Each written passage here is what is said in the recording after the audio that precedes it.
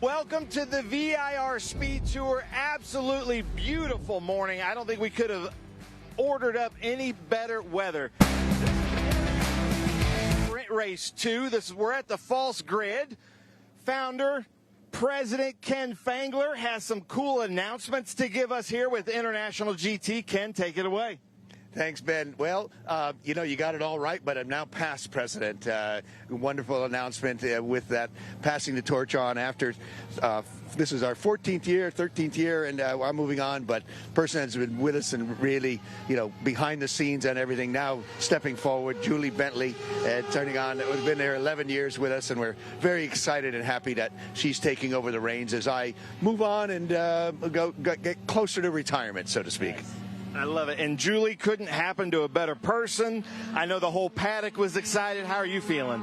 I'm feeling great. I'm excited to take over this series and see where we're going to head and what we can do next and grow it. And it's all great. Nice. I love it. Well, there you go.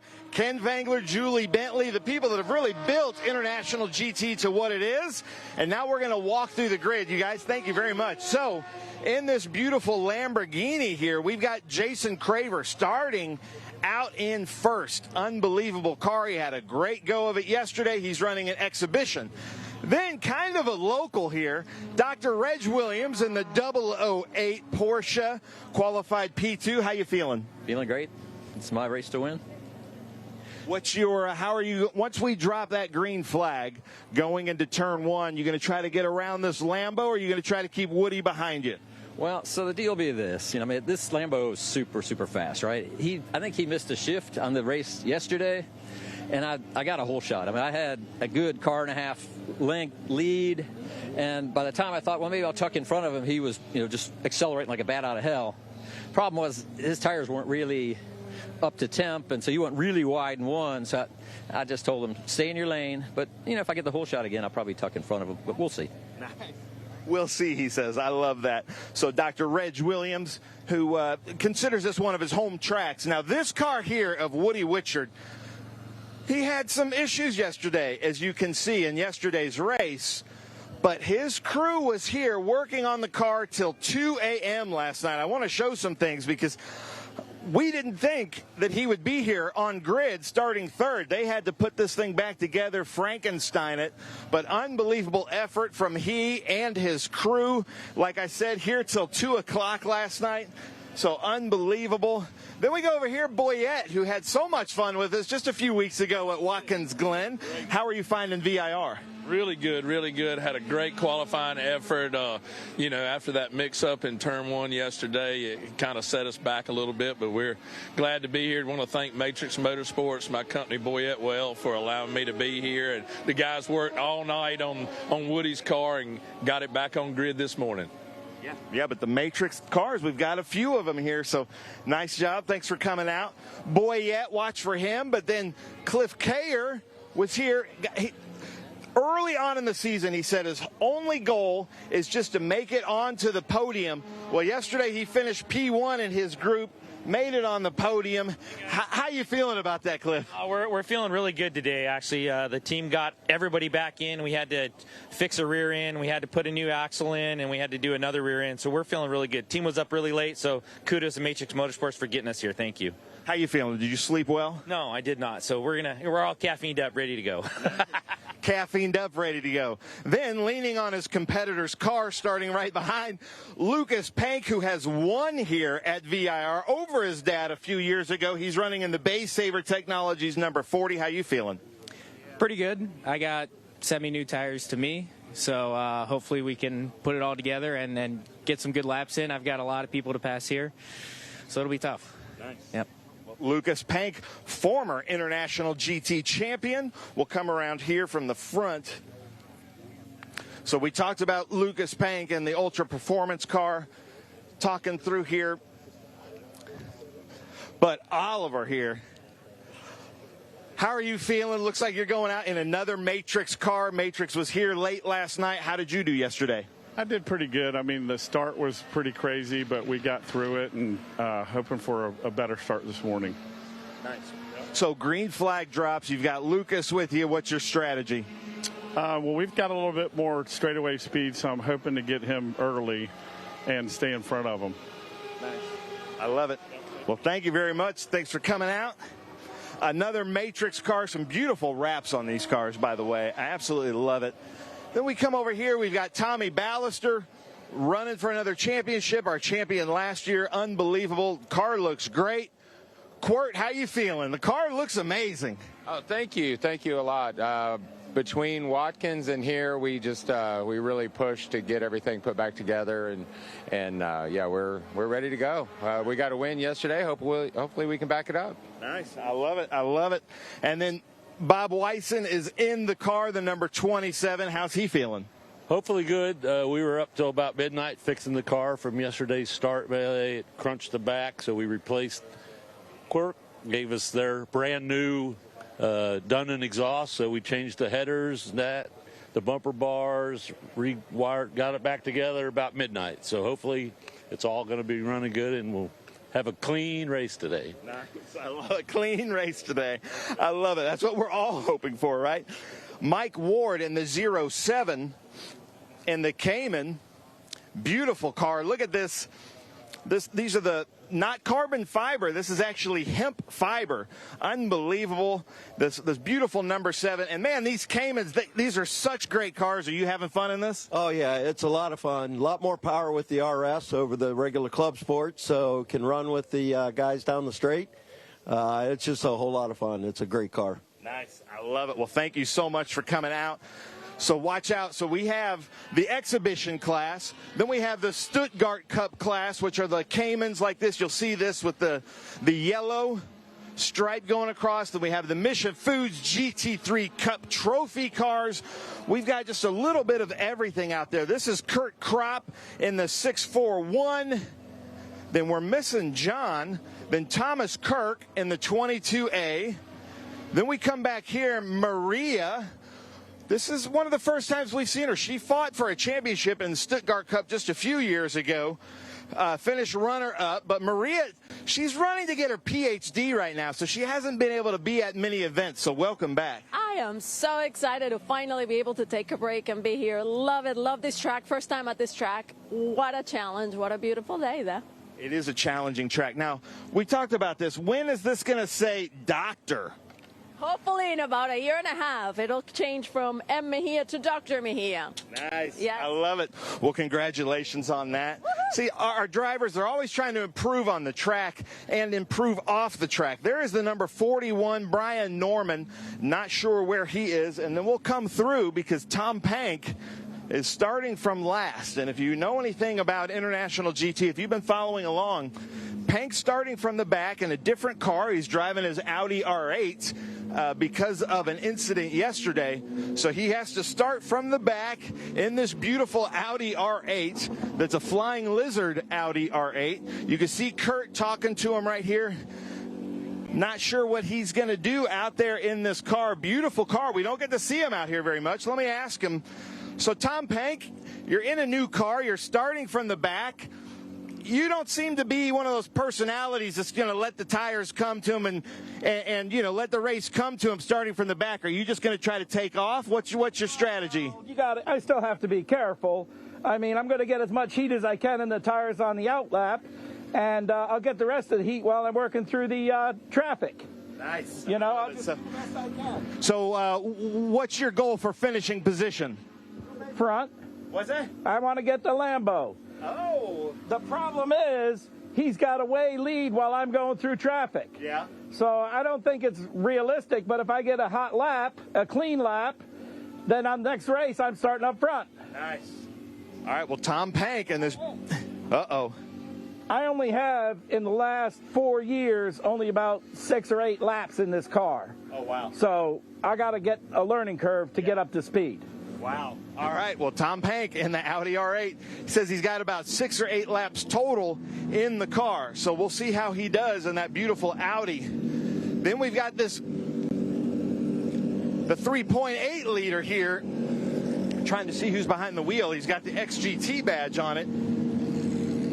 Unbelievable car. And the 991, I wasn't seeing any numbers on it. And I'm not even sure who is behind the wheel of that car. I'm sorry, it's not on my sheet, ladies and gentlemen. Then we come up here, the 272. This is Troy Peterson. I love these cars. Looks, he's giving us the thumbs up. He's got a little dog on the side of the car. I like that. The Royal Pet car, highly visible. Richard Grant, one of my favorite Trans Am competitors here in one of these Stuttgart Cup, the Caymans. Then we're going to come up here running Cameron McIntyre, also an exhibition. We don't see this car very much, the KTM car. Cameron McIntyre, check this thing out with the kind of Power 70s livery. But I got to point this out because Cameron McIntyre's got some good taste in music.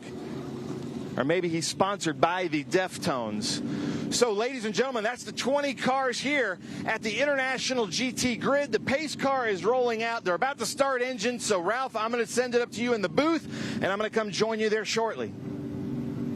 Well, good morning, everybody. Ralph Shaheen here with you. Thank you, Ben.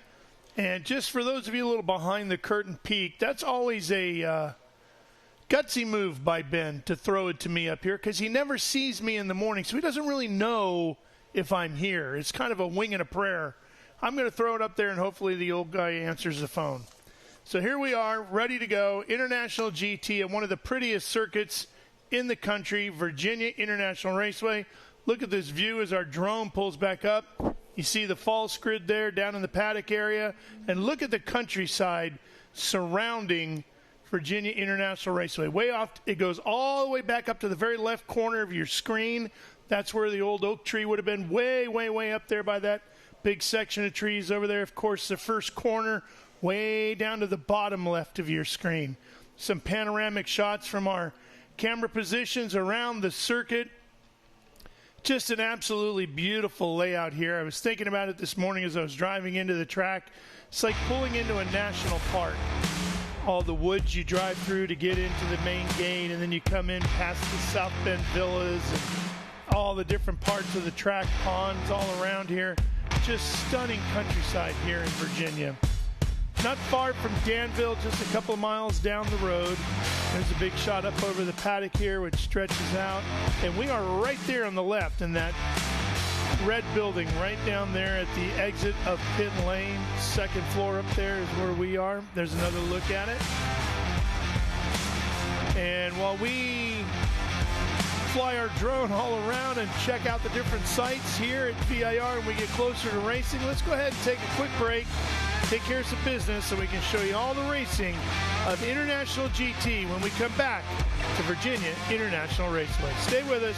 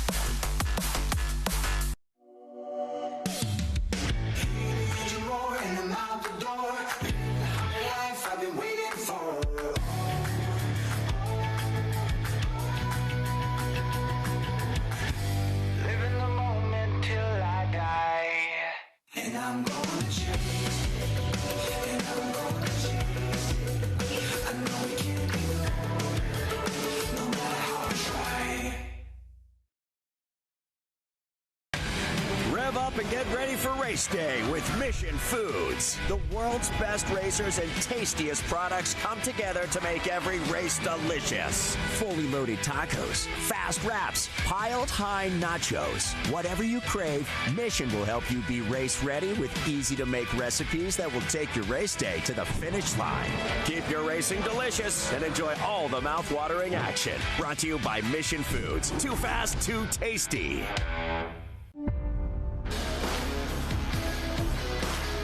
And we are back here at Virginia International Raceway. The Ginetta safety car out front of the field, making their way around. A very cool Lamborghini at the front of all those Porsches.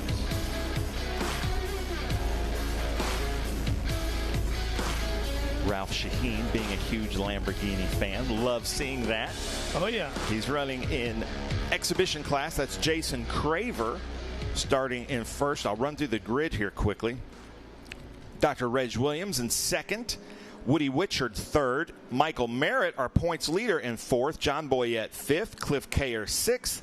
Lucas Pank seventh. William Oliver eighth. In ninth is Tom Ballister, last year's champion. Bob Wyson is 10th.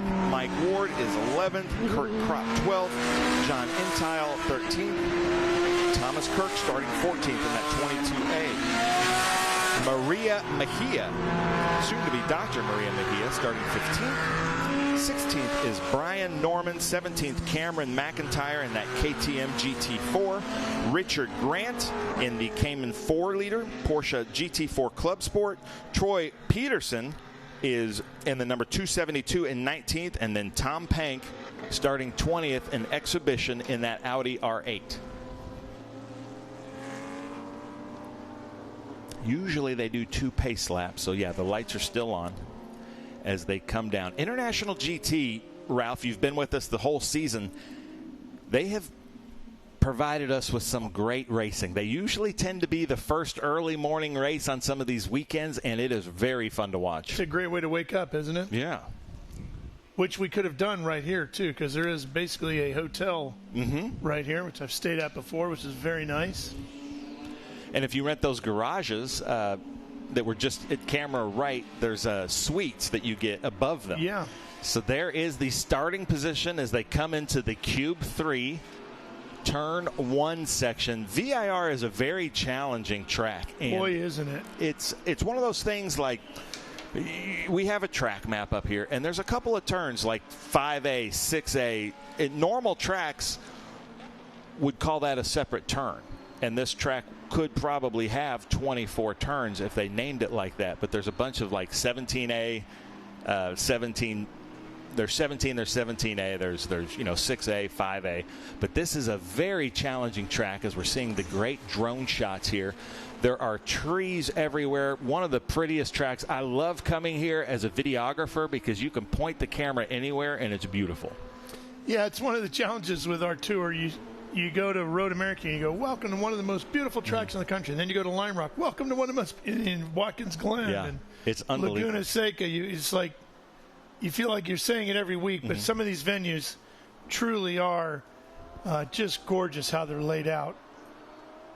Paul Newman, when he used to race in the Trans Am series here, said this is heaven on earth. Yep. And it is a beautiful track, really well laid out as we go through these kind of uphill S's, which these cars are going to try to do flat out here once the Pirelli P0 tires come to them. And that will test your mettle. Oh, yeah. I've driven on this track numerous times, and flying up through those S's will definitely get your attention. This is where the old oak tree used to be. Yeah, this is the Mission Foods oak tree section. Turns 11, 12, and then this just long straightaway. Yeah. You still tear up every time you come here, and that tree just isn't there anymore. Yeah. Now, there is son of oak tree that keeps growing, and it's bigger than I was anticipating this year. It's going to take a while, though. Yeah. You can see him warming up tires. We ride on board here with Lucas Pank. Lucas's body language is showing pretty relaxed. In the interviews you were doing down there on the grid, some of these guys sound like they've already got their elbows up and they haven't even taken the green flag yet. Yeah. Turn 1 is absolutely going to be interesting. Yeah, there's a long drag race down to turn 1, and then it's a 180 basically, yeah. And it makes for some very interesting races, especially here, because some people take it as one apex, and the faster way to take it is 2 apexes, but you've got to take the 1 apex to run that defensive line. Down through roller coaster here.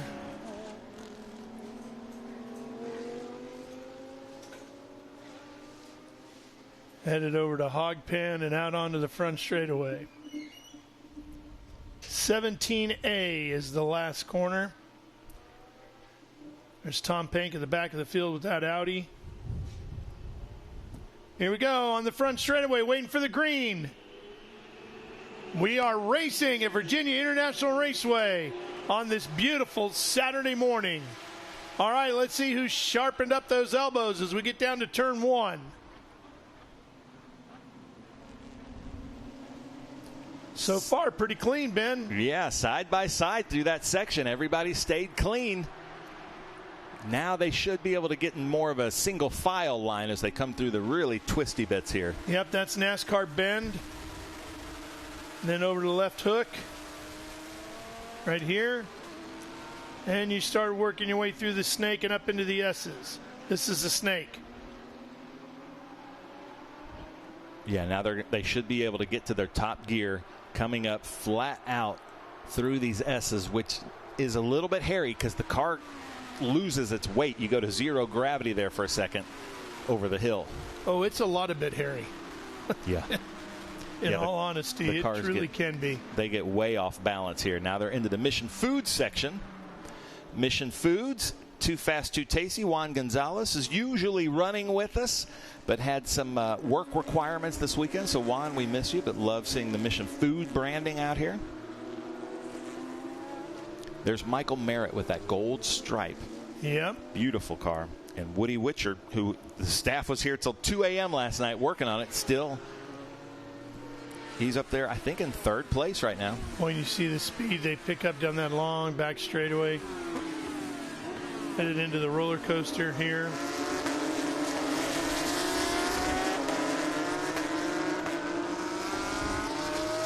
Such a difficult part of the track. It's so much fun, too. And you can see how much elevation you drop down through there. Significant amount. Back down that front straightaway, and you can see that bright sunshine right in their eyes as they're headed down to turn 1. Don't miss your braking point here. And look how the light changes so dramatically as you come out of that with the sunlight now to your back as you head to NASCAR. Brave pass by Lucas Pank on the outside of Cube 3, turn 1 over Cliff Kayer. The grip level on the outside of turn 1, you never know. Sometimes it's there and sometimes it isn't. Yeah. Craver in that Lambo up front, still being chased by Williams. Then Whiteyard and Merritt, Boyette, and Pank. That's a difficult section there, that turn 10. A lot of times you would think people would run off wide there, but they actually overcorrect and then come back across to the inside, and that's, you'll see a lot of tire marks there. That's what really catches a lot of people out. They overcorrect to try to fix it. They'd be better just to run off into the grass. Using up all the racetrack as they come out onto that long back straightaway. There's Troy Peterson in that Porsche GT3R. And we say back straightaway, but it's not. It's just a very long back section. Mm-hmm. You still have to put input into the wheels. Yeah. Here comes Tom Pank on his good friend Bob Wyson. He's moved up a few. He started back in, 20th, and he's up to 14th now. I don't get to see Tom racing this car very much, but it looks very well planted. Tom wants that Lamborghini, Ralph. You think he can get there? He got a lot of work to do in 14.5 minutes. You're a Lamborghini person. Is the Huracan Super Trofeo and the Audi R8, are they the same chassis? I believe so. I know that they work together. The Huracan as a street car should be as well. Look see at we can find the out great drone shots through there. You see Lucas Paint getting a little bit squirrely. John Craver, just like he did yesterday, just kind of took off. But Reg Williams behind him with the headlights on, and that's right there. That's where the cars get light. Yes. Not so much that Lamborghini because of all of the downforce that it has, but they do go zero gravity there for a little bit. And unfortunately, being Lamborghini guy is not the same as being Lamborghini owner, which I would much rather be. The car looks great, though. Looks very hooked up as he comes through. I'd love to know what the top speed of that is coming up through that long back straight. Right behind him. Again, Jason Craver is running in the exhibition class in this Lamborghini, but doing a great job of it. It's a 2022 Lamborghini Huracan Super Trofeo. Bouncing, just absolutely bouncing down the roller coaster section. Oh. Lucas Pank and Cliff Kayer. Cliff Kayer coming right back at him, and then there's Michael Merritt in front of Lucas Pank with Boyette in front of Merritt.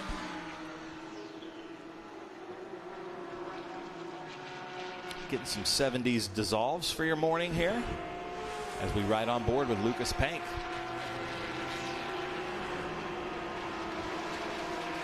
Coming into Q3 architecture, turn 1.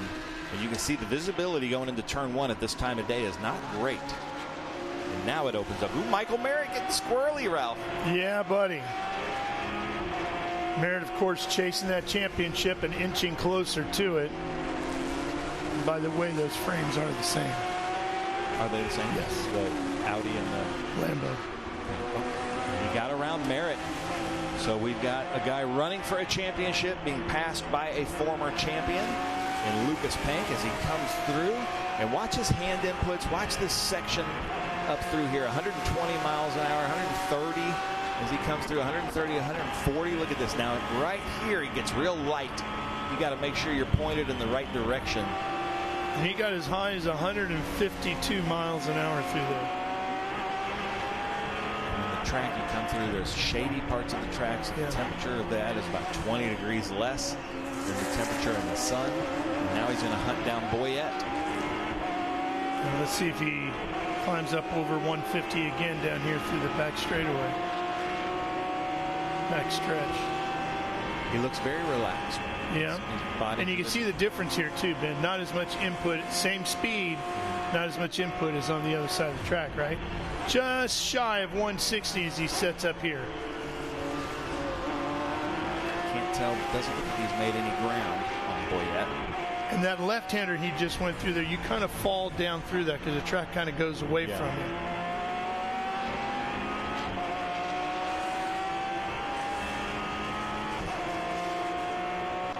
Comes down, and there's this little bend on the front straight. And then there is your starter stand to the right. And the front straight is really, even though it too has a bend in it, so it's not straight, but it's really the only place on this track where you can really take a breath. Because down that back stretch, it's long, and yes, it does have a big bend in it, but you're really thinking about everything that's coming up in front of you. You're not really relaxing for very long.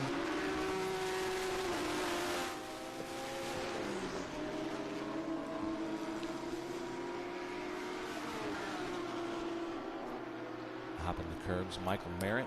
Tom Pank, by the way, now up to 10th, so he's gotten another 4 cars. There he is. Here he comes into the S's, seeming the tail end of this field. So he's not that far behind Lucas. Lucas is running 5th, and his dad is running 10th. There he is. So Tom's hustled past quite a few cars. Yeah. But as you get up to the pointy end of the spear, it gets more difficult. It gets a lot more difficult. You want to be able to try to get around cars where he is now at the straightaway. He wants to get a good run out of here, and maybe he can get Michael Merritt by the time they come to the roller coaster section, but I don't know.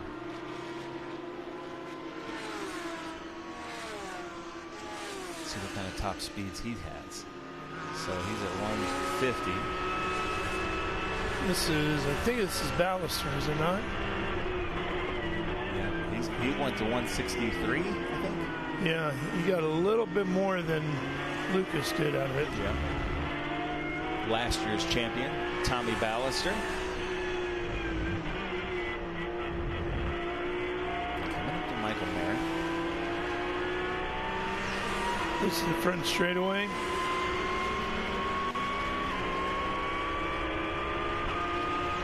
They passed us. Flag stand. Here's your braking points. There's Tom Pank right behind him. Yeah. So Pank now fighting for 8th. And Troy Peterson, who started 19th, right behind Pank. And Owen Trinkler is here this weekend helping out Peterson and will be in the Enduro tomorrow. But look at Peterson. Looks like he's being able to outbrake that Audi. I was just going to say Peterson is doing a great job on the brakes. Look at the livery of that car. I love it. Tom looking inside here. Might get another one. He will. So move Tom Pank up to 8th. You can see the cars getting light through that section. Now Peterson trying to get around Ballister. Ballister was with him. Ballister. Did you see the front end of that thing moving around? Got a little bit squirrely there.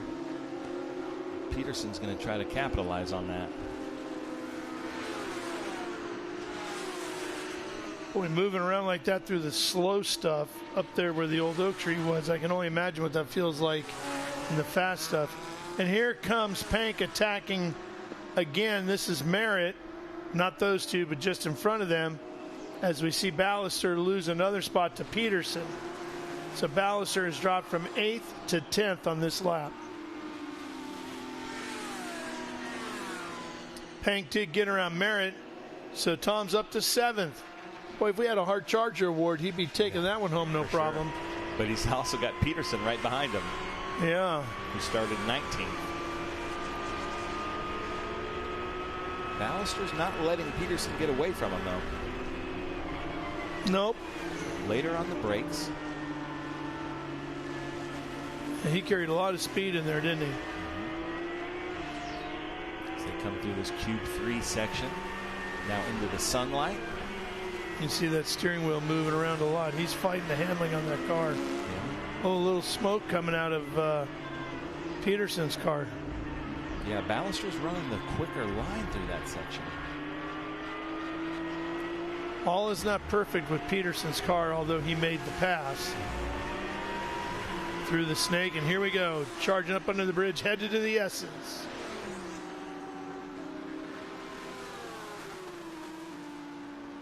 That is such a cool section.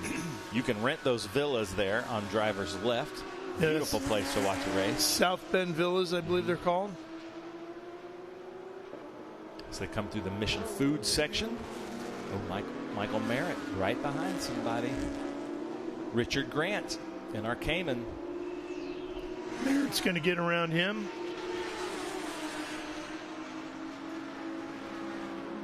So Pank.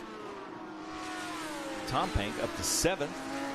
Lucas Pank up to 5th. We might see a Pank on Pank battle here coming into turn 1.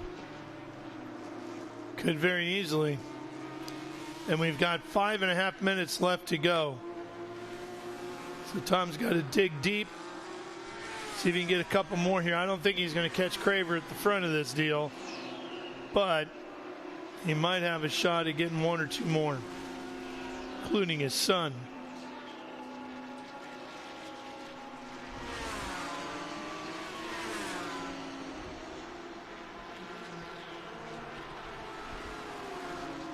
So Ballister still right behind Peterson. It's high above turn 1. Horseshoe. Appropriately named. Headed over to NASCAR Bend. Do you know why it's called that? What? NASCAR Bend? I heard this story. I'll get you that answer. All right. Yeah. Maybe our comment section on YouTube knows the answer, but I've always wondered that. So here we go. Tom Pank coming up through the S's, the uphill S's here. There's Peterson. And then Ballister. Man, that looks so fast. So Lucas Pank through the Mission Food section. So apparently, the King and the Silver Fox, Richard Petty and David Pearson, ran a Trans Am race here in the 60s and struggled through that section of racetrack. And so the folks who were running VIR at the time decided, well, we can't call it Richard Petty Corner or David Pearson Corner. Let's just call it NASCAR Bend, since they were struggling with it. So there you go. That is fun.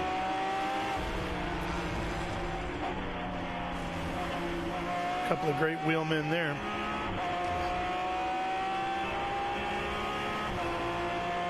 Lucas Pank looking very good. I want to know where his dad is on the track, because this is going to come up here pretty soon. And they talk on the radio when they're both in their Porsches. I'm not sure they move that system over. Well, today. Lucas is up to 4th. Tom is still in 6th. Tom probably has him in his sights, though. Tom is flying. All the credit to Tom Pank. He is putting on a show here. 3 minutes to go. I mean, he's passed 16 cars. Well, or 10, I should say. The first 14. race. I got to take the shoes off to get this all figured out. Ooh, but I don't see Tom now. There he is. I think he's just coming in. Okay. So he's got a while. He can probably just see a glimmer, but he doesn't have the time, I don't think, to get Lucas. And waiting and waiting and waiting. There you go. Is that no, it? Next no. one. Is he having a problem? It's the next card. Well, there is the 11, John Boyette, who had a very good outing with us at Watkins Glen. Then there's Lucas. Woody Witchard. Let's see if we can hold on this shot here and widen out. There should be one car between them, a lapped car. Okay, there he is. And then, oh, something's happened to Pank. Yeah. Tom Pank. Not sure where he is on track. And I'm looking at pit lane. I don't see him on pit lane. Do you? Huh. I wonder if he just wore out that Audi. I don't know. And look, they're having that front bonnet problem. Yeah. This, iteration of the Porsches do. A lot of people put helicopter tape on there to keep it from flapping. And you see Michael Merritt now still coming down, running for the championship this year. He will have Evan Slater, I believe, joining him in the Enduro tomorrow. Pank had moved from 20. White flag is out. Tom had gone from 20th to 6th, and now he's dropping. So he's, like a rock, too. So something is wrong with Tom Pank. Well, Ralph, here's our leader in exhibition. Jason Craver. Coming to take the checkered flag in about a half a lap. In a 2022 There's Lamborghini Huracan Super Trofeo. Oh, smoke billowing out of it a little bit. Looks like that's at turn 2, just driver's right. Yeah. There's McIntyre in that KTM. The Expo. Yeah. Lucas is going to try to get around him. He did.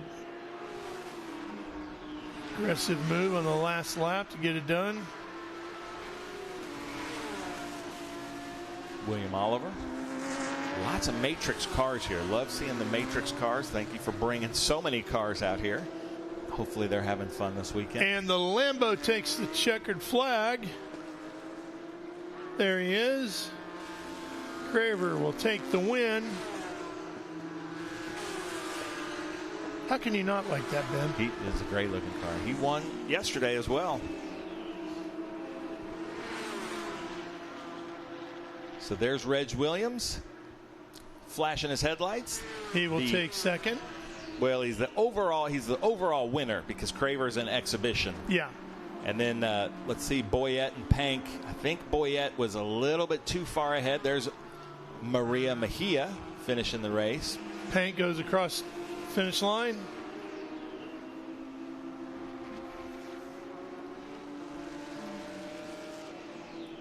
So good performance from Dr. Reg Williams. Boy, what a tough break for Tom Pank. He really was putting on a tremendous show. Michael Merritt finishing 7th. Peterson, nice job all the way up to 8th from 19th.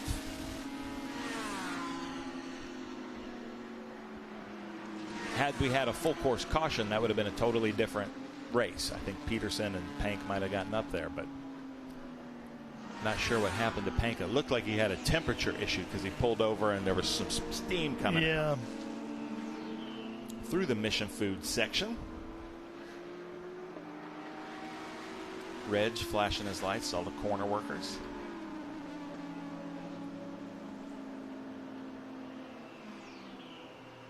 Like the don't panic on the back. Yeah. There's the Ligier results.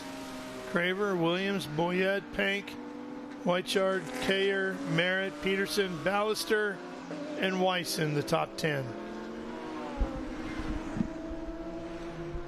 Mike Ward, Kurt Kropp, Thomas Kirk, William Oliver, Eric Gray, Maria Mejia, Brian Norman, Cameron McIntyre, Tom Pank, and Richard Grant.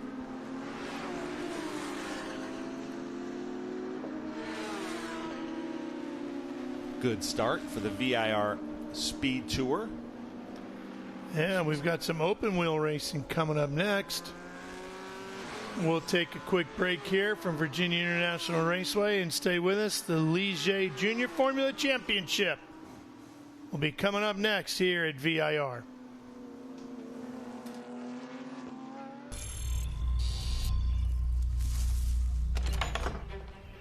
Yes. Hon, the WeatherTech's here.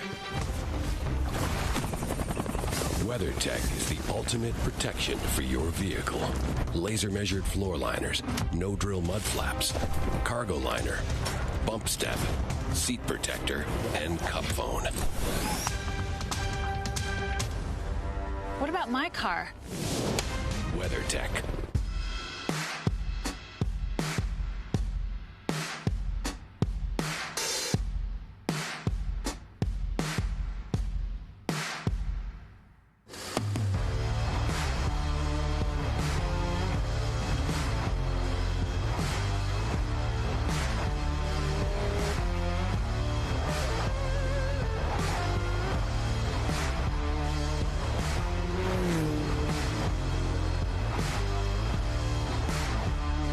Performance packs 100 years of friction dynamics into every product. Backed by Carlisle Brake and Friction, the world's premier innovator of industrial brake and friction components, Hawk leverages R&D tools and motorsports experience to deliver uncompromising performance on the street. There's no reason to settle for less. Choose pads that are race proven and street legal. Find the Hawk Performance Brake dealer near you at hawkperformance.com.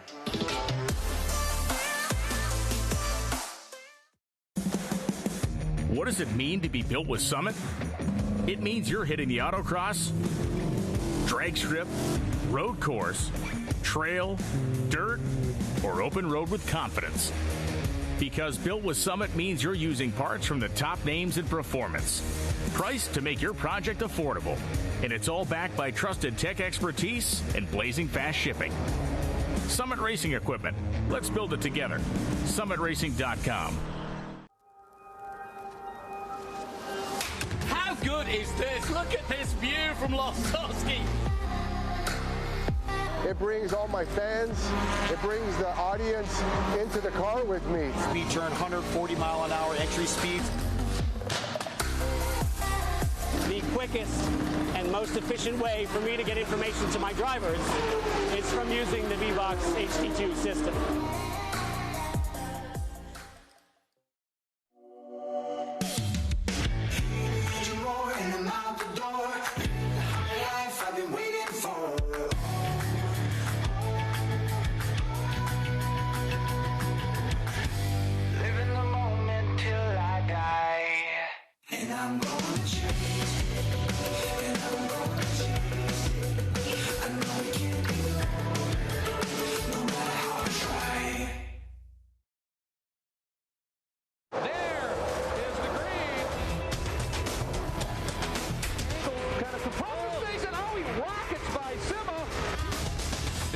has said. One of the ways you overtake here at Sebring is really good in the braking zones, like this one right here. Both go around. There's the green. We are back and at it. Watch this. Oh, look out, Miller, look out.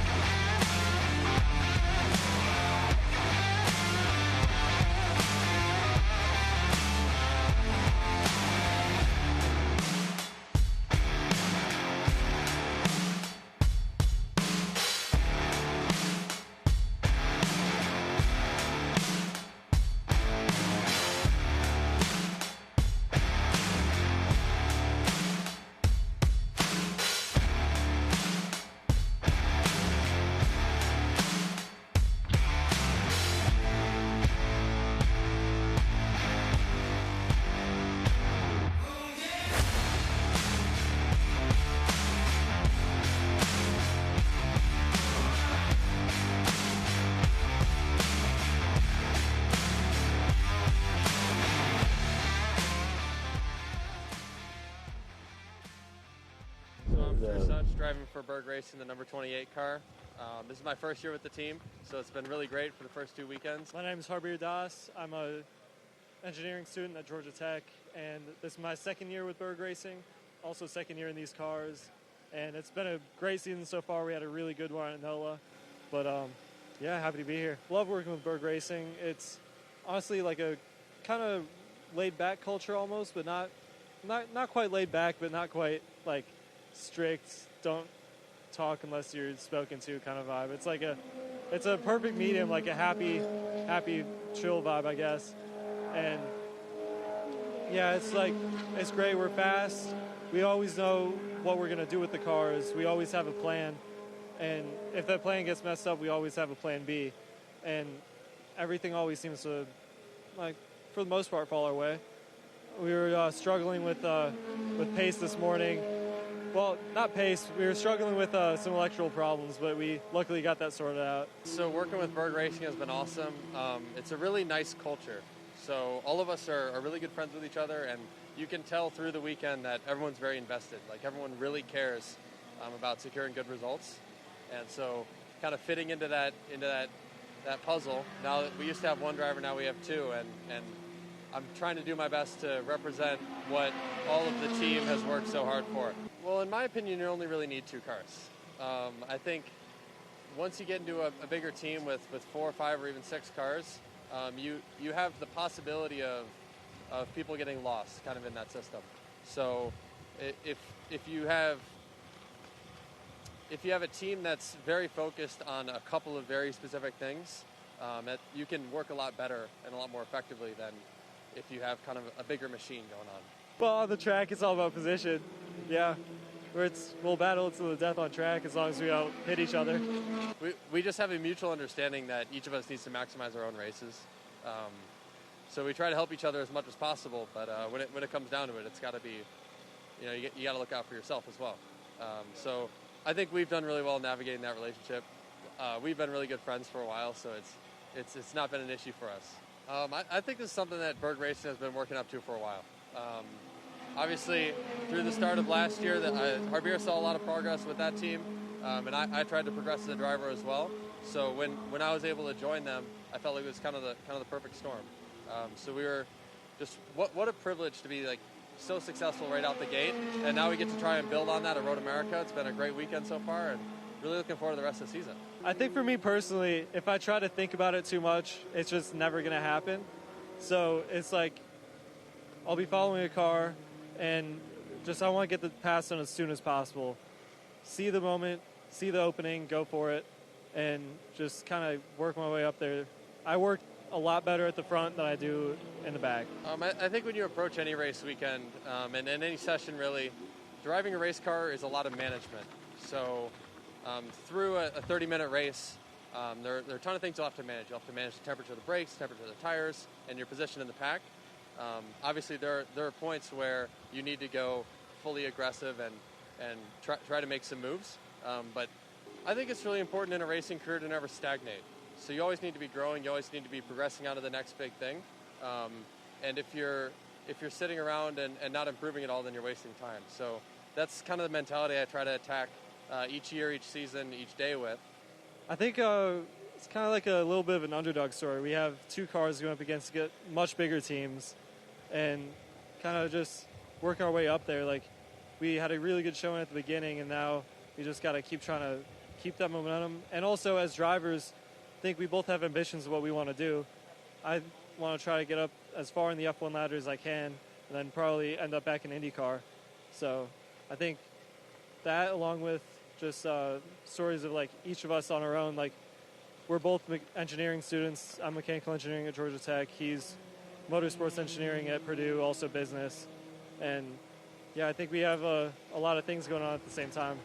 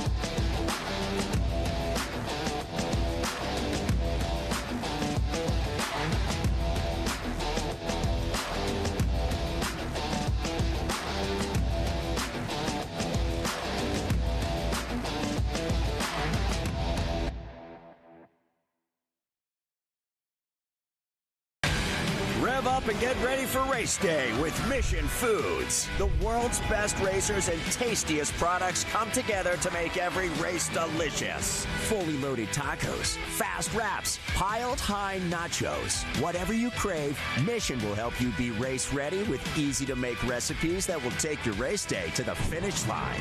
Keep your racing delicious and enjoy all the mouth-watering action. Brought to you by Mission Foods. Too fast, too tasty.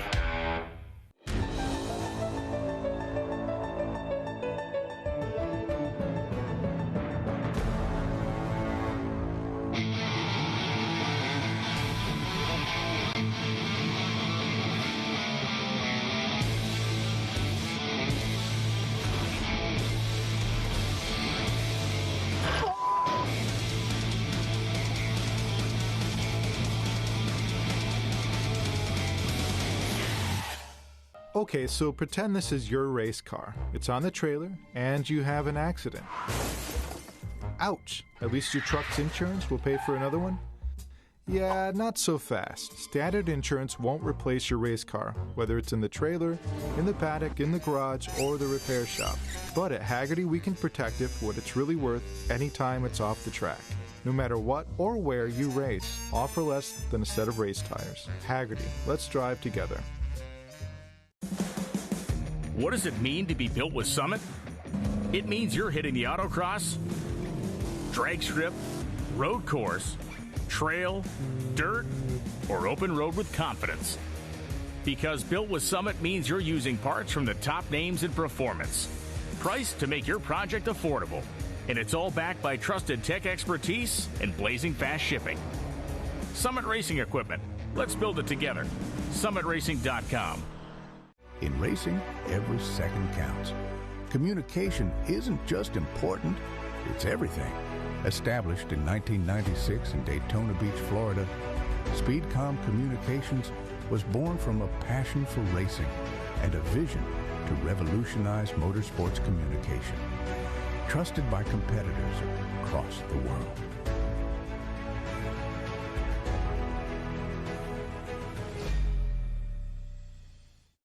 Okay, so pretend this is your race car. It's on the trailer, and you have an accident. Ouch! At least your truck's insurance will pay for another one? Yeah, not so fast. Standard insurance won't replace your race car, whether it's in the trailer, in the paddock, in the garage, or the repair shop. But at Hagerty, we can protect it for what it's really worth anytime it's off the track. No matter what or where you race, offer less than a set of race tires. Hagerty, let's drive together.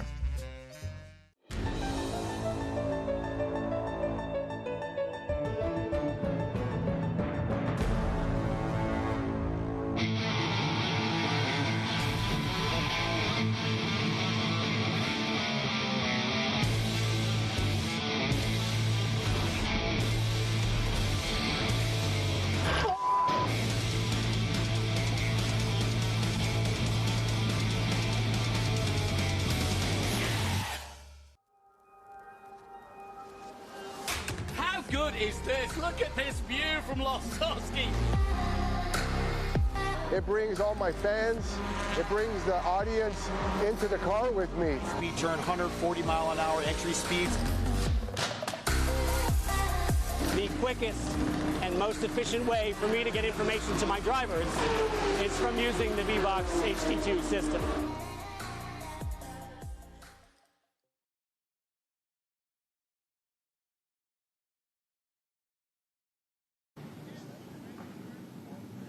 Well, ladies and gentlemen, we're here at the VIR Speed Tour, the false grid for the Ligier Junior Formula Championship. Now we're starting to get to the downhill part of the season. Getting late into the season, Drew Such, qualifying P1, is second in points. So he's doing very, very well, going out there in brand new hand-cooked tires. But all season long, we've seen two cars with Berg Racing. This weekend, they've brought four cars along. So unbelievable. We're actually going to see Alec Berg out there today in that pink helmet. Alec Berg ran in this series a long time ago, meaning 2-3 years ago, and now he is back. So super excited about that. So Drew Such looking really good with Trend North. I want to mention that, and the team concept. Now we come over here Beckham Jasir. Beckham doing very, very well, representing Next Gen. He's got all kinds of stuff here, but the P1Docs.com, Impact System, Stonica, lots of things going on. Then the Rick Motec Racing Simulators. He is a very famous simulator driver. Beckham, welcome to VIR, doing very, very well. How are you feeling about this track? Yeah, track's very fun. Definitely one of my favorites so far that I've been to. But yeah, it looks like the racing will be pretty fun, so excited to get out there. Nice. Well, there you go, ladies and gentlemen. Beckham Jasir doing very, very well. Then we come up here, Harbir Das with the Das Psych North Coast Medical Group, also doing really well. Harbir, how you feeling about VIR? It's a really fun track. It's really long, really fast, and there's not much of it that's actually very straight. Yeah, not a lot of sections that are very straight, he says, as the leaves are falling down on the car. I saw Alec Berg walking up to talk to Drew Such. This will be a standing start, ladies and gentlemen. So this is going to be very fun to watch. And then here he is coming in like right on cue. Gaston Irasu, our current points leader, has absolutely dominated, done very, very well. Unfortunately, ladies and gentlemen, Daniel Catara with Tanuti Frupo and Ambrosi is not here, who was fighting up here in the number 10 car, but unfortunately he's not here. Daniel, we miss you. Gaston, give me the thumbs up. Doing really, really well with BSE and the Alia Group NCAP, all the way from Uruguay, ladies and gentlemen. He has absolutely dominated this JFC championship this year, doing really, really well. Then we go back to Cash Felber in this beautiful car, the number 11, running with Next Gen and Town Hall out of Cleveland, Phantom Fireworks, DWT Wealth, and then the BioLongevity Labs. How are you feeling, Cash? You and your brother have really kind of turned it up here late in the season. When the lights go out, what's your strategy? Make some moves at the start because there's going to be a bunch of yellow. So it's going to be really whoever's leading is probably whoever's leading last. I mean, everybody's going to want to get to the lead because this race could end under yellow. Who knows? So nice. Well, have fun out there. Again, like I said, two identical twin brothers out there with Roman and Cash. The number 15, all the way from South Africa, Zach Fourie with Kiwi Motorsports, doing very, very well. Zach, how you feeling? You're about to go out there when the lights go out at VIR. What's your strategy? Yeah, feeling good. See if we can get through turn one safely. We're starting on the outside, which is the dirtier side of the track. So hopefully we can find some traction off the line. And yeah, we'll see where the race goes from there. Nice. I love it. And one thing that's really cool about this ladder system of going from JFC to F4 to FR is you get all kinds of cool experiences, including Cooper Shipman, our current F4 points leader for this championship that could clinch it here this weekend. He's trying to learn as much as he can, helping Kiwi out. So you're also helping your friend out here at Grid. Is that your responsibility? Yeah, no, I'm here more for support. I think Zach knows what he needs to do. Yeah, all the coaches and engineers at Kiwi have given him all the instruction and advice he needs. So I'm just here to cheer him on as a fan. And yeah, hopefully we have a clean start and are able to capitalize and have a good run. Nice. Well, there you go, ladies and gentlemen. Cooper Shipman out here helping out his buddy Zach. Ava Hansen, look at this car, doing very, very well. Ava Hansen all the way from Wisconsin, running here at VIR. Ava, lights go out. What's your strategy? Make it past turn one and finish the race. Yep. That's my strategy. That's my strategy. Keep it simple. Don't get past at turn one. We love that. Now, remember her. You got to look at her mascot here. What's the mascot's name, Dad? Zuzu. Zuzu. That's right. Zuzu, the mascot there. Maximo Karam, very fast, running the BFS and the sleep car. Max, how you feeling out there? What are you going to do when those lights go out? Yeah, I'm actually feeling really good. Unfortunately, had a really bad qualifying yesterday, but I'm ready to gain some positions back and, yeah, really get up there in the field. Nice. I love it. I love it. If we can get a shot here, check out his steering wheel wrap there. Running the red, white, and blue is Maximo Karam. Rohan How you feeling? Tell us about this driver. I'm unfamiliar with the driver, Gil. He is brand new, and he's doing an unbelievable job for us. He really is. He adapted well, and this is his first race. So, as we tell them all, they just need to finish. Yeah, but first race ever at such a difficult track. This has got to feel really good because you're kind of in the middle of the field, and we don't see that often with newcomers. How you feeling here at VIR? Yeah, you know what? I really enjoy this track. I've really liked it so far. I think that we're in a pretty good starting spot. It's my first race, so I want to take it easy, but also try and make up as many positions as I can. Something Gil has very much beaten into me is just finish every lap, finish the race, and that's how you learn. So that's going to be our main goal for today. Nice. I love it. I love it. And Gil, seat time. In a development series like that, so important. Scott Goodyear's always talking about it. It's all about the seat time, isn't it? Yeah, sorry. Oh, you're talking. Yeah, he's got to do his job. Scott was in here, but we're talking about seat time, and when you're trying to develop a driver, that's so important. Absolutely, absolutely. And he's done a ton of sim racing. I can't believe how that has transitioned into how he adapted and how calm he is in the car. And it's this. I expect good things out of this kid. He's something else. Right, something else. So that means a lot coming from somebody like Gil with Crosslink. Fatuda, we talk about him all the time, going out, brand new tires. Look at all this real estate here, ladies and gentlemen, available for sponsors. He is our professional musician in the field as we come through. Then running the Zimperium car, the R2R car. Luca Day from Canada, doing very well in JFC.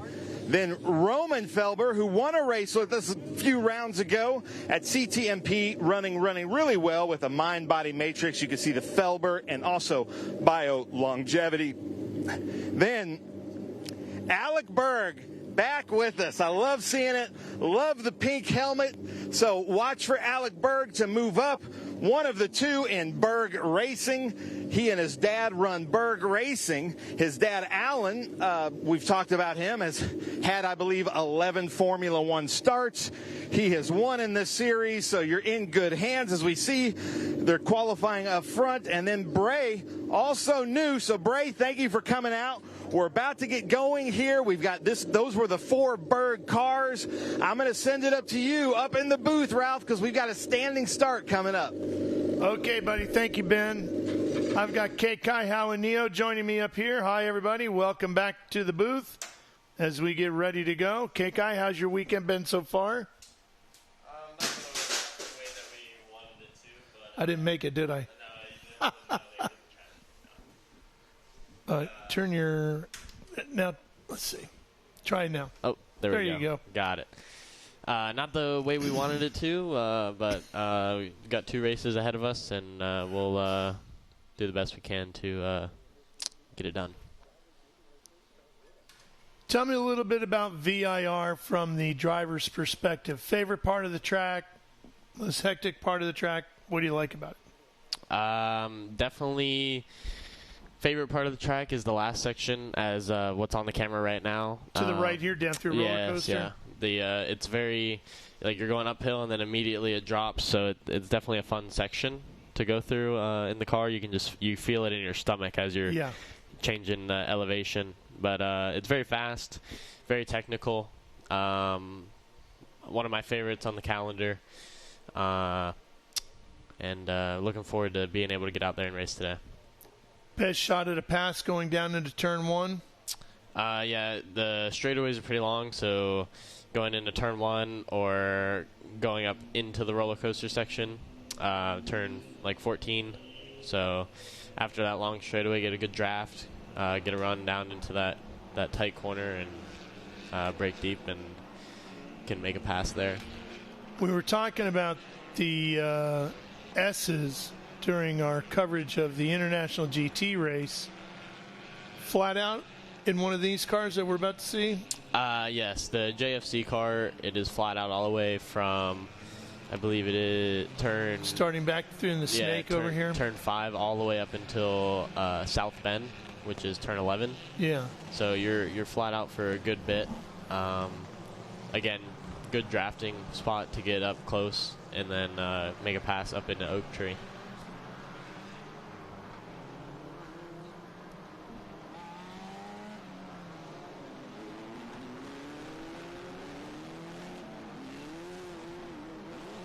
Taking a look at our JFC competitors warming up. There's the hotel at the top of the screen there.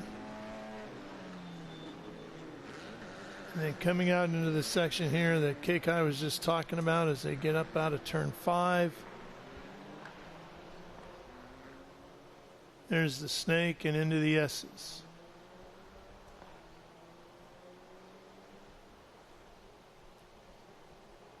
I've actually been to this track a couple times now, and it's definitely a fun track to drive, even just by yourself, just because you got so much going on. You're not on the straightaway for too long, just kind of relaxing, but it's a very technical, fun track.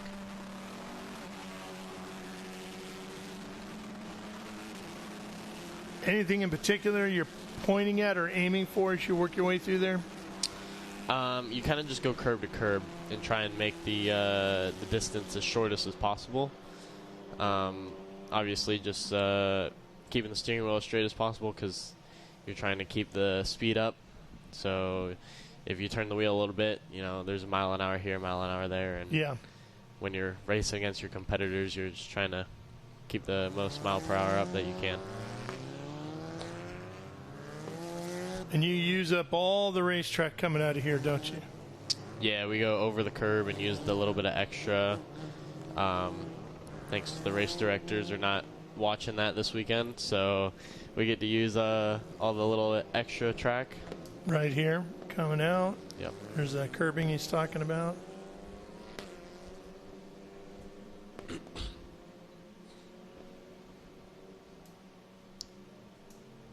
And you got a bit of a downhill, and then it's back uphill here, right? And as you're rising up to that blind bend there. Yeah, like I was saying before, that's going into one of my favorite sections on this track. The elevation changes are pretty wild going into the roller coaster section. Most of these drivers you've already met. As you take a look at our starting lineup with Such and Jasir up on the front row.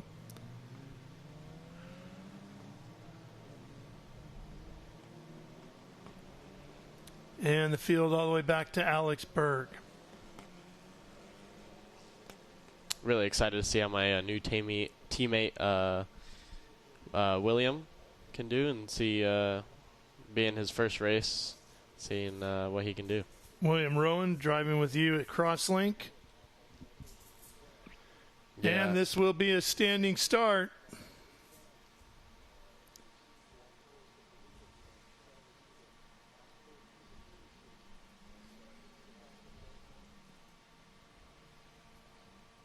Be lining up right in front of us through our window here. The Ginetta safety car is on pit lane. And here comes the field rolling into place.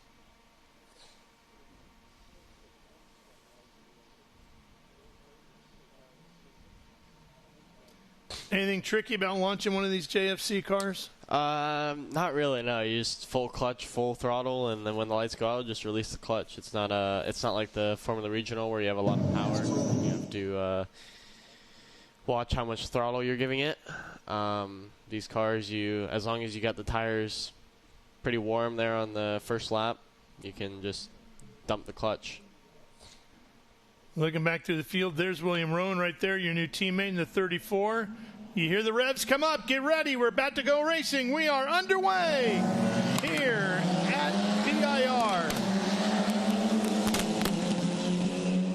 Screaming down to turn number 1 and jumping out into the lead is Jasir in the 7. 3 wide there, and right in the middle of it is the 46 of Max McCarrum. It looked like Jasir had a little lockup going into 1, which allowed Such to get back by. Yeah, Drew has passed now back to the lead. Fighting her. Whoa, one off. Watch out. Track.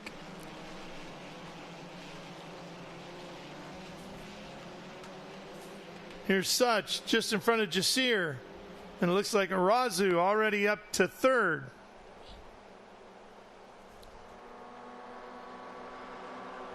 Looks like William has made up a couple spots too as well. Yep, and Javier Das running around in fourth in the silver with the black. Popping back into view as we work our way up through the S's now.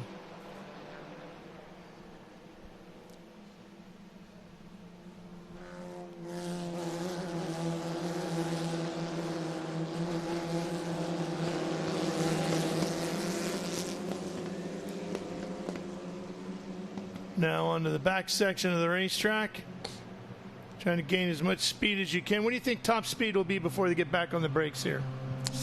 In these cars, probably roughly maybe going up in the draft around 140-ish, because that's where these cars top out at. You see Arazu making the move and your teammate locking up the brakes and Felber right behind him. See if he can hold off Felber here. Sweeping down out of Hogpen and out onto the front straightaway. First lap under green in the books. As you can see there, these cars have a lot of toe. So if you get a good run off the corner, you can draft up pretty good going up straightaway.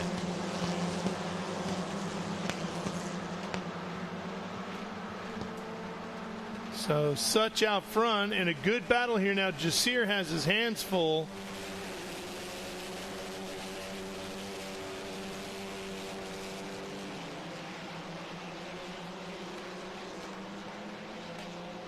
There's Jasir in the yellow. Felber has gone up to third here. Or fourth. Fifth. Oh, no, yeah, you're right. We have Cash. two Felbers. Yeah. Cash is in the black 11. And then Roman in the red and white. I was seeing the red and white one. Put a little train behind him with his brother and Javier Das behind him. Yeah, Javier in the silver and black. Whoa! Hang on, Cash. Did you see that? He had that thing airborne, didn't he? Going up over the curbs like that? Whoa! Zach Forte is off. Gathers it back up. Everybody moves way over to the right to give him room. I would say no harm, no foul, but it looked like something fell off the car as he went through there. Yeah, we'll see if he has any damage from that. Das is going for a pass on Felber here. Yeah, Javier looking inside. Wasn't able to get it done. No, couldn't get it done, could he? And then Roman Felber behind that in the 73. That would be the red and white machine. My opinion being this early in the race, if I was Das, I would just try and sit behind Felber for 1 or 2 laps and see if we catch the leaders in front, and if not, then decide to go by then. Here's that replay. Watch the 11 here. Gets a little loose coming up over the curb. And then that thing got airborne. Yeah, once he gets out there on those rumble strips on the outside, he got a little bit of air. That'll get your attention, won't it? We're going to wait through NASCAR Bend.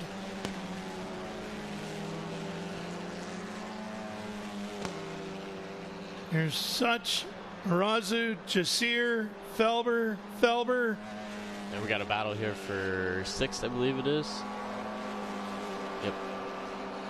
That was Alex Berg coming from the back of the grid. Yeah, you just got around your teammate Rowan there, right? 34. Yep. Alex Berg out of Buford, Georgia, in that Berg Racing entry. He's really moving. Yeah, I actually raced Berg back in 2023 here in this car. And I think he went and did some Formula 4 in Europe. And with his dad owning the team here, he decided he'd come back and do this race.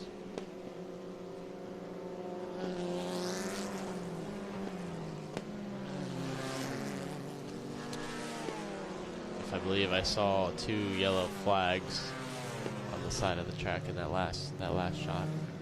It looks like we're going slower. Yeah, it's like everybody's slowing down, huh? Might have a safety car. Yeah, we have gone full course yellow.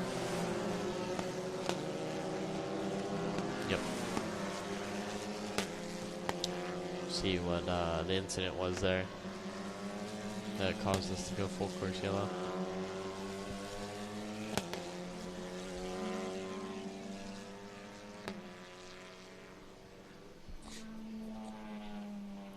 Yeah, there's the Ginetta safety car ready to pick the field up as they make their way up the front straightaway. Oh, there they are.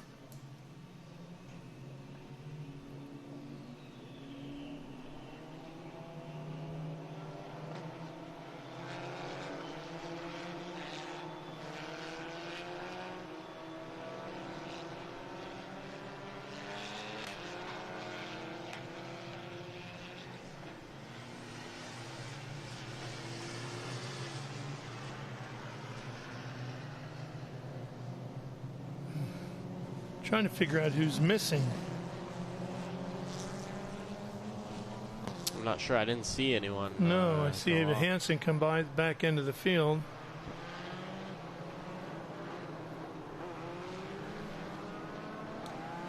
Oh, there we go.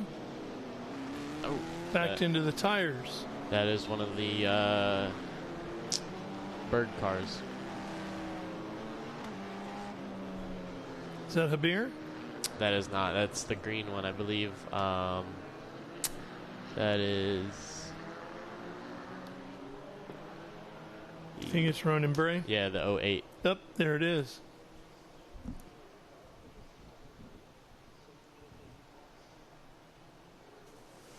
All right, so Ronan Bray backed into the tires, a driver out of Franklin, Tennessee. We will let them get Ronan's car out of the way and the field ready to go, and we'll take a quick break while we wait to go back to green. Stay with us.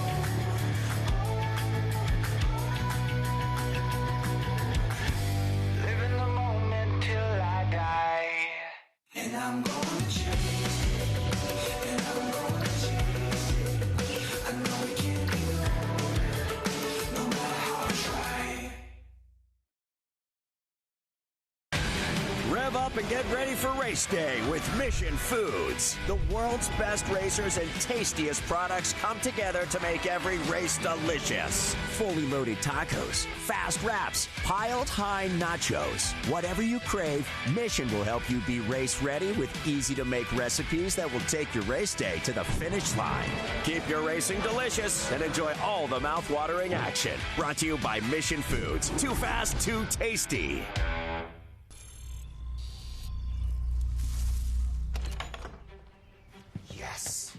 Hon, the WeatherTech's here.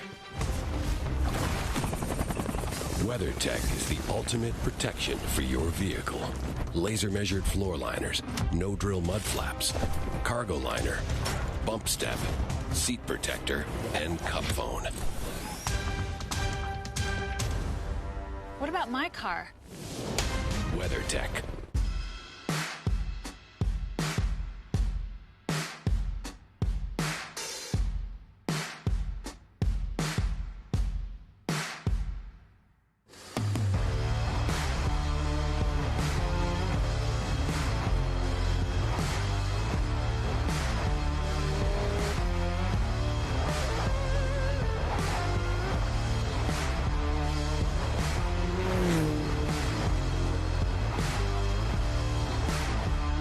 Hawk Performance packs 100 years of friction dynamics into every product.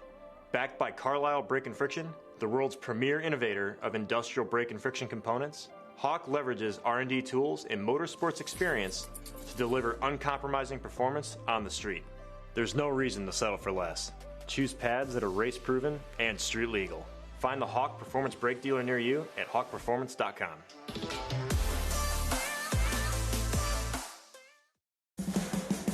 What does it mean to be built with Summit? It means you're hitting the autocross, drag strip, road course, trail, dirt, or open road with confidence. Because built with Summit means you're using parts from the top names in performance, priced to make your project affordable. And it's all backed by trusted tech expertise and blazing fast shipping. Summit Racing Equipment. Let's build it together. SummitRacing.com. How good is this? Look at this view from Losowski. It brings all my fans, it brings the audience into the car with me. Speed turn 140 mile an hour entry speeds. The quickest and most efficient way for me to get information to my drivers is from using the VBox HD2 system.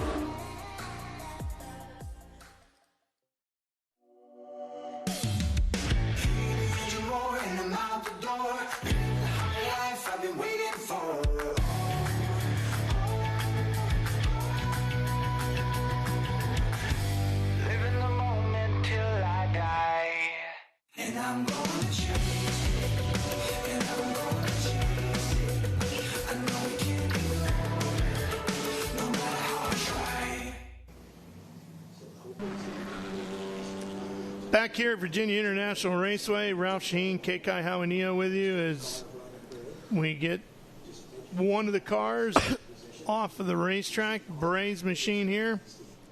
Out of the tires, they'll bring it back to the paddock. And our Ben Sissel has found some of the members of the Berg Racing team down on pit lane. Take it away, Ben. Yeah, I'm down here with Stefan. They're about to go green, so I can see he's getting nervous. But you guys brought 4 cars this time. You're leading the race, but also one of your drivers just went out with an incident. What are they saying? I really haven't heard anything about Ronan. He's been improving all weekend. Obviously a rookie, but I haven't heard what happened with him. And then, unfortunately, Javier, who was running in 5th, must have gone off somewhere, and he's back in 12th at the moment. But we're looking strong with Drew up front. Yeah. Second in points, so everything, all the points matter, don't they? And there's Ronan's car coming in on the hook. Now, Ronan, I will say, is from the greatest city in America, Franklin, Tennessee, which is where I'm from. Just found that out just recently. But they're coming back to green, Ralph, so I'm coming back to you in the booth. All right, Ben.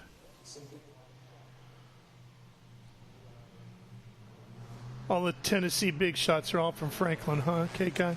I guess so. Ronan, Ben, Darrell Waltrip. He's got them all covered.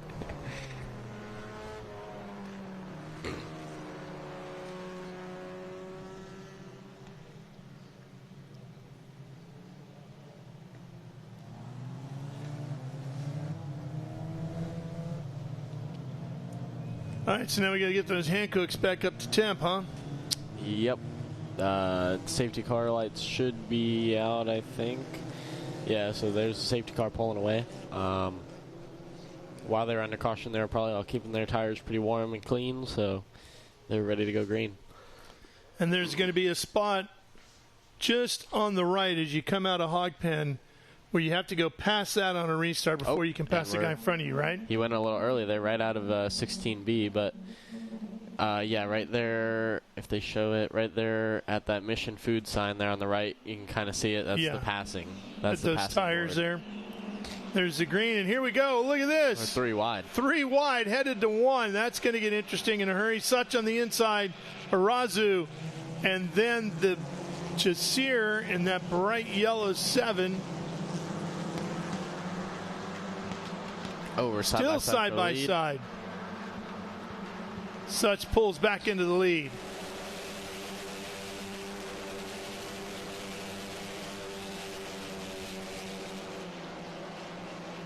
Gaston Arazu's had a great season so far. What impresses you about his driving? I haven't actually been able to watch him much, but it seems just based off of this, he's a smart, aggressive driver here. And look there, he's going for the move on Drew Such right now, going up into the S's. That's a risky move, and we're actually too wide all the way back. All the way back to 6 now. Felber attacking Jasir, and look at everybody dipping the wheels. Top 6 were side by side, all going they sure were. See Felber move it up to 3rd here. Move Beckham Jasir back to 4th. Whoop. Oh, and that's Will. Ronan. He's going off the track. Oh, no. Oh, no. Oh, boy. Seems like Zach just missed. Oh, man, that could have been horrific. Such a helpless feeling when that car comes back across the track like that, right? Yeah. Nothing you can do. Had that happen before. Luckily, Zach was able to kind of go off and avoid it. At least he's probably not happy with having to fall back there, but at least his car is not damaged. Yeah. Zach Forey. Driver out of Johannesburg, South Africa. And it looks like Berg is trying to make a move here on Beckham Jasir.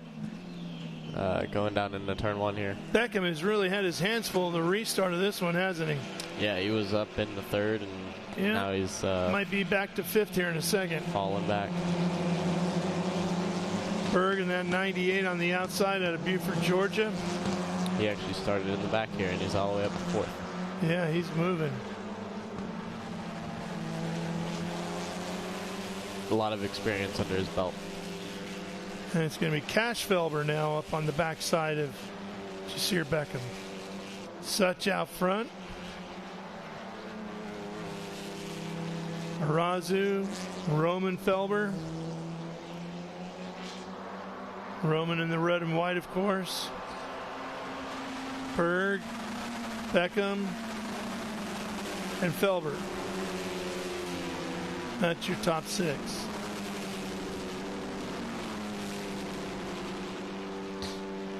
Settling down a little bit now. Seems like everyone has a little bit of a gap here, but that'll closen up here going down this long straightaway. We don't have any timing and scoring working right now up here, so I don't know how much is left in this race.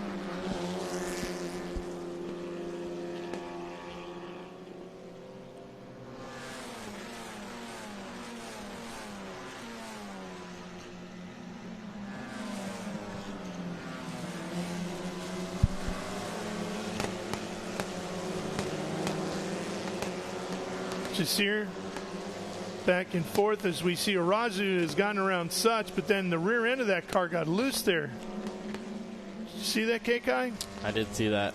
I'm looking at the timing and scoring on my phone here. It's 10 minutes left. In 10 minutes to go. So I have a good bit of time. Here comes Such, fighting back on the outside as they head down to turn number 1. Right up alongside. And side by side for 3rd as well. Roman gets through. Such now on the inside at the next corner. That could be a big advantage there, and it is. Drew Such pushed him a little wide there and was able to get a little bit of gap. But Drew Such just got a little loose going through that section. Razu was able to gain a little bit back.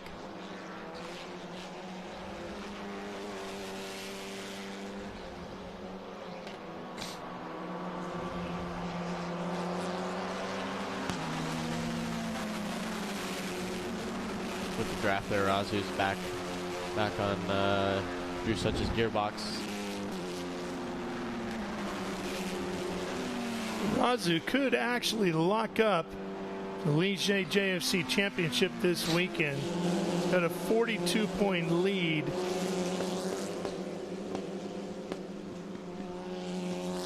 I'm sure Drew Such knows that going into this weekend, so he's doing everything he can to keep him behind him. If Arazu can leave here with 50 points, there's only 100 points left. And Arazu going for the lead again. And getting a little help here with Felber trying to push him along. But Such, boy, he is fighting hard, isn't he? Oh, and he's off the track. Oh, man, and almost into Felber, and coming, is that Bergen to the inside? Yep. Yep, and Berg's going to go to second. Boy, that is not what Drew Such needed.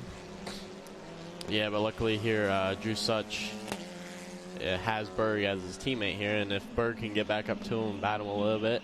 And now he's under attack by Felber as they head to turn 1.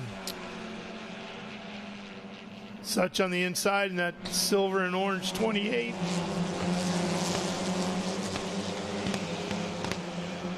And Jasir Beckham has his hands full as well. Side by side with the other Felber runner. Yeah. Cash.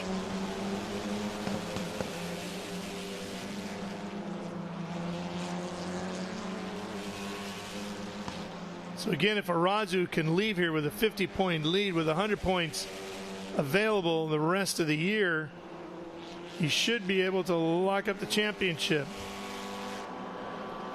And of course, coming with that is that big scholarship to move to F4 U.S., which is massive. Yes, it is. Such a 3-time winner this season. Looking for 4. Needs a little help here this morning. Oh, hang on, Jasir. Look out for the tires. He was able to keep it out of the wall there, luckily. Boy. He might have rubbed the letters off those hand cooks getting that close to the tires. Yeah, maybe. A lot of dirt on those now. Arazu out in front of Berg. Such coming back for 3rd. He's got it.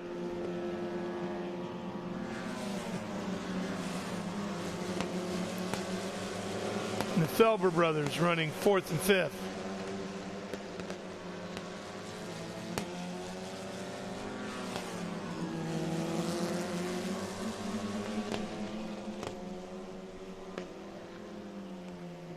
No Daniel Carra here this weekend, unfortunately. He's 3rd in the points. So Cash Felber. And it looks like Berg is caught up to the leader here, as the leader was blocking in turn 1. Yeah, and Cash Felber, who's right up in the thick of this fight around the top 5, 4th in the points, might be able to move up a little bit. Get around Kurov, he can have a good weekend here. Berg can get a good run out of this 3, 4, 5 complex. Might be able to draft up to him going up through the S's. Boy, what a run this would be for Berg if he could come from the tail of the field all the way up to take the win here.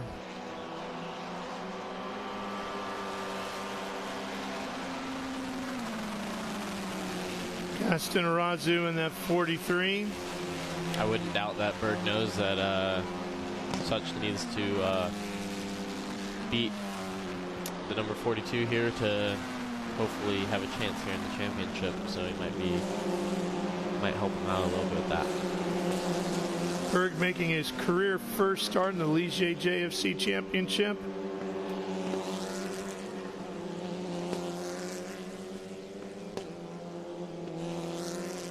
Pretty good debut.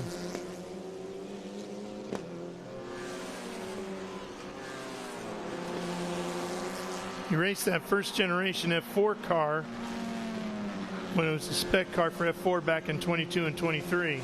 Had a win and 8 podiums across 2 seasons. Then went to the British F4 Championship 2024 and has spent this year racing in GB4 for Graham Brunton Racing. Oh, and here he goes for the move. This is for the lead. Inside, headed to turn 1. Berg on the inside, pushing Arazu. Taking all the racetrack and the lead away as well. And it brings Such right back into it. Sure does. Such has rolled up to 3rd and closed in. And if he can have his teammate deny Arazu the win, and he can get 2nd or 3rd out of this, that would be huge.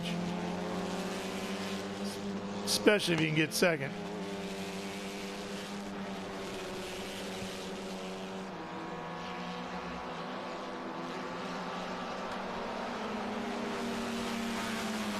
Boy, he's pushing hard, isn't he, Drew?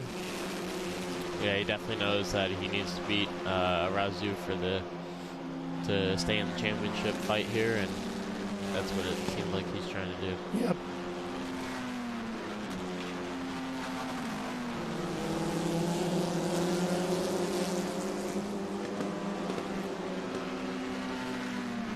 Such will have the draft going up into the roller coaster section.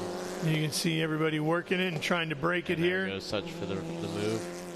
And it looks like Arazu is thinking about one as well. And Arazu, because of the attempt he was making, ends up losing second and ends up falling back. And we got Such to the lead.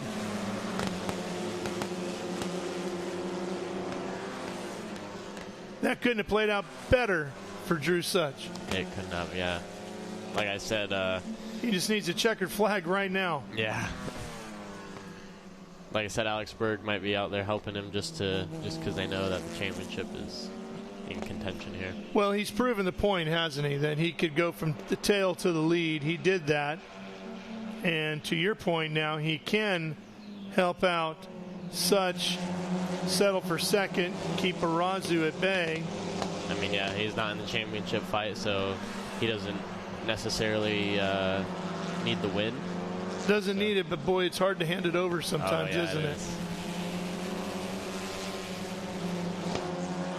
But it seems like that's what he did here, and I'm sure he'll try and defend second place, and that'll let Drew Such get away.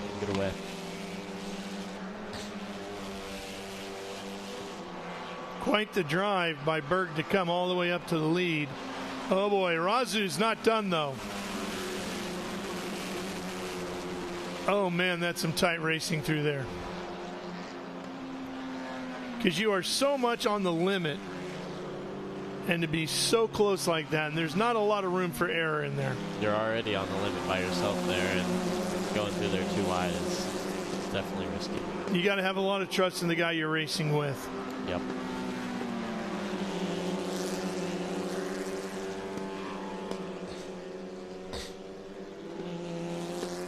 It's like Felber attacking his brother. It looks like Roman might pull it off. He does. Berg back inside on Arazu. Takes Arazu wide. And oh boy, hang on, Gaston. And that is really going to hurt him in the points, because not only does he lose one spot, he loses 3 more. Yep.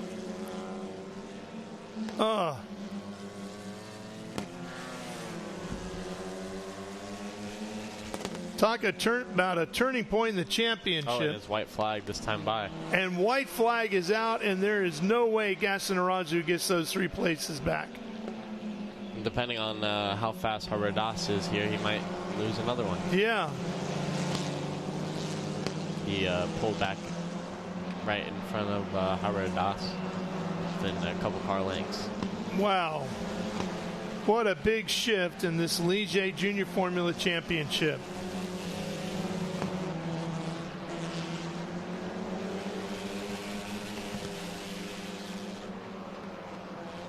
Does that mean that Drew Such will possibly take over the lead here, or is he too far behind still? I think he's too far behind to take it over, but he's certainly going to tighten it up.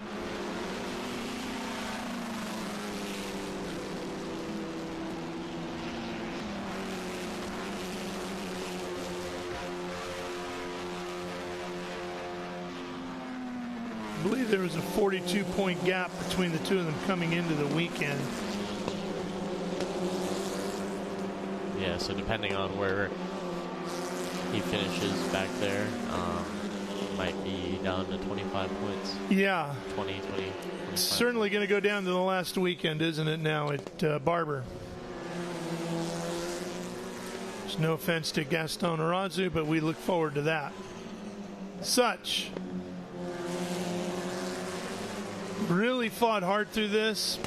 You got to give Drew credit, though. I mean, he was falling all the way back to 3rd. I think at one point he was back to 5th. Look, yeah, it looked like he had lost his rhythm, and instead he's going to come out of this with a win here in race 1 at Virginia International Raceway. Drew Such taking the victory in the Ligier Junior Formula Championship. As he crosses the line, Berg will get second, Roman Felber third. And that is Arazu seems like he crossed the line in 6th. If they show it here. Yep. Might be 7th. Third.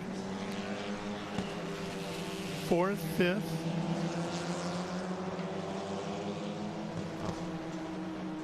I'm not sure. Again, we don't have the timing of scoring. You got it on your... Yeah, I'll see if Let's see what it says on the phone.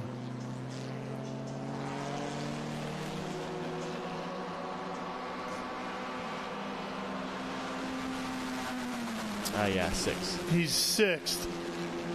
Wow. What a turn of events for Gaston Arazu.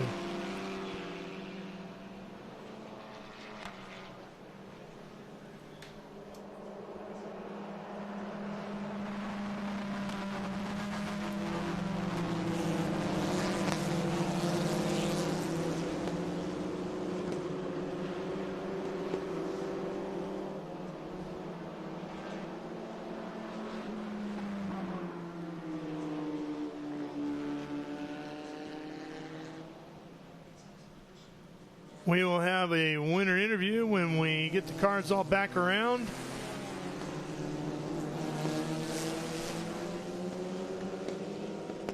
And we'll have the podium for you.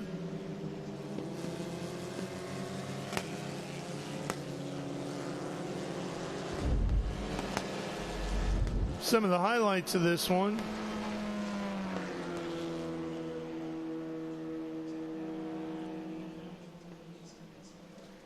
Good start, aggressive run down to turn 1, but everybody raced cleanly through there.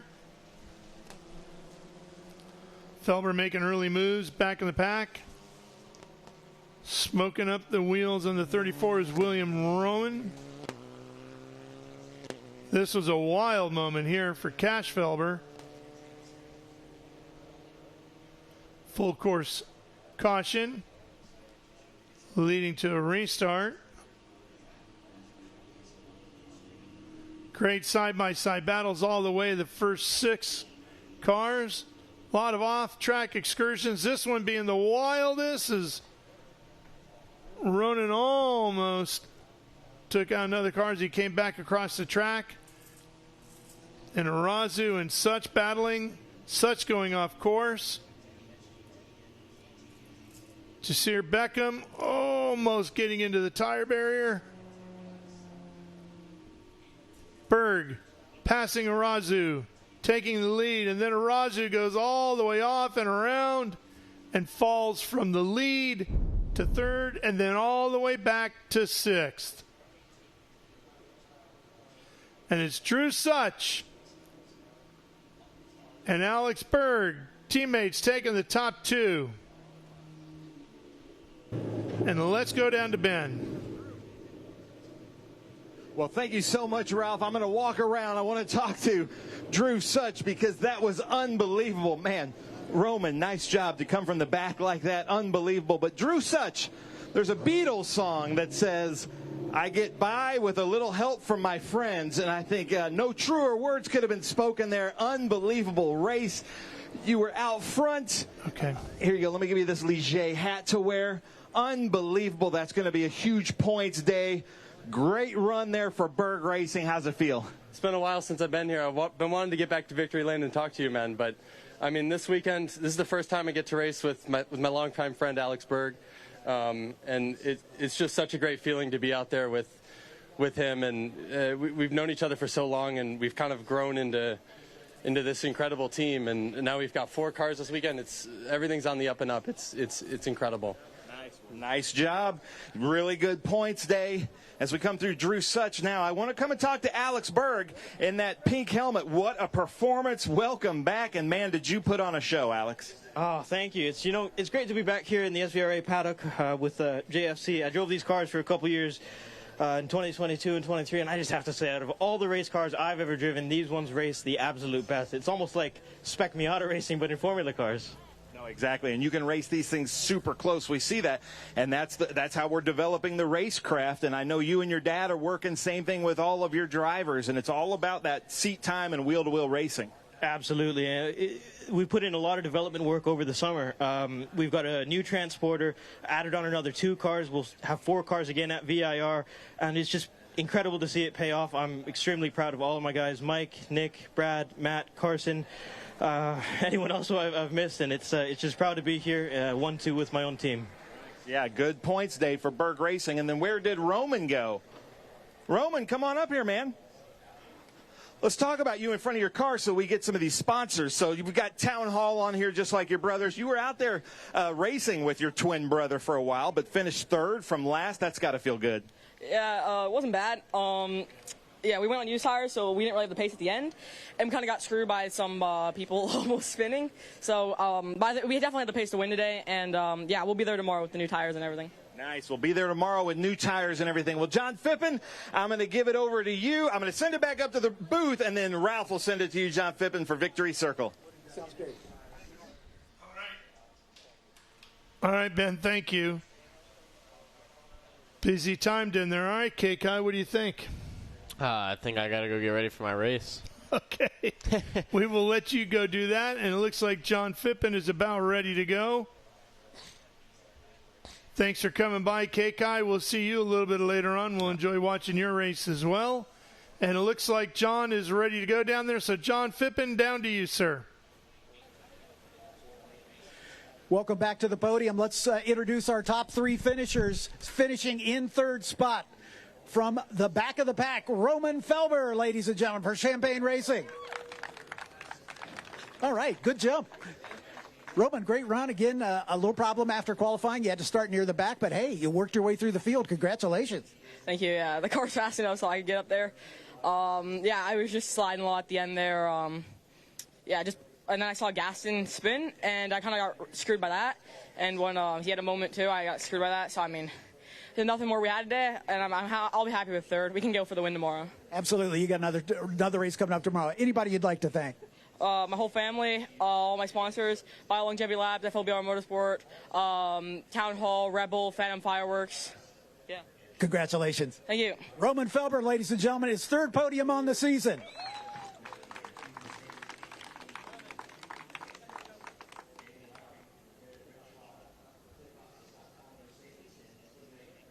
Got the picture of Roman. Let's bring up a debutante for this season anyway, but he's no stranger to our championship. Alex Berg, ladies and gentlemen, 2nd place.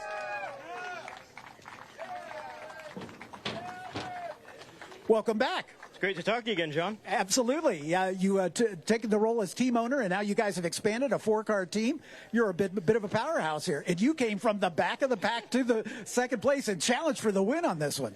Yeah, you're right. I guess I didn't really think about that. I was really chill and mellow the whole race, but, you know, to be up here 1-2 with my own team, it's just an incredible feeling. We've grown since August of 2023 to a rented Hertz pickup truck and a 20-foot trailer running a Mazda at an SCCA club race. So what we are now, 4 cars with a semi-hauler, fighting for the championship. It's just an incredible feeling, and I'm so grateful for everybody involved, all the mechanics, crew, helpers, and everybody. Yeah, you're fighting for the team championship as well, and that's getting a little closer after today. Yeah, it certainly is. Anybody else you'd like to thank? Oh, I guess the whole crew: Brad, Stefan, Nick, Mike, Carson, my dad, my mom, and Thomas. Congratulations. Thank you. Alex Berg, 2nd place finish this weekend. Alex, pick up your trophy if you would, please. Thank you.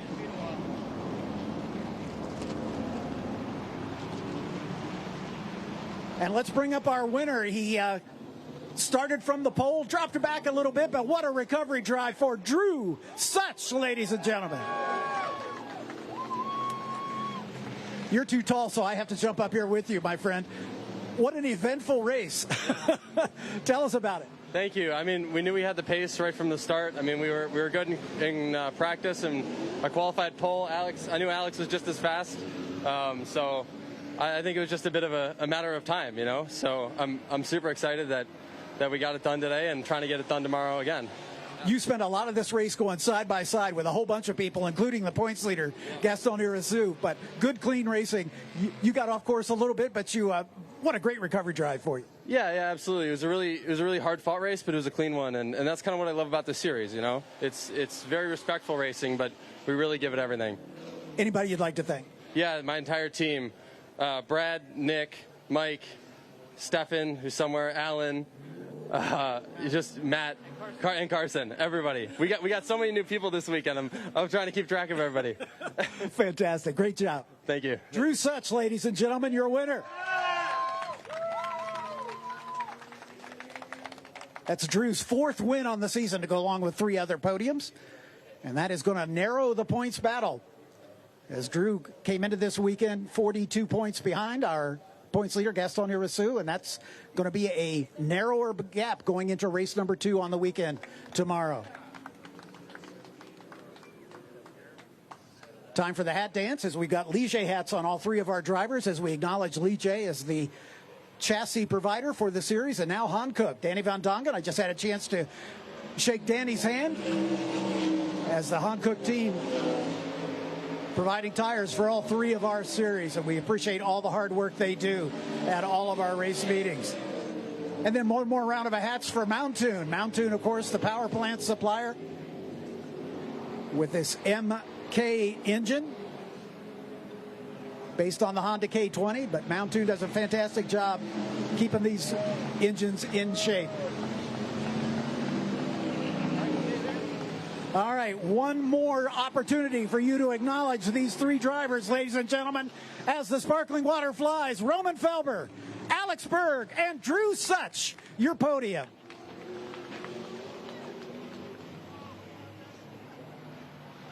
Ralph will send it back up to you.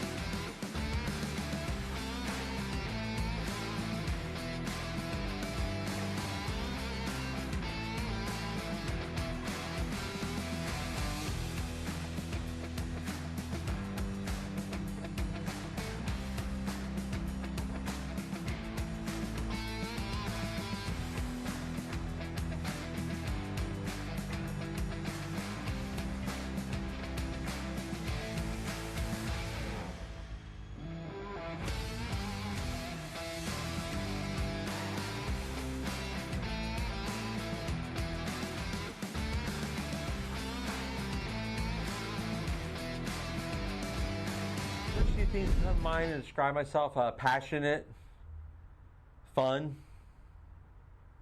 and giving. Okay. How about as a driver? How would you describe yourself?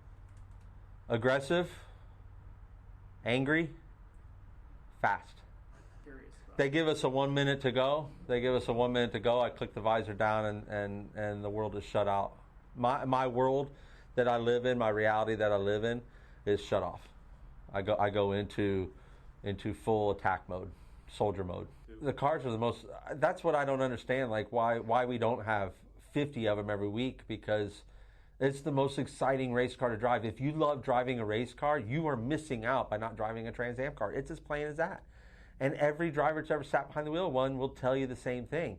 And I don't get how these people will spend 10 times the money to go run a GT3 car. I guess they don't want to drive a real race car, because you could throw a license plate on those things and they could drive them to the grocery store. because in all reality, that to me is not pure. When you're sitting in a car that's raw and just feeds you energy all the time, and you don't turn a dial for an air conditioner switch, and you don't pound the brake pedal and feel ABS, and you don't pound the gas pedal and feel traction control, there's something amazing about that. I mean, that's why everyone in the world should have ever gotten to become a driver. That's why when you're growing up, you want to be a driver, is because you grew up watching people do that. And then all of a sudden, that seems to be disappearing. And I don't want that to disappear. I want it to gain that exposure. So I don't mean to pick on any GT3 people out there, but come on. Come Trans Am racing. It's more fun.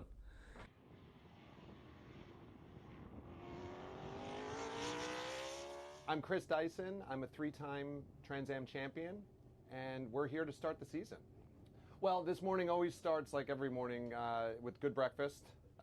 Woke up, sort of got my mind focused, remembered it's a race day. We're at the race weekend. It's the happy time. It's the happy place. We try to focus on what's ahead, which is a great day here. Our Mustang, our number 16 Jim Weed car is ready to go. The team is here. I came and checked in with my engineers, and we've talked about our plan for the day, and it's exciting. This is the best time of the year. This is New Year's celebration starting in February for us. Yeah, so I mean, we spent the winter training. Racing never shuts off. You're always on it mentally, and you want your body to follow. And I think always having the ability to be ready to go at a moment's notice is something that we all racing drivers want to do. We don't want to be left behind. We want to be first. We want to be the fastest. And a lot of our focus away from the track is on making sure that we're at our absolute best, and when we're not at our best, that we can still get back to our best. And I think that's a key thing for any athlete. One of the big things in the off season is focusing on stamina and focus. And having a couple months off is a great time for the mind to decompress, getting in the gym, putting in that little extra, pushing to try to build up and create those reserves you're going to need when it matters, whether it's in the race or whether it's over a course of a long season. That athletic preparation is a big part of the sport. This is a high-risk, fast, and dangerous game. And what you want to make sure of is that you're not letting down the team and that you're keeping yourself in one piece. So focus is everything. The Trans Am Series has been around since 1966. What it has evolved to in that time is right here, a 900 horsepower, 2,800 pound beast. This thing produces over 2,000 pounds of downforce and flies around the track on 18-inch Pirellis. They're 14 inches wide at the rear, 13 inches wide at the front. It's an 18-inch wheel. Hauling tail around here. They're one of the most vicious cars around here. No traction control, no ABS, just a fire-breathing V8 flying around at 200 miles an hour. We have a wide variety of examples to run in our XGT class. This is a Corvette. It's got 600 horsepower at the wheels, and it's running on the 18-inch Pirelli tires again. It's making a lot of downforce, and you're allowed a lot of variations in XGT. So we're going to see cars from all over the world competing, high horsepower, high speed. These cars do have ABS, but they are not allowed traction control. Fitting right between our GT class and our XGT class is SGT. This is a very versatile car right here. This is a Howe chassis TA2 that it started life at, but it's eligible for SGT. You add 100 pounds, it's still the same Chevy LS motor, same Pirelli tires, same everything, but it's eligible to go race against the Porsche, the Mustang, and the Corvette that were more popular cars in this class.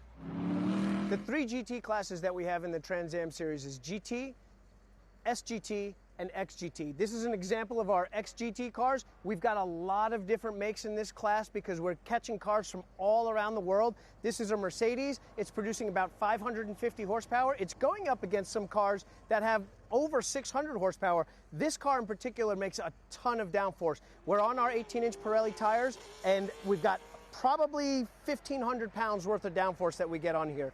And now moving on to our GT class. Here we've got a Mustang, 475 horsepower, 6-speed paddle shift. It's big downforce with the wing. It's got a huge splitter up front here. Also on our Pirellis, like every other car in our Trans Am Series here, this car is going to go up against a wide range of marques here. We've got an Aston Martin here. We've got Maserati here. We're racing against Porsches. We've got an Audi GT4 car here. Our GT classes encompass cars from around the planet, and the racing is amazing.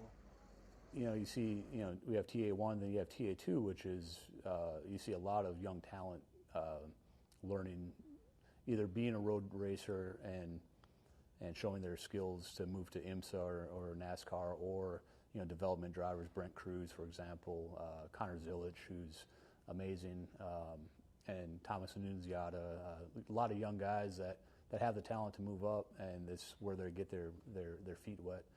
I like to see TA1 kind of become the next step for them to, feel more powerful cars and a little edgier cars. The TA2 cars, you can slide around a lot. The TA1 cars are much less forgiving, more on edge. So I can see TA1 kind of becoming what TA2 is now, as far as the young guys getting big car experience. Adam Andretti, I drive the top liner Chevrolet Camaro in the Trans Am Series presented by Pirelli. It feels amazing, but at the same time, it doesn't mean anything 2 races into the season. It's obviously a cool accomplishment. You get the great pit spot, and you get some of the perks that come along with being a points leader, but none of it matters until we're in COTA and we're at the banquet, and they're sitting there, and then you're the points leader. That's when it matters. So there was a lot of racing left to go, and that's what we're working towards, is to get to that goal of COTA and celebrating the ultimate celebration. Leading the points at any point in your career feels amazing. I mean, no one doesn't want to be the points leader. That's what we're striving to be. We've been consistent. It's again only 2 races in, but the change from our past to now would be consistency and having a good start. Honestly, in my entire Trans Am career, I've never left Sebring with a decent finish when going for a championship. I've had some great finishes at Sebring, but it was always like one-off races, and I was never going to go. I wasn't going for the championship that year. It seemed like every year I've gone for the championship, Sebring has put us behind the 8 ball right off the bat. And this year that wasn't the case. This year we were able to bring it home with a strong podium finish, and that has been really the game changer for us. When you start thinking about other teams and what they're going through, and you lose focus of what your own operation is doing. We're just heads down on what our own operation is. You have enough to deal with focusing on your own program than having to worry about anyone else's program, as nobody out there is worried about our program either. So it's the champions really put their heads down and focus on what they're doing and exit that outside noise. That outside noise doesn't mean anything. It's funny, and when everyone says, I'd rather be chased than be the chaser, it's because they're not in that position, So you always say, because what we do here in our world of driving race cars is 90% psychological. So if you're somewhere wrong in that game that's going on between your ears, so you have to talk yourself up for that. For me, I just like to focus again on what we're doing, business as usual. We know what we have to do. We have to finish races, first and foremost. And if we finish races with our pace and with the way that we perform, those finishes and those results should take care of themselves. After the California swing, we still have 2/3 of our races left. So you get into that last third of the races, then yes, maybe some of the mentality will change, but you got to be careful changing your mentality driving, because when you make those adjustments, it can create other errors because you're taking yourself out of your rhythm. The rhythm of life and the rhythm of what you're doing, especially in our sport, is so important. So it's really a fine line, a fine balance that you have to be on at that point. The Trans Am Series is all about high horsepower and a big focus on the cars. The TA2 Series is driver development. We get a huge car count, we get great battles on track, and with me right now is Tristan McKee. He's a Chevrolet development driver, and he's going to help tell me and you guys about what we do to make these TA2 cars fast and how you go about winning races here. So yeah, we really have to be perfect with everything. The competition is super stiff around here. So we really have to have all our cambers, air pressures, and everything right with our Pirelli P0s. They're great tires, super reliable, super consistent throughout the race. We also have to make sure our balance is correct throughout the race, aero balance, mechanical grip, stuff like that, because race pace is super important. Sometimes we have long races with long runs, and sometimes we have caution-filled races like Sebring. So you're playing with shocks, springs, you're adjusting rear wings, and your thought is, maybe this is going to be a short run race with a lot of yellow, so I've got to be able to fire off really good. Or, man, maybe this is a race every year that doesn't have a lot of yellow, so I've got to have my rear tires still hooked up at the end of this race so I can come through these guys, right? Yep, exactly. We missed it a little bit at Sebring. We had We were expecting some long runs, so we had a little bit of a long run setup, and we just missed it because there was a lot of caution. And another one around the 61. Our TA2 cars are over 500 horsepower, a little over 2,800 pounds. And so as a development driver and you're coming up through the ranks, being able to just rake, tow, Ackerman, all sorts of things on this. This is the full package. So I imagine you're working with engineers and learning as much as you can from them, right? Yeah, I've learned a lot driving these cars. You know, I come from circle track world, so this is very different from what I'm used to. I'm really enjoying it. So the difference from running the circle track cars to running the road course stuff, what has been your biggest thing that you've been learning with your driving style? I've had to work on myself a lot because usually driver's fine, it's more the car, so I've had to, you know, redo all of my braking techniques because it's all different for this style of racing. So I've learned a lot doing this, and I think it's helped me a lot in the oval world, so I think it's really cool. Awesome. Well, thank you. Good to see you and good luck this week. Thank you. Well, ladies and gentlemen, a lot of people ask us, what are the different classes in SVRA? Because we technically have 12 classes and then a few special classes. This is a great representation of a Group 1 car, a 1300cc small, nimble, light car. So it's got 1300 cc's. This one's in the rear, but MGs, midgets, Spridgets, all kinds of things like that. But also Group 1 cars had to be built in a factory. So that is a small bore production car is a Group 1 car. SVRA Group 3, one of my favorites because I always love the small bore British production cars. Triumph Spitfire, a great representation. These Triumph Spitfires, very good Group 3 cars, always out there competing against the air-cooled Porsche 356s, the 912s, but I prefer the Spitfires.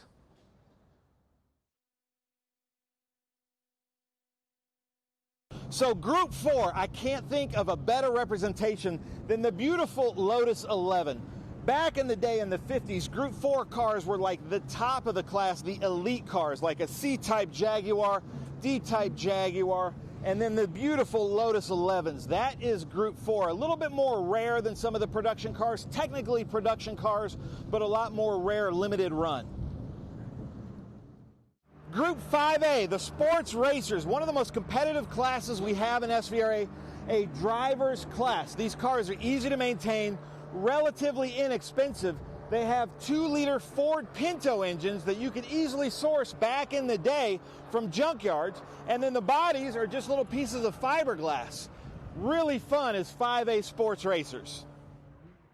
SVRA 5B, a really fun group to watch, especially the really quick ones at 5B tend to be these Lotus 23s, the 23Bs, 1600cc engine. But something that Travis, the driver, just pointed out, you got 4 lug nuts up front, 6 lug nuts in the back, and that became quite a fiasco in the FIA back in the day.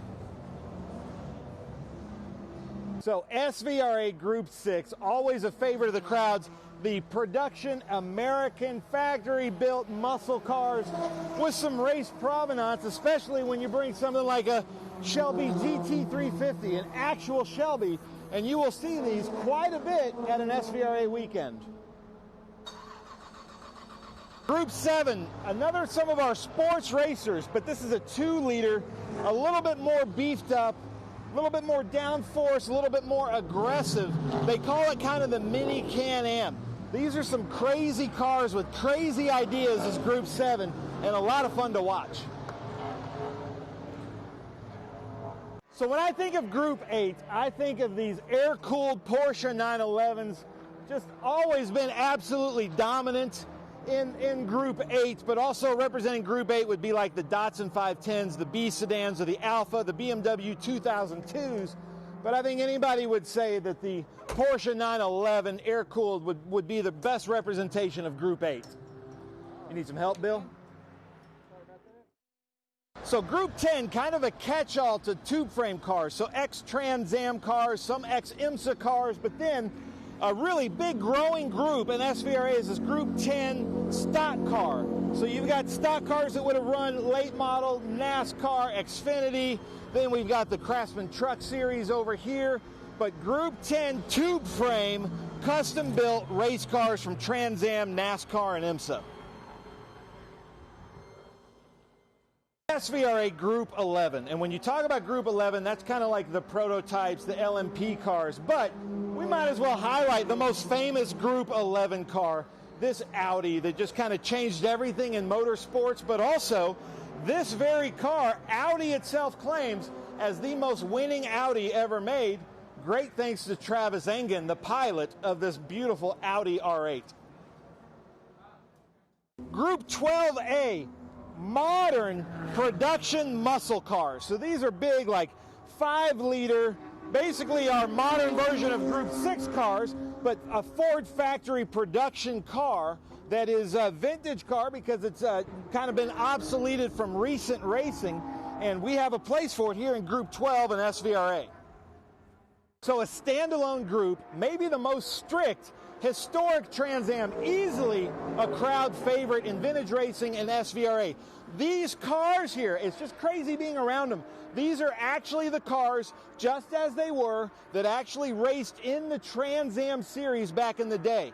They have to be set up the way they were. And they are so strict, come with me here, that if they don't have pictures proving that this car had this Bell sticker on it, or Castrol, or any of these stickers, they can't run it. It has to look exactly like it did back when Pirelli Jones ran this car in Trans Am.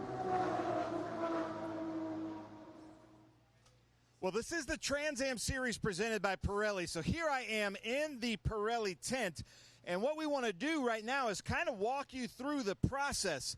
So Amy Ruman has been nice enough to drop off 4 used sets of tires or beautiful Forge Line wheels, and then the Pirelli guys, they all just hopped up like they know what they're doing. He's X'd them out, and he basically is the one that's going to mark this and tell them they just turned in 4 tires. They're going to get 4 new tires, and he invoices them. No money is exchanged here at the track. See, he's writing her number here, the number 23 on that beautiful red McNichols Corvette. He's basically, all they're doing is stacking it up with the fronts and the rears. They move down through here. You can see that this is the left front. This is the right front. And now they're coming in here to the dismount. Now these are the Forge Line wheels. They put them on here. This thing comes in, takes the bead. You can see it. It's about to take the bead and basically squish the tire down. And then they run it through. And you can tell the muscle memory of these Pirelli technicians is unbelievable. This is a lot harder and more difficult than they make it look, as now they're basically coming through to dismount the tires. You can hear everything is through their air compressor. Now they're taking it off the bead.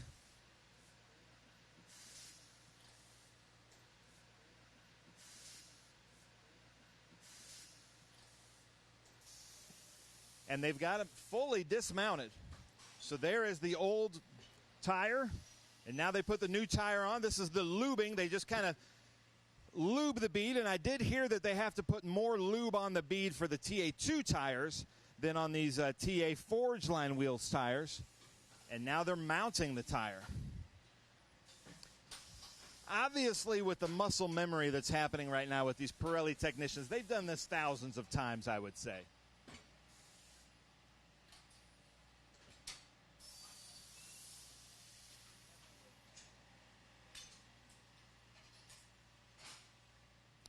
So now they come up here to inflation.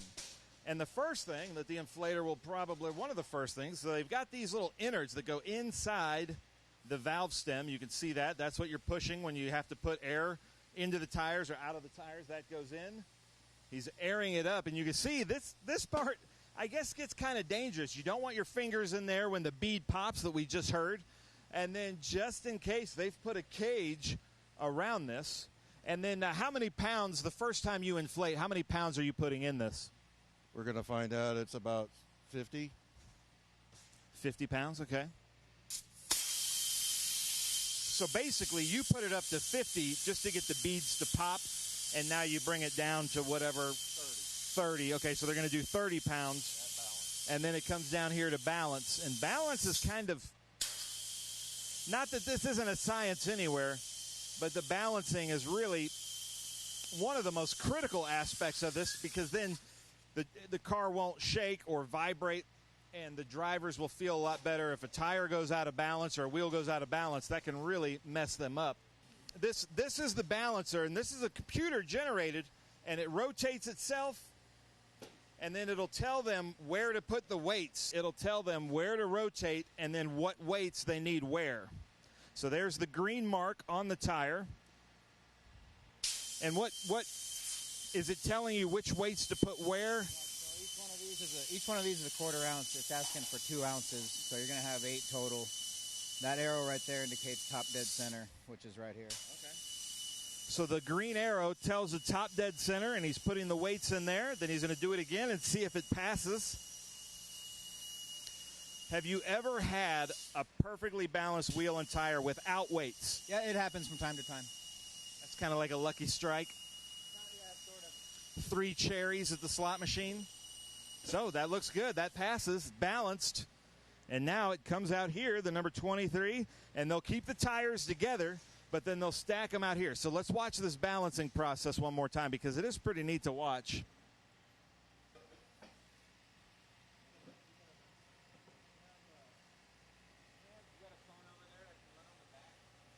So they've got these, looks like these are quarter ounce.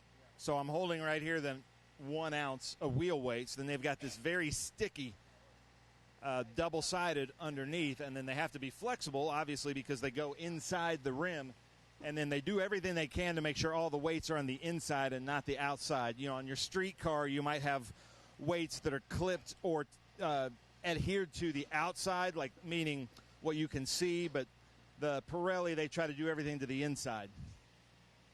So now it's just going around, and I guess the computer device is feeling where it's out of balance. Exactly, yeah. It's got a sensor inside that can feel the heavy side of the tire. Well, look at that. I can sense it. I just gave you 1 full ounce right there.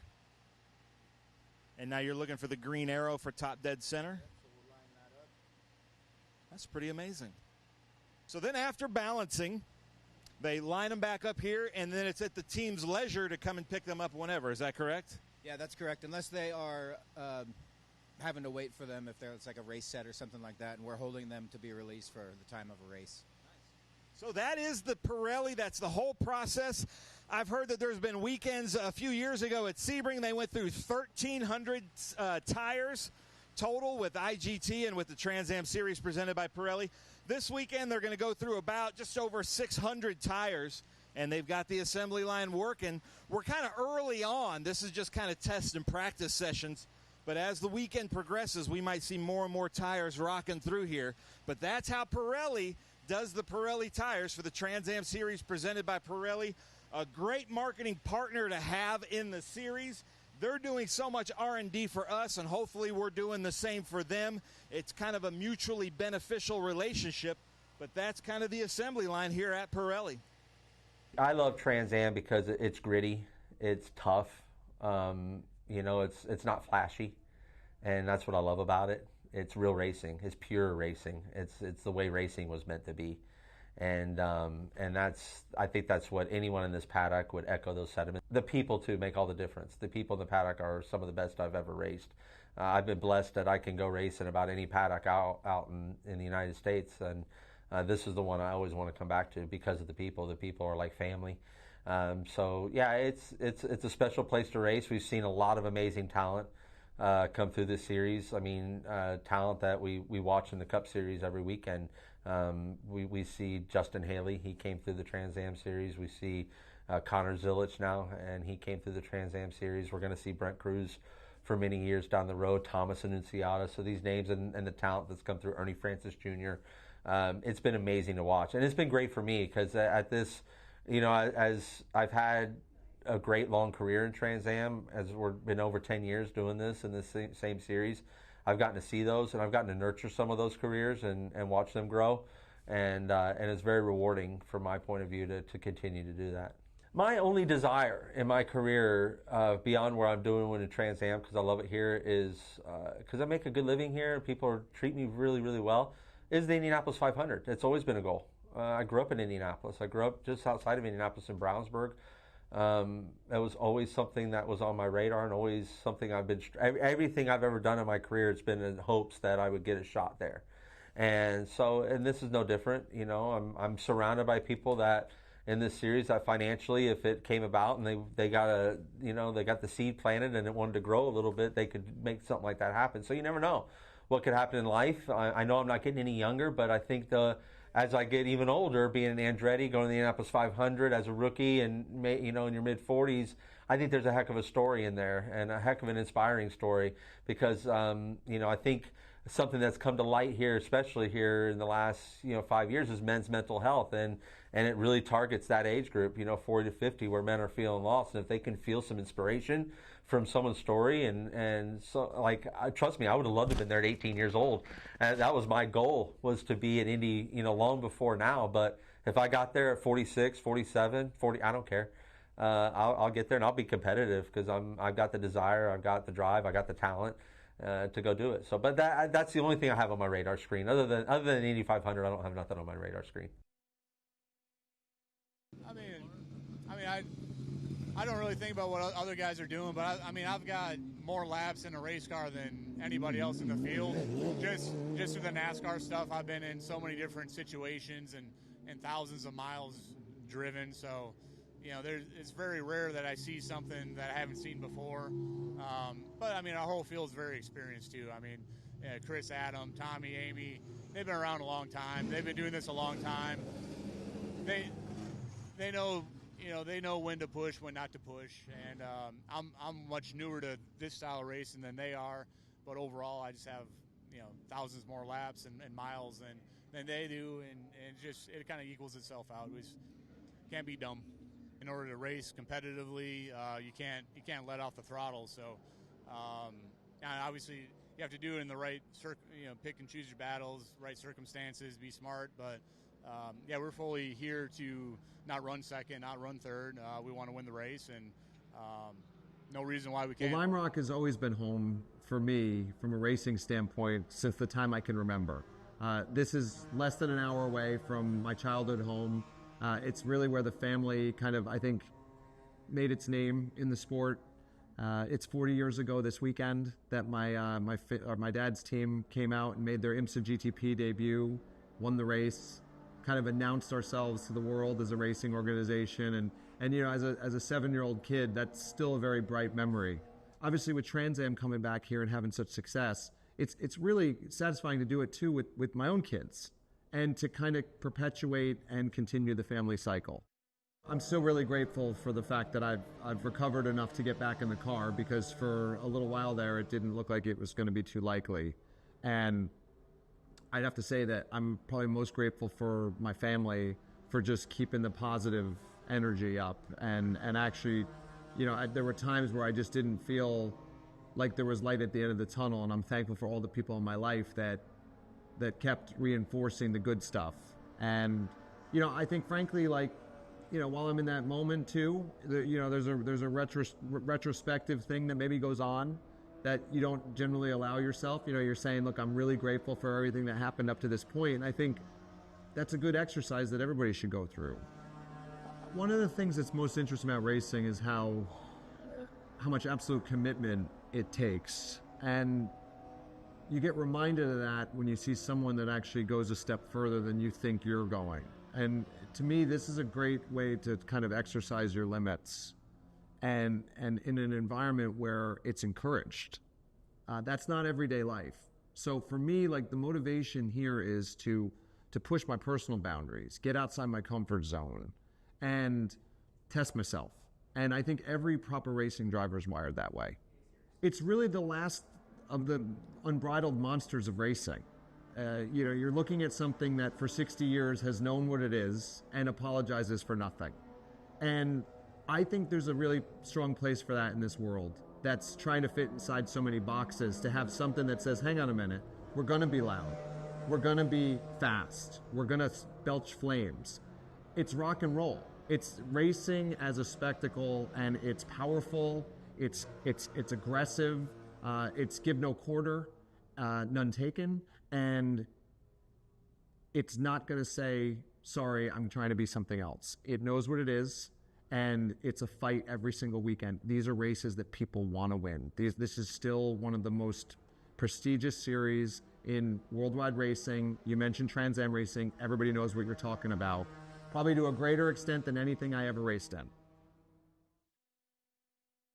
TA2 was my first opportunity into the Trans Am Series with ECC Motorsports and the Hendrickson family, and it was a very exciting class to come into and help build and be a part of, and that was really super special. But the target's always been on the TA class. The cars are just amazing to drive, and again, with ECC, I was fortunate enough that they bought more TA cars and the whole bit, and I won my first TA race with ECC Motorsports, and that was super, super special in the Dodge out at Circuit of the Americas at the end of the 2019 season. So, and, you know, the TA cars have always been a target. It was from the time I was young. I wanted to drive TA cars because it was such a special car to drive. It was such a fantastically fun car to drive, and then you could see that. And for me personally, when I was young, IndyCar was of course a goal or a target, but I was a 6 foot tall Andretti, and my whole family was making fun of me. Like, if you want to drive race cars, you're better look at Trans Am. They're really the only thing you're going to fit in. So kind of inadvertently, I put it in my subconscious. But this is always a place I wanted to be too, because no Andretti has ever competed in Trans Am. And it's very hard in my family to go ahead and kind of lay your own groundwork for yourself in a series. And the opportunity presented itself in this series. And I've had an awesome career here. So I find myself really, really blessed, and like God put me right where He wanted me. I love the Mid-Ohio Sports Car Course. This place will always have a special place in my heart.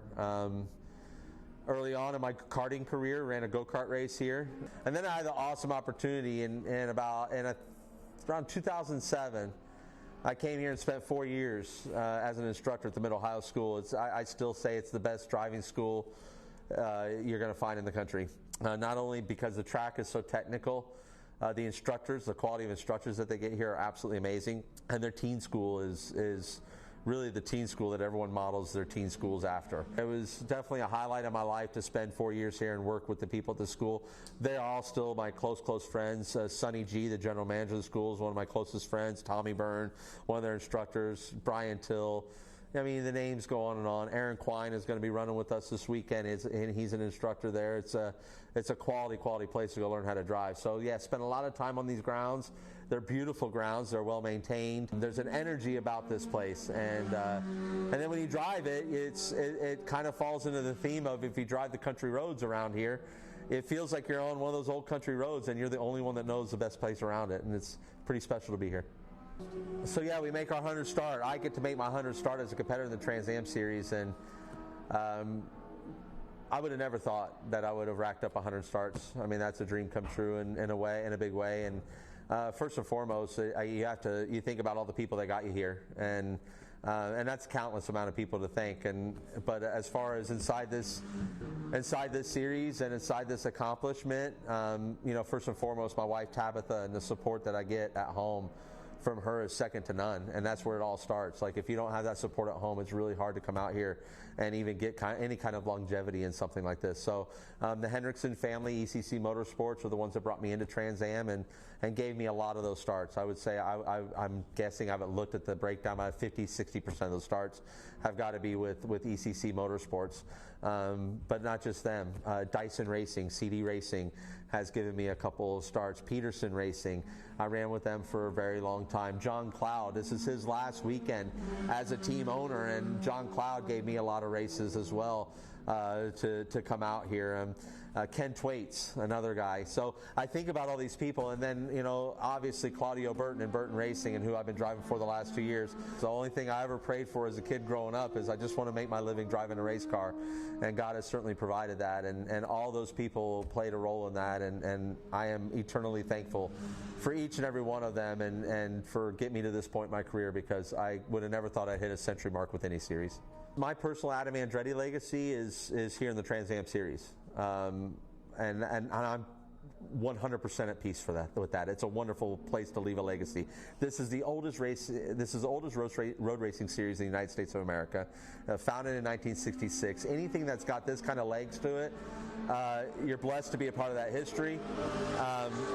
It was told to me today there's only 21 drivers in the history of Trans Am, and I got to think there's tens of thousands of drivers that have come through Trans Am over the history of it.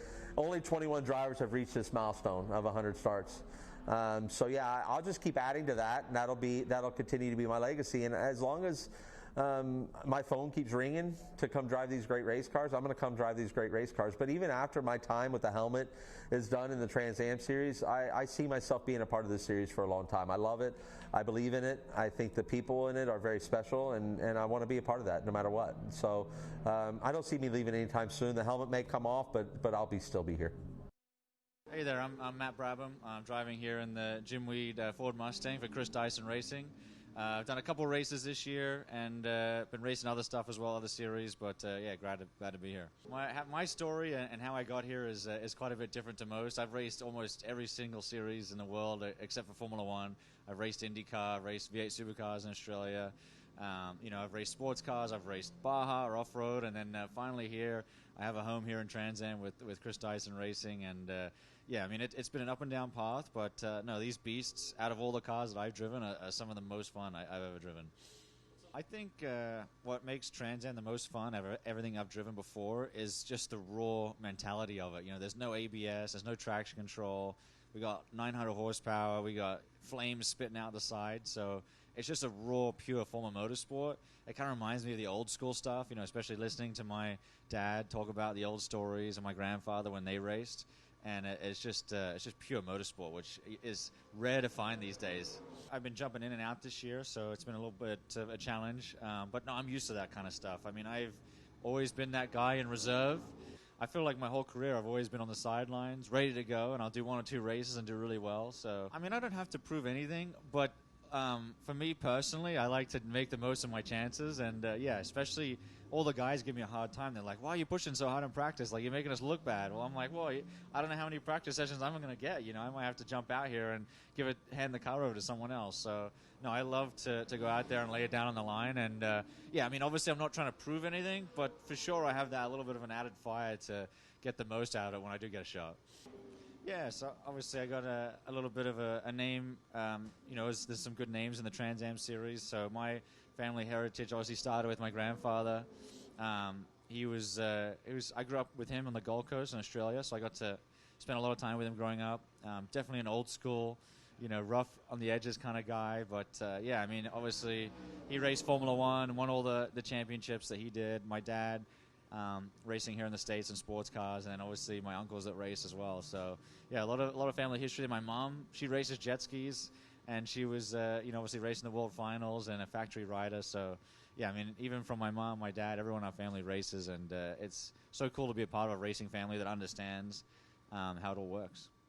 All right, so we're here at Road America, and for years I've seen these kind of cars like this Mountain Dew car, basically the era of Trans Am I grew up in, at our SVRA events. And Colin's always on the top or on the podium with our SVRA events. Last year, Boris said, who raced in this era of Trans Am and in modern era.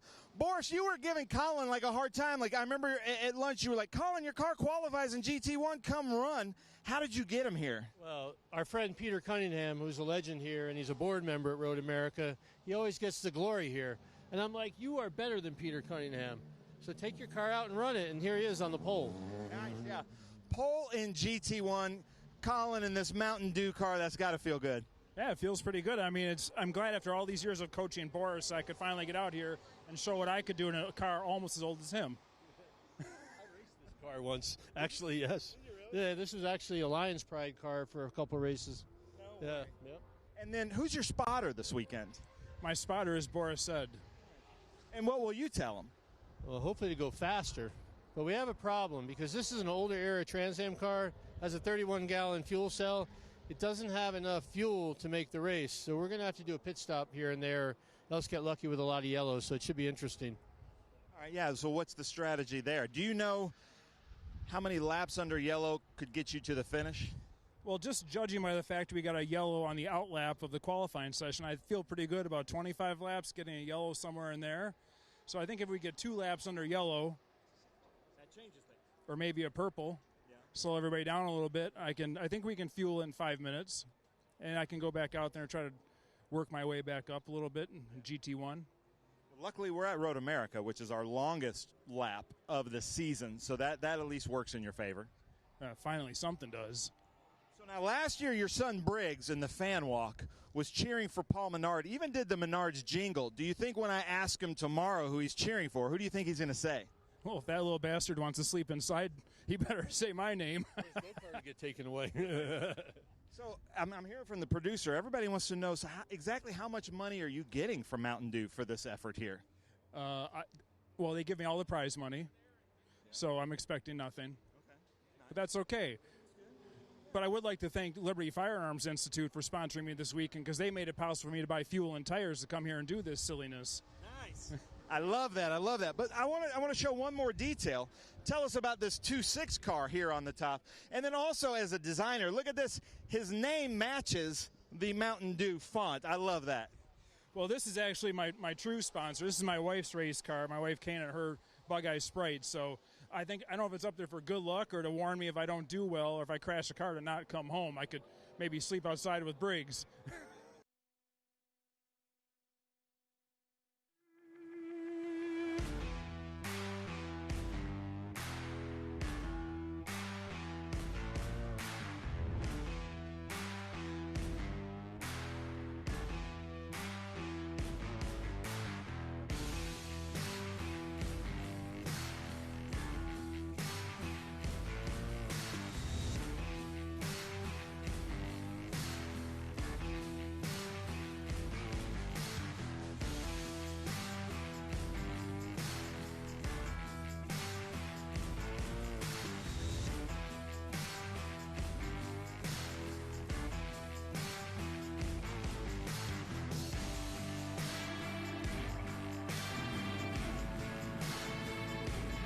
Well, ladies and gentlemen, we're here at the VIR Speed Tour at False Grid for the Formula 4 United States Championship. We start here, P1, Cooper Shipman. He could lock up the championship later on today, mathematically, in race 2. So we're going to watch out for that. I know that that is not what's on his mind. You can see him in there. He's focused. He's looking good. Cooper, what's your approach when that green flag drops today? Yeah, obviously we're trying to race for a championship here, so not going to be overly aggressive, but I think the main plan will be to maintain the lead off the start, and then from there just control the race from the front and hopefully come away with another win. Nice. And ladies and gentlemen, I'm going to have to ask one of these guys here because it is hot, and they are still restricting air from the cooler, so is there a certain temperature that you take that tape away? Yeah, we just try to get the engine up to optimum temperature, and these cars run a lot colder than the old cars. Nice, nice. Now, somebody that's been following the series, and one of my favorite commentators, Jonathan Green. Come over here, Jonathan. Let's get a shot. But you've been following this along. You've been working with Jet and Kiwi. And then in the off-season, you may not know this, he goes down to New Zealand with a lot of these drivers, so spends a lot of time. Are you having fun with the series? And then talk about the talent we're seeing this year. Well, it's so funny that we're sitting here next to Cooper because he's from Austin, Texas. Obviously, that's where my home is. That's where the Circuit of the Americas is. And this obviously by your accent, Jonathan. Yes, obviously. Good old boy from Texas. But no, I mean, we finally got a youngster capable of taking it to the rest of the world. And we've been looking for this. He's the right age. He's got all the qualities that needed. He's chasing Cameron Dass's record. You and I have been following this series since then. And, I'm just so excited just to be here to witness it. So finally, it's all coming together for me anyway. I love it. I love it. Well, thank you so much. Jonathan Green, always great with the insights as well. Alex Popov having a great season. He's had some bad luck, to be honest. I would have put him right there fighting for the championship. But look at this. He's going out. Brand new tires. I want to mention Majestic RV here, the luxury RV hire. They were out in Europe somewhere, and Majestic RV helped them out a lot. Alex Popov, coming up to the green flag here at VIR. You've got Shipman in front of you. What's your goal? No, the goal is always to win. I have a great crew, great team, and great supporters, so let's try and get it done. Nice. Alex Popov also representing Venezuela as well. His dad over here getting some good social media content for us. And then we come over here, Caleb Campbell. I saw Patrick Woods talked over there. Caleb Campbell running with Kids Help Phone. We talk about that. That number in Canada is 686868, which is why he is the number 68. Doing very, very well in the series. Then Keiki Hawanio, who we just heard in the JFC race as a commentator, out here in this beautiful car, still hunting for the championship, still mathematically possible. I want to mention Anywhere Transport. Look out for Keiki Hawanio in this beautiful American flag livery as he goes out in what are basically brand new tires. Also brand new tires, Dimitri Nolan out here with Crosslink, and somebody who was running for the championship just last year. Ryan Sheehan, what kind of advice do you give to your drivers while they're at grid about to go out? Just be smart. I always tell them complete every lap because, a fifth place result is better than a DNF. So, yeah, just be smart, pay attention to the cars around you, and bring it home. Nice. And then to hear that kind of advice from somebody that was just in it last year with us, that's always really, really good to see. Powers out here, beautiful car. Look, all the carbon fiber showing. It's great to have him out here with Tony Driver Development. So watch out for that, running the big next-gen sticker on the back. Then Oliver Savoy, we saw him with us at CTMP, Canadian Tire Motorsport Park, just a few weeks ago in F4, doing very, very well. You can see here the number 32. I don't have the name or the sheet on this driver, ladies and gentlemen. Hold on. Let me try to get us.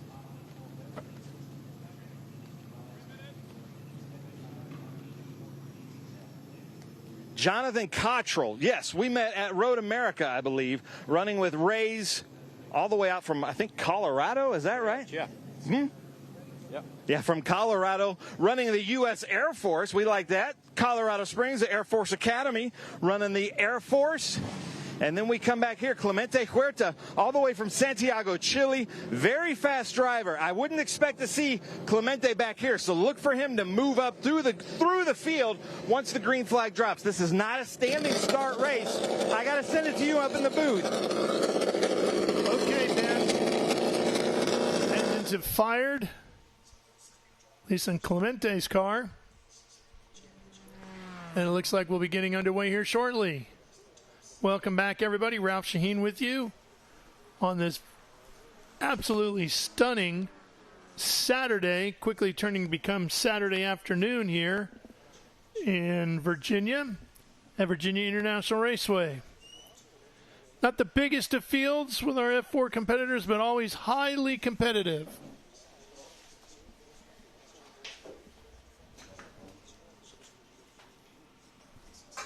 And we'll be getting that going here in just a minute, as we're going to have some guests joining us in the booth as they make their way in now.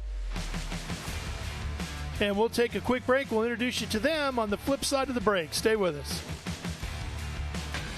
Rev up and get ready for race day with Mission Foods. The world's best racers and tastiest products come together to make every race delicious. Fully loaded tacos, fast wraps, piled high nachos. Whatever you crave, Mission will help you be race ready with easy to make recipes that will take your race day to the finish line. Keep your racing delicious and enjoy all the mouth-watering action. Brought to you by Mission Foods. Too fast, too tasty.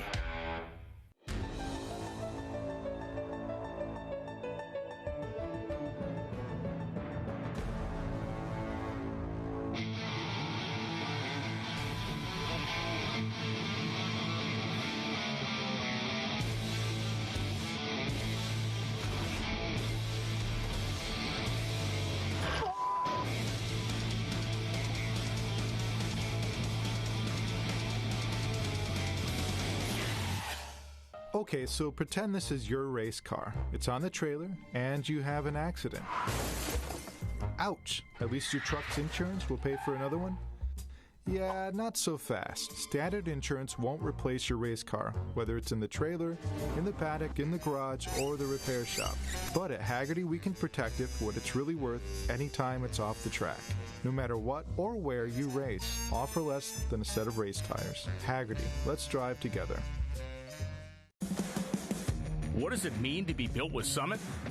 It means you're hitting the autocross, drag strip, road course, trail, dirt, or open road with confidence. Because built with Summit means you're using parts from the top names in performance. Priced to make your project affordable. And it's all backed by trusted tech expertise and blazing fast shipping. Summit Racing Equipment. Let's build it together. SummitRacing.com. And we are back here at Virginia International Raceway. Ralph Shaheen joining you, and joining me is Ronan Bray out of his first ever Ligier Junior Formula Championship event. And along with him, Alex Berg. Hi, gentlemen. Congratulations on a great run and welcome. Yeah, thank you. We're happy to be here with you. Just excited to watch this race. Yeah, it should be a good one. How was the track this morning? The track is really fantastic. It had more grip than I was expecting it to. What's interesting is this is the first time back at VIR since 2023. I attended that event driving in the Ligier JS F4 car. And obviously this weekend I'm driving in the Ligier JS F4 car again. But we went about a second faster in qualifying than we did in 2023. So the track is certainly fast this weekend. Wow, second quicker. That's pretty impressive. Any spots on the track that proved to be a little different this morning than what you saw earlier in the weekend? Well, what's really interesting is in turn 6 or 7, the curves seem to be a little bit elevated there, so there's a bit more bottoming out than there was last year. But I mean, the 6-7, the SS section, it's fantastic. I really like it. Yeah, in fact, we saw Cash Felber get airborne going up over the curbs in the middle of your guys' race. You guys probably didn't see it. You were a little bit busy handling your own deals, but yeah, he got some air under all four. Wow. Yeah, 6-7 can be challenging. Through the snake and on over to the S's here. And everybody was eating up all the pavement that was available coming out of Oak Tree up there. Yeah, Oak Tree's a tough one. What do you think of Oak Tree, Ronan? I mean, you know, it's tough. Have a little bit of trouble rolling enough speed through there, but you definitely want to use all the road on exits so you can get the best run down the straight possible. So we're headed up that way here now, and you talk about rolling the speed. It's probably the slowest corner on the track up here. So how do you do that? What are you trying to do through the corner here? Well, I've driven this track a lot in a couple different cars. Really, turn 11 is just a fast kink, which if there wasn't a corner right after that, it would probably be close to flat. So basically, you're just trying to get the car slowed down enough to take 11 as quick as you can, but also get the car slowed down into Oak Tree, get it rotated and back onto the power early. Obviously, you have that extra bit of pavement past the curb, which, although it's very bumpy, it is definitely better to use than just staying on the regular racing surface. And you could see from that shot how it really tightens up at the exit of Oak Tree up there. Sends you back down this back stretch here, flat out through here. What types of speeds will we see out of this next group of cars here that we're going to be running? Well, we run right around 130 to 135. I'd say, I'm not sure if you know this, Ralph, but I did the testing for the Ligier JS F4 22. I was the first person to drive it. We were reaching speeds up to like 140, 145 at CMP. So, I mean, these cars are very rapid. So we're looking forward to our F4 United States event here. Lights are out on the Ginetta safety car, and we are getting close to going. Cooper Shipman has been the story of this category, hasn't he, guys? Yeah, what's it, 9 wins in a row? Going for the record here today. See what he can do as we come around looking for the green. This will be a rolling start.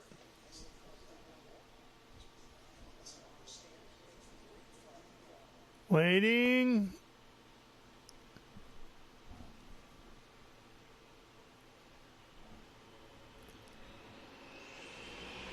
And we are underway. And headed down to turn number 1. Looks like the first 6 or 7 cars got a pretty good launch there. Shipman right to the front in the 14. He's going to be first one into turn 1. 3 wide behind him. Oh, boy, that's awful tight through there, isn't it? Yeah. Over here, the NASCAR bend.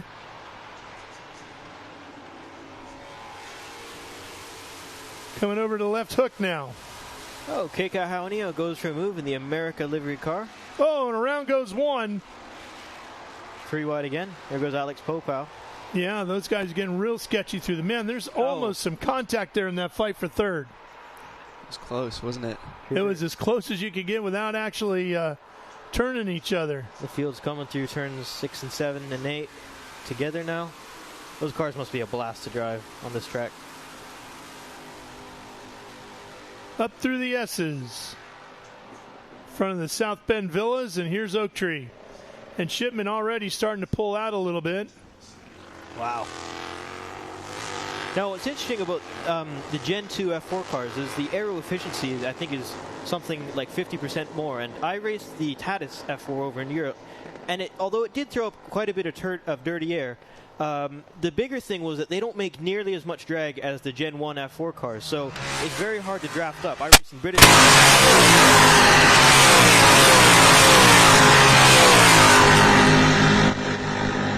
Pop off in the 55 there. Ronan, what do you make of this race? I mean, it's looking good so far. I mean, way to put me on the spot like that, but can always count on your teammate, right? Yeah. Kekai Hauanio sitting here in second, Pop off in third.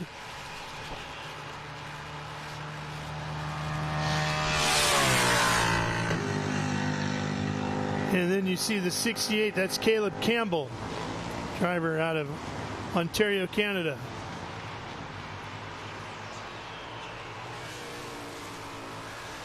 K-Guy had a bit of a rough start to the weekend. He was telling me a little while ago while he was up here commentating on our on your guys' race. Had a bit of an off and didn't qualify as well as he wanted to, but he seems to be racing better. How tough is that to get yourself mentally flipped over to get ready for the race if you've had a rough start to the weekend? Ronan, you've been living that story? Yes, sir. Yeah. Oh, side by side through 6 and 7? Yeah. Looks like Popoff has gotten around Kekai here.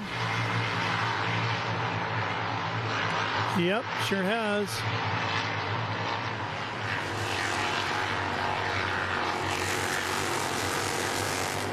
Oh, little wheel off from Popo. How do you pronounce that? Popoff. Popoff. Oh. Sorry, family Popoff. That's all right. You should hear him say Berg. Yeah,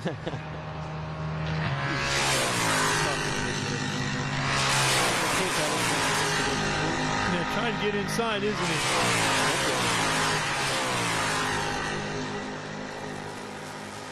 Man, that car looks so good, that America car. Really does. Great look to the new livery that debuted at Canadian Tire Motorsports Park a few weeks back. Oh, it looks like Popoff might have gone a little wide. The exit to turn 17, 16. And this is how Popoff got around him. Wow. Yeah, 6-7 is a dangerous place to pass, but it's it can be sketchy sometimes. It's a tremendous amount of commitment, isn't it? Absolutely. I made 2 passes there just from having a good draft, but it's scary for sure. I mean, even by yourself rolling through there flat out, it'll get your attention and hold it for a long time. Yeah. But to have 2 guys side by side through there, you got to have a tremendous amount of trust in the person you're alongside. Absolutely. You got it spot on there. I just love this track. It's beautiful. You'd have to work pretty hard to find a driver who doesn't enjoy driving at VIR. Yeah, it's heaven on earth. So they say. Campbell still hanging on in 4th. He's had a great view of that battle between Kekai and Popoff. Popoff in front in 2nd now. Hauanio in 3rd. Campbell in 4th. Here comes the 5, Dimitri Nolan. And Dimitri has Clemente Huerta in the 17 right behind him. So that's 5th and 6th right there. It looks like 7 is a long way back from 6th. Yes.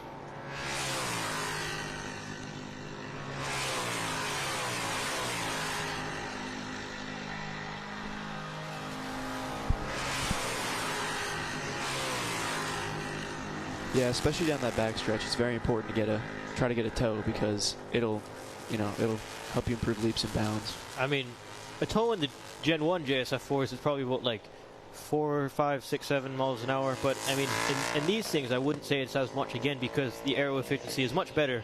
They don't throw up nearly as much of a draft. But that being said, they do make a good bit more downforce than we do. Very true. And you can get a good draft going into 1 right here as well.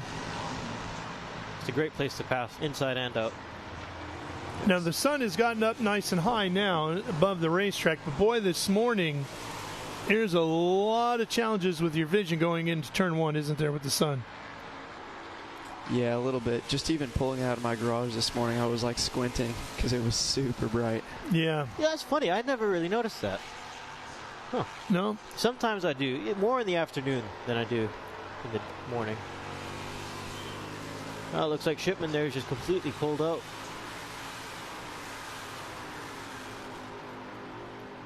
Cooper Shipman pretty much checking out in this one here. Here comes P5, P6, going through 7. Shipman trying to lock up that championship. Looks like the title in the Ligier JFC championship is going to go all the way through to Barber now after that last race that you guys are a part of, with Gaston having his issues at the very end of the race there, and you making the move to get around him, and then your teammate getting to the lead and taking the win. You know, it was a storybook moment. I went from P last to P1, back to P2, back down to P3, up to P2. It was great. I really enjoyed that. It was a fun fight to watch as we look at Campbell here in the 68. In this category, Shipman has a 47-point advantage and has the chance to clinch the 2025 F4 U.S. Championship this weekend. There's only 4 races remaining, counting this one. One more tomorrow here for all 3 of the open wheel categories. And then you guys have 2 down in Barber as well at the finale for the season. Kekai Hawanio sits in 2nd. Alex Popoff is 3rd in the standing, so you can see how they're fighting on the racetrack is really important towards the championship. And Campbell, of course, since he's running 4th right now, is 4th in that championship. That's impressive that Caleb Campbell's just been, Cooper Shipman's just been running away with the championship. Yeah, Shipman has had a pretty unbelievable stretch here. I mean, he absolutely swept Canadian Tire Motorsports Park, his 3rd sweep in a row and extending his win streak to 7 races. He passed Kyle Kirkwood on the list for the 2nd longest win streak. That's a big name. Yeah. Kirkwood. 8 consecutive wins. Could potentially break the record and set a new standard here this weekend with 9 and then maybe 10 if he can get it again tomorrow. It's impressive to me how fast these cars are, and they just seem to be going faster. I mean, I did my race 157 flat, and these cars are running at a 153.891. They're zippy, these things. Looks like Alex Popov has got a lot of fans in the chat. Oh, yeah? Yeah, I'm looking at the chat right now. They all saying how great you are as a commentator? No, Alex Popov. You teasing him up there? Well, maybe you confuse the Alexes a little bit. You guys are doing a great job. So Ronan has been basically hasn't done any racing in his career up until one race weekend before this one. So he's first race weekend in Ligier JFC. He's been doing a fantastic job. I think he's had, 6, 7, 8 test days, something around there? Yeah, something around that. So he's definitely improving every single time, and I'm really proud to see it. I've been working with him for all the testing he's done. No, it's tremendous, and I know, Ronan, you're a little bummed right now the way that race finished, but you know what? You got a long career ahead of you, and every driver goes through those peaks and valleys. Even the guys at the highest levels of the sport go through it.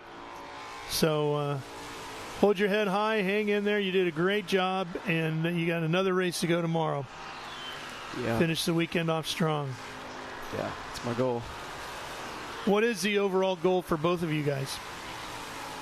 Well, I mean, everybody wants to be world champion. That's correct. Everybody does. My goal right now is to get back in a race car for full time. This is a one-off weekend for me. And I've been racing in the GB4 Championship this year over in the UK. I've missed out on 2 of the 7 rounds so far. I'm trying to get back there for the last 7th round with a new team. Basically running the car myself. It would almost be Berg Racing in the UK. But oh, wow. Yeah. For Ronan, he's looking to improve his racing. I'll let you answer that. Yeah, no, my entire goal is just learn, get better. You know, I can, try making bigger career decisions. If everything came together, Ronan, where would you love to go? I mean, I don't know. I guess Indy, endurance, that would be, the dream. Yeah, that's a pretty good dream. One held by a lot of us, right? Yes, sir. Funny, those dreams never go away. They sure never do. Yeah. Across the finish line, start-finish line once again. Put another lap in the books. It's like 18 and a half, just under 18 and a half minutes to go here. Yeah, these races are real long. It's over in England. They're basically 20-minute races at absolute max. So it's what I like is you can have a full course caution for a couple laps and still get back to racing. It's kind of like NASCAR in that sense, where we're always racing to the flag. Looks like a pass is going on. It looks like Dimitri Nolan on Huerta. Yeah, Dimitri in the 5, Huerta in the 17.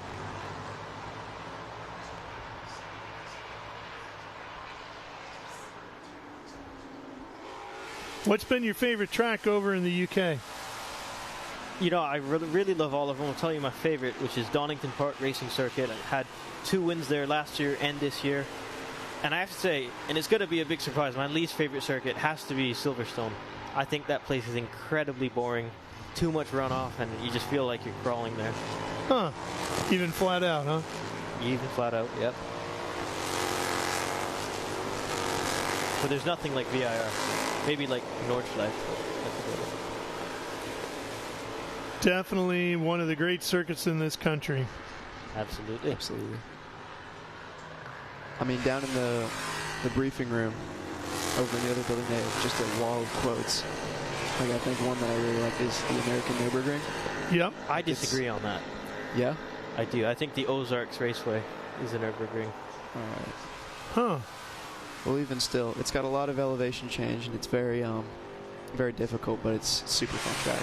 Yeah, I know. Even the major car magazines have chosen this place as, in the U.S., the best place to come wring the neck out of a brand new car to see what you got with it, right? Absolutely. I drove a lightning laps. Lightning laps. I drove an Elan DPO2 here and a Formula Enterprise car, and I just have to say, there's in any car, no matter what you've driven here, it's just fantastic. Although the grass does bite. VIR. Someone once told me before I came to VIR the first time, is VIR bites. And I came there for my first race weekend, and I crashed twice. So. See, Ronan? There you go. Yeah. VIR does indeed bite. It does. Specifically turn 16. Speaking from experience. Yeah. Hey, I crashed there too. Yeah. I'll learn. When the grass is wet. Yeah, you will. When the grass is wet, it feels like you don't want to dip a wheel here. Oh, man. No. You're just going forever and ever and ever. There is a lot of grass here. And that's one of the good things about this racetrack is there is a lot of runoff in most areas. Unfortunately, the runoff is grass, though. Yeah, so you can slide a long way. Have you guys driven the short course? I have not. I've taken jumps off it on iRacing, but that's about it. My father owns a racing school, and we came here back 2 years ago in May. We're doing the short Patriot course on the inside, and I drove that in my Mazda Miata road car, and that thing is certainly a roller coaster. It's like, it really is. It's like less than a mile long. And then there's a shorter course as well. There's 2 variations of short. There's the Patriot course, and then a really short course. Really? I didn't know that. Oh. I came here, did a BMW high-performance driving school here. I mean, it's no Berg Racing Academy, don't get me wrong, but it was fun nonetheless, and we driving M5s on the big course, and then M3s on the Patriot course, and then the 1M on the really short course, which was just a blast. I bet. Had quick time, by the way. Just saying. If there's any openings at the Berg School, Always is. I might be nudging Ronan out of a seat here before too long. Well, what's funny is Ronan actually came through the racing school back, when was it, July? Something like that? Maybe it was a little bit earlier, maybe June. Yeah, I think it was in June. Looks like Huerta's making a pass. Yeah, these two have been going back and forth, haven't they? But now they're really side to side, aren't they? See how long this lasts. Huerta. Ooh, almost looks like he's going for the and Nolan.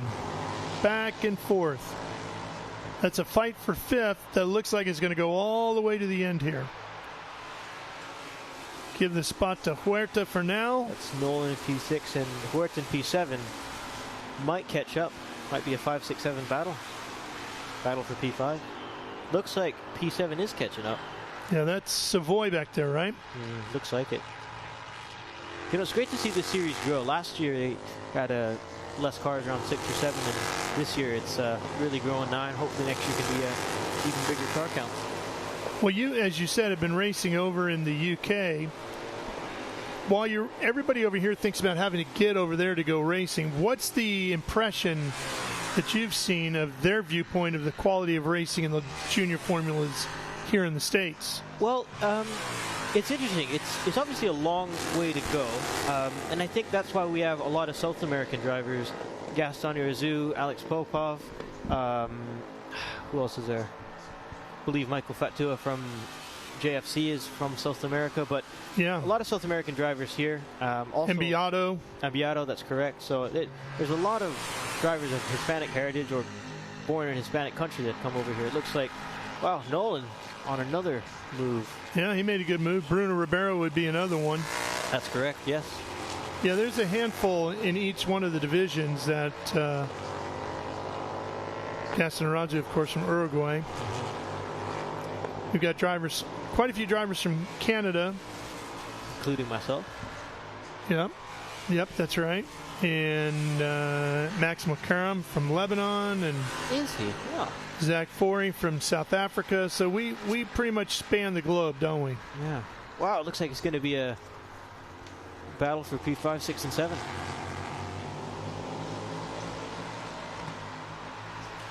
It's definitely the best fight of the day. Nothing has changed in the top 4. Shipman, Popov, Awanio, and Campbell all staying the same. What do you make of this battle, Ronan? Looks like keep swapping. Yeah, it's definitely ever-changing. I think it's going to be exciting to see who comes out on top. And the challenge is finding that rhythm once you've lost the position, right? Because it can be so deflating to see your competitor get around you and pull away, but then you got to get mentally right into the fight to get back after him. Well, what's great about this track is you have a bunch of long stretches, so it almost gives the unfair advantage to the car. Oh, looks he like just got some air there. Ooh. That's right about where Felber got airborne. Ah, did he? Get up on those curbs.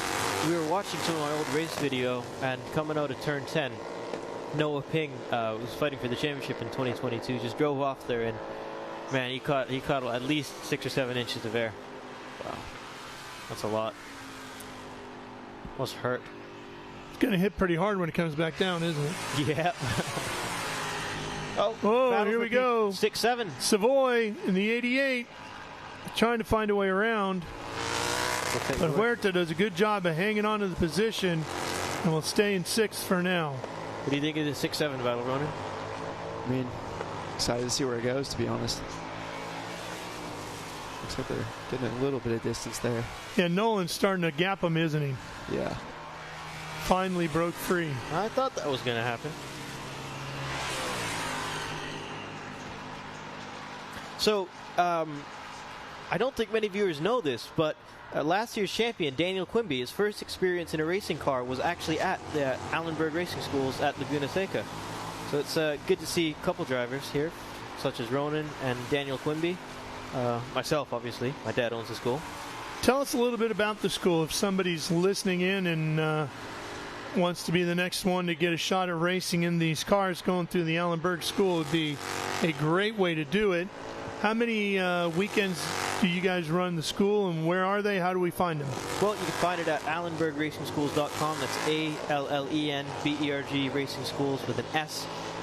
We operate about 20 to 30 days at WeatherTech Raceway Laguna Seca in Salinas, California. After a 3-day school, you can get an SCCA license, like what Ronan did. And we've had many, many drivers go on to become champions, race car drivers. We are pretty much the biggest school at Laguna Seca. We have a fleet of 20 cars. So if any of y'all want to join, walk over to the Berg Racing tent or visit AllenbergRacingSchools.com. Yeah, as someone who's gone through the school, incredible experience. All of the staff are incredibly experienced, and they all very friendly. So totally recommend. Oh, thank you, runner. Wow, Shipman's just completely pulled out. There's a look at the number 14 out of Austin, Texas, the Kiwi Motorsports entry of Cooper Shipman. Looking to be the champion here this year in 2025 of the F4 United States Championship. And he, of course, would get a scholarship to move up to the next rung of the ladder, which would be the Formula Regional Americas Championship in 2026. And the way they have these scholarships set up is just impressive, isn't it? Absolutely. I mean, I think it's great that all three categories race on the same weekend. You can go from racing JFC to F4 to then FR, and then I believe it's a $100,000 scholarship for the champion at Former Regional Americas Series. And look at the gap Shipman has opened up here. Good 4 seconds in front of Popoff. Oh, there's still 8 minutes to go. I bet he could. Wow, at this rate, he'll win by around 6, 7, 8 seconds. Something around there. Trying to sweep another weekend. Wow, impressive stuff. And there's Popoff. And behind him should be Kekai Hauanio in third. Can't quite catch a glimpse of his car yet. Crosslink sandwich. There he is. And Kekai we were talking up here earlier before we got into your guys' race about his athletic career as a youngster. Found out he was the star quarterback, if you will, for the Winthrop Lions Elementary School. How about that? Wow. Did you guys have any stick and ball skills? My mom put me in soccer when I was like 3 years old. Didn't work out so well? I'll tell you a funny story. She also took me to a ballet concert. One of our neighbors was doing this ballet thing. And about halfway through, my mom kind of turns to me. I'm like 4 years old. And she says, "So, Alexander, how do you like it?" And I just look at her with like a really dirty face, apparently. I go, "I don't know, but I'm not doing that. I'm going to be a race car driver just like my dad." And yeah, I mean, you can say that I've... she took a shot. She sure did. I mean, took a shot. Can't blame my mom for trying, right? I'd never do ballet. Was she more interested in getting you into ballet or just keeping you out of the race car? Keeping me out of the race car for sure. Yeah, it's a tough life. I mean, I find all my funding myself, so it's been definitely very difficult. Racing's extraordinarily expensive, but these PMH scholarships through all three series really help out with funding. Oh, looks like Clemente Huerta turn one. Oh, that's too bad. Let's see if he can get this back going again. He was running in sixth. We have about 6 minutes, 7 seconds left in the race. Let's see what happened here.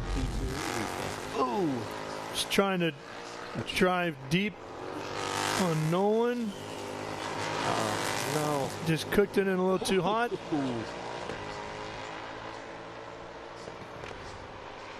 Well, that's racing.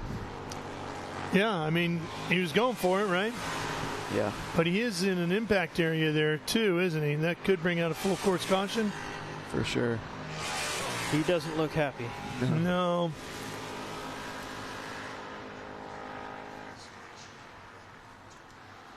Shipman down to a 152.860.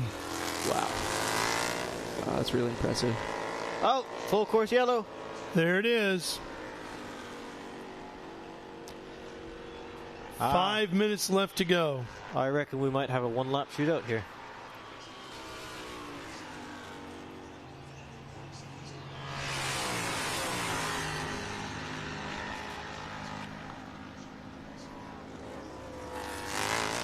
Don't forget, coming up right after this, we'll be shifting everybody over to Speed Sport 1 for the Cube 3 Architecture TA2 race coming up.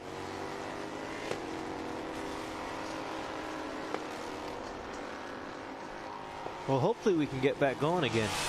Yeah, I'm not sure we're going to make that. Yeah, I'll be honest, and don't mean to put anyone down, but VIR, I think it's because they have nice grass, but they sometimes take their time getting cars stuck out of the grass. Don't want to leave too many tread marks out there. Yeah, got a nice Toyota Tundra truck there.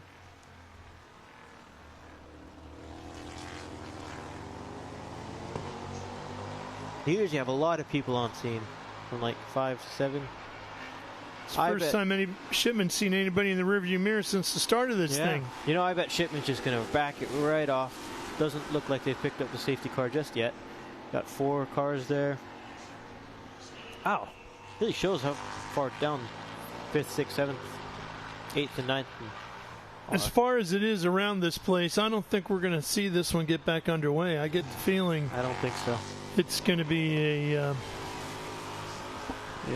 yellow all the way around. Unfortunately so. Well, and to be honest, I'm not sure anybody has anything for Shipman right now anyway. You know, I reckon that Popov could get a good little draft on him if we go for a one-lap shootout, and I bet you he could keep him behind him. Oh, wow. There's a Ginetta safety car waiting for him. James Rogerson driving that guy. Wonderful person. Love the guy.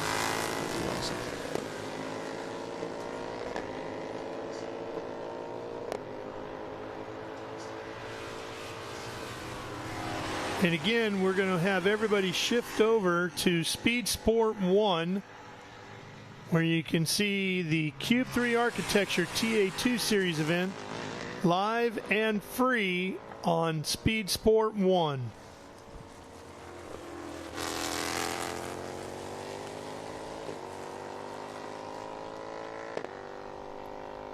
Okay, we're going to step out now so we can reset for that Cube 3 Architecture TA2 race on Speed Sport 1. We'll give you a moment to shift your viewing over to Speed Sport 1, and we will see you there in just a minute to get this one started, okay? See you in a minute.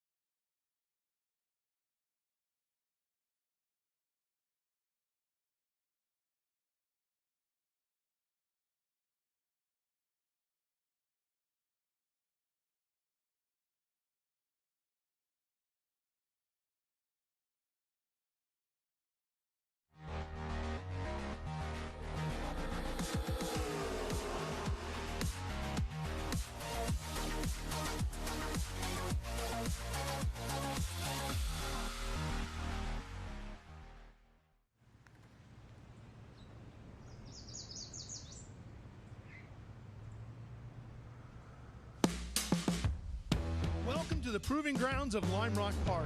This legendary track has been testing the brave since 1957, and today's no different. Nature. On the state line between Virginia and North Carolina lies a track that has defined American road racing for more than half a century. This is Virginia International Raceway, a circuit steeped in history where the Trans Am Series has tested speed and skill for decades. VIR is a course of balance, slight twists and turns that demand precision, followed by long straights that unleash raw power. It's a rhythm of control and chaos, where speed is a reward and mistakes are costly. Paul Menard and Tristan McKee arrive as points leaders in their respective classes. But every lap is a reminder. Racing may be built by a team, yet once the green flag waves, there's only one person behind the wheel.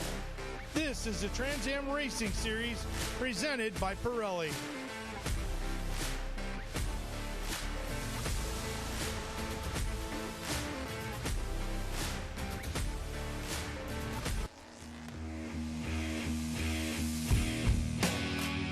Welcome back to Virginia International Raceway here on Speed Sport 1 as we get set to go racing with the Cube 3 Architecture TA2 category. Ralph Shaheen and Ford Martin with you.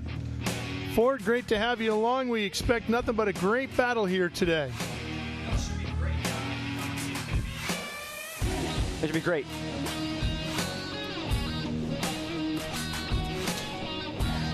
Cool. Yeah, it's going to be great. It's beautiful weather. You really can't ask for much more. It's as I've said pretty much all weekend, it's a great day to be in the VA. So it's really going to be exciting. Tristan McKee, dominant here the last few races. You look at Scott Lagacy and their group at Team SLR have been able to do really impressive. So, but it's a homecoming track for a lot of the drivers. I know Silver Hair Racing in particular. But I'm very much looking forward to seeing what we're going to do here in VIR.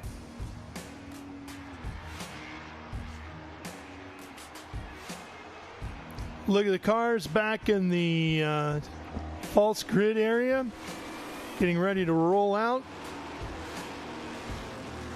Ben Mayer there in the 10. Sorry there, Carson Brown. Carson Brown, obviously, he's in a special car this week. He's been running the 8 for Scott Lagacy. Now he's in Mike Skeen's car that originally ran out there at Road America and dominated that race. So he's in good hands, has great equipment, and really expect him to be up front for the majority of this race today. Tristan McKee took us for a lap around VIR. There is his machine right there. Let's go ahead and go for a ride with Tristan McKee. Hi, I'm Tristan McKee. We're taking a lap around Virginia International Raceway. Pretty narrow and high-paced track, so here's a lap around here.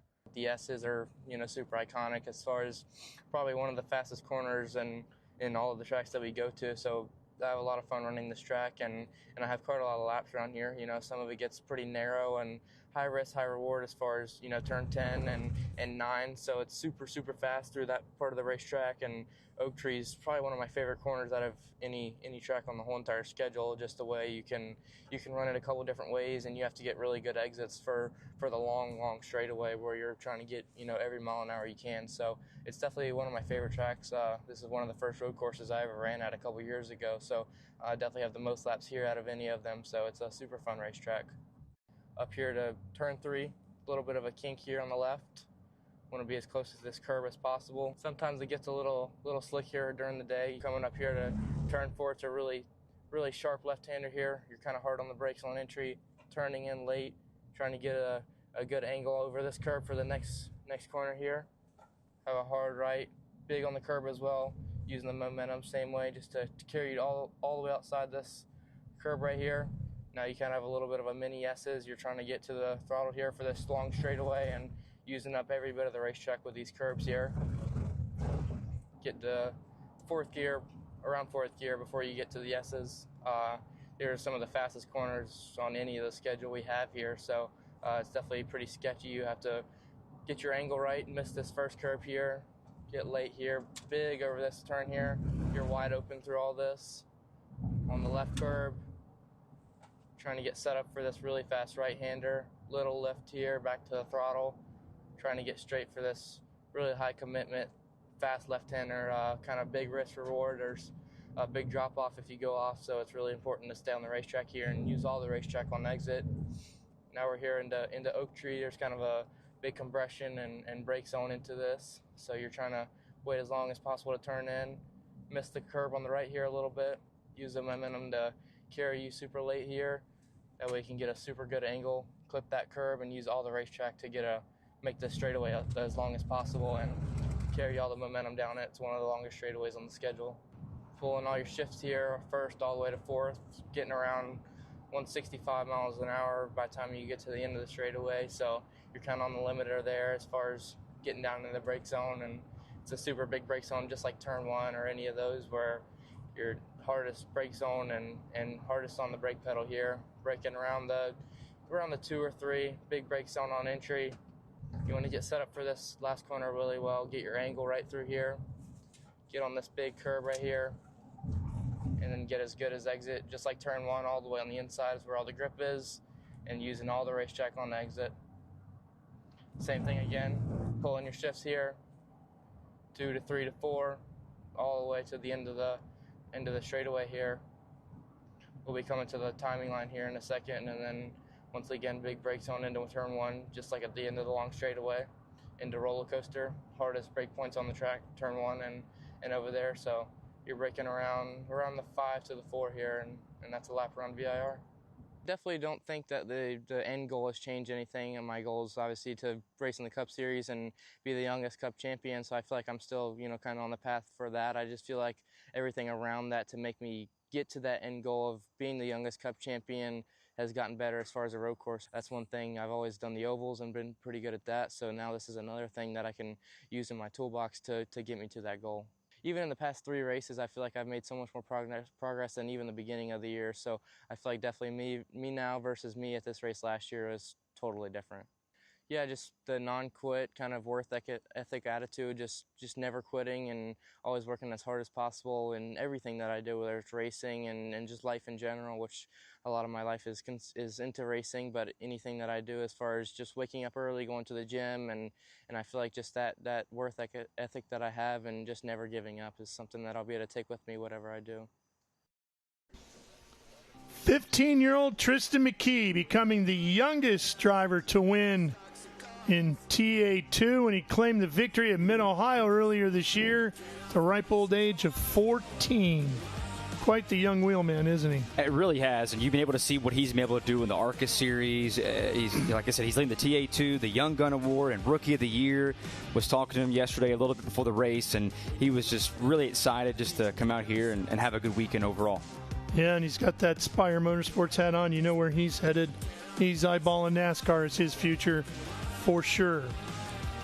Well, while we wait for the cars to fire up and roll off, we will take a quick break here at Virginia International Raceway, and we will come right back here on Speed Sport 1 to get this race underway.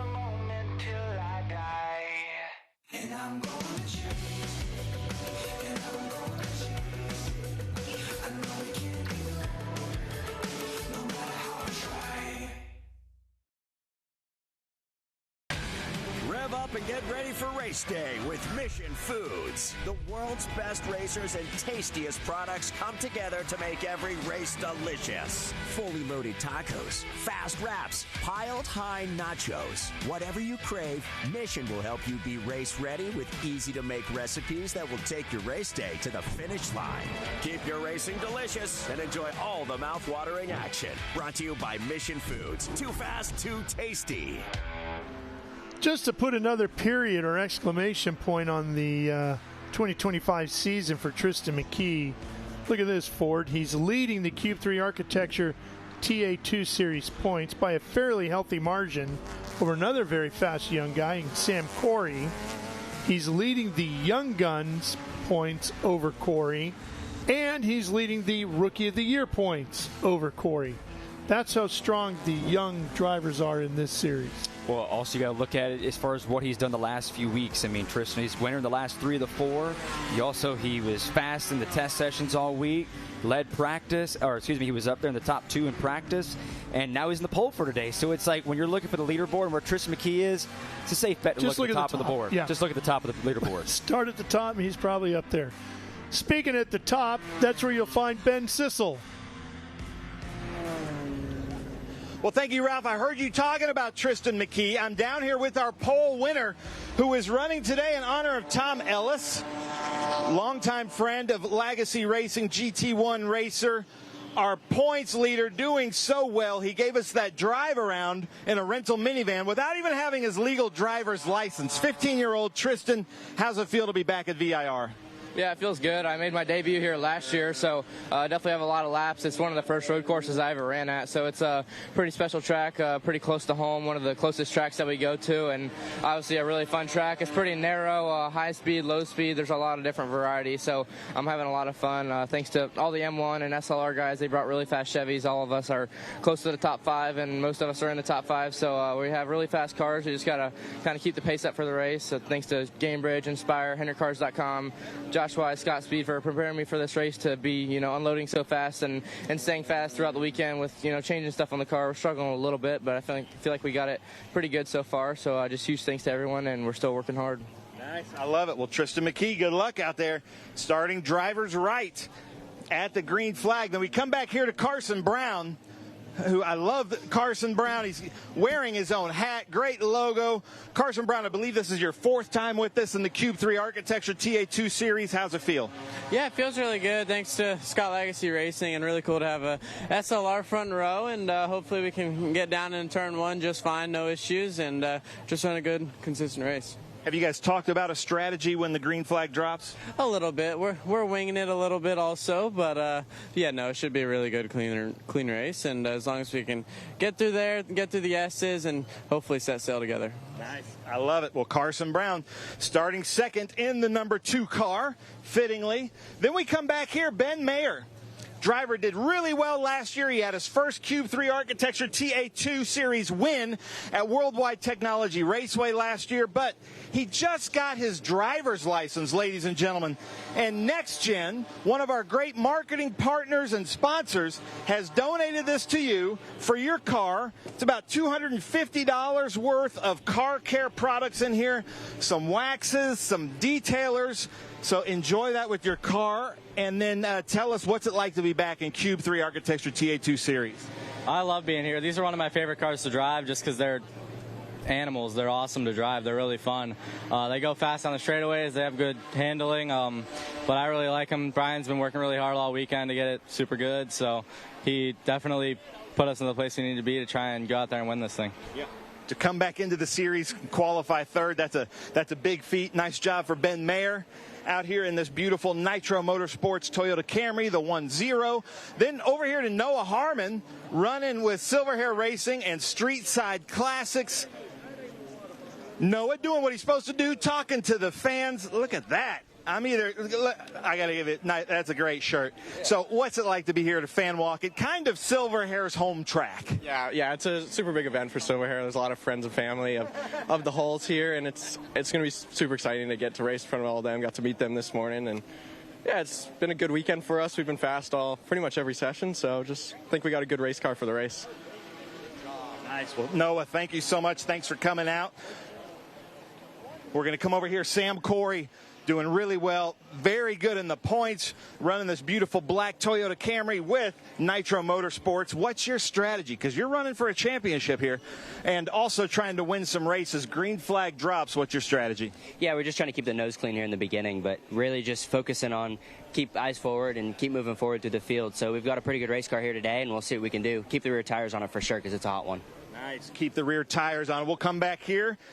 Talk to a newcomer, first time in the Trans Am Series, and ladies and gentlemen, we have all been super impressed. Lainey Bice, unbelievable. She doesn't have a lot of road racing experience. In fact, this is her first road racing event, but as you can see, being this far up, a ton of talent. So we expect to see a lot of things with her in the Chevrolet development program. Are you having fun at VIR? Absolutely. I'm just super thankful to be here. VIR is such a cool place, and just super thankful for the Team SLR guys, and then Chevrolet, Josh Wise, Scott Speed, and Lauren Neer for all the support and all the preparation that goes into weekends like this. I can't thank everybody enough. So I have all the resources to be up front like this, and I'm just super thankful for the time that everybody's put in and excited to get after it today.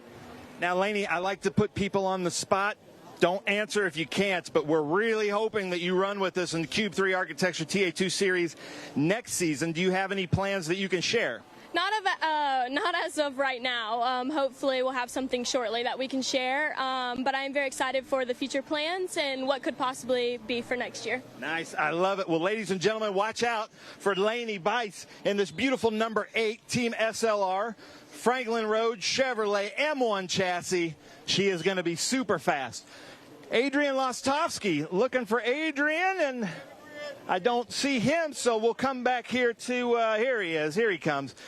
Adrian Lostovsky, buddy, you know I like my awkwardness. At the beginning of the season, I said you're going to be on the podium. You've got a few left. What's your strategy? Don't make a liar out of me. Yeah, I think we have a good chance this time. We didn't show everything we had in qualifying. The CMI spot-on services Ford Mustang today is really quick, handling really well, and I think we're going to have a good shot this time. Nice. Good shot this time. We love it.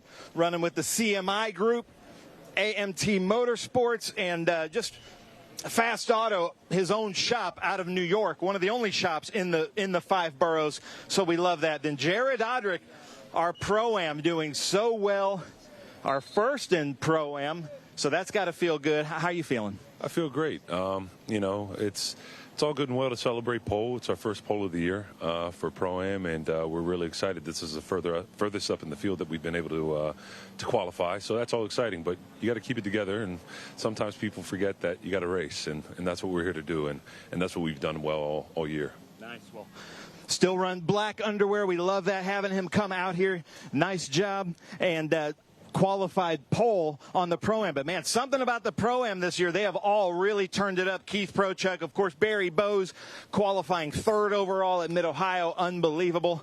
We're going to come over here and get Matt Gray. We haven't gotten to talk to him so much. So, Matt Gray, welcome, dude, running with Ryan. I love having you in the TA2 series. You having fun? Yes. And you're running with Troy, and I know that your dad also runs the TA2.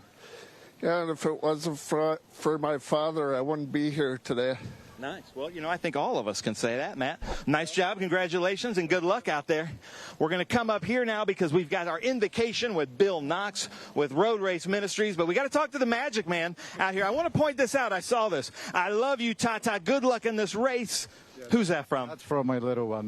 He's 8 years old. I love him, and you know, he's right there, and he's looking for his daddy to win. Nice. I love it. Well, good luck out there, Magic Man. I'm going to run up here to Bill Knox because I'm running late. Sorry, JC Monet out here all the way from the West Coast running with us, but Bill Knox from Road Race Ministries to deliver us our invocation. But, Lucas, if you can look right over to the left, we've got the Dan River High School Junior ROTC is joining us. And, Bill, take the mic. Take it away.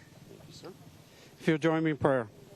Heavenly Father, as we come to you today, Father, we give you all the praise for this glorious day that you have provided for us to be here doing what we truly love. And Father, we ask that once again you wrap your almighty hands around this facility, Father, that you keep everyone here safe, especially the drivers, the crews, and the officials, the EMS, the corner workers. Father, keep them all safe. And Father, we ask that you continue to bless our military, our first responders, and our police officers, Father, that they too might have the opportunity to go home to their families. And Father, we ask that you be with the crew and the families of the Silver Hair Group as they lost a very important member of their team. In your Son's most precious and holy name we pray.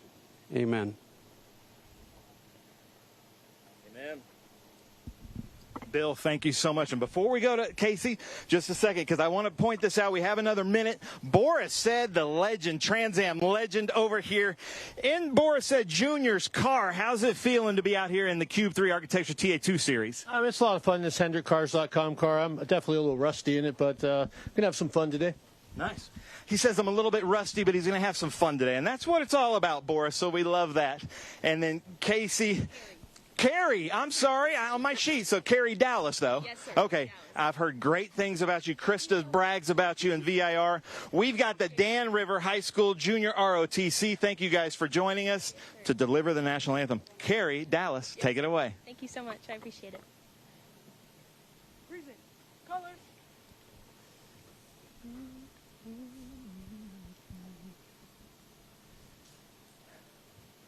Oh, say, can you see by the dawn's early light what so proudly we hailed at the twilight's last gleaming, whose broad stripes and bright stars through the perilous fight o'er the ramparts we watched were so gallantly streaming, and the rocket's red glare, the bombs bursting in air, gave proof through the night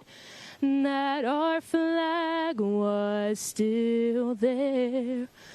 Oh, say does that star-spangled banner yet wave o'er the land of the free and the home of the brave? Order, colors. My goodness, Carrie, thank you so much. That was Well done. Thank you very much for that great rendition of our national anthem on this beautiful Saturday afternoon. Ford, you ready to go racing? I mean, you look at this racetrack, at the crowd, just when you come in this morning, just the vibe of this place, and everyone just really loves coming here. I know we talked earlier about it's a homecoming race for a lot of people, in Silver Hair in particular. I mean, they have a farm that's within 6 miles of this place. So it's great seeing a lot of people having their friends and family come out here, taking photos. So it's always going to be a special weekend. The vibe is here. You saw on the grid talking to those guys. I mean, you look at Ben Merrick getting his driver's license there a couple days ago. So congratulations to him getting that gift. That was great. So I'm excited this afternoon. Yeah, it's a home game for us too, right? Not far from North Carolina, just over the border. Well, the drivers will be strapping in their cars. They'll be getting ready to fire up those engines, and we'll be racing here in just a few minutes. So we'll take one more quick break here on Speed Sport 1 and come back with racing, the Cube 3 Architecture TA2 Series after this.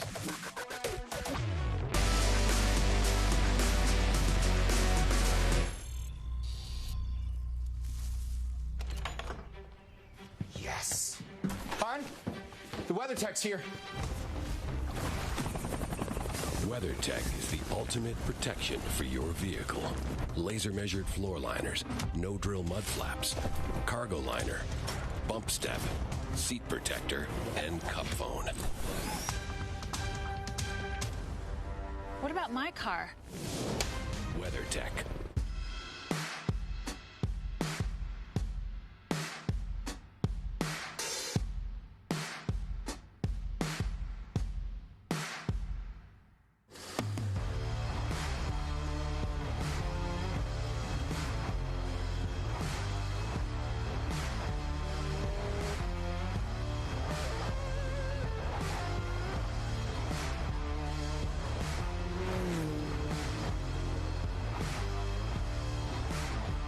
Hawk Performance packs 100 years of friction dynamics into every product. Backed by Carlisle Brake and Friction, the world's premier innovator of industrial brake and friction components, Hawk leverages R&D tools and motorsports experience to deliver uncompromising performance on the street. There's no reason to settle for less. Choose pads that are race-proven and street-legal. Find the Hawk Performance brake dealer near you at hawkperformance.com.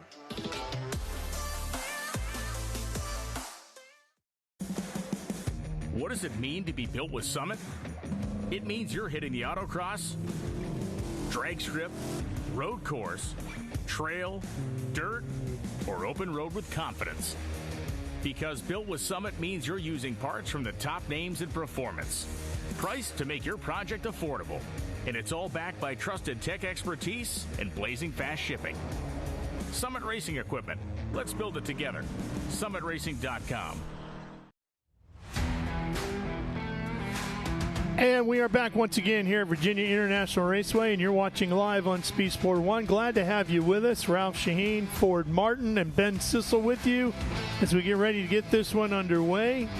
It's going to be a great day of road course racing here. Lainey Bice is making her debut with us in this championship, the Cube 3 Architecture TA2 Series, but she's done a bunch of short track oval car racing, specifically with the Cars Tour, so she's used to having some strong competition, Ford. And she is 18 years old, and she's competing full-time in the cars in the late model stock class for Lee Pulliam, and obviously running part-time in the Archer Menard Series for Rev Racing. 5 starts this season, so I'm excited to see what she can do this afternoon. All right, we had an opportunity to spend a little time with Lainey Bice. I'm Lainey Bice. I am 18 years old, and I started racing when I was 10 years old. I'm from Jackson, Georgia. Started in go-karts, coincidentally got into it.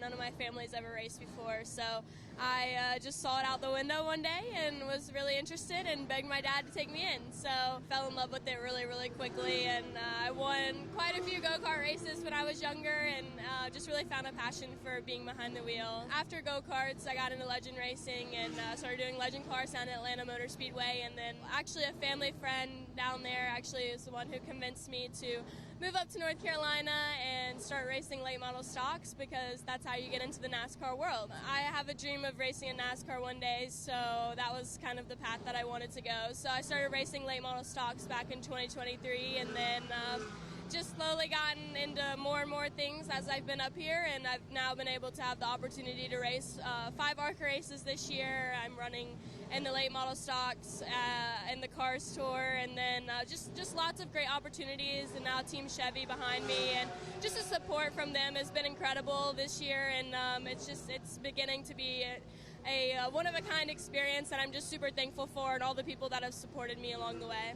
It's a really good feeling just being able to be a part of such a group that's gone through this path of TA2 racing, and just knowing that there's more behind it, and that Chevrolet is pushing like Tristan McKee, and they also did it with Connor Zillage, and then there's also so many other names that I could name out. It's good experience, and being able to be with Team SLR and all the data that they show me continuously throughout the weekend is just another way of learning and another sense of just getting better every time I hit the racetrack. And so it's definitely a program that shouldn't be skipped, and it's something that I'm new to, but I'm excited to continue throughout I'm also going to race CODA at the end of the year, so just super thankful for the opportunity, because I feel like I've learned so much already just being a part of this weekend alone. Lainey, 10 years down the line, hopes to be a NASCAR Cup driver. That would be my 10-year plan. I have a lot of goals that I want to reach. I want to be a winner. I don't want to just be in the race. I want to be competitive, and I want to be a force to be reckoned with. So I'm going to keep pushing and working really hard at learning in every way that I can to be best prepared for any situation that I get put in, and hopefully we can make it there one day. Well, it is great to have Lainey Bice here with us. She brings a lot of energy, obviously, to it. We look forward to seeing her debut here in the Cube 3 Architecture TA2 Series. But before we can see what she can do, we got to fire up the engines. So let's go to Ben. Well, thank you very much. I'm here with Nick Middleton with Cube 3 Architecture TA2 Series, the owner, co-founder of Cube 3. One of my favorite people from the paddock. Nick, who do you have with us? I have Megan. This is a very special race today. We lost one of our best drivers in the series, which was Barry Bowes. Megan, his girlfriend, and she's going to be here with me today to talk about the Start Your Engines. But he's the current Pro-Am champion. He'll be greatly missed, and we're looking forward to a great race today. Nice. Well, to deliver the most famous words in motorsports, Megan, Nick, take it away. Drivers, start your engines!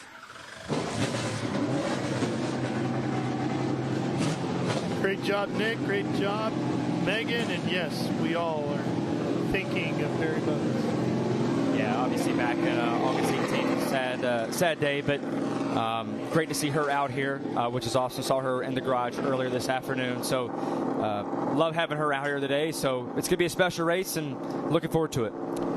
All right, now that we got the engines alive, we got to get tires warmed up. So while they take care of the duties that they've got to do behind the wheel before we can throw the green, we'll take care of our duties as well. One more break. I promise this is the last one. Stay with us.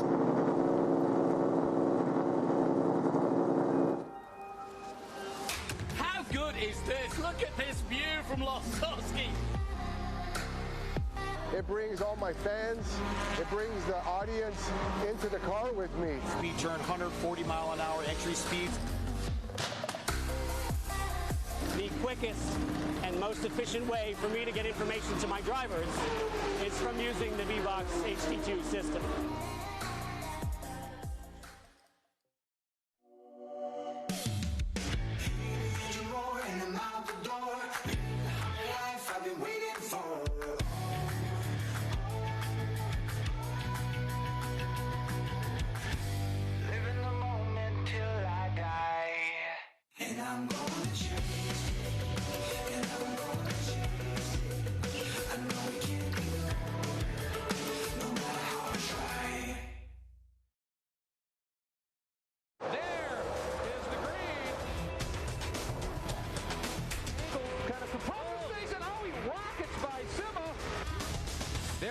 Said. One of the ways you overtake here at Sebring is really good in the braking zone, like this one right here.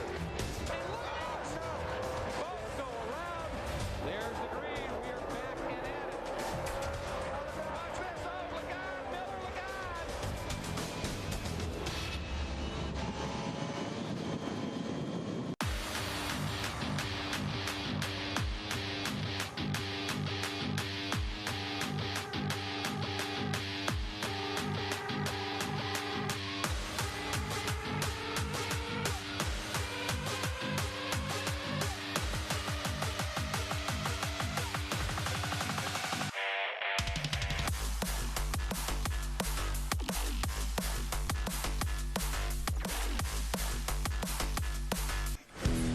Back here at VIR, cars are out on the track, warming up those Pirellis, getting ready to go racing. 3.27 miles around this 17-turn circuit. Let's show you what VIR looks like. It opened up back in 1957. What a great layout that has not really changed much at all since it opened, and here's how it goes. Down to turn 1, Cube 3 architecture, turn 1. Also known as the horseshoe, through 1 and 2. Over to turn 3 area here, that's the NASCAR bend. Over to 4 to left hook, through the snake and up into the atmosphere. Going to the grid. Very, very fast through here. Makes its way up to the turns. Turns 11 and 12, and it really tightens up there coming out of 12. Going down the long straightaway right here, leading right up to the roller coaster, which is obviously a lot of fun. Heavy downfill, braking to the right, left, right sequence. Great spot for overtakes, but trick on exit, and then up to 17, the hog pen. Final downhand right-hander complex. Easy to make a mistake here. Crucial for carrying speed back onto the front straightaway. And here's a look at the field making their way down through that long back stretch. It's not truly a back straightaway since there is a big bend in the middle of it. Here's a look at your starting lineup. Most of these drivers you already met with Ben's grid walk at the beginning, but it's Tristan McKee, Carson Brown on the front row, Ben Mayer, the newly licensed street driver in his race car with Noah Harmon alongside. Then you got Sam Corey, who's right in the thick of the points chase with Laney Bruce alongside of him.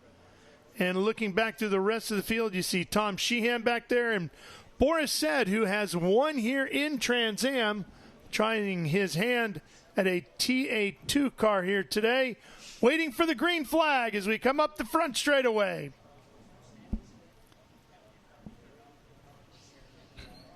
Here comes the field. Watch for the green there in the stand. Green flag, and we're racing at VIR. McKee on the inside.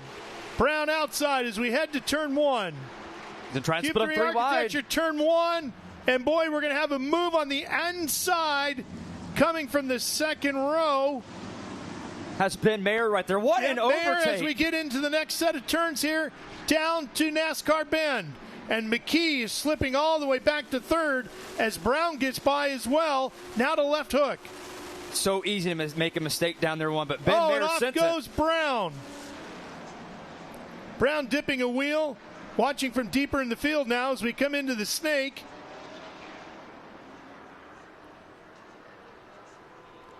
And up into the S's. Mayer out front. And then McKee right behind him. And Brown seems to be okay right there. Got in the grass a little bit, but kept it going. Noah Harmon took over that spot. But how about Ben Mayer? Turn 1, easy to overdrive that corner and took it over McKee. What a move, and now he takes the lead. Here goes Brown, and then you see Corey in the 70. The driver out of Cornelius, North Carolina. About 2.5 hours from here. Now leading right up here the roller coaster, another high braking zone right here. Got to be careful. Really easy to overdrive that. Starting to spread out here a little bit. So Noah Harmon, Carson Brown, Sam Corey, the top 5. Everybody fighting for their spot on the racetrack right now as we catch a look at Diego Ciantini out of Argentina in that number 12. And Ciantini make another TA2 debut this weekend. Competing over in the European Formula 4 Series. Leaders screaming past us here on the front straightaway. Headed back down to turn number 1. Find your braking point. Into the horseshoe. There's Corey in that 70. Who, as we mentioned, is right behind McKee in every category there is in this series. How about that shot right there, Ralph? Right there on the back bumper of Carson Brown, who seems to recover nicely. Now he's starting to pull into that Street Side Classics Troop 3 Chevrolet. And Noah Harmon had a good exit there and trying to catch up to him to get the 3rd spot. Top 5 run for our drone pilot right now. Pretty strong. The drone definitely has some wheels on, I'll tell you that. Kept up with them pretty nice right there in the NASCAR bin. Up into the S's. Find how much courage you brought here with you today, because that will test it going through there. Flat out, all the way up to here. A double apex here for Ben Mayer. That 3rd spot starting to heat up here, Carson Brown. You need a good exit here. That's for all the time you're going to build down the long straightaway there. And Vostovsky, Adrian Vostovsky, has put his white and red number 3 up to 6. There's Boris Said, and Boris is starting to make some moves. Looks like he's up to about 16th, maybe better. We'll double check that next time he crosses the line. Former Trans Am Series winner here. Carson Brown tried to peek out of line and make Noah Harmon look in the mirror a little bit, make him overdrive there a little bit. Noah didn't panic, able to keep him there in front. Challenging Said is that number 9. That is Prochuk, and he's going to get around him in the HP Tuners car. Great shot right there, coming all the way down, about 140 feet elevation change. Back through here to Tom Sheehan, a couple guys back out through the field. Let's go back and take a look at the start here, and this is what happened to McKee. Now watch inside second row, diving to the inside. Brown with a great move and makes it stick. It's funny that happened, Ralph, because I talked with Noah Harmon before the race as it looks like Carson Brown got around him for 3rd. They told the guys in the top 4 spots, don't do anything crazy in the turn 1. Take it easy. Ben Mayer had other ideas. He saw the lead. He had to take it, and he's starting to extend that lead a little bit over Tristan McKee. Boy, you can really see the cars sliding through there as they come through into the snake section of the racetrack there. Yeah, I said Brown. I meant Mayer. Now up into the S's here. Harmon holding on to 3rd. Here's Mayer. Mayer has one previous win. He had Nitro back at Worldwide Technology Raceway in 2024. Currently leading the Cars Pro Tour Late Model Series. He talked to him before the race today, and he said, I asked him, hey, is this track more your style? Do you like this place? And he kept talking about I've won a lot here. He's won the Miatas here. He's won a lot here. He loves this place, and he was really excited about today. And look at him right here, leading the way here, Ralph. Yeah, he's off to a great start. Long way to go yet. 29 laps remaining in this one. Cube 3 Architecture TA2 Series presented by Pirelli, Virginia International Raceway. 2 more stops in the championship to go this year after we leave VIR.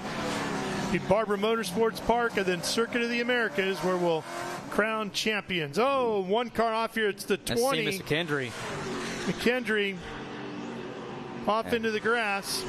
And that might bring out a caution there. It looks like he's trying to get it moving there. Yeah, he's sitting in an area that would be an impact zone, so I'm thinking we'll probably see a full course caution here as the leaders head down to turn 1, still under green. On board there, Cale Phillips. Here's Mayer being challenged by our drone pilot. And there's that caution flag. And the caution is out now. We'll re-rack him and do it again. That was we saw an exciting start there, and I don't know, we'll see it again. Does McKee do the same thing back to Mayer? So that's going to be a really exciting restart. And it looks like Kendry's gotten rolling, so this should be a fairly short caution.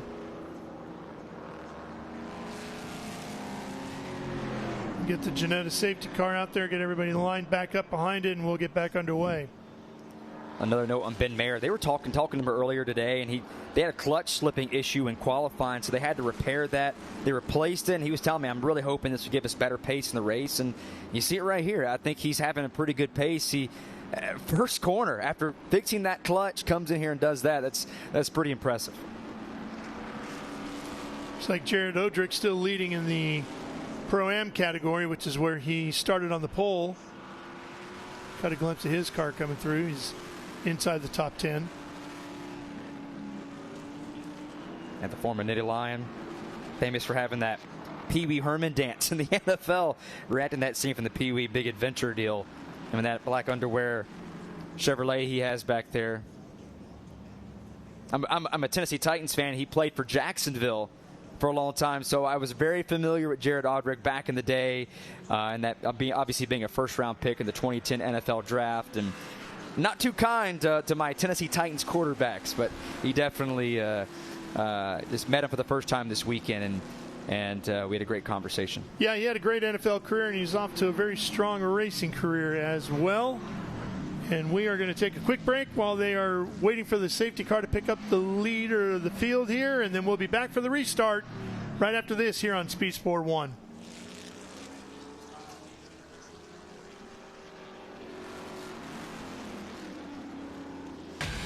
Rev up and get ready for race day with Mission Foods. The world's best racers and tastiest products come together to make every race delicious. Fully loaded tacos, fast wraps, piled high nachos. Whatever you crave, Mission will help you be race ready with easy to make recipes that will take your race day to the finish line. Keep your racing delicious and enjoy all the mouth-watering action. Brought to you by Mission Foods. Too fast, too tasty.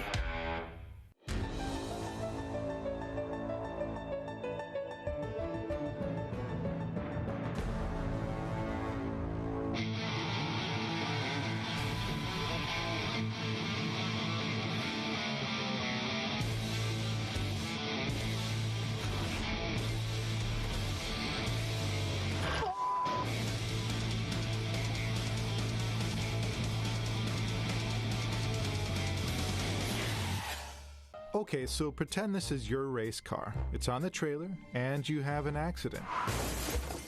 Ouch! At least your truck's insurance will pay for another one? Yeah, not so fast. Standard insurance won't replace your race car, whether it's in the trailer, in the paddock, in the garage, or the repair shop. But at Hagerty, we can protect it for what it's really worth anytime it's off the track. No matter what or where you race, offer less than a set of race tires. Hagerty, let's drive together. What does it mean to be built with Summit? It means you're hitting the autocross, drag strip, road course, trail, dirt, or open road with confidence. Because built with Summit means you're using parts from the top names in performance. Priced to make your project affordable. And it's all backed by trusted tech expertise and blazing fast shipping. Summit Racing Equipment. Let's build it together. SummitRacing.com. Should be coming to green this time by as we are back here live on Speed Sport 1 at Virginia International Raceway. Field headed up to the oak tree. That used to be right there on the inside of that corner. Now we have Son of Oak Tree going on up there. Well, I got to ask, Ralph, do we see, what do you think? Do we see a little move here by Tristan McKee try to pull what Ben Mayer did to him? Well, what I've always liked about Tristan McKee is he's a very smart racer. He bides his time. He doesn't get rattled easily. He doesn't panic. He stays very cool and calm behind the wheel, especially for a driver who's just 15 years of age, having just turned 15 a few weeks back. So I'm sure he's going to stick a nose over there, but if that door doesn't open up to where he feels it's safe, he won't push the issue. He'll wait and strike again somewhere down the road. But if that door cracks open, look out. He's coming through. Going to be an awesome restart. Looking forward to this one right here as they come to green this time. Yeah, it should be really good. The Gamebridge 28, Tristan McKee, the points leader in basically every category that he can be. Chasing Mayer here. Don't forget about Sam Corey back there in that 5th position. He can definitely make a little dive right here. We'll see what he does. It's a good opportunity for Sam to move himself up a little bit further into position and make a stab at the lead here. Here we go. Into the throttle. Green flag is out, and we're racing towards turn number 1 again.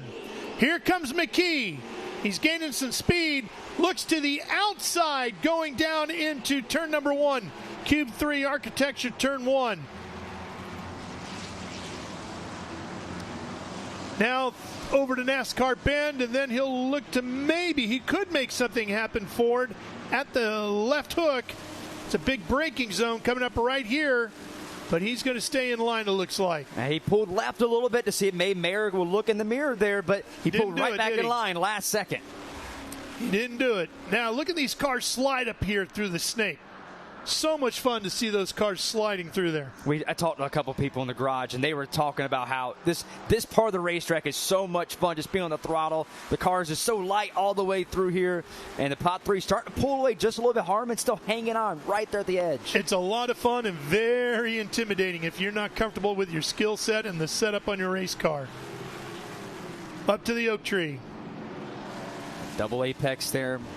Got to get the throttle down quick to have a good exit. Assuming that many of you remember the gigantic, and I do mean gigantic, oak tree that used to sit on the inside of the corners there at that end of the racetrack at turns 11 and 12, which unfortunately was lost a few years ago. Here comes Jared Audrick. Jared right now sitting in 9th, leading Pro-Am, battling with Bufamonte, trying to take over 8th. And Prochuk as well has moved up in that number 9. Down through Hogpen. Trying to move their way up to the field right here in today's race. 31 laps, 75 minutes at 26 laps here to go.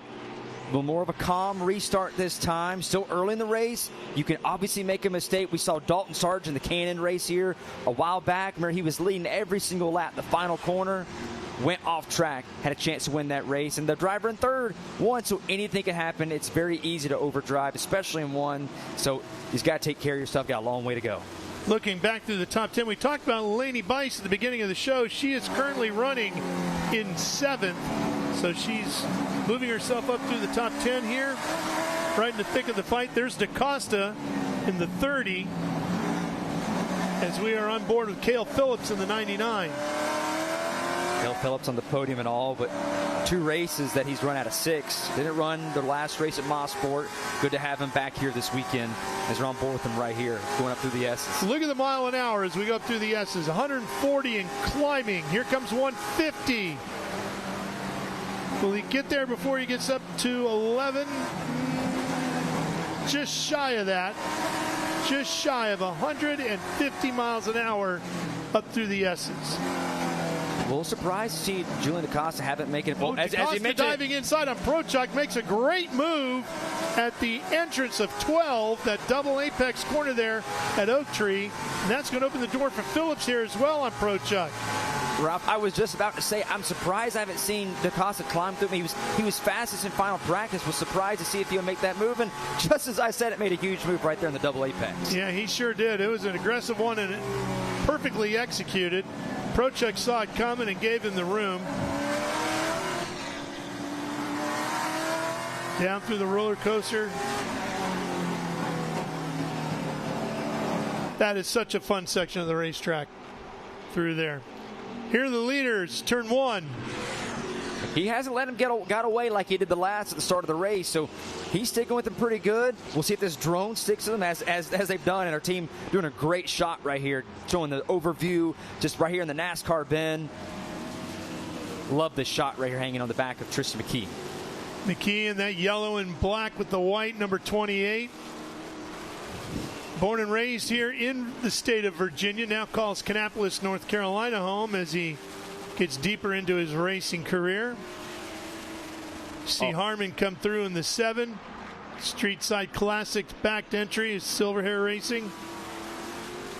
Ralph, also a note, or off camera, Tom Sheehan has made his way down to pit road. Has some right front damage, a bunch of grass in the grill. Looks like maybe went off course, possibly here in the last few laps or so. On pit road, they're putting the hood up on that machine right now. Yeah, if you're going to get off course here, you're going to definitely get a lot of grass on that car.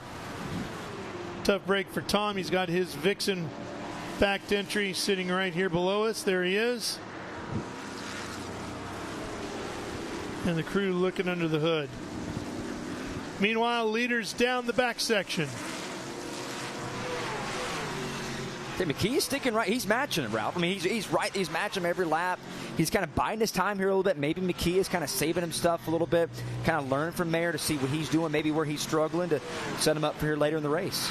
Yeah, they seem to be pulling away a little bit from third, but not necessarily from each other.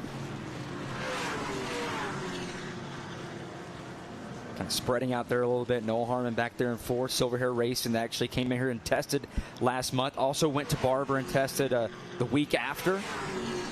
So Noah getting a lot of laps. Noah, he was really excited just about this weekend. He's the most confident he's ever felt coming into a TA2 weekend, just based on what he had.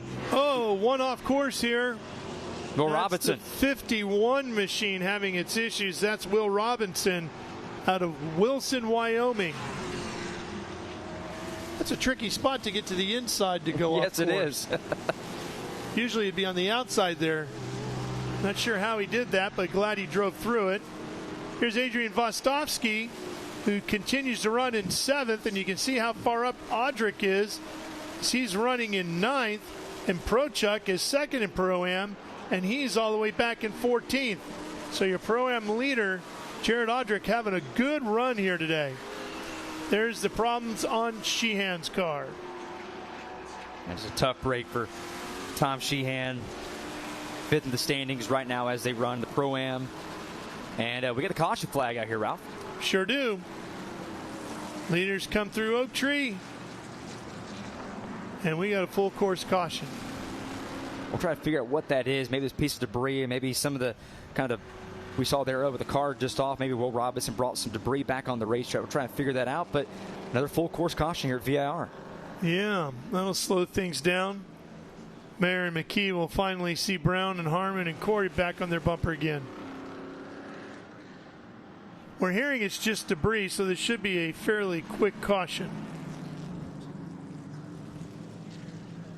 So Ben Mayer leading the way. McKee, Brown, Harmon, Corey. You can see grass on the front of everybody's grills, including Mayer right there. And look at on the front. Yeah, look at the 28, yeah. McKee's car. And a little mark on the side of the door there, too, on the 28. He's had more of an aggressive day than we thought he did. Got to wonder if it was in that turn 1 on lap 1 when Mayer dove to the right last minute, maybe kind of pushed into McKee there a little bit. Yeah. Either way, he's survived at this point, sitting in 2nd. Tristan McKee having another solid run, the Mid-Ohio winner. Now, there's not official spotters here like we see in NASCAR and other series, so there's a chance for some of the teams, they'll probably go out here using the NASCAR bend because you can see right there in 2, 3, 4, and 5, majority of the racing, you could say. So maybe some of the folks from Team SLR trying to let Tristan McKee know that as he's right there getting close to the back of the 10 as they catch this pace car, maybe try and knock some of that grass off, letting them know, just keep a check with those temperatures, make sure they don't get too hot. Yeah.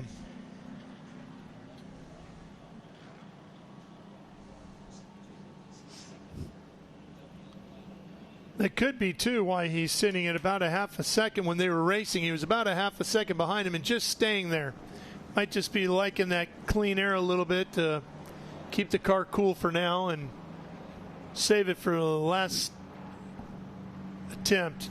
We just missed the tail end of it right there on our screen, but he got right there on the back of Ben Mayer and was zigzagging a little bit. Maybe try to knock some of that grass off.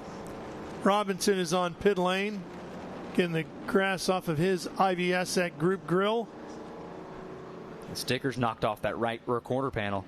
Oh, excuse me, on the right rear tire. Will out of Wilson, Wyoming. Not sure where that is, but I love the state of Wyoming. Don't really know many people from Wyoming. It's a little bit surprising when you see someone from there. I don't know many from there, but it's a beautiful part of the country if you've ever had a chance to go there. Ginetta's safety car leading them up underneath the bridge here.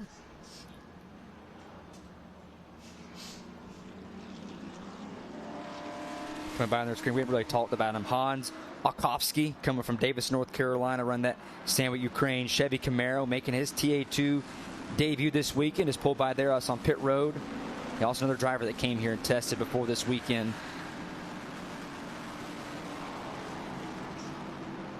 As Will Robinson starting to catch up with the field here at the back.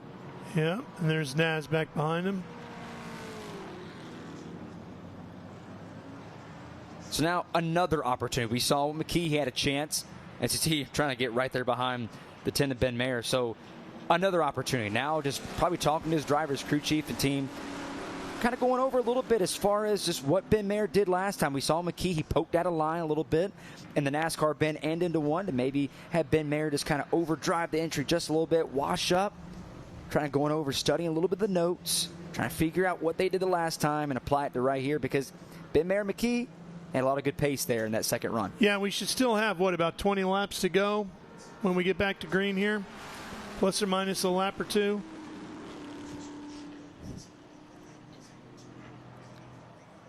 Thomas Anziata, who won the race here last season, not here this weekend, but on the guys that actually passed.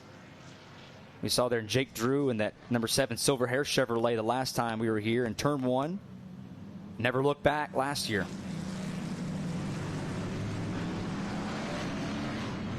Lights out, coming back for a restart here. See McKee right there, Ralph. Look at that grill. It's like he's knocked a lot of that grass He off. sure has, yes. This has been beneficial for him. Getting a chance to get rid of that grass. Close back up on Mayer. And I'm thinking this time, Ford, that door cracks, he's really going to push it through this time. See, not as many laps left here, so it's starting to get the crunch don't waste time. the opportunity, right? Not sure if this is going to be the last caution or not. This is going to be great.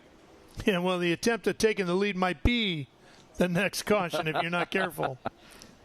All right, Ginetta's safety car is off. Making their way down the front stretch here. Beautiful Saturday afternoon here in Danville, Virginia. Getting back to it. What will we have at turn number 1? Mayer protecting the inside. McKee, where's he going to go? He looked outside the last time.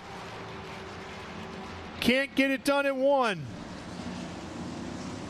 And Mayer gets a good drive off of the hairpin to horseshoe down there. And now over to the left hook. Good restart. Hard braking zone here. Good reach up at the top 4. Look at Laney Bice right there in the back of Sam Corey trying to make something happen here. Laney in that Chevy number 8 and Sam Corey in the black 70 just in front of her. She is up to 6th now. She's having a good run. First time in the Cube 3 Architecture TA2 Series presented by Pirelli for Laney Bice. Caution flag is out. Yeah, and that caution's right back out. Oh, and that would be why. The 71, big time damage to Caton's car. That's going to take a minute. Eric Layton, that's right there to X the NASCAR bin. That's a tough break. Yeah, it sure is. Our last year at VR, he won the Hard Charger Award at VR, finishing 15th. Going to be tough to get that car back onto the racetrack. We'll see what they're able to do. And we got 21 laps remaining right now, so we'll be inside of 20 when this one gets back to green. So we'll take advantage of the slowdown and take a quick break here on Speed Sport 1. Take care of some business, and we will be right back. Great to see Eric Caton, crawling out of his car. We'll be right back to VIR. In racing, every second counts. Communication isn't just important, it's everything. Established in 1996 in Daytona Beach, Florida, Speedcom Communications was born from a passion for racing and a vision to revolutionize motorsports communication. Trusted by competitors across the world.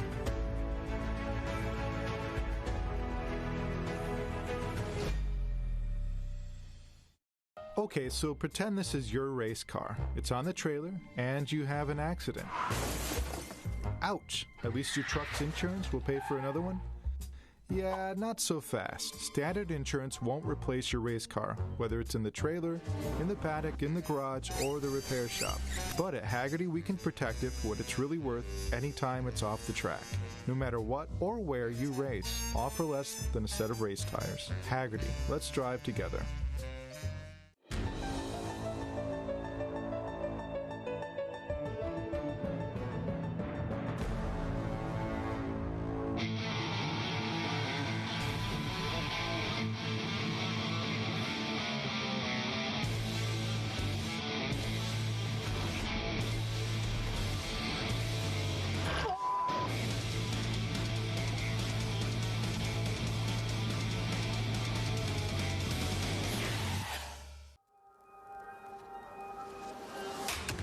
good is this? Look at this view from Losowski.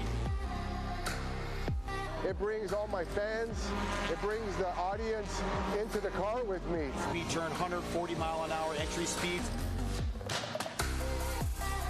The quickest and most efficient way for me to get information to my drivers is from using the VBox HD2 system.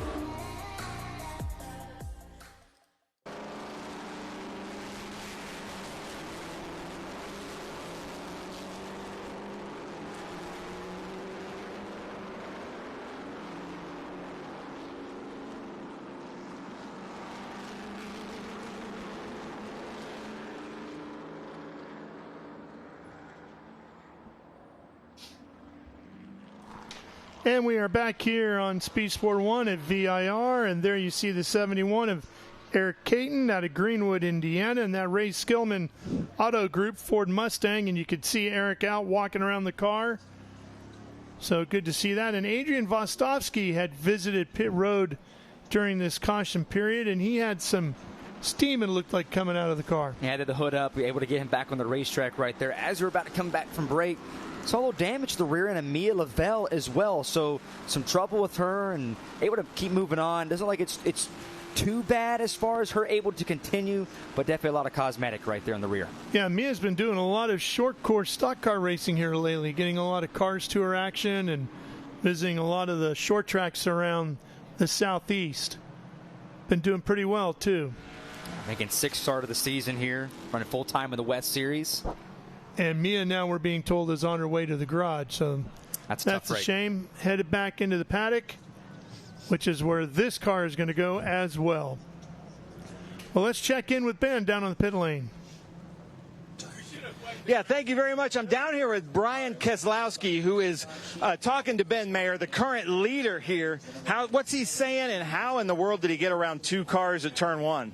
Ben did a great job on the restart. I think some of that short track mentality is sinking in on him here. Honestly, the whole weekend he's done a really good job.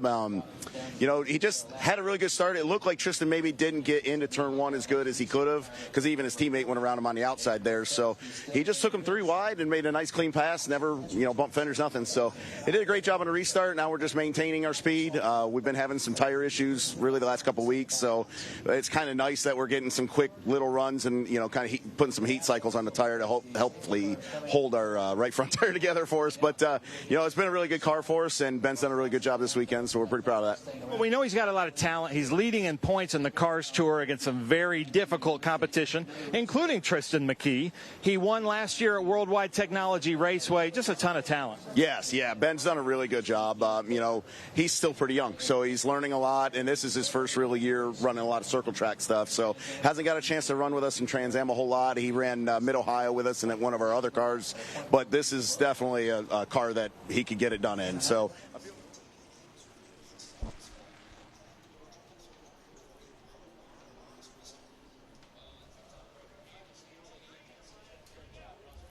Here we go, Ben, getting ready. Field coming at our drone. Let's see what happens at turn 1. Mayer just in front of McKee. Looks like Corey diving around as well. McKee working the outside here. Now he cuts back inside. Oh, just couldn't get close enough to the inside to make something stick there. We'll have to tuck back in as we head over to the NASCAR bend. Try to cross him over there. Ben was able to hold him off. Mayer out front doing a great job. There's DaCosta in the 30 behind Jared Odrick. Bouncing up and off the curbs. All right there, the hood on Gian Belfamate. No hood right there on that 95 machine as they make their way up through the S's here. All pretty tight together here, Ralph.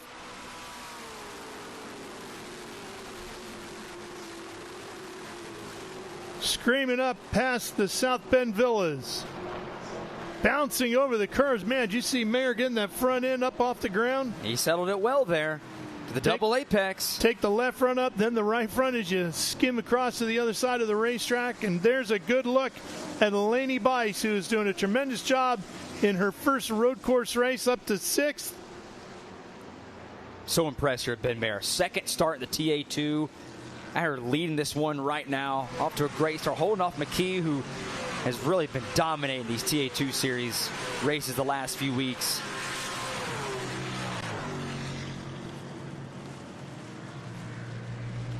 Tristan McKee, hot on his heels. The points leader. Carson Brown and that car that was driven by Mike Skeen at Road America, where Skeen dominated that race, hanging there in third. Mike Skeen, wasn't it? Yes. Man, what a job he did that day. 16 years old, trying to run some more races here to the end of the season. Having a great run right here. Harmon still sitting in 4th in the Street Side Classics backed entry.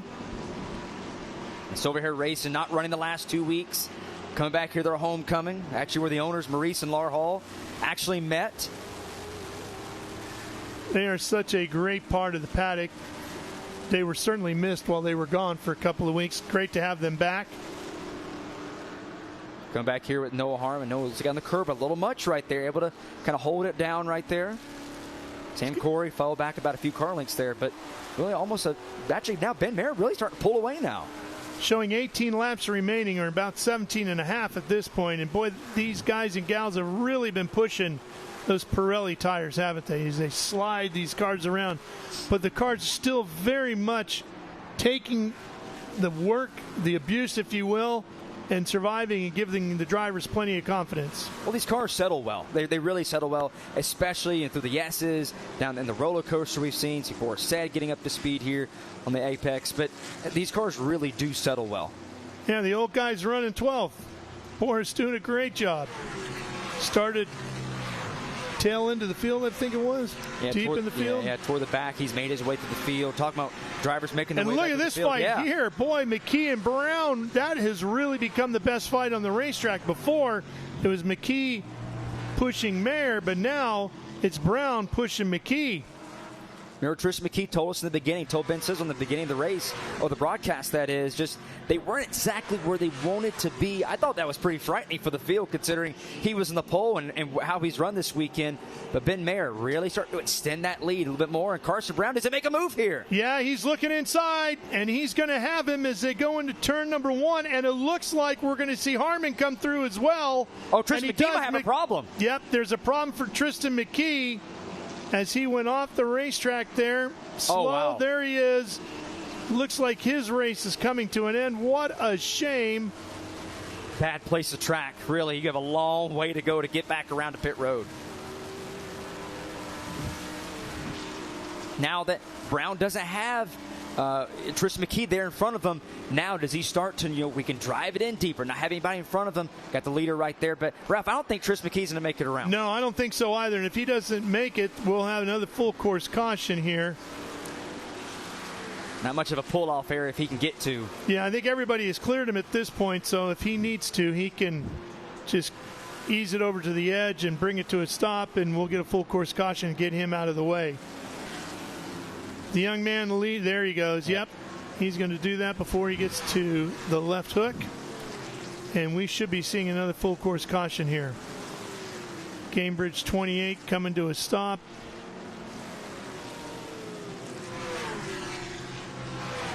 That's a tough break there for Tristan McKee, leader in the point standings. It felt like you couldn't have a podium picture without Tristan McKee being on it.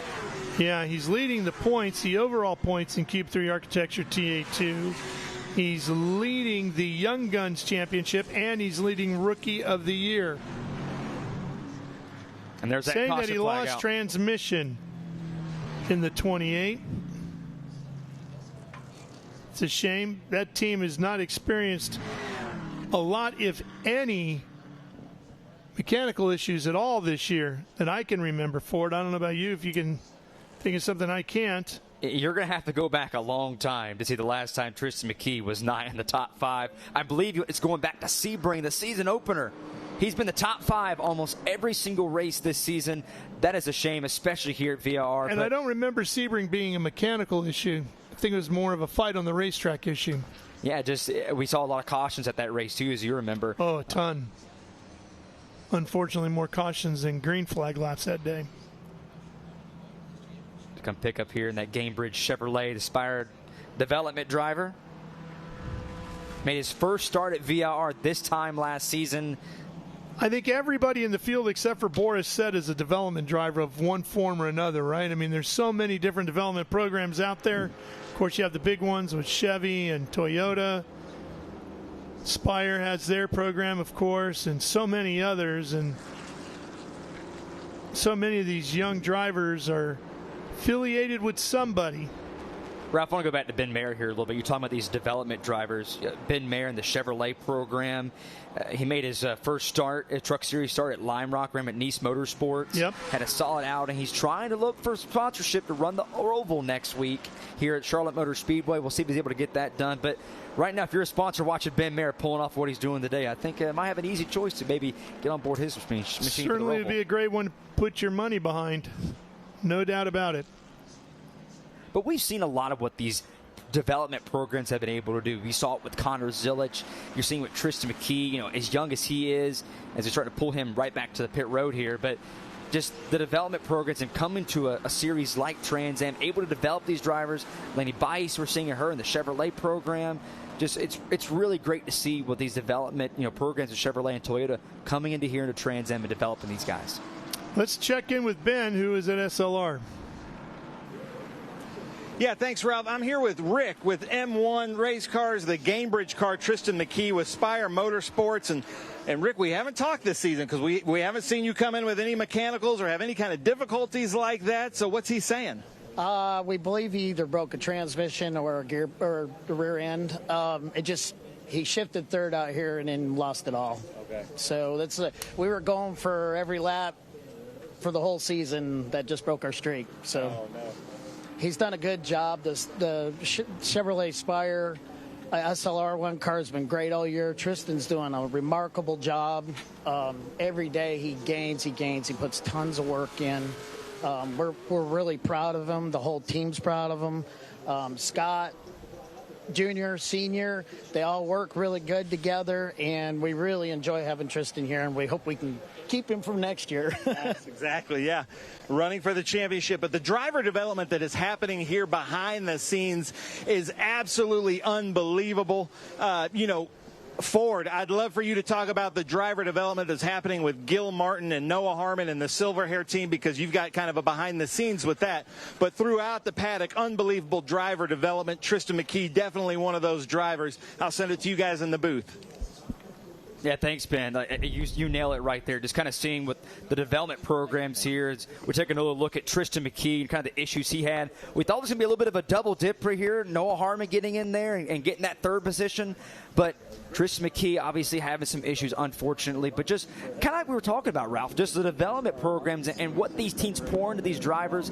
McKee, I mean, we're seeing right now what he running the road course stuff, what he's able to do in the ARCA series. I mean, you look at what he's able to do. I mean, he finished second in the ARCA race at Bristol last Thursday behind Brent Cruz, another Toyota development driver. But over at Silver Hair, you're looking at what Maurice and Laura Hall able to do. Who's our guy that we talk about when you think of Silver Hair Racing? Connor Zilic, and you're seeing what he's able to do. Running Cup next year. He actually ran this race last year, so you see what these development people or development programs, what they do with these drivers. Yeah, development programs are nothing new necessarily in motorsports. They've been around for years, for decades, of various shapes and sizes all around the world. But every now and then you go through peaks and valleys with it, and you get these resurgence, I guess is maybe a better word. And you get a resurgence in everybody focusing attention on driver development programs. And I think Toyota kind of kicked that off with Christopher Bell and that Larson kid who turned out to be pretty good. Not too bad. Yeah, he's okay. C. Bell's not too bad either. But as those guys came into the Toyota program and really kind of shined a light back on it, and everybody went, yeah, maybe we got to scramble to get a program up and running just as fast. And Chevrolet certainly did, and Spire and a bunch of others now. Ben, you came out of a development program too, didn't you? Third? Okay. Yeah. No, unfortunately, but I'm here with Gil Martin, who is watching his driver, Noah. We were just talking about driver development. Currently third. He's doing really, really well. What are you seeing, Gil? Yeah, I mean, right now our Cube 3 street side car is really doing great. Our Chevrolet's good. Noah's doing good. We came up here and tested and couldn't be prouder of how he's doing. His development's getting better every week. This is about his 6th race. We've tested with him one time, and that's what it takes. I mean, you look at this field, all the young guys out here, and the thing, Trans Am 2 right now is producing a lot of talent that's moving on to other divisions. So the driver development in this series is awesome. So we just need to continue doing what we're doing here. Across the board, all the teams are doing a great job with it, and that's what it's going to take to make this series grow. But Noah himself, he's doing a great job. We're looking forward to great things for him. And speaking of driver development, we're joined by Max Pappas down here, and there's a couple people on this grid that I'm sure you're going to be yelling at here soon in your role. But thanks for coming down here and being part of this Cube 3 TA2 series. And what do you think of this racing at VIR? Let me tell you, first of all, great to be here. You know, I got an invite from Laura and Maurice and Silver Hair to come over and spend time with them. And I brought over my 2 kids, Marco and Matteo. You know, just getting to know them, getting to know the sport a little bit better. Possible Matteo, who knows? You know, maybe we're going to comment on him in the future. He's a future coming star racing. And I tell you what I love about TA2. Extremely competitive. The driver can still make a great difference, and there is enough technology with what is worth it to have the intellect of people like Gil Martin that can really bring something and make a difference. So I really feel it's a great compromise between simplicity, you know, great car, great driving, and the opportunity to see, you know, young kids showing their talent. So it's I wish I would have had this when I grew up. And a ton of talent with Scott Goodyear and his formula programs too. But do you walk around and see how many of our drivers are running an MPI steering wheel? Listen, you know, I cannot be more proud to just see what I've done. And this is great, you know, but at the moment, let's watch the restart and let's see what we're doing. All right, we're going to green, Ralph. Back to you. Max is a great guy and a tremendous innovator. what he's done with MPI, the steering wheels. I mean, he's being pretty humble there, but what the technology he's put into the steering wheel has greatly improved the safety for the drivers in every form of racing that they compete in. Here we go, back to green, headed down to turn number 1. What have we got this time? Ben Mayer out in front. Here comes Brown, sizing him up with Harmon right behind him. And this is going to be the first laps of the year that have not had Tristan McKee in them. He's been in every lap up to this point today. Look back at it, Ralph. 7th at Sebring, 5th at Road Atlanta, podium every race since then. So it's going to be a little bit of a different podium type of picture we see at the end of this one. But Carson Brown, first time he has had a crack at Ben Mayer, trying to get him. Noah Harmon close behind that 3rd position. We talked with Max Pappas earlier to go. He was here for the test session with Noah Harmon, helped coach him, and he's doing pretty good right here. Yeah, and the heat has just turned up for Sam Corey, who's got Laney Bice right on his tail. They're fighting over 4th. She's up to 5th. But for Corey, he came into the day 176 points behind McKee in every one of the 3 categories where they're chasing each other. There he is, and then number 70. And with Tristan out, Sam has a great opportunity to really gain some points here today. Hey, we saw what happened with Sam at Lime Rock, going back and forth in Ginetta, that rain race. It was rain, dry, Yep. All types of weather conditions in one race. Right here, he knows what can happen late in these races. We'll see if maybe he can pull something here late, but got to get around Noah Harmon. He's been working on him for a long time. But Carson Brown sticking with Ben Mayer. He's not letting him get away. And don't forget, Sam Corey went on to win that day at Lime Rock Park. See if he can get another one here this afternoon. Down into the roller coaster we go, headed towards Hog Pen. Carson Brown set him up right here to get a good exit. Got a little loose there on exit. Not exactly what he wanted.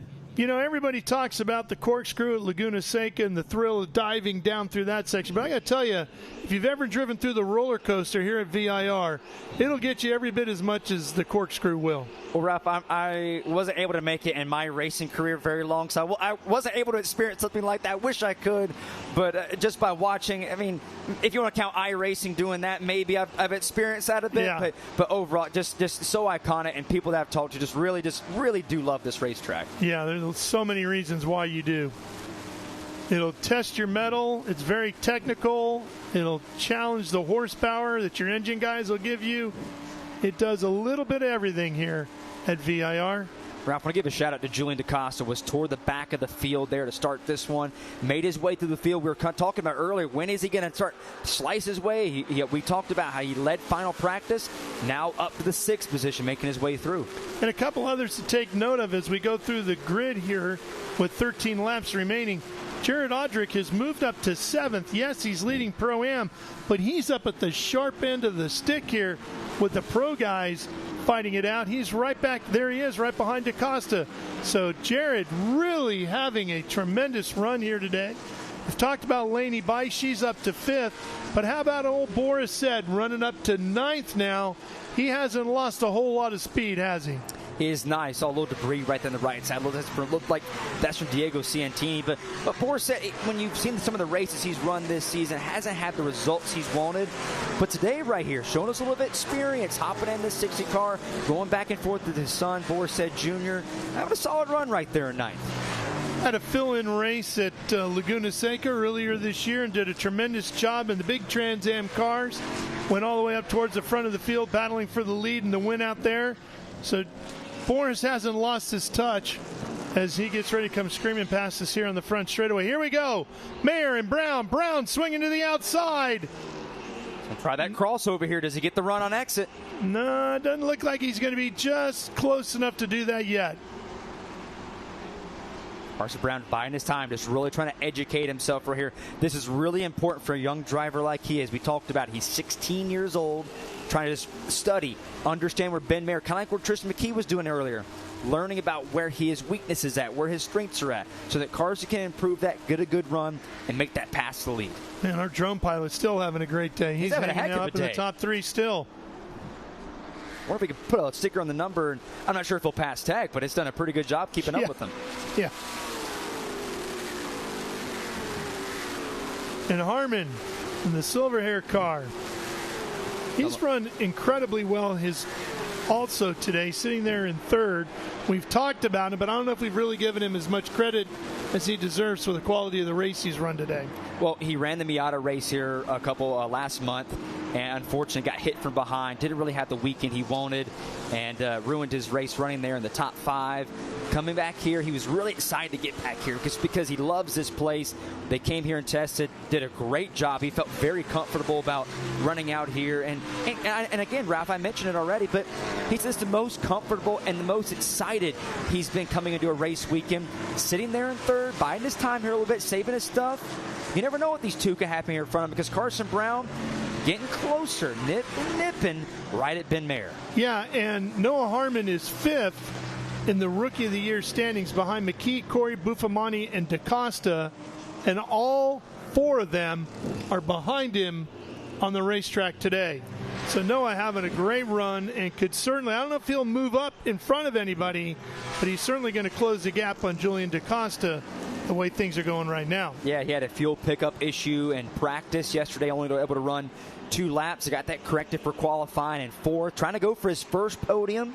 He's been gone the last 2 weeks. But, Ralph, you look back at Mid-Ohio and Road America, he was running in the top 8, had top 5 speed, made some contact in those 2 races, wasn't able to finish, one with Corey Day, one from Rafa Matos.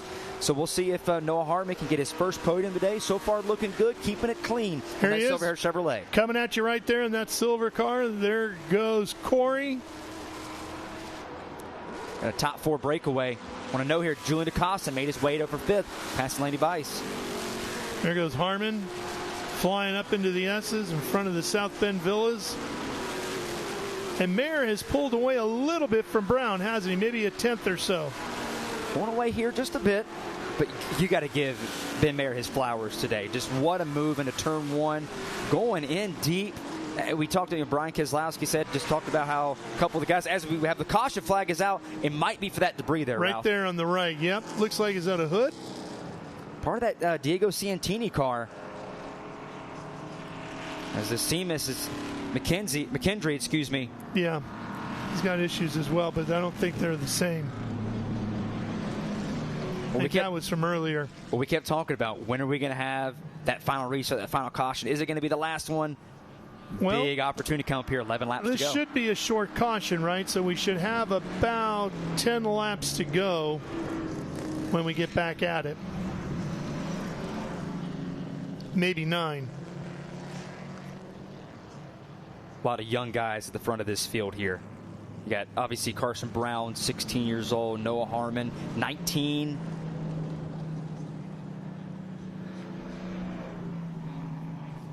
Ben Mayer driving that Nitro Motorsports machine. Already has 1 win. He won last year at the Worldwide Technology Raceway in 2024 with Nitro. Talked to him earlier. He said just really loves coming back here and running with Nitro. Him and Nick Tucker, really good friends.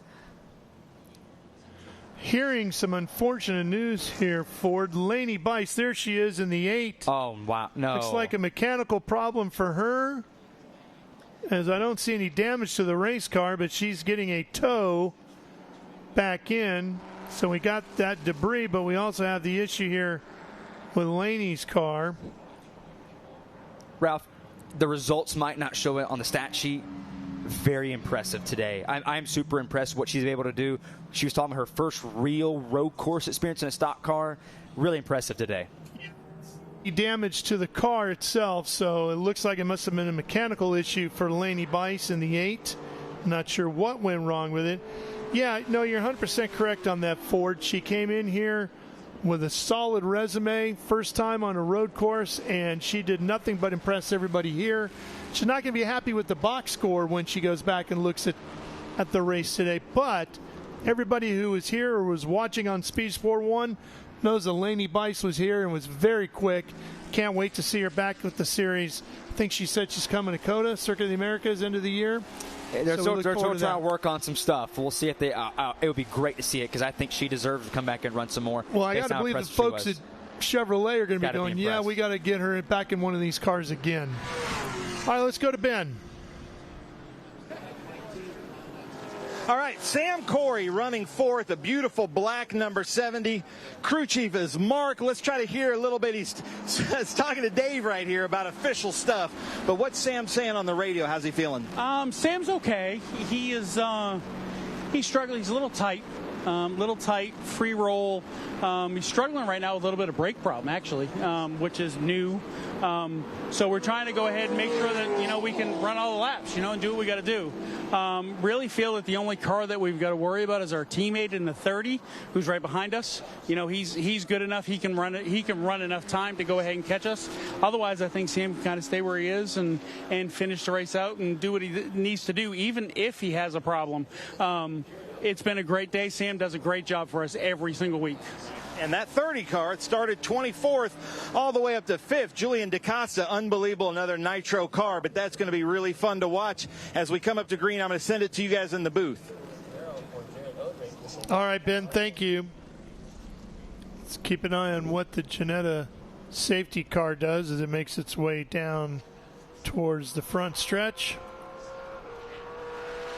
Only a few laps to go right here. This is now where these drivers need to be coming to green. They have a couple moments to see a couple of that debris that's still right there. They just left it there, I guess. Huh? Ford not too worried about it? No, it doesn't seem so. It's the long straight to the right. It's just barely on the track. They might think that's okay for right now, but this is a crucial moment for these young drivers at the front of the field. A chance to reset, take a second, take a deep breath, study what has worked in the past. We saw Sam Corey, the last restart, poke to the right, Noah Harmon blocked that.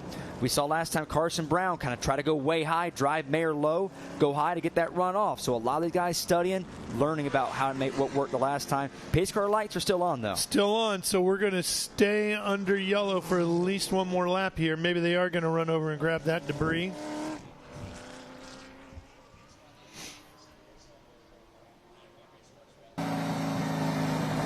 Yeah, Sam really needs this thing as we go on board with Cale Phillips here. Sam could really use this to stay right where he is in fourth or advance up to third if he can. He doesn't want to lose another spot. He came into the day 176 points behind Tristan McKee in all three categories where they're battling: the overall points, Young Guns points, and the Rookie of the Year points. And with Tristan out, Sam has a great opportunity to chip away at that with 2 races to go on the schedule at Barber Motorsports Park and Circuit of the Americas. Ralph, I want to go back a little bit. We're talking about Jared Odrick there moments ago. 6th. Running in 6th place, having a great day coming out here. And we got to talk about how impressive he's been this season. Gotten better after every race. Obviously he's leading the Pro-Am Challenge for the first time in his career. He's leading the SCCA Super Tour GT2 standings with 1 race left. Just having a great day overall here at VIR. He's the only Dolphin having a good year. I like that. That's true. Yes, that's true. Unfortunate loss to drop to 0-3 on the season was Tua Tagovailoa and the Miami Dolphins on Thursday night to Buffalo. Yep. They look pretty good, though. They were hanging in there.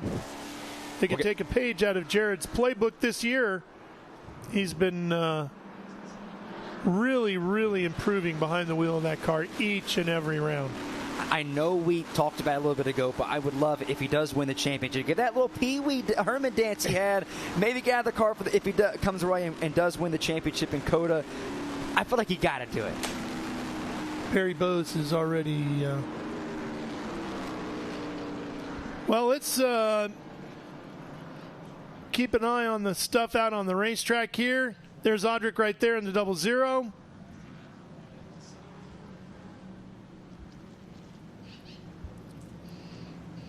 And there is Sam Corey and DaCosta.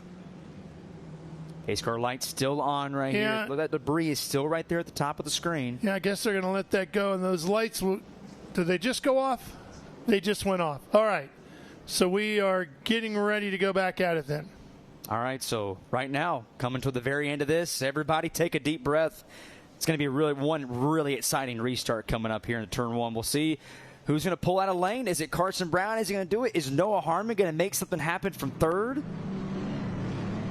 Find out what happens here.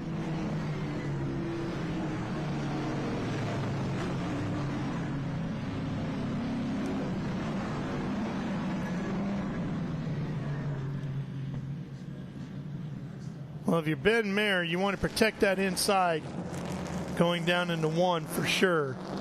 If you're going to lose the lead, you want to force that guy to go on the outside. Coming down the hog pen. Big moment right here. Yeah, turn 1 is going to be, could be the decider here in this race. Look how tight up these guys are as they get ready for green. And Mayer really slowing them down. Look at them all stack up behind him. He's going to hold and wait to pull the trigger. Here we go. Headed to 1. And Brown goes right with him. Corey going way wide to the outside, making a bid for 3rd. Brown is right there. Let that lane open at Sam Corey for Julian DaCosta maybe to get there. Yeah, Corey's going to hang back here in 4th for now. Can't get up to Harmon yet. Got 15 minutes to go, 8 laps remaining. It's crunch time for these top guys right here. We'll see what they're able to do. Ben Mayer had a great day, led every lap so far. Can he hold on to Carson Brown here behind him? See how those brakes hang in there for Sam Corey. Also a note, Laney Bice just came past us here, exit the garage, about to make her way back on the racetrack. See some bodywork flapping off the side of somebody back there. Might be Buffamonte. We've seen what Scott Lagasse and his team has been able to do the last few weeks. Hasn't been the great day, but can Carson Brown be the silver lining here this afternoon? Right there in the back of Ben Mayer down the long straightaway. Sam Corey, he's hanging there with the back with Noah Harmon for 3rd. Corey is really pushing on Harmon right now as they charge down towards the roller coaster. Here he comes. Corey looking inside. He's just testing Noah Harmon right now. Yeah, filling up those mirrors. Noah's been better in the long run here. Sam's been better in the short run. We'll see if Noah can keep him behind him right here, but he's there in striking distance. Well, it's only 7 laps next time by to the finish of this one. So it looks like it's pretty much going to be a short run for everybody. Noah had a good exit. But right here, Carson Brown, he's around the back of Mayer. Let's see what he can do. He looks to the outside. Does he cut back inside? Goes deep on the brakes. Cuts back inside. Tries to get inside there. Oh, contact. He gets him loose. And Brown goes past Mayer, and we have a new leader here at VIR. Oh, what a move from Carson Brown. Making the move on Mayer. He went high, trying to get the exit. He did, and he didn't lift. Man, Mayer, he had it right there. Impressive move for Carson Brown. He takes the lead. Let's see what Mayer can do now. Can he fire a shot back? Noah Harmon's pulled away from Sam Corey. So now, does Harmon have an opportunity? Is Ben Mayer going to try and strike back here with Carson Brown? First time Ben Mayer has really been in second all day long. Like we said, he's led every lap. How is his car going to be in traffic? Just a little bit with that one car there in front of him.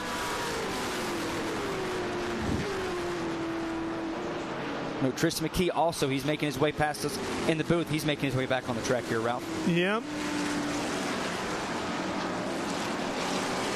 Tucked up right in there trying to get that draft. Let's see what Mayer can do with the draft here as McKee comes back out onto the track.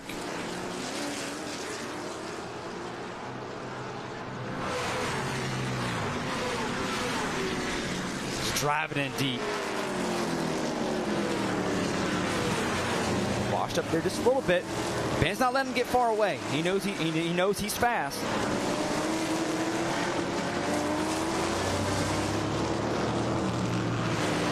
We watched the fight for the overall lead. Jared Odrick still leading in the Pro-Am category. Phillips is 3 spots back behind him. And then Prochuk running in 3rd. 12 minutes to go. Here we go. Mayer looking outside. Is he going to try to repeat the move? Tries to get back. Oh, and look at that. Brown dips a wheel. I thought that was going to open the door. It kind of did, but Mayer didn't slam it wide open, did he? What does that do for Noah Harmon now? He's still in 3rd. He's right there on the back bumper of the 10. Does he make a move? It gave him a chance to close up, that's for sure, but Harmon not able to do anything with it just yet. Corey needs to get up there as well. This is a crucial opportunity for the young driver, Noah Harmon, to learn. Let these two guys battle it up. Save your stuff right here. I'm not sure if he has the speed to match Mayer, but something can happen here at the top two. They get together, and Harmon can be right there to strike. Well, that's it. He needs to be close enough so that if they do bobble, he's able to push through. It might not be a huge bobble. These guys might be able to make a mistake and gather it back up before he capitalizes from where he is right now. Up to the oak tree corners.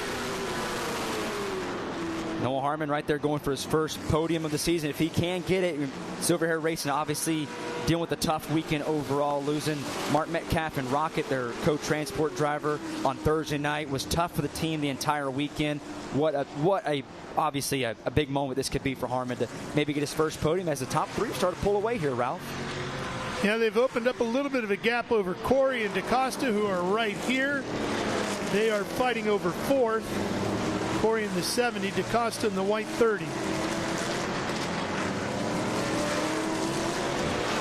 Ben Mayer, this is where he's been fast, right here in the exit to get the power down in time. Be 5 laps to go this time by.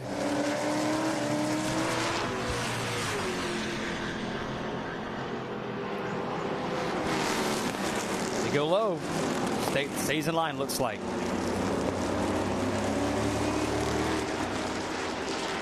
And Mayer, he tried to pick up the throttle just a little bit there in the center to maybe get the touch the back of that too. I'm willing to bet you here, Ralph. He's remembering how Carson Brown knocked him out of the way a little bit. He probably wants to repay the favor. Yeah, it's fair game at this point, right? It's just a matter of when and where if he can get there. Turn 1 is obviously the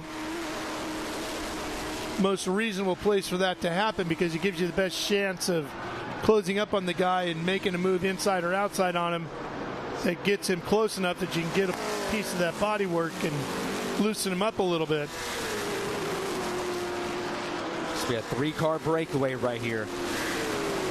How does Ben Mayer respond? How does he learn? How does he educate? The first time he's in behind somebody, I see Seamus McKendry making his way back on the racetrack. Brown nice and close here. He could do something going down into the roller coaster. Another big spot where you carry a lot of speed and you get hard on the brakes.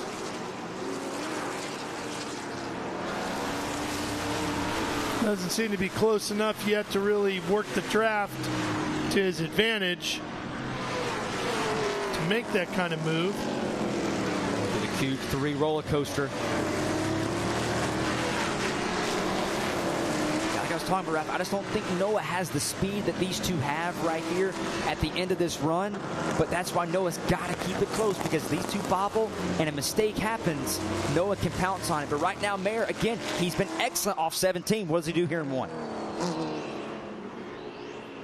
Here we come, headed towards the horseshoe, and he swings wide again, does Mayer. Brown protecting that inside. Mayer closer this time, side by side, as they work their way through the horseshoe. How does Brown defend this? He can't. Mayer's along the inside. He'll have the advantage as they get to NASCAR Bend. Got to be careful here. Can get together, and then Harmon can strike. Side by side. He's got him as they get to the left hook. And that is going to change the lead for a second. But the inside will then go back to Brown. Can he close the door back? Yes. Oh, contact there, and around goes Mayer. And he almost takes out Harmon. Harmon will get second out of that. Corey comes whistling past. He gets by as well. And it looks like DaCosta does. And it also looks like Mayer is going to be back here behind Odrick now. Oh, that's a tough rate for Ben Mayer. Got to see what race control says about that. Is that going to be a racing incident? Here now with 4 laps to go. Does Noah pounce on Carson Brown? I think that was a racing incident. I don't see how you can see that any other way. If that wasn't a racing incident, then the first one wasn't either. And you saw Brown bobble a little bit there, and Harmon just wasn't close enough to capitalize it to grab the lead. But he's on him, and he's going to have 3 laps to go. We're going to note here, Julian DaCosta now made his way to the 3rd position now. Been climbing through the field. Yeah, that's the one thing Corey didn't need. 16 years old versus 19 years old. A couple young guns going at it right here. Coming to 3 laps to go, Ralph. Problem for Corey could be those brakes getting worse. Now, got to wonder the two. Was there too much contact there that's going to result in a little too much damage? Maybe some tire damage? Not really sure. We'll see how it holds up. As of right now, looks like it's okay.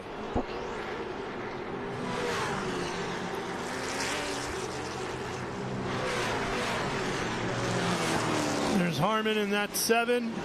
Silver hair car. Boy, they are back strong, aren't they, as a team? They really have. They really been putting a lot of work into Noah. Brought a fast race car. Silver Hair usually brings fast race cars to the racetrack, and right here they're pulling it. Noah Harmon, his best finish of 4th. He had it back in Lime Rock. Come here a couple weeks later. He's shown top 5 speed this summer here, Ralph. Just hasn't been able to finish. He's gotten wrecked in the last 2 races he's competed in. Now here he is coming down up toward the S's, trying to get his first podium, maybe his first win, or does Carson Brown, is he able to do that? Yeah, Brown is putting in some real good laps here late. Let's take a look at this incident again. They went inside, outside, back and forth. He got up on the curbing and got into him. So to me, I'm going to classify that as a racing incident. It's a they were side by side for a long time all the way through. Great job by everyone avoiding that right there, by the way. But I have to agree. It looks like a race. They were side by side, bouncing there. They're going for the lead. It's the closing laps of the race. I hope race control can see that. But they were battling, and I'm glad to see Ben's able to continue a little bit there. And now Carson Brown's starting to pull away from Noah Harmon now. Yeah, he is. Harmon has had good speed. I just don't know if he's had that kind of speed all day today. But he's had enough to put himself into a great position here to get a nice, solid finish on the podium and a career best.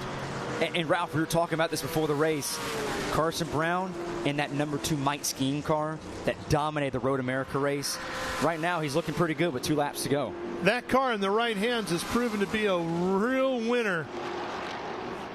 Skeen doing that, and now it looks like Carson Brown might do the same. White flag next time by.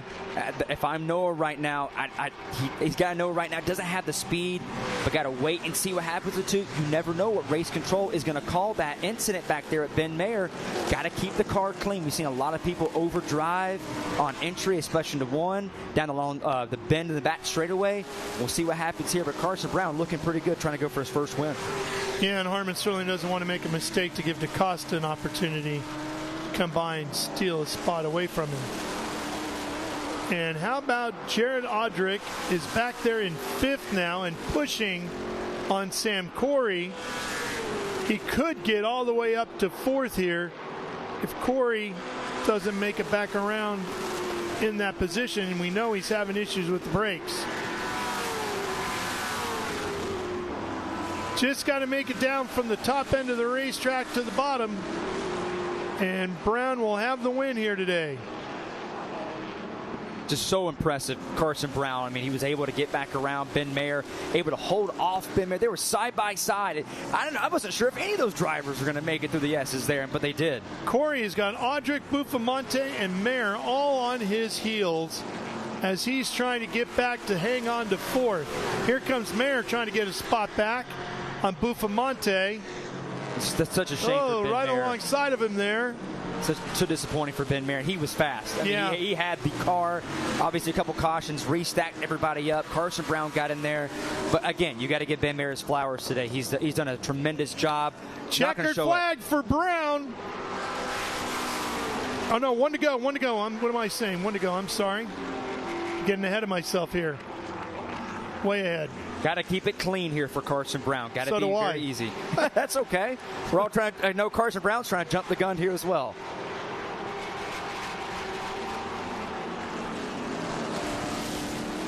Noah Harmon trying to go for his first podium. Julian DaCosta was fast in practice, made his way through the field.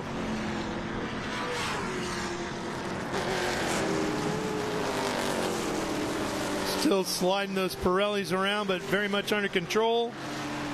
DaCosta a little bit cleaner through there.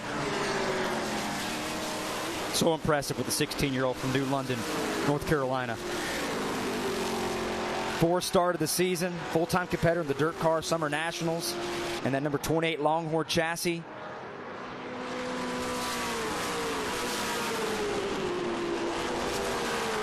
in the ASA Stars National Tour Platinum program this season, driving for Anthony Campi Racing.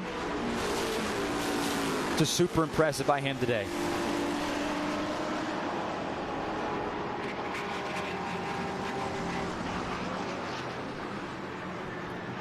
Getting a look at Phillips in the 99, who's running second in Pro-Am. Comes Brown, final time around. Harmon right there with him. Harmon will be thrilled with this run. Super impressive for him. Super impressive for Carson Brown. Big welcome back to the paddock for the Silver Hair gang, and they're going to be back up on the podium. And here comes Carson Brown, this time making his way to the checkered flag, and the win here today in the Cube 3 Architecture TA2 category, presented by Pirelli, as Carson Brown goes to the top step of the podium. Harmon will get second, DaCosta third, Corey holds on for fourth, and he'll chip away at the points between him and McKee. Jared Odrick will take fifth overall and first in the Pro-Am category. Tremendous run for him. Boris said all the way up to eighth. Phillips will take second. Prochuk will take third in Pro-Am. What a race, Ralph. VIR always delivers, and it delivered right here. It sure did. We had a thriller here with our Q3 Architecture TA2 category. We figured we would, and these guys and gals certainly delivered. A lot of twists and turns throughout this one, no doubt about it. Noah Harmon getting second. First podium for him. Silver Hair Racing comes back, flexing their muscle here a bit. Matching his best career finish. Or best in that, excuse me, at fourth at Lime Rock. But Carson Brown, how about it today? What a day. Yep, great run, and what a fight he had between him and Mayer as they kept going at it, going down into turn number one. Let's go back and take a look at that. Inside, outside, outside, inside. And some contact in the middle, making the difference there. Just loosened him up enough, and Mayer slipped back, and Brown got the lead. And then a little later on, getting together again here as they went at it hard, side by side, and Mayer got up and over the curbing, and it kicked him over into Brown.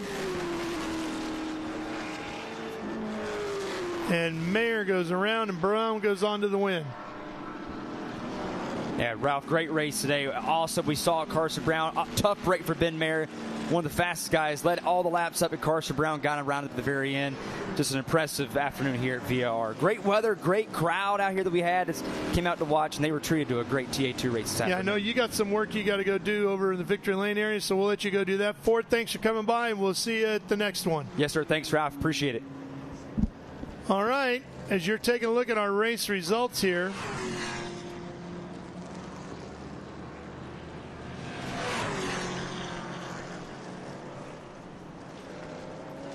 Mia Lovell back in 24th. McKee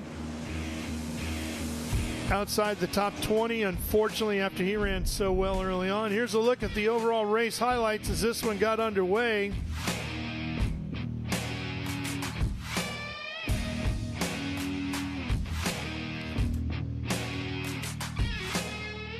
And this was a lot about Mayer and McKee chasing each other. Mayer was out front for most of the day, and then McKee had issues.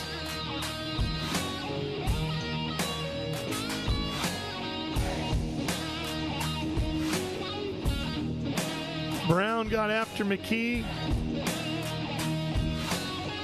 but eventually it was a mechanical problem seen here as McKee slowed going down into the horseshoe. Not sure if it was transmission or the rear end that finally let go, but he was done and out of the fight. And then it was between Mayer and Brown. We talked about this, two different pieces of contact. There was the first one, Brown getting by, and then getting up into to Mayer there, and that took him out. Brown goes on to take the win over Noah Harmon. They are in the winner's circle area, so let's head down to Ben. Thank you so much, Ralph. Waiting for Carson to get out of the car, but come on, VIR, let's hear you, ladies and gentlemen. This was quite a show. Carson Brown, provisionally our first place. You got to be careful doing that. Woo-hoo. Thank you. Appreciate it. Unbelievable with Pay Cafe, M1, Team SLR, Carson Brown, fourth race with us, first time winning the race. How's it feel? Yeah, it feels really good. Just a big thank you to the whole SLR crew. Ran really good. Definitely on the freer side, but just glad we were able to make enough drive and be out front there at the end and pass the 10 car. And started the 10 car. I'm not quite sure what happened there. I got sent off earlier in the race, and then I'm not quite sure what happened there. But just a big thank you to all the guys. Pay Cafe, Ab Logistics, Chevy, just Gun3's Garage, just everybody that helps make this thing go around. Nice. Well, Carson Brown, congratulations. Noah Harmon, don't go too far. You know, you got to give your dad a hug, but unbelievable. First time on the podium. Silverhair is just from down the street. Come on now, Silverhair people. Let's get loud. Carson, how does that feel? It feels really good. Wait, Noah, how does that feel? It feels really good. This Chevrolet was super quick all weekend, and can't thank Cube 3 Street Side Classics enough. And everybody from this greater Silverhair family who came out today. God, we got to put on quite a show and get on the podium for everybody. So thank you to everyone who's supported me all year. This has been a really big effort to even get on the grid, so this is awesome. Nice. How about that, Noah Harmon? Come on, Silverhair people. Let's hear you. Waukegan Farms from just that. What's that? Can I say one more thing? Yeah. And we lost Rocket this weekend, and, you know, we really miss him, and I think we had a little bit of extra help today. So we love you, Rocket, and we'll miss you. Yeah. Nice. I love that. Yes. Rocket, their longtime truck driver, unfortunately passed this weekend. And so huge honor to that, Noah. So proud of you. Nice job. Where is Julian DaCosta? Here he is over here. Ladies and gentlemen, Julian DaCosta from 24th to 3rd. Unbelievable. How was it out there? You look worn out. Yeah, it was definitely a tough race for all of us. I think we all did a great job. Man, the Nitro crew did a great job getting this car together. It was a great car. I couldn't have asked for a better car. You know, they always do a really good job getting it dialed in. It was a great race. It was a lot of fun moving through the field, and yeah, I got a lot of people to thank, and you know, I can't thank everybody enough. So. Awesome. Julian DaCosta, nice job. I want to come and talk to our Pro-Am winner, Jared Odrick. Hold on. Don't come away from me just yet. Excuse me, guys. Sorry, Chris. Oh, sorry. I don't want to cut us on these wings. And no, I like this, ma'am. You come on in here. I want a hug from Jared Odrick, too. First in Pro-Am. Nice job, man. Unbelievable. You're a little sweaty. Yeah. How was it out there? No, it was great. It was great to be able to be that far up in the field and just see how competitive this field is. I mean, it's a tribute to everybody in this field and all the youngsters and all the Pro-Am guys, just how truly competitive this is. And so I just really hope that this series eventually, you know, gets the credit or just the respect and the eyeballs that it really deserves. And so, you know, I'm just super grateful to be here. I know that this weekend would be different if Barry were here. And that is always in the back of my mind because I know he's a true competitor, and that's what I wanted to do today. And us and TRB, you know, we've had history here at this track for a long time between me, Barry, and them, and it feels great to win with TRB. Nice. Well, nice job. We're going to send it to a break. That is a very good-looking man right there, Jared Odrick. I need a little break, and then we're going to come back here for Winner's Circle. How about that, Virginia International? Raceway, come on now. We're going to get louder than that. Hey, guys. Where's Dan?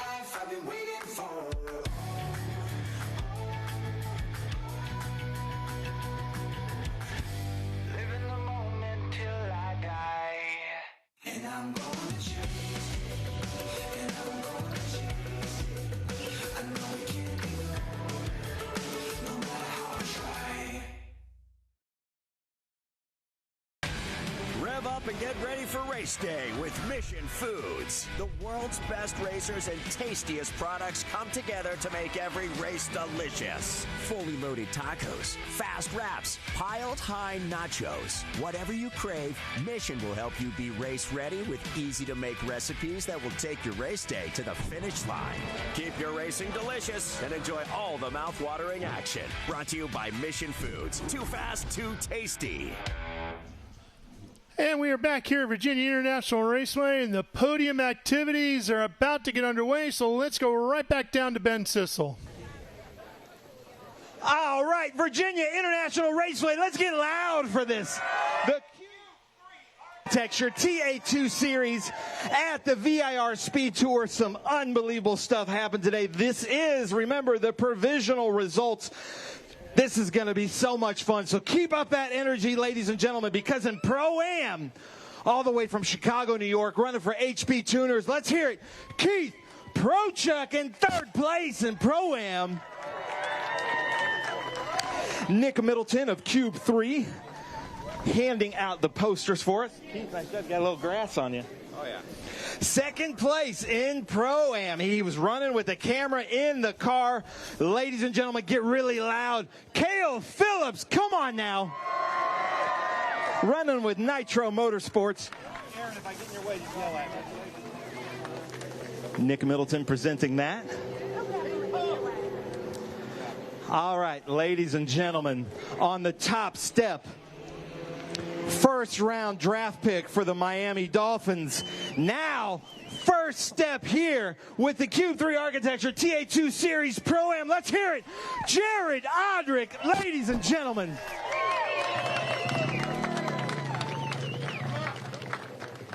Nick Middleton, come talk to me.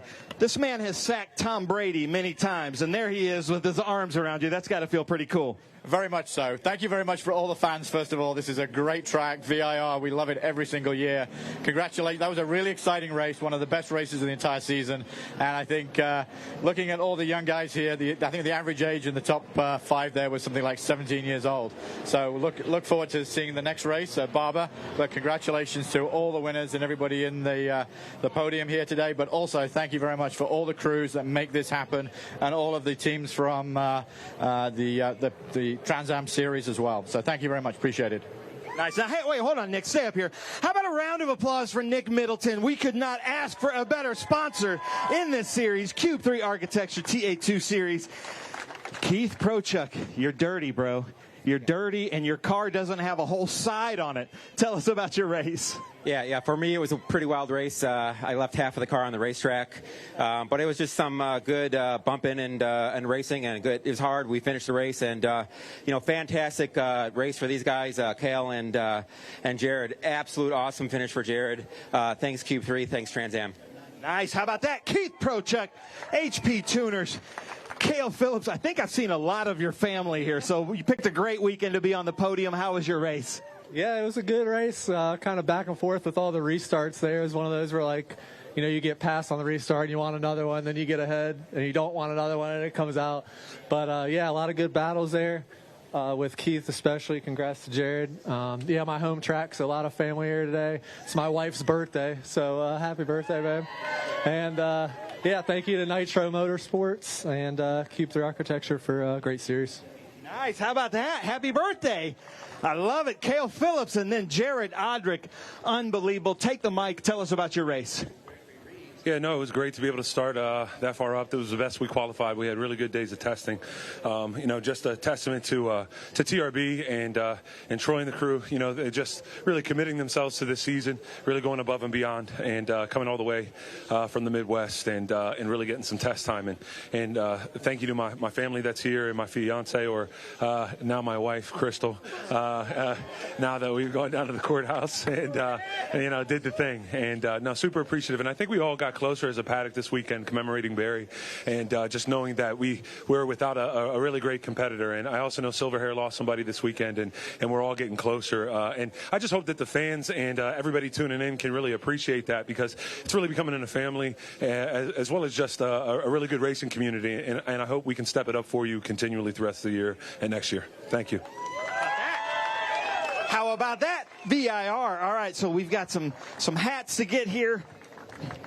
So hold up those trophies. Come on, VIR. Let's hear it. Keith Prochek, Cale Phillips, Jared Odrick. Man, I like this. All right, now, this is where you guys get loud because they can throw out those hats to you. Okay, let's see where they go. All right, now they're going to hold up the trophies, put on those Cube 3 hats, hold up those Cube 3s. Come on, VIR, let's get really loud. Keith Prochek, Cale Phillips, Jared Odrick.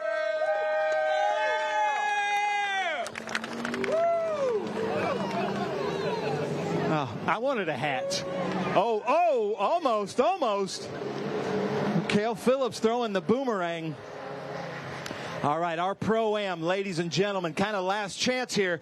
Let's hear it. Keith Prochek, Cale Phillips, Jared Odrick. The Cube 3 Architecture TA2 Series. Now, they've got some certificates. These are cool box certificates. I know Jared Odrick is running a cool box. Cooling system. All right, Keith Prochek, Cale Phillips, Jared Odrick, VIR. Let's get loud because the champagne is coming out. Watch your lenses, camera people. All right, VIR, let's get loud. Come on now. Keith Prochek, Cale Phillips, Jared Odrick. Nice. How about that? Nice job, guys. Unbelievable. Keith, nice job. All right, our Pro-Am. Now we go to the Cube 3 Architecture TA2 Series National. Now, something I want to point out, this doesn't happen often. 3 different teams on the podium. 3 different, our 3 chassis manufacturers. We have M1, we have Howe, and we have Cope. So there's great parity in the Trans Am TA2 Series, the Cube 3 TA2 Series in 3rd place. Now remember, this is provisional. He started in 24th, has one of the coolest liveries in the TA2 Series. The number 30 with Nitro Motorsports. Let's hear it for Julian DaCosta. How about that? And his suit matches the livery. I love that. Old school Toyota. Nick Middleton presenting the trophies. Ladies and gentlemen, time to get loud, Silver Hair, Waukegan Farms. Just from down the road is Waukegan Farms. Running for them this weekend is Silver Hair. First time on the Cube 3 Architecture TA2 Series podium. Let's hear it for Noah Harmon, ladies and gentlemen.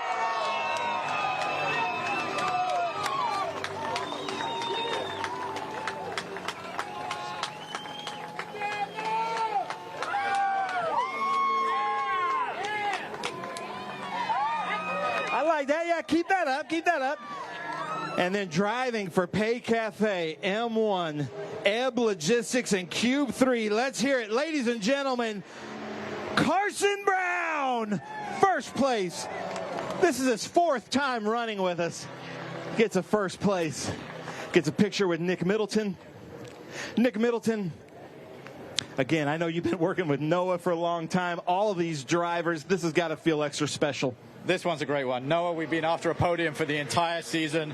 I think the average age right now, we're doing 2 17-year-olds, and Noah's the old one at 19 here. So this is crazy. These are the young guys that we look forward to future in motor racing. So congratulations to all of them. Great race today. Some great racecraft. Congrats. Nice, exactly. How about that, Nick Middleton? But remember, ladies and gentlemen, you want to get these drivers' autographs because we're going to be cheering for them on Sunday afternoons here pretty soon. Julian DaCosta. Unbelievable. Dude, maybe one more restart, you might be on the top step, but to come from 24th to 3rd, that's got to feel good. Yeah, it was great. Like I said earlier, it was just overall, just I really couldn't have asked for a better car and a better race. I think the cautions played into my role pretty well. Car was great. I really can't thank the Nitro crew enough. My parents are here supporting me. My girlfriend and her parents are here supporting me. You know, everybody that plays a role in this. There's so many people. There's so many people to thank, and you know I can't thank everybody enough. I have so many supporters and so many people behind me helping me. But overall, it was just a great race. These guys did an amazing job. Nitro crew did a great job getting my car done. Nice. How about that? Julian DaCosta, ladies and gentlemen. Noah, I know you're happy to be up here, man. This has got to feel good. You've been chasing this down all year. Street Side Classics, you guys have got to be happy as well. Tell us about your race. Yeah, it was good. I think we had a really solid race car, just a good race pace, and I think if we had a long run going out the cautions, I think we would have been in a really good spot. But just overall, super happy. We've been quick all weekend. It's by far been my best weekend in this car, and can't thank everybody enough. Q3, even though Nick had to roast me there twice on the podium about my age and lack of podiums, but thanks everyone for the Silver Air family for coming out. I can't thank you guys enough for the support, and it's just been a great weekend. And you know, it's also been really hard for the guys. You know, we lost Rocket, and I think he was with us today, and you know, it was good to race for him today. How about that? Ladies and gentlemen, Noah, Harmon, Maurice, Laura, I know it's been such a weird weekend, ups and downs, but congratulations, you guys. Unbelievable. Carson, take the mic. Tell us about your race. Yeah, just a big thank you to everyone who came out, all the fans that are supporting me, and SLR for bringing me a really good race car. Fired off really good. Struggled a little bit as the race went on. Got some grass in the grill after we went off there in like turn 4, and yeah, just ran a pretty good race. Got by the 10 car. 10 car kind of got back by us and ended up getting together there. But yeah, very unfortunate, but just a big thank you to all the guys for all the hard work. Chevy, Head Logistics, Pay Cafe, M1 Race Cars that make all this happen. Nice. Thank you. All right, come on now, guys. This is where the celebration gets going here. Virginia International Raceway. Hold up those trophies. Get loud. Julian DaCosta, Noah Harmon, Carson Brown. VIR, come on now. We can get louder than that. We can get a lot louder than that, VIR, especially over here in my silver hair people. Come on now. Let's get loud. Hold up those trophies. Julian DaCosta, Noah Harmon, Carson Brown.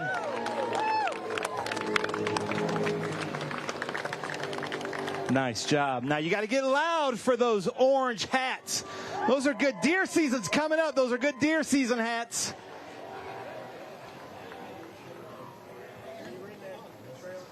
All right, last chance, VIR, get loud. Julian DaCosta, Noah Harmon, Carson Brown. And like I said, 3 different teams, 3 different chassis. Loving the Cube 3 architecture TA2 series. All of these drivers get sparkling water. Come on now, Virginia International Raceway. Let's get loud as they subtly almost spray each other. Oh, and they get Nick Middleton. There goes the sponsorship. Got the camera. You guys covered everything. Got me a little bit. Nice job, though. Hey, nice job. Nice job. Okay, one more. Ladies and gentlemen, you guys are excused. Congratulations. Our Olmo Legato fastest lap goes to our points leader. Where is Tristan McKee with M1? Here he is, the Gamebridge Spire Motorsports. Tristan, tough race. I know that you wanted to win the championship and finish on the lead lap. That streak was broken today, but you got the fastest lap. How's it feel? Yeah, it feels good. I definitely thought we had a really good car there, just kind of saving behind Ben there and just kind of managing tires and brakes there. I thought we were really good on the long run, so I feel like we would have had a chance to get the win there towards the middle part of the run there, but we had a transmission break. So, stuff like that happens. It's kind of been coming. We've had a streak of really good races going for the whole year, really. So I think we just got to finish it out strong, and we have 2 races left and still a big points lead. So I think pretty optimistic going into the last 2 races, and thanks to M1 and SLR, they brought really fast Chevys. Obviously we had really great speed with all 3 cars. So thanks to Spire, Gainbridge, HendrickCars.com, Josh Wise, Scott Speed, Lauren O'Neill for prepping me for this race. We were really fast, and I worked on a lot of things with the team and Scott and Scotty. His dad was here this weekend, so it was cool having him here, and we were able to work on a lot of stuff. So overall, good weekend. Wish we could have finished out a little bit better. Nice. How about that, Tristan McKee? Well, ladies, hold that up. Ladies and gentlemen, that does it for the Cube 3 Architecture TA2 Series. Eric is down here at his Jim Weed Winter Circle. Come down here and get some Jim Weed so that you're more enthused tomorrow for the Trans Am Podium. Maurice, Laura, Silverhair gang, thank you guys so much for coming out. And we will see everybody here tomorrow with the Trans Am Series presented by Pirelli. Okay, Ben, thank you. They will have an encore presentation of today's race at 5:30 p.m. Eastern Time right here on Speed Sport 1 later today. And then tomorrow, as Ben pointed out, Trans Am Series presented by Pirelli live from Virginia International Raceway at 12:30 p.m. Next week, right here on Speed Sport 1, next weekend, we will have some great nitro drag racing for you as we go live from Durana Dragway in West Salem, Ohio for the IHRA Outlaw Nitro Series. But tomorrow, Trans Am presented by Pirelli live on Speed Sport 1, 12:30 p.m. Eastern Time. Make sure you tune in for that. It was a great battle here today. A lot of fun watching our Cube 3 Architecture TA2 series. That big bump right there settled it all down as Carson Brown goes on to get his first win here with us on this day at VIR, just in front of Noah Harmon and DaCosta behind him. Well, for Ford Martin and Ben Sissel, I'm Ralph Shaheen. So long for now from here at Virginia International Raceway.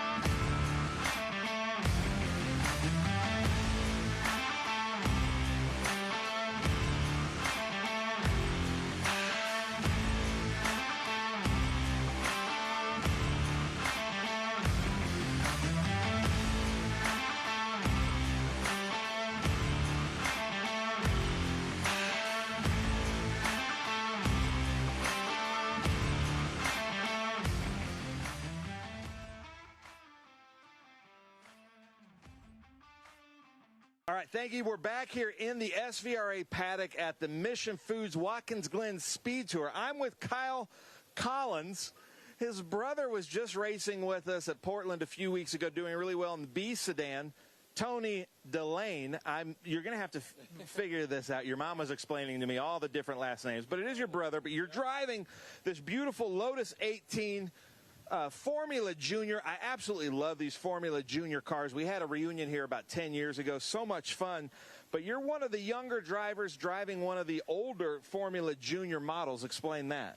Yeah, it was my grandfather's car, and he's owned it for almost 40 years now, and he's actually raced it in more countries than I've ever been to, which is pretty fun, but pretty special for me to get to strap into Grandpa's car here. And like you said, it's one of the older ones, so we're still running drum brakes on all 4 corners and a 4-speed, whereas some of the other cars have disc brakes with a 5-speed. So. Yeah, just next door, we've got Robert Hemke's car here, the Cooper. He's got disc brakes. He's got a 5-speed.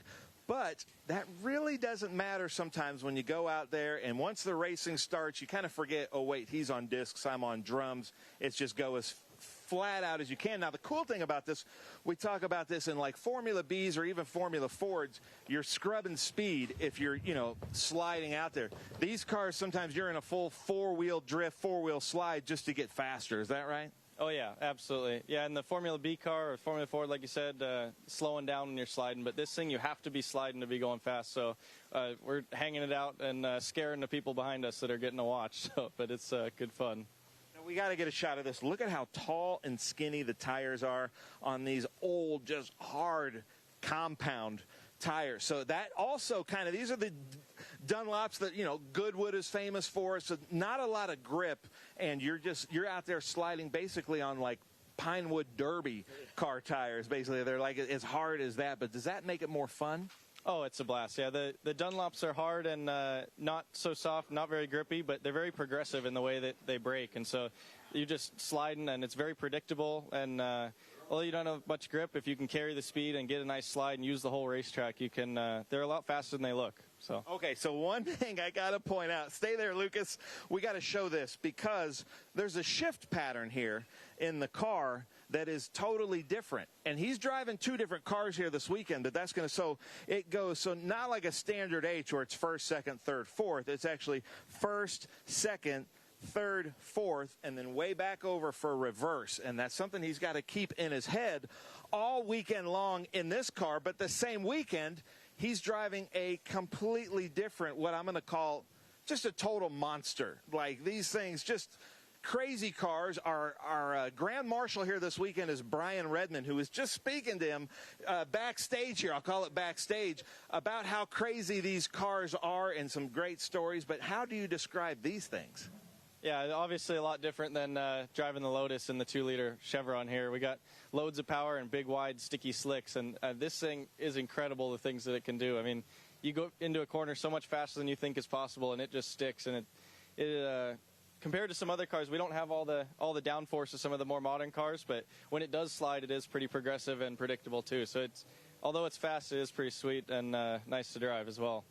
How challenging is it for your brain, though? Because you go from a car with no power, no grip, to a car with way too much power and way too much grip and a different shifting pattern. Do you have to kind of reprogram, or once you're in it and you've got your goggles on in that car, you kind of like, okay, I'm in the Junior and now I'm in this car? It sounds goofy, but that's part of the trick, actually, putting the open helmet with the goggles on in that car and then get back in with the closed helmet in this car. You're in 2 different modes, and I thought it would be more difficult than it is, actually, but you hop into the car and first couple corners, so you're feeling the limit of the tires, and you remember your braking points are going to be different, obviously, but it's not as bad as you'd think. You get used to it pretty quick. So you and your brother, you're both very young guys. How do you explain to your friends, oh, I can't go to that with you this weekend because I'm going to Lime Rock or Watkins Glen to race these crazy cars you've never heard of?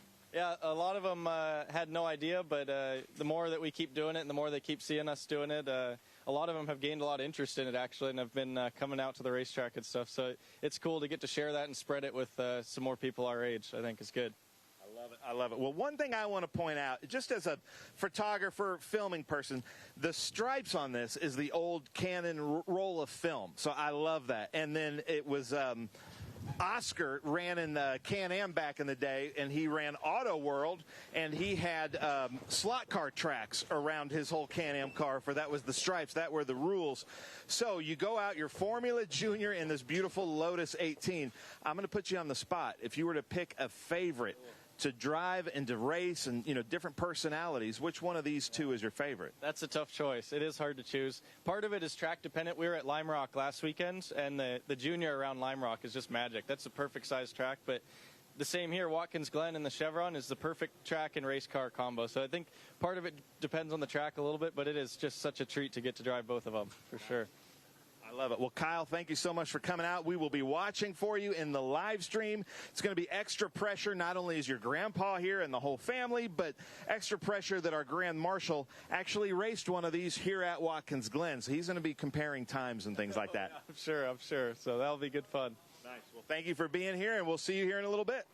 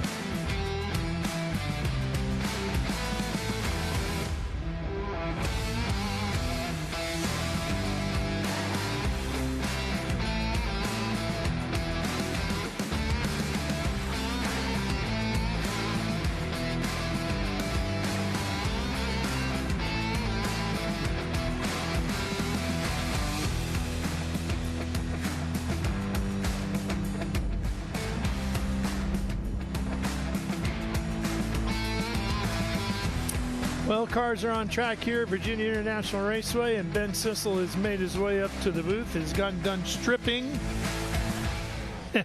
And we are about ready to get into some SVRA action here, Ben. You a little warm under the collar out there? Yeah, just a little bit. It's a little bit hotter here. We are about 2 weeks earlier than we normally are here.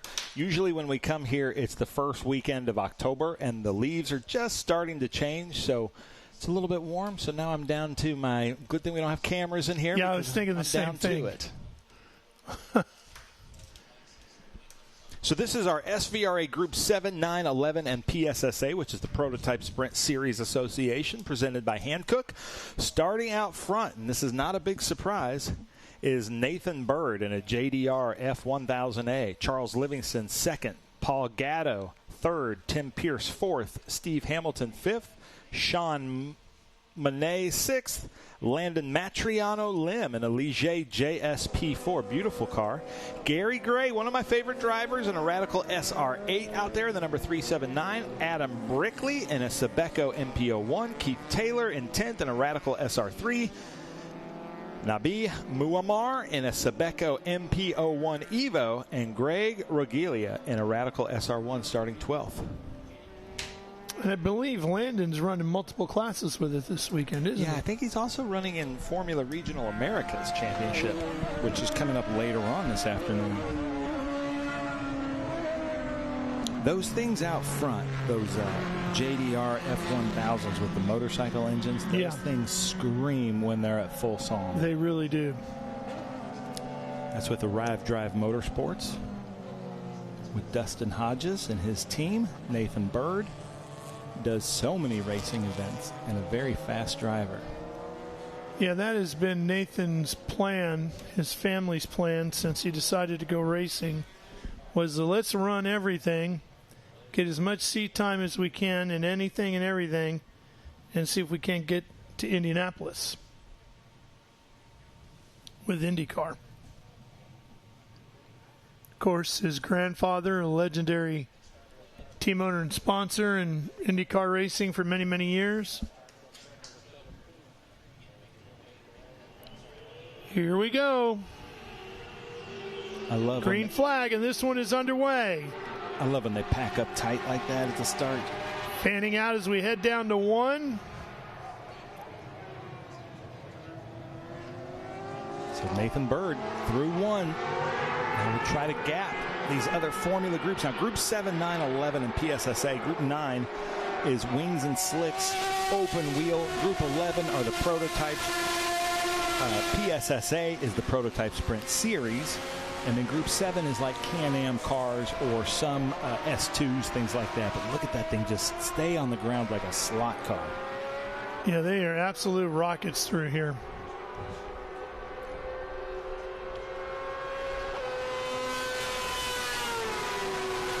You can hear him there. Listen to that. Yeah.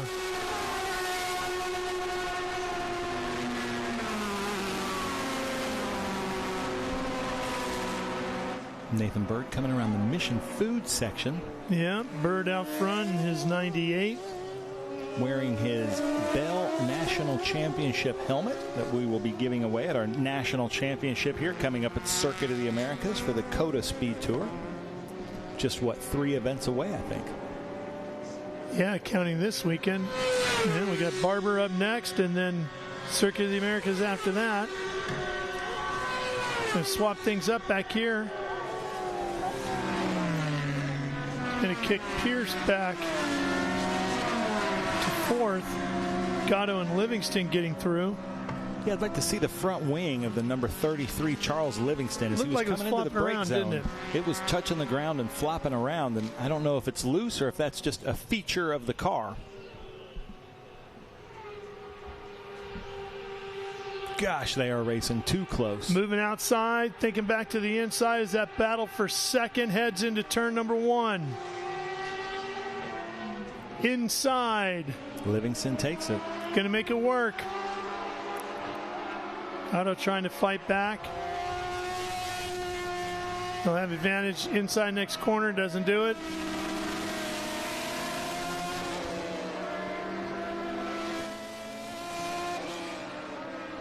Now Livingston coming around.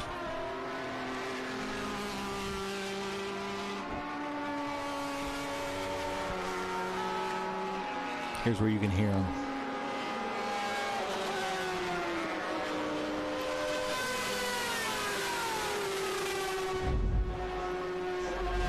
Going back, taking a look at the action, headed down into turn number 1. See, you got to the inside there. Got to give him plenty of room.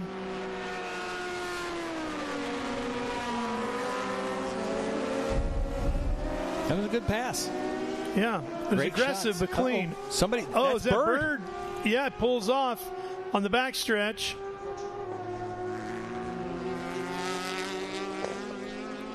And they're side by side going up, almost approaching the roller coaster.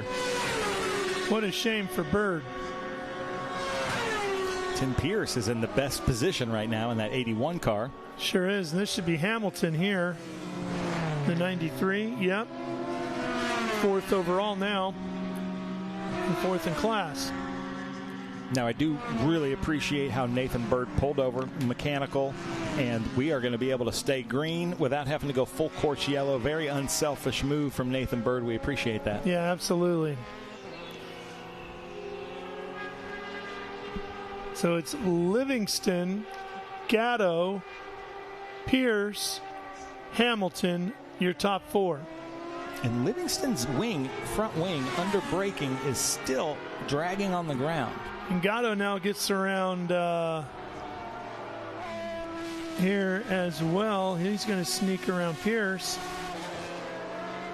They swapped it back and forth.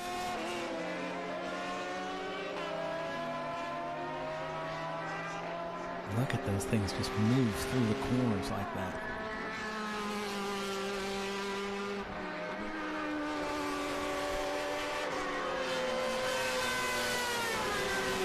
I love coming to Virginia International Raceway. This is a beautiful track. And if you're thinking, oh, it must just look like that on camera, it's even better in person, ladies and gentlemen. Yeah, it really is.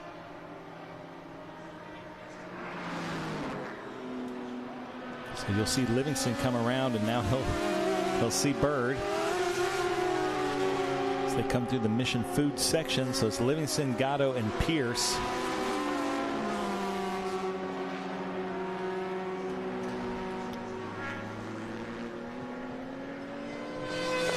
Now we come up to some of our radicals and Sebecos. That's the 36 of Muamon. Right there. Well, he's really moved up from 12th to 8th. 21 Rogalia.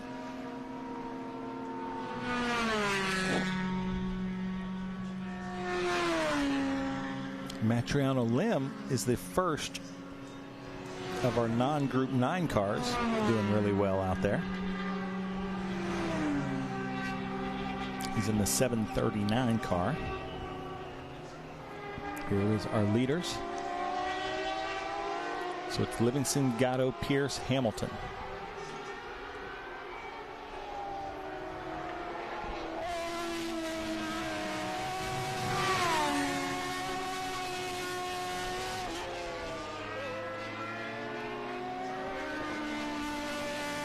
The Ligier that Landon Matriano Lim is driving, raced with us at COTA last year. Just a really cool looking kind of modern prototype car.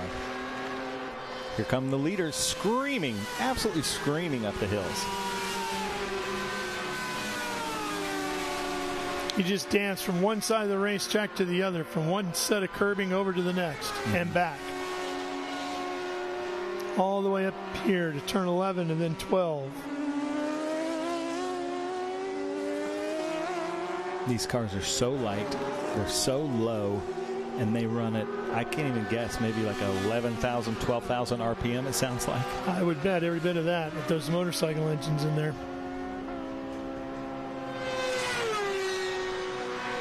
In this long back straightaway to a big braking zone, and it just gives you like a little hint of a left and then just a deep right-hand turn down the roller coaster.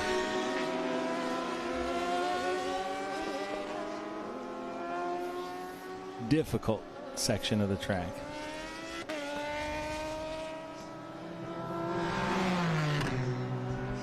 Charles Livingston is in a JDR 002.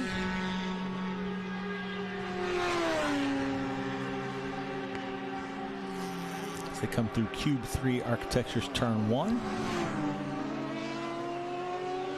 Livingston, Gatto, and Pierce all staying the same, with Hamilton in 4th.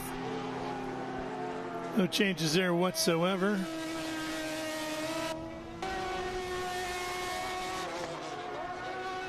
He's hitting his marks. Look at this. He's getting all the apexes, not going too much on the curbs because these cars are a little bit fragile. They don't have huge suspension pieces or anything like that.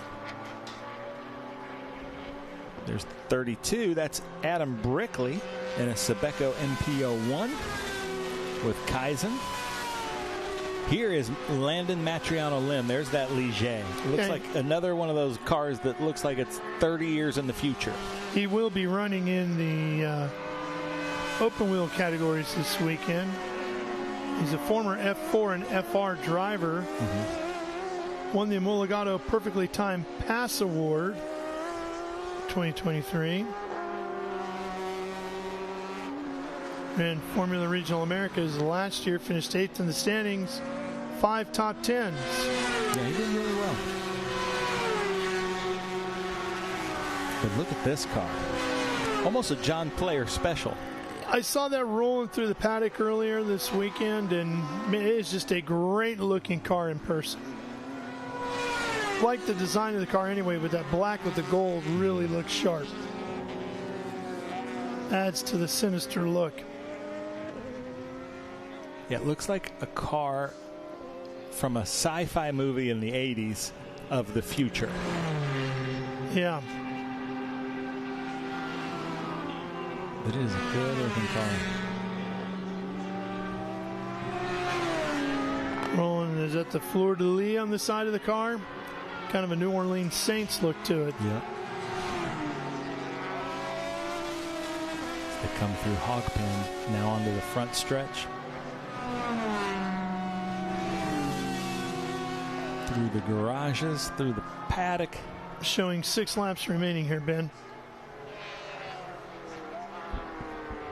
So this is the start of our SVRA races here, the Sports Car Vintage Racing Association. This is Group 7, 9, 11, and PSSA. We had a wonderful Q3 Architecture TA2 Series race today. We've done JFC, we've done F4, we've got FR coming up, and a smattering of all the SVRA groups. Yeah, we've got an active afternoon here.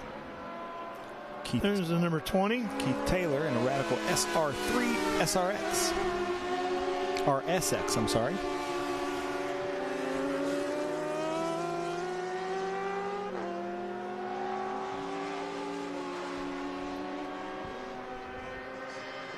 Gary Gray currently 11th.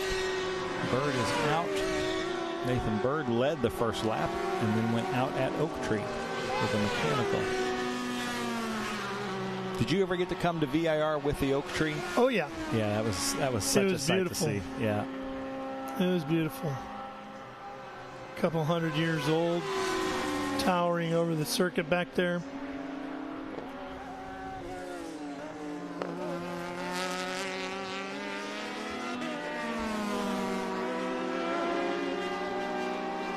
The drone really shows you all the intricacies of the track. There are little bends everywhere that don't look like that, you know, in regular flat vision.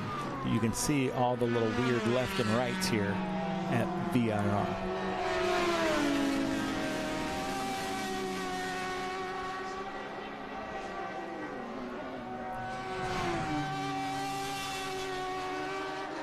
It's Keith Taylor. You talked about the Oak Tree and son of Oak Tree. I guess they grabbed some of the acorns from the Oak Tree, planted it in one of the track workers' backyards, and started growing it, and now they're moving it over here. Yeah, it's over here. If at some point, if we have a break, the camera operator at Oak Tree, if he just turns around to 180, you'll see it has its own mailbox that you can write notes to it of the remembrance of its dad. And then I think they made a bunch of keychains out of it. I think there's a bar in the tavern that's made from the Oak Tree. Yeah. All kinds of stuff.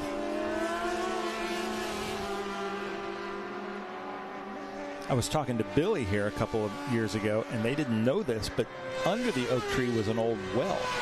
So when they took out the rest of the trunk, there was a well there that they think might have been from the late 1700s, early 1800s. Wow. I'm sure there's a lot of things around this place that they don't know are here. That's Tim Pierce in that JDR F1000. Currently in third. Going to have 4 laps to go here in a moment. The moment being now. So the leader crosses the line.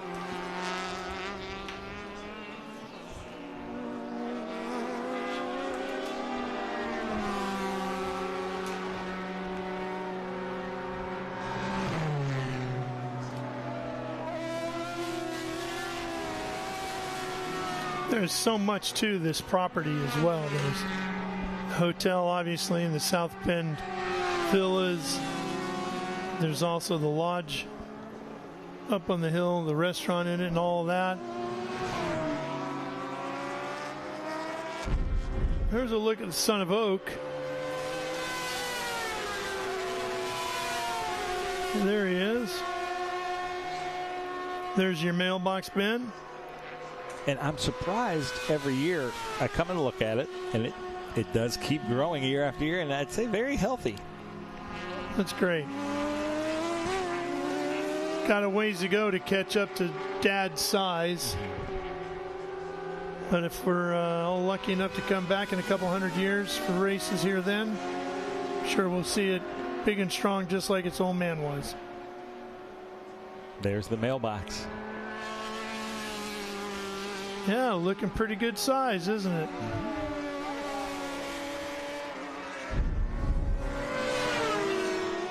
Here comes Landon Matriano Lim in that Ligier JS F4.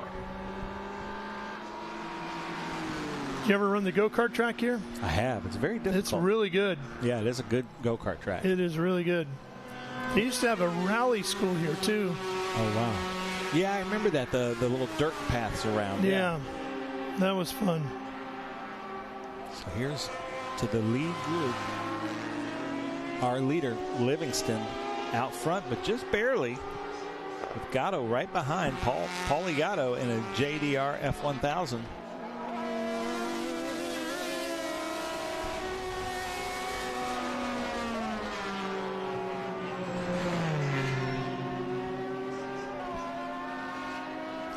Look at how they just kind of skip through this section so fast.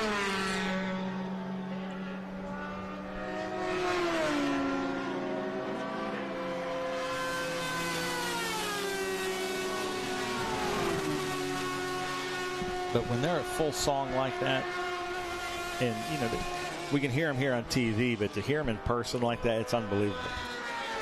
Yeah, they really are good sounding race cars.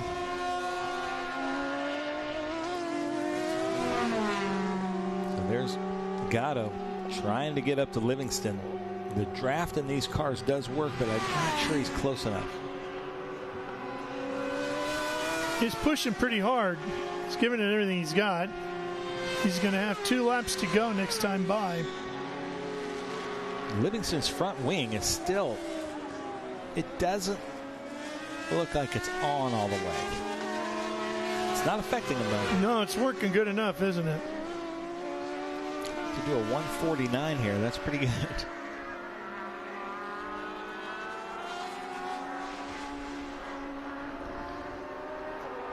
Here come the leaders.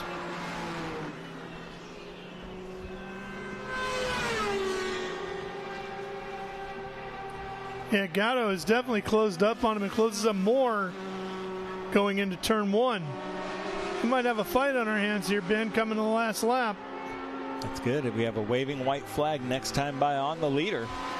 Could be either one of these 2 cars.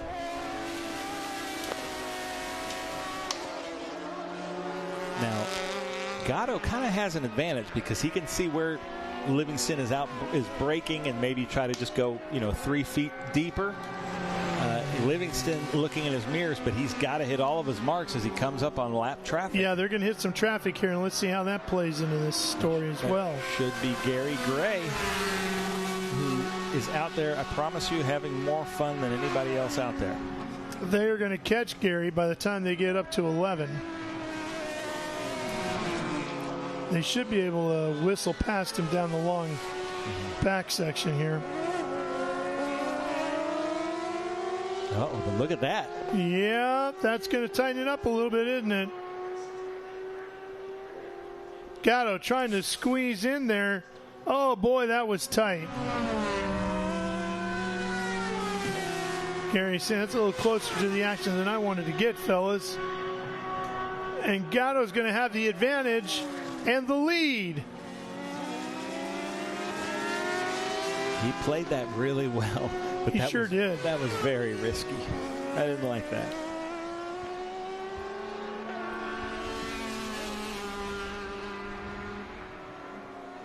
Now Livingston using the draft. He's got a great run. Here he comes, pulling up alongside. That would have been a photo finish. Oh, boy, look at that. White flag is out. And they got traffic in front of them, too, Ben. That could be an advantage for Gatto, and it is. Oh! Livingston goes around. Think he tried to get on the gas a little too hard too early? Maybe. It looks like it. It was unassisted. Yeah. So Gatto is going to take it. Hopefully he's able to get going and get out of the way.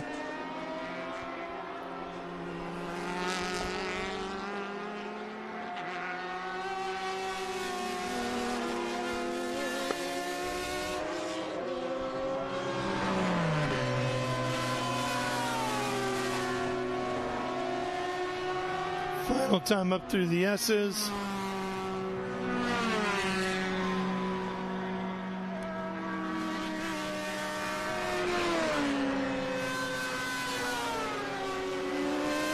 car rotates really well. Sure does. So surely Dustin Hodges is telling them, all right, you've got it. Bring it home. About a quarter of a lap left to take the checkered flag. Yep, just hit your marks. Final time. Paulie Gatto started third up to first.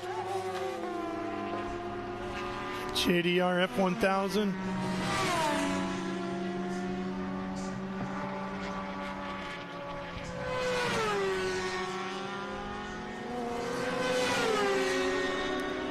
This car's so unique when you see them in person. They have such a, it appears to be such a long front.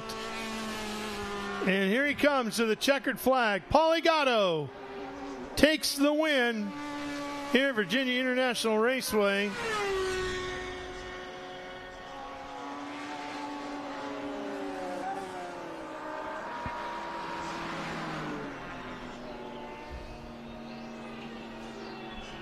That was an impressive run by Gatto. Yeah, sure was. Pierce and Livingston will finish second and third. Hamilton grabs fourth.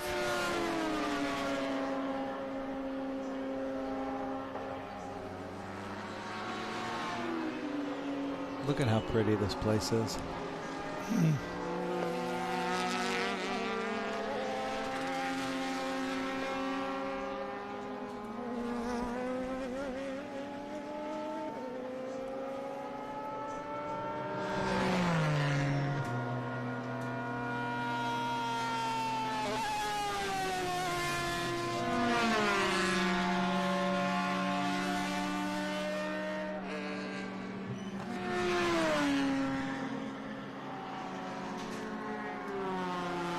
Out on their cool down lap. Here's a look at those results. Gatto, Pierce, Livingston, Hamilton, and Landon Matriano Lim takes a fifth here in SVRA groups 7, 9, 11, and PSSA.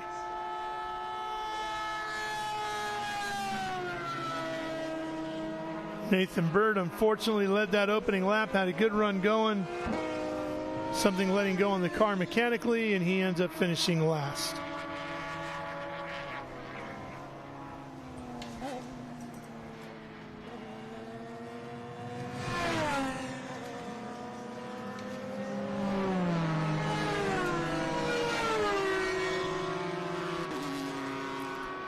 When we come back, we will have international GT action for you from here at VIR.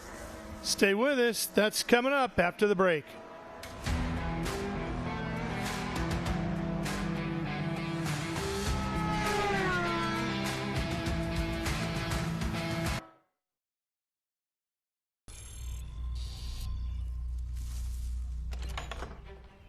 Yes. Hon, the weather tech's here.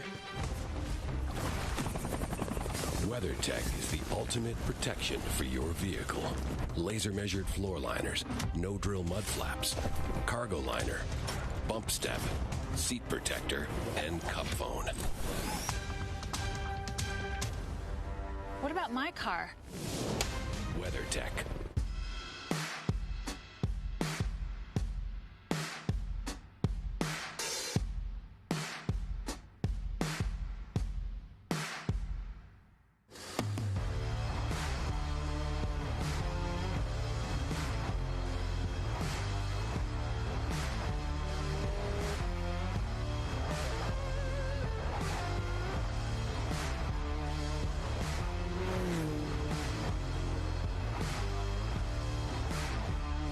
Hawk Performance packs 100 years of friction dynamics into every product. Backed by Carlisle Brake and Friction, the world's premier innovator of industrial brake and friction components, Hawk leverages R&D tools and motorsports experience to deliver uncompromising performance on the street. There's no reason to settle for less. Choose pads that are race-proven and street legal. Find the Hawk Performance brake dealer near you at hawkperformance.com.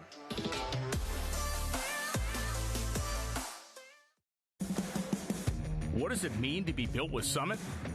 It means you're hitting the autocross, drag strip, road course, trail, dirt, or open road with confidence. Because built with Summit means you're using parts from the top names in performance. Priced to make your project affordable. And it's all backed by trusted tech expertise and blazing fast shipping. Summit Racing Equipment. Let's build it together. SummitRacing.com.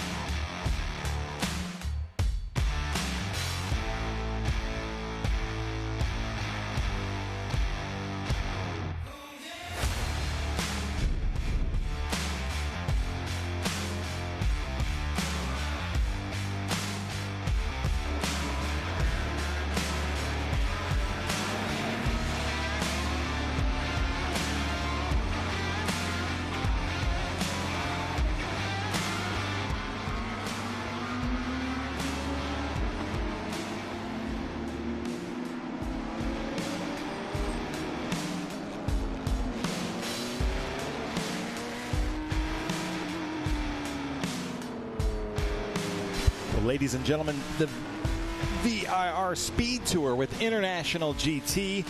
This is our third International GT Sprint Race. Tomorrow we will have a 1 hour enduro, but starting out front in Ralph's favorite car is Jason Craver in that 2022 Lamborghini Huracan Super Trofeo.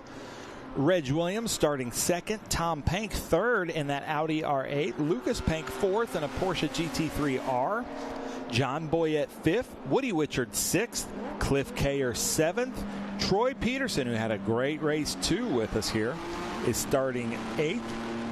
Ninth is our points leader, Michael Merritt. 10th is Thomas Ballister, last year's champion. William Oliver is 11th. Robert Wyson, Bob Wyson is 12th. Mike Ward, 13th. Kurt Kropp, 14th. Thomas Kirk, 15th. Cameron McIntyre in that KTM GT4 is 16th. Maria Mejia, I said this on the fan walk, the grid walk earlier. She was runner-up, but also our 2023 Stuttgart champion. So she was runner-up one year and then a champion the next year. I forgot to mention that, so Julie Bentley reminded me, which I appreciate. Eric Gray starting 18th, Brian Norman 19th, and Richard Grant in a 2025 Porsche Cayman GT4 Club Sport starting 20th.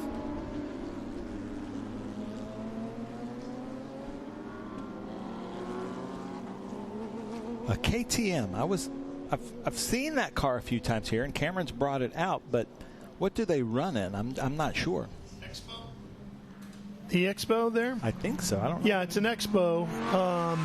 It can run in a variety of categories like this here. It's also just a very popular track day car. And I believe you can buy one with a license, but if I'm not mistaken. Let's see. I'm used to seeing most KTMs with 2 wheels, not 4. Yeah, in your world. I wonder what made them want to venture off into this. Another opportunity, I believe, with the engine.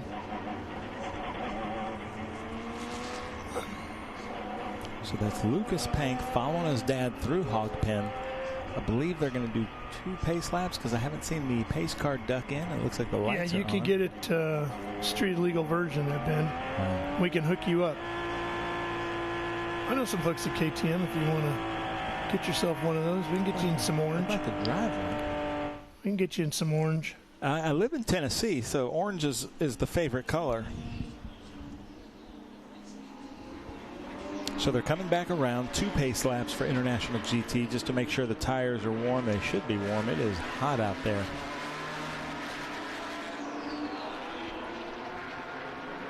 Great field of cars coming through. Cube 3, turn 1 here at Virginia International Raceway.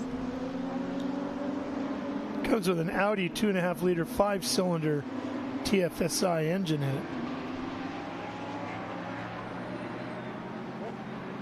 They're neat looking cars. I love how the canopy opens up like a jet fighter, right? That's I think one of the most attractive things about it, outside of the performance.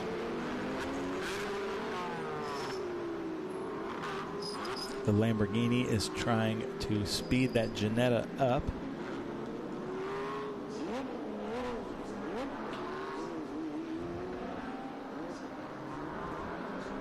In the heat like this, some of these cars could potentially overheat at such slow speeds.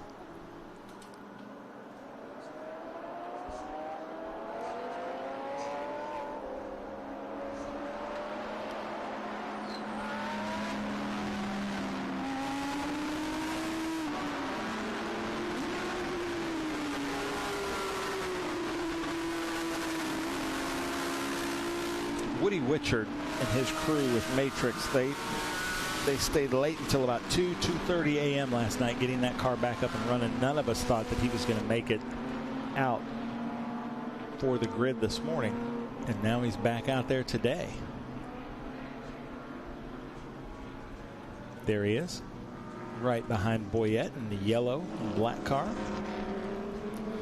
Well, Tom's a lot farther up the grid this time than he was this morning, isn't he? Yeah. This morning he started in last and had to come in with some his tires overheated.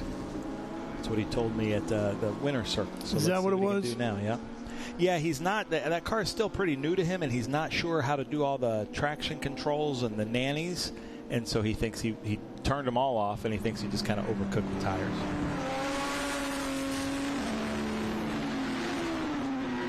Let's see what he can do with a nice 4th place start as opposed to a tail end of the field. Oh, he wants that Lamborghini. And I think he'll cross the start-finish line ahead. In 1 lap? 1 lap. Okay.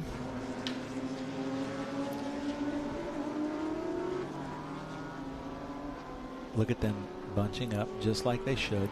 IGT is very good at this. They put on a great show for us. You putting a little ice cream on that? Yeah.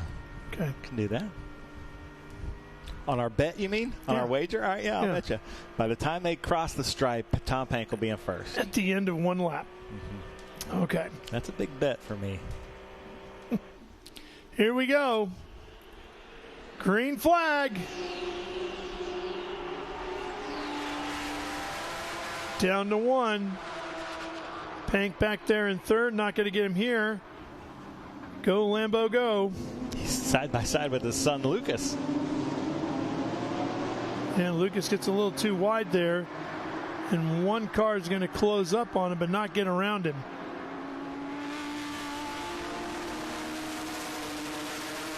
Man, Peterson. Oh, off in the dirt there. One of the Porsches. Another one off. That was Woody Witchard.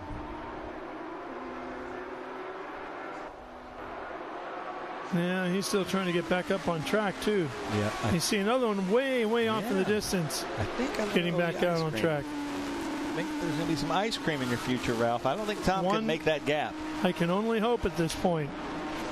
He's something chocolate, I can promise you that.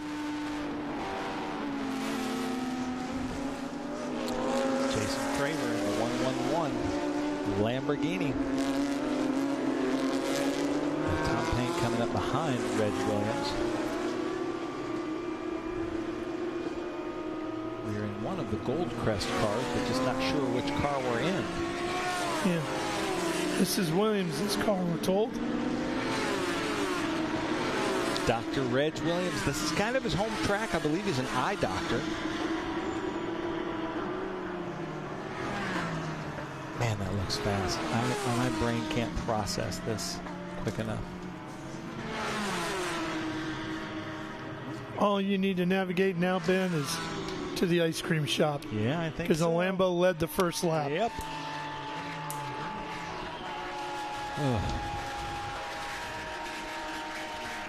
You got a favorite here in town? What's that? Do I have a favorite? Well, yes. You have one everywhere else.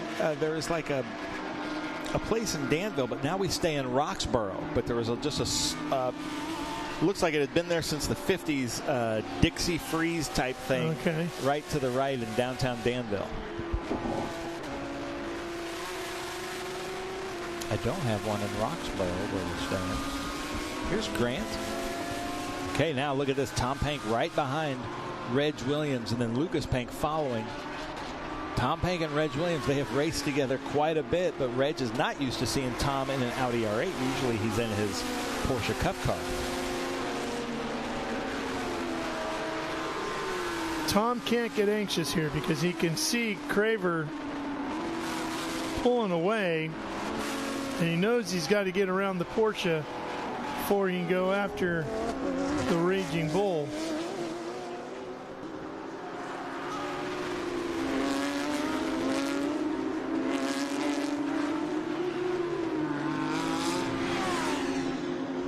I really thought the Audi would have a little bit higher top speed. Doesn't seem like it.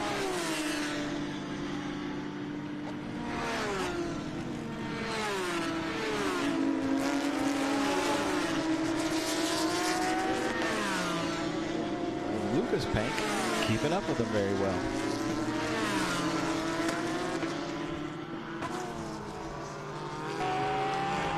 All of the melee that happened in the background that we were looking at, Ralph, must have been cleared because we're still under green. Yeah.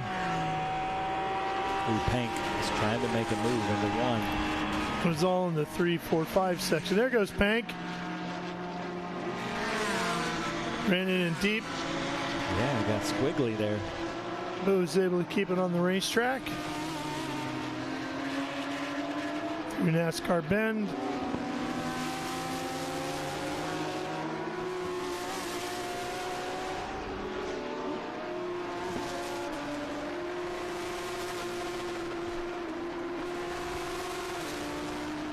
Now, Pank, what does this gap look like? Here's the pass. He gave him plenty of room, and Pank took full advantage of it. You can see how he ran it deep there. The car pushed out a little bit, but he gathers it back up. That was smart of Reg, because he's not in that fight. He's leading. These two cars are in exhibition. Tom Pank and Jason Craver. And look how Pank is taken off. Yep. So Reg Williams is winning this international GT race. Lucas Pank right behind him, but we still have Craver and now Pank trying to get around. And Pank told me this morning he really wants that Lamborghini. And Craver would really like to go clean sweep 1, 2, 3. He won yesterday's race. He won this morning's race. He'd like to top it off.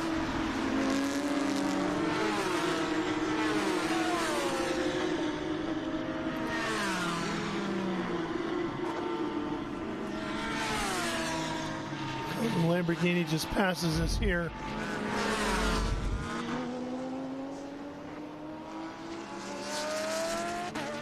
Oh boy. That's Pank. That's Pank, yeah. That's Pank in the Audi. Yeah.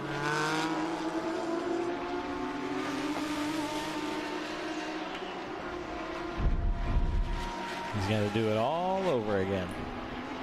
I think with 6.5 laps remaining, Ben, that's going to be kind of hard to do. It is. Unless you want to go for 2 scoops on that ice cream. No, I think I'm good. Yeah. So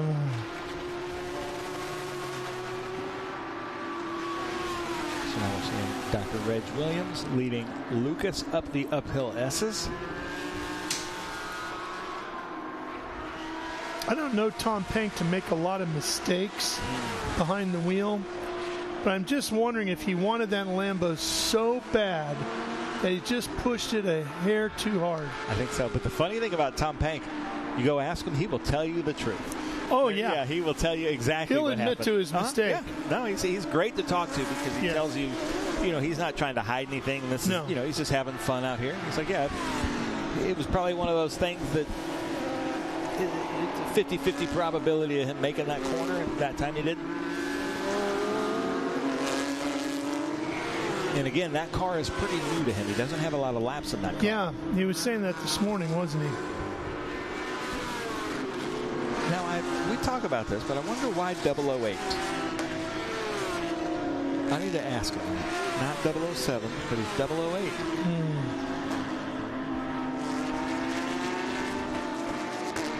So here's Tom.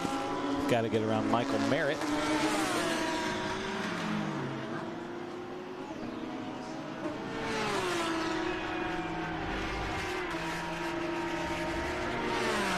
Thomas Ballister, last year's champion. Another one of our food manufacturers that race in International GT. We have a lot of them. Some really tasty ones, too. Too Fast, Too Tasty is Mission Foods and Juan Gonzalez. And don't forget, everything fits in a taco. Yeah. And then Ballister, I think he has a food company in Puerto Rico. Colosso. And we have our salad guys, right? Yeah. And Sandwich Food, Mark Sandrich. And then Bob Gee is the Cookie King of Chicago. Yeah. We have a bunch. I haven't had any of those yet. I can't tell the number who he's chasing. It's a Matrix car. It might be Oliver, William Oliver. But I can't tell. Yes. Okay. That is. And that would be a fight for 8th overall. Now here comes Pank right behind Michael Merritt. Merritt, which is 6th, and he's going to get that. Now he's going to come after Kayer.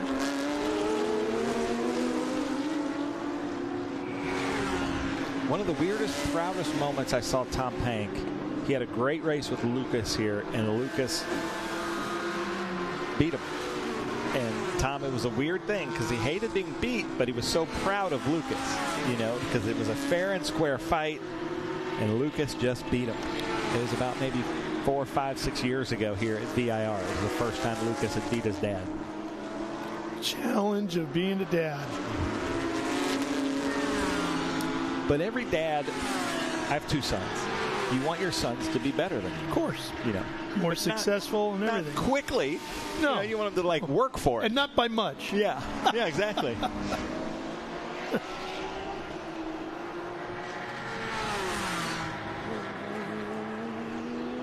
Some of my signs were taken down there in the Cube 3 architecture TH. Yeah, you had a rough afternoon with that. Yeah. There's Richard Grant. Richard Grant from my state of Tennessee in a 2025 Porsche Cayman GT4 Club Sport. So Tom Pank, can he get around Kayer?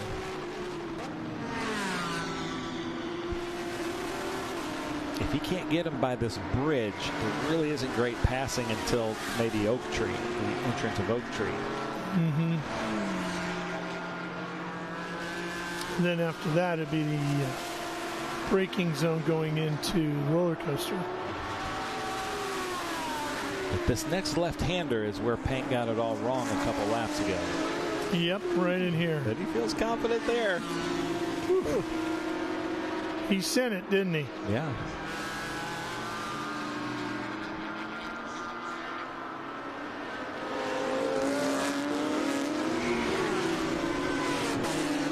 Michael Merritt there with the gold stripe is our points leader. He will be out tomorrow morning with Evan Slater as a co-driver.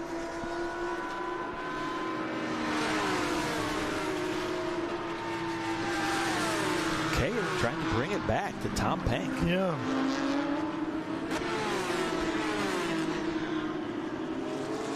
I don't know why I thought this, but I just thought those Audi R8s had a little bit higher top speed than the Porsches.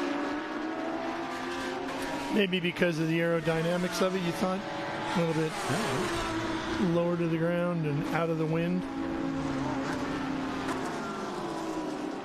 It does have a massive rear wing to it, though.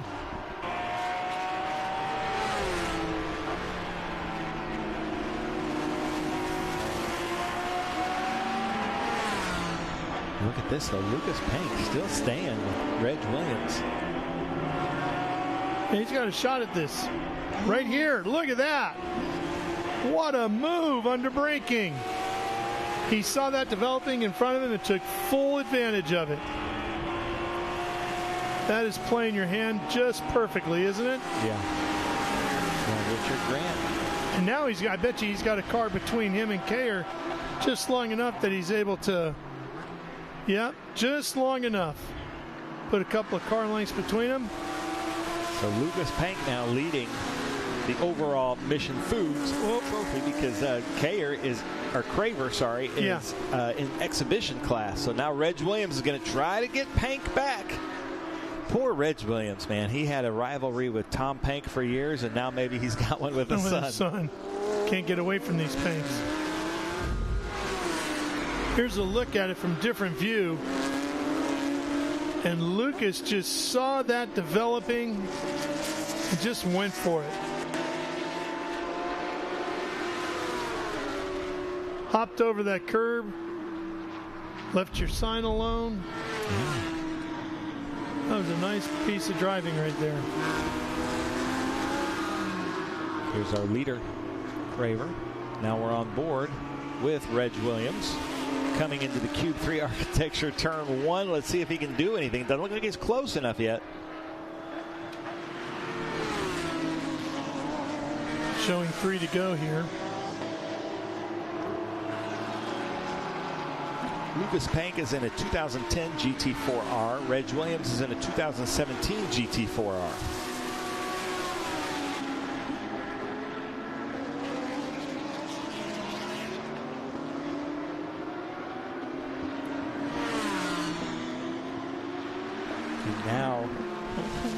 Lucas. Got to hit your marks. I'd almost rather be in Reg's seat than Lucas's seat right now. Yeah, I mean, you never want to give up the lead, right? But I understand the chaser versus the chasee comment there, and I always feel more comfortable in the chaser position than the chasee. But yeah, with just a couple laps to go, you don't want to give up the lead. Now look at this. Reg is just on the back. He's going to feel the draft, and this is a long straightaway, ladies and gentlemen. So Reg might be able to get him. Here he comes. He's closing, and he is going to be right on him as we lose him under the drone. Alongside, just in front, got him. Can he make it stick? Yep. I like the picture-in-picture they went to. Nice job. Yeah, that was pretty slick.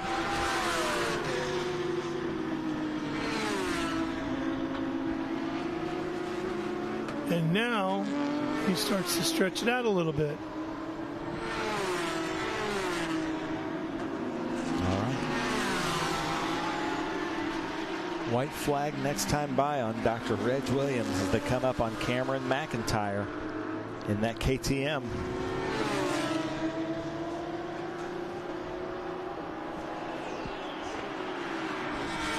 I don't say KTM often in my job here, but I'm sure in your old life you said it all the time. I've said it quite a few times, yeah. Okay, let's see if Lucas can do it again. Same scenario. Yep, same sure place. is. Oh boy, he's trying it again, isn't he? But Williams is shading over just enough to keep him away. So Pank looks to the other side, but that's right where the KTM sits.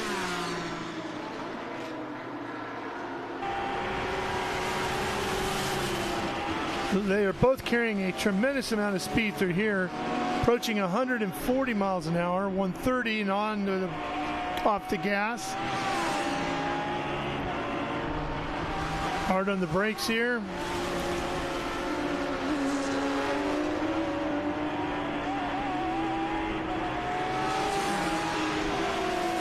Already up to 100 miles an hour.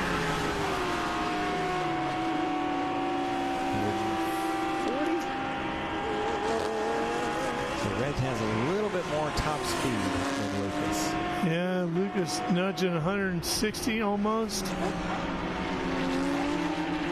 right, white flag is out on your Lamborghini, Ralph. There you go. Craver with one more lap. He has had a strong, strong weekend.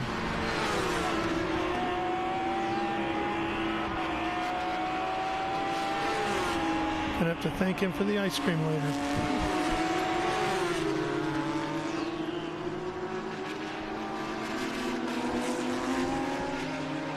Look at him outbrake him.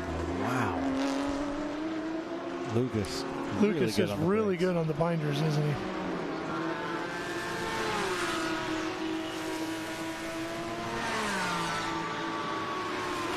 There's our leader.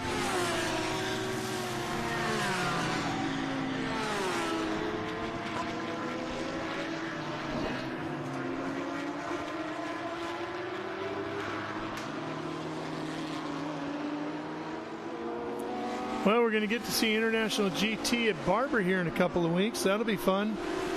Yeah, I'm really excited for that. I'll be buying you ice cream there. Yeah. See what the field looks like when we get down there.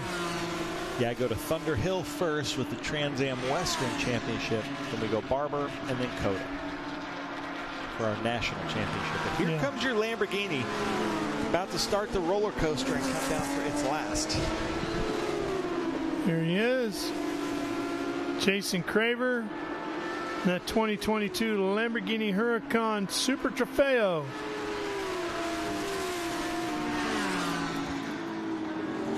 Rocketing out a hog pen out on the front stretch here. Checkered flag awaits. There it is, and another win for Jason Craver on this weekend here at Virginia International Raceway.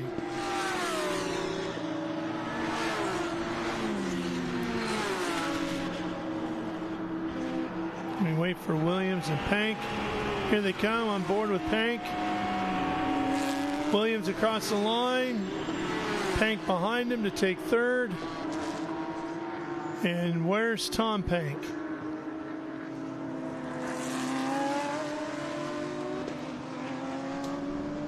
There goes Maria. There goes Tom. Fourth overall. After what he went through, that's pretty darn good.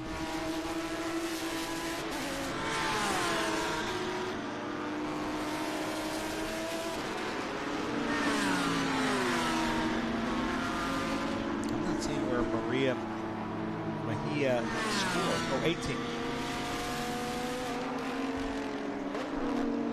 There's Craver. So it's Craver, Reg Williams, Lucas Pank, Tom Pank, John Boyette, Cliff Kayer, Michael Merritt, William Oliver, Tom Ballister, and Woody Witcher. That's our top 10. Bob Wyson, Mike Ward, Troy Peterson, Kurt Kropp, Eric Gray, Thomas Kirk, Brian Norman, Maria Mejia, Cameron McIntyre, and Richard Grant. And I believe Group 10 is next, right, Ben? Yeah, SVRA Group 10. So a lot of stock cars, Trans Am cars, some big cars coming up next.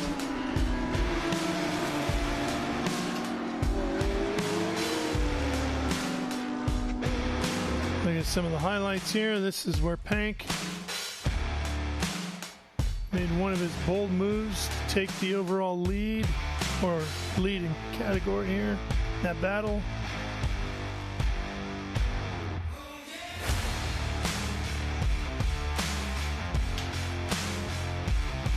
Fighting with Merritt.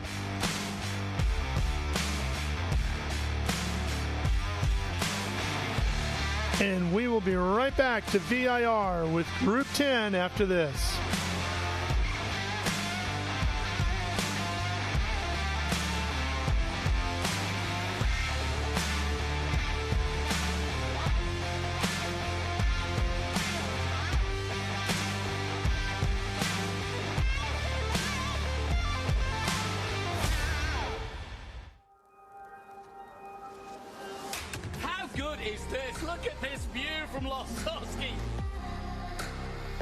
It brings all my fans, it brings the audience into the car with me. We turn 140-mile-an-hour entry speeds.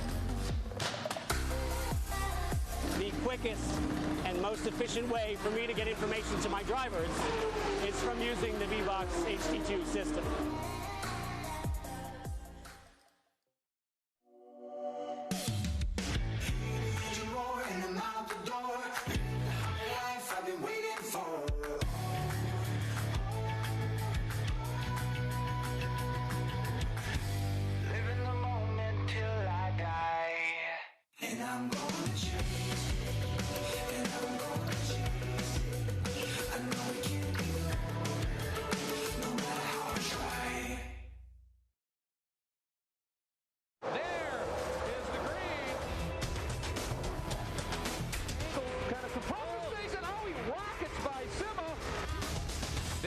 Said. One of the ways you overtake here at Sebring is really good in the braking zone, like this one right here. Both go around. There's the green. We are back and at it. Watch this. Oh, look out, Miller, look out.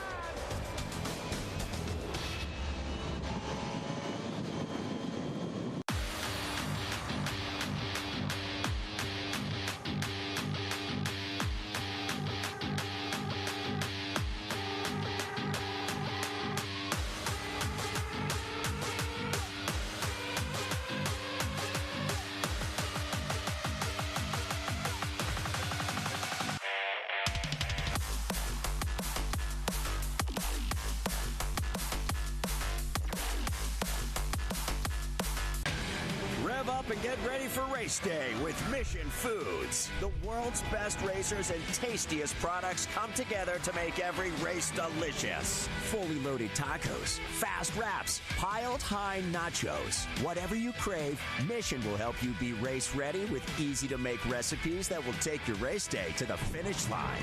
Keep your racing delicious and enjoy all the mouth-watering action. Brought to you by Mission Foods. Too fast, too tasty.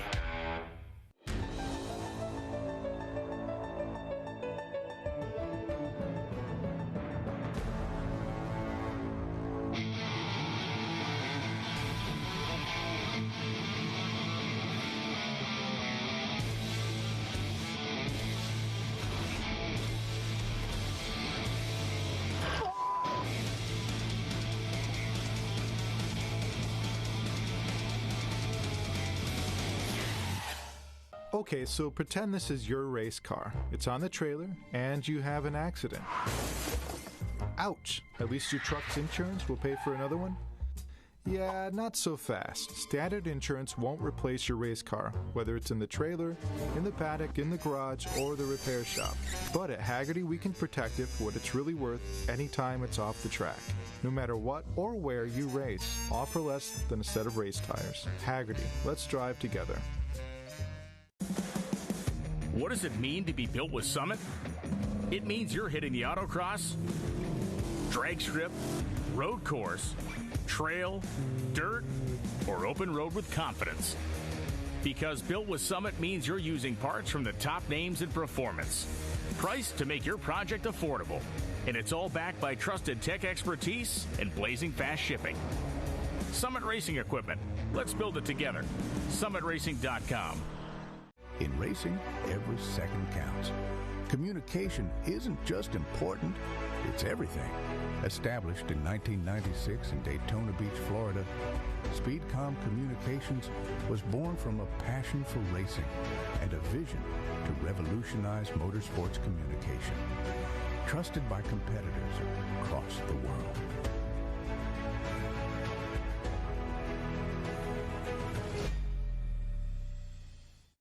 Okay, so pretend this is your race car. It's on the trailer, and you have an accident. Ouch! At least your truck's insurance will pay for another one? Yeah, not so fast. Standard insurance won't replace your race car, whether it's in the trailer, in the paddock, in the garage, or the repair shop. But at Hagerty, we can protect it for what it's really worth anytime it's off the track. No matter what or where you race, offer less than a set of race tires. Hagerty, let's drive together.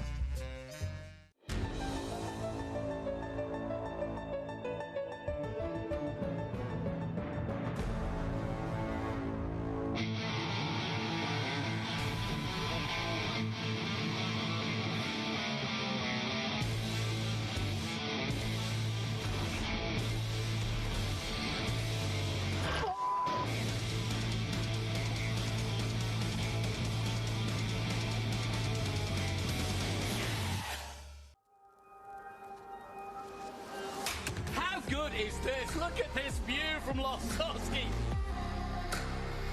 It brings all my fans, it brings the audience into the car with me. Speed turn 140 mile an hour entry speeds. The quickest and most efficient way for me to get information to my drivers is from using the VBox HD2 system. Architecture is about everything. We change the environment. We are changing how people live in the environment today. So we basically put our fingerprint on the future of what the United States looks like. My overall business philosophy is that I'm engaged with my company from top to bottom, and I think the racing world and helping out the next generation and younger drivers is a passion of mine, and it's getting stronger and stronger every year. With that, that's why I want to be involved.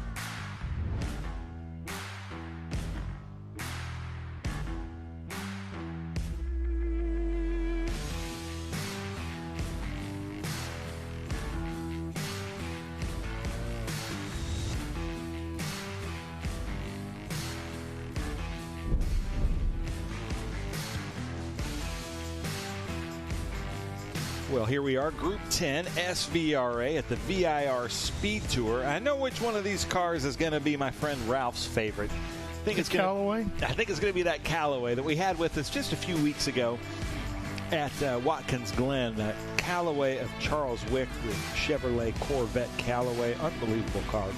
I was looking at it up close, and it is a pretty car. The Ferrari's pretty sharp, too, I got to tell you. So then John Liam Gray starting second, Porsche GT3. Frank Mosseri in a Ferrari 488 Evo Challenge. And Michael Earhart in a Porsche GT3 Cup. So I'm going to ask you then, the Ferrari or the Callaway Corvette? Did I win the lottery or not? Doesn't matter. Yeah, you can't sell them. You have to be able to, you have to put it in your garage and keep it for 10 years. And you just get to pick one or the other. I'll take the Ferrari. Really? Well, yeah, it's going to hold its value better. Probably. Got to own a prancing horse at some point in time, right? Yeah, I agree with I've had 2 Corvettes.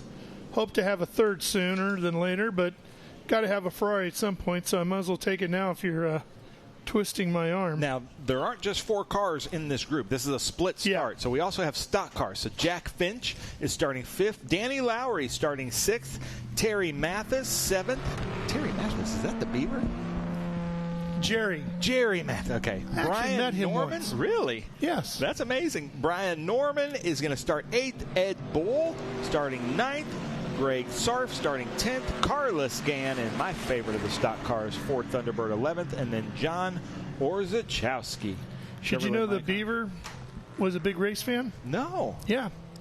Yeah. Saw him at the, where was it? Was it Anderson Raceway, Anderson Speedway in Anderson, Indiana, the Little 500. Nice. On the night before the Indy 500, 33 non-wing sprint cars, around a quarter-mile bull ring. And he was there for that. Really nice guy. Got to spend some time chatting with him. Here they come up to the green flag, Ralph. That Callaway Corvette up front. Should be a good one. Underway, and the Corvette thunders off to the lead.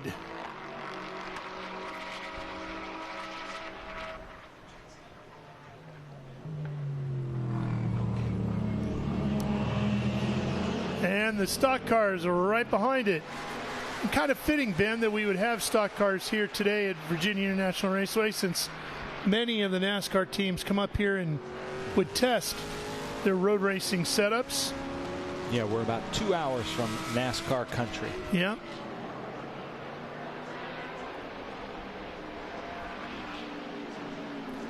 That's Jack Finch up front in that Dodge Charger. I think you taught me that's Greg Biffle's car. The 3M car, yeah. Okay. Oh, Finch is catching these guys. The Biff. That should be Danny Lowry in the Greg Biffle car. Yeah.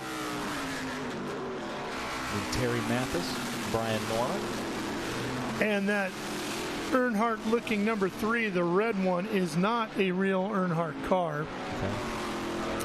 The guy, when he bought that car, bought it from Rick Ware Racing, and the car was already red, and he's a big Earnhardt fan, so he thought, how can I tie the two together? So he went with the paint scheme that Senior used when they went over to Japan and did the special race in Japan. John Liam Gray in that Porsche GT3 Cup. I wasn't really a big NASCAR fan when they did all the international stuff, but I wonder, first, how was it received? And then why did we choose to do that? Just trying to grow the audience? Yeah, it went over well. They had a good following when they went to Suzuka. It was a good opportunity for them to get over there. I know the gentleman Ken Clapp, who is vice president of NASCAR on the West Coast, and basically nothing in NASCAR would have happened west of the Mississippi if it wasn't for Ken and Les Richter. And Ken helped make that all come together at Suzuka, and it was it's a pretty darn good success. but it just kind of never really went on from there. Had to be so expensive to bring all those cars and yeah. over there.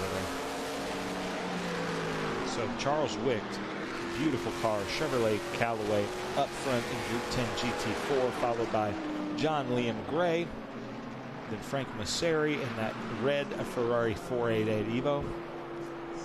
Speaking of Ferrari, you got to see the Big Five all together in one room this week. The Big Five Ferraris? Yeah. You know what the Big Five are? Well, a GTO 63. No. This is the modern Big Five. Oh, no, I don't know. If it's after 75, I don't know anything about it. 288 GTO. Okay. F40. F50. Enzo. And a LaFerrari. Wouldn't have known any of those. I mean, I know the F40. I didn't even know there was an F50. Our producer's losing faith in you. yeah, to be honest, maybe 1982. If it was made after 1982, I just don't know about it. Really? Yeah. But here we go. Danny Lowry. He is being chased by the number 41, Brian Norman, who literally has a target on his car.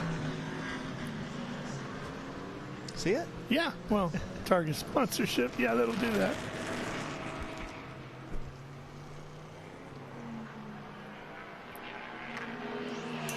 With the 41, that looks like it would be a Casey Mears car. Oh, that's good. My wife is totally fine going to Walmart without any makeup in her pajamas, but she will not go to Target like that. It's going to be dressed up? Just to be at least presentable. I'm not sure why that is. Maybe the ladies out there could agree with that assessment. Sure, there's quite a few of them out there right now going, yeah, that makes total sense to me. I could go to Dollar General how I was dressed, like maybe 20 minutes ago. I wouldn't be surprised that you would go anywhere dressed like you were a few minutes ago. I don't think much slows you down as far as worrying about that. There's Charles Wicht. That is a beautiful car. And we were talking about this at Watkins Glen. The body angles on that are a little bit more agreeable to me than Corvette. Like it just seems like they've just rounded off some of the corners a little bit. I don't know if that's the case, but maybe that's the paint scheme. But see how it just seems a little more round? Well, it's a C7, but it's been Callaway'd. That makes sense. And they tend to make things pretty aero. They really work on that. Do a great job with that. I think it is a little bit softer while still holding the general lines of the C7. And our teammate Becca on our crew has confirmed that it is completely unacceptable to wear your pajamas to Target. Oh, but it's fine for Walmart. Walmart or Dollar would General. be okay. Okay.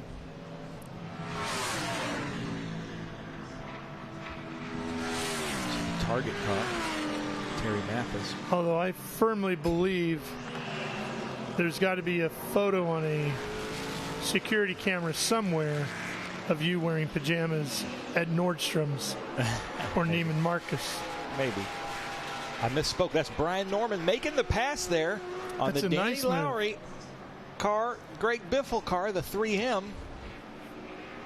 That was a good pass at the Cube 3, turn 1. Let's see if Danny Lowry can get that back.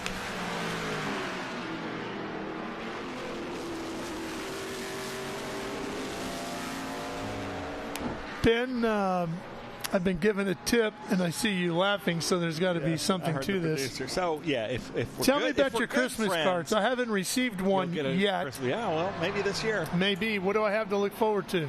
Oh, you'll just have to wait. But some of our co-workers, they collect I send a Christmas card and an ornament, and now they've collected them and they line them all up together, and it's me in very little clothes, and I don't have the body to be in very little clothes, posing like I have all the confidence, like I'm the height of David Hasselhoff in weird poses and in Christmas attire, kind of. So Cam has received one of these? Not yet. Not yet, but he was tipped off on it somehow. Look in your mailbox. He was tipped off on it, huh? Now, who is in the Coors Light car? Oh, boy. Originally or today? No, today. Today? And originally. I can't find silver. Oh, that's Jack Finch in the Dodge Charger. There we go. All right, now, Norman, you have a target on your rear quarter panel that Danny Lowry is just staring at.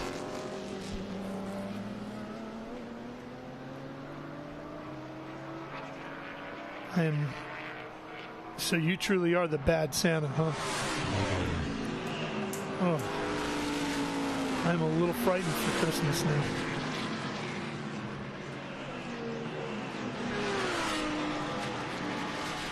This car should be running in second. That's Gray. John Liam Gray in a Porsche GT3 Cup.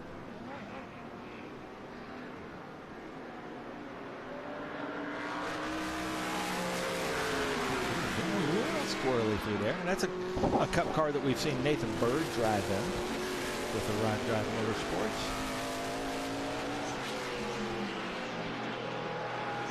Motorsports. Six laps remaining as they come through here. Finch, Jack Finch, just out in that Coors Light car. Now, who would have driven that Coors Light car? Well, the number 40 was probably a Sterling Marlin machine. He's from my neck of the woods. Yes, he is. And his dad has one of the all-time greatest racing names ever. Who's that? Cuckoo. I didn't know that. Cuckoo Marlin. That is pretty good. Oh, we have a flashing white flag. That means there's a slow vehicle on track somewhere. That car just looks planted.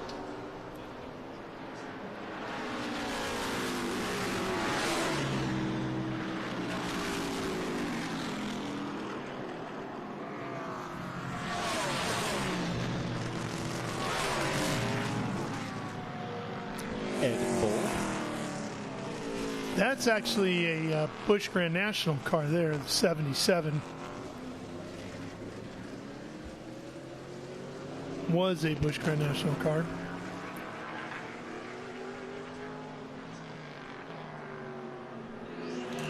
Been painted over. There's Carlos Gann back there in that Ford Thunderbird.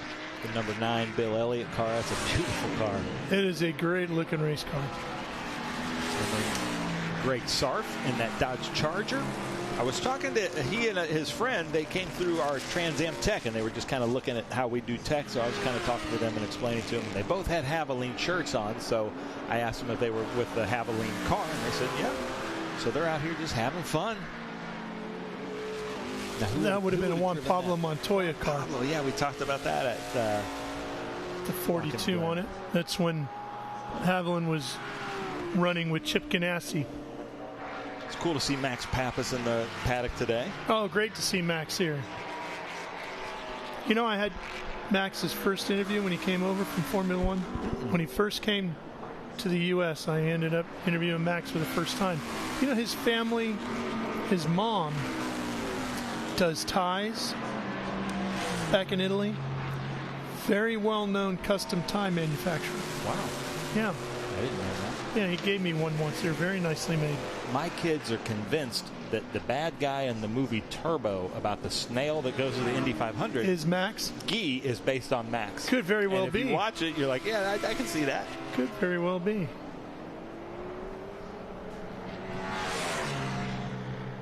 This car third in our screen, that's Carlos Gann. By far my favorite of the stock cars. That's my era of stock cars. Yeah, it's a great looking car. Just a classic in so many ways. That Coors sponsorship on it and everything.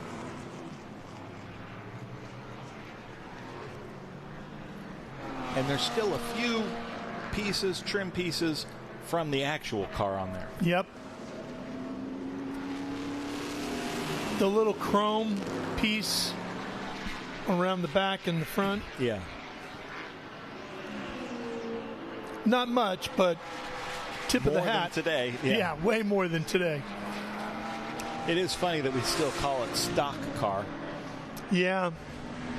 But, you know, I get it. You sure have changed.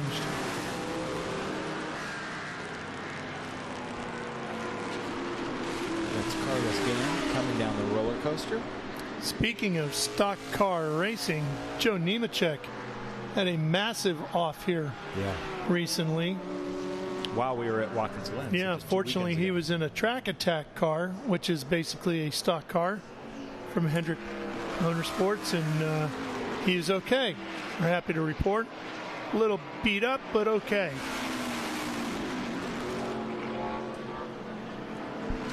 Yeah, someone showed me a picture of him.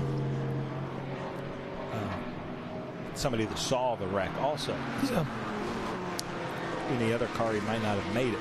You know, any kind of like factory built car, but he knows what he's doing when he's building cars. He knows what kind of car he wants to get into. But yeah, I don't know, Ralph. That's a pretty car right there. It's a beautiful car. Beautiful car. I like the Callaway though. I've got some Callaway golf clubs. They make good golf clubs, so why wouldn't they make a good Corvette? That's right. Speaking of Corvette, I ran into Corvette Hall of Famer Johnny O'Connell last night in the hotel parking lot. Is he coaching? He's here coaching, yeah. And he brought up the Corvette with him out of Georgia. The Corvette gave him when he got inducted into the Corvette Hall of Fame, which I thought was very cool. And what's really neat about it is it's a dark charcoal gray C7. Yeah. And it's got the number on the door, just like it would have on the race car, his number. And above the number 3, it says Corvette Hall of Famer. Nice. Which is really cool. That is awesome. Really cool. Danny Lowry trying everything he can to push Brian Norman in that Target car. Trying to get him to drive in his mirrors. There's that Callaway.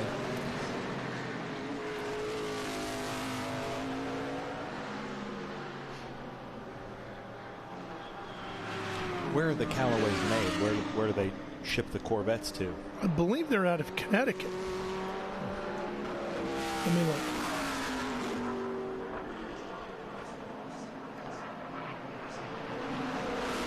The Corvette factory is about an hour north of me, and that's a really neat tour to do, as is the Corvette Museum and the racetrack right across the street. If you ever get a chance, Bowling Green, Kentucky, make sure you go do the Corvette tour in the museum.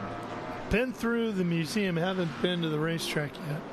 The racetrack is fun. I kind of talked to them about it right when they made it, because I felt like Corvette made a Porsche track. It is a very technical track, but that's what they want to do. They want to have the people test out the new Corvettes, and they, in one lap, you have put that thing through everything. It's a fun little track.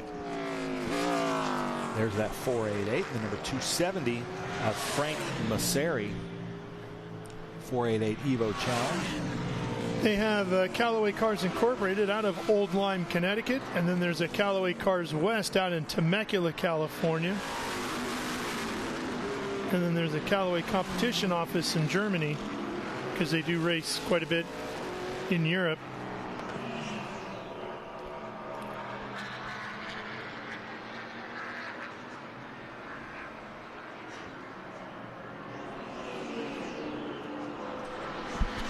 We've had a good amount of spectators here this weekend. Really great weather. It's a little bit hot, but as you can see, we've got blue skies, green grass. What could be better? And race cars. Wonderful music. Just over the hill, there's a county fair going on this weekend. Oh, yeah. Charles Wick, we've been following him for like the last 4 or 5 years in IGT and vintage racing. I don't remember him bringing that car before we were at Watkins Glen 2 weeks ago. That was the first I'd seen it all year. It is a beautiful car.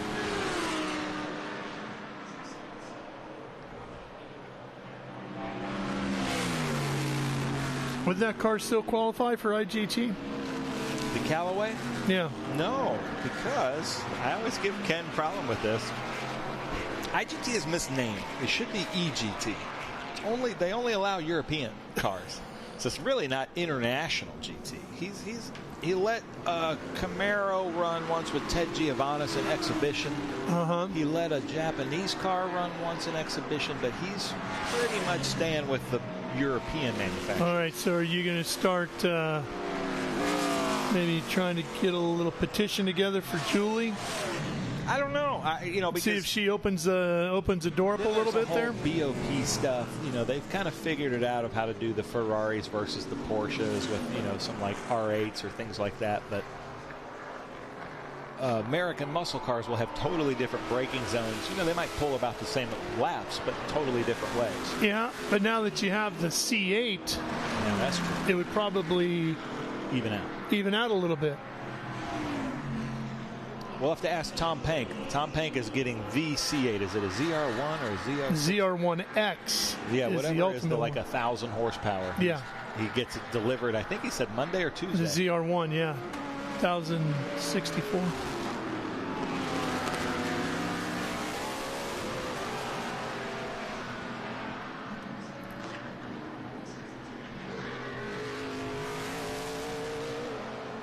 Is this the checkered? Oh, problems for the Biff.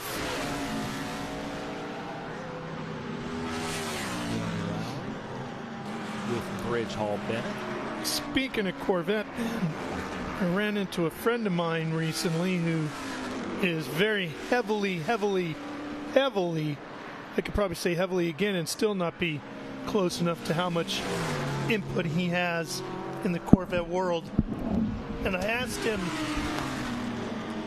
how close we are to a C9, and he said there's probably at least 2 more variations of the C8 before we see the C9.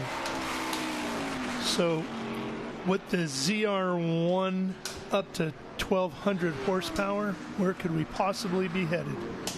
Looking for the checkers. There they are. The Callaway takes the win and flashes the lights.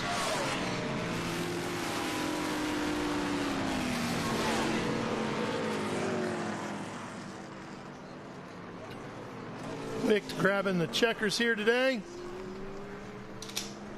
Just like he did a couple weeks ago at Watkins Glen. That is a strong car and a tough combination for sure. Get those two together. Good driver. Here comes Finch. Dodge Charger, Sterling Marlin.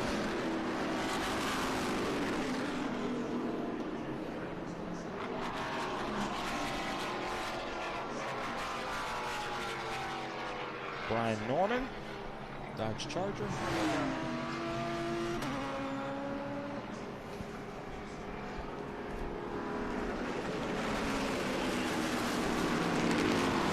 Terry Mathis on the Chevrolet Cup Car.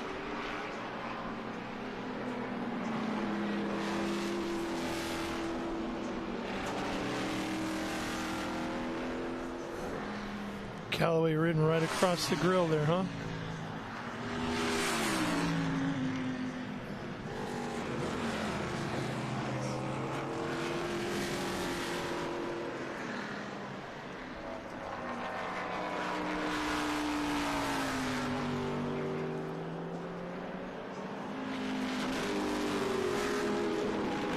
And here's a look at the results. Wicht, Gray, Finch, Norman, Mathis, Lowry, Mokri, Bull, Sarf, and Gann, as we excuse Ben since he's on his way down to get ready for the next race. Earhart and John Orszowski wrapping this one up.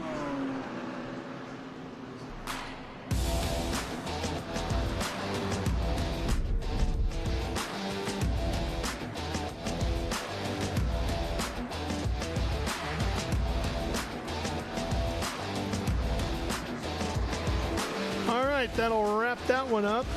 That is Group 10. And we will be right back for more open wheel action coming your way from Virginia International Raceway right after this. Stay tuned.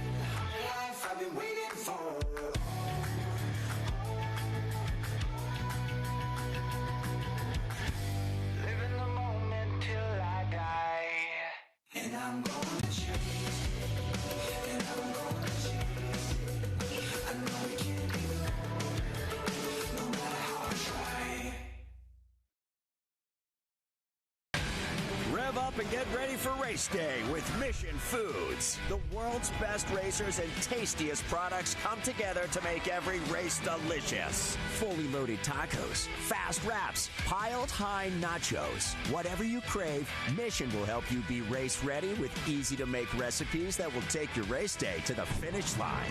Keep your racing delicious and enjoy all the mouth-watering action. Brought to you by Mission Foods. Too fast, too tasty.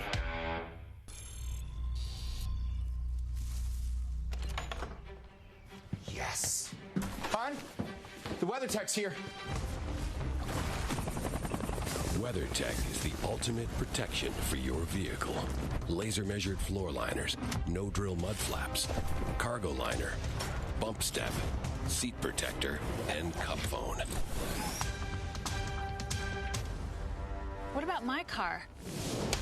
WeatherTech.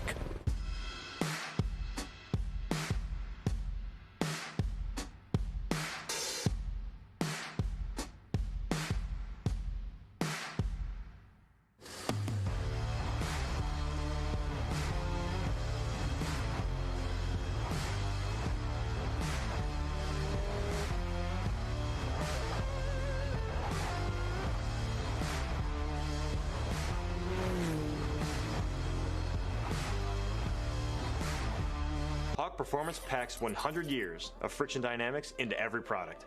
Backed by Carlisle Brake and Friction, the world's premier innovator of industrial brake and friction components, Hawk leverages R&D tools and motorsports experience to deliver uncompromising performance on the street. There's no reason to settle for less. Choose pads that are race-proven and street-legal. Find the Hawk Performance brake dealer near you at hawkperformance.com.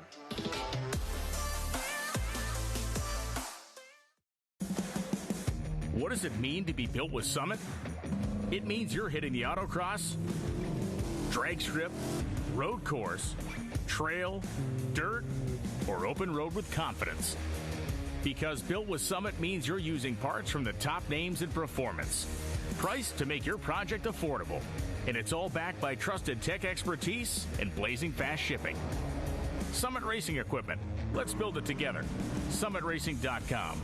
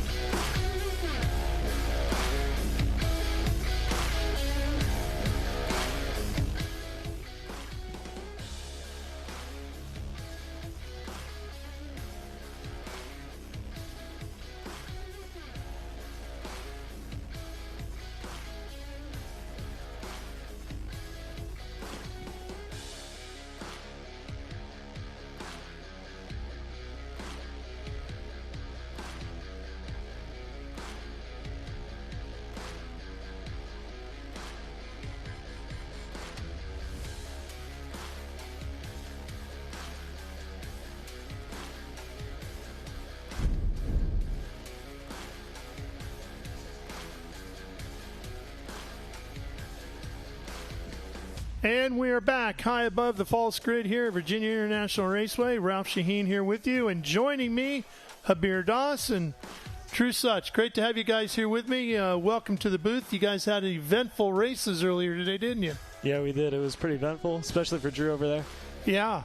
Drew, that really worked out well for you. Yeah, thank you, Ralph. It was a pretty fun race. It was a tight one, but yeah, I'm just glad we were able to get it done. We started on pole and ended up winning the race. So yeah. I had my shoes off earlier, was able to do the math here now. What, 25 points down? Is that it? Yeah, that's right. With one race to go tomorrow, then two up at Barber. Exactly, yep. Okay, so we going new tires tomorrow, or what's the plan? We don't have any new tires left because the whole field went to new tires for race one. Okay. So we'll be running our tires from qualifying. But okay, all right. And these guys getting ready to roll out here, and if you think your points chase is tight, this one is frightening. The F4 Formula Regional Americas Championship is as tight as we have it in any of our open wheel divisions as we get ready for their next race in the 2025 season. Titus Sherlock has really been on a charge, hasn't he, guys? Yeah, he didn't have so much good luck at the beginning of the season, but he's been crawling back pretty quick here. Yeah, he's 11.5 points behind the leader. And Bruno Ribeiro and Nicholas Ambiato, boy, they had a crazy weekend at Canadian Tire Motorsports Park. Yeah, Bruno Ribeiro, one did not start and one retirement. Really hurt his championship chances. He's held on to the lead thanks to his phenomenal start to the season. But yeah, Titus is certainly looking to make a dent this race and tomorrow. Yeah, and I believe the gap between Ribeiro and Am VIR is just 4 heading into this race here now. And of course, they're fighting for a $100,000 check. Boy, that can do a lot to help you move to the next step. Absolutely. Yeah, $100,000 of any money, especially in racing, that goes a long way. Yeah, yeah. And Titus is coming in here pretty strong. He just swept the weekend at CMP. Yep, sure did. He's been on that sweep streak thing going lately. All right, there you see the 22 of Jet Bowling, another driver who's had a decent year. He's had a win, as has Brady Golan. And they're both looking to maybe see if they can get in the top 3 in the points.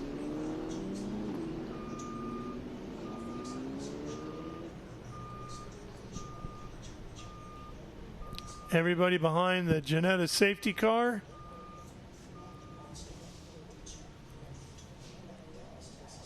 You know, this is a good shot here, and I don't think anybody really expected this, but Christian Brooks on pole in the first race of, I believe this first race in FR this season. Yeah. Yep. Running the Tony driver development, Ligier JS F4. He's a 3rd entry for the team out of Brownsburg, Indiana.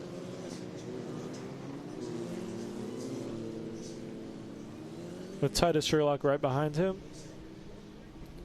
And Brooks started in rallycross, so that's a much different pathway to open wheel racing than most guys take. I would say there's a pretty good bet that everybody else in the field came up through karting and then into the open wheel ladder system. Yeah, pretty much everyone starts in karting and then moves up to National Series and then moves up into F4 and FR. He ran F4 U.S. in 2019, won 2 races, including one right here. Then he's ran USF 2000 in 2020 and got all the way to Indy Next in 2024.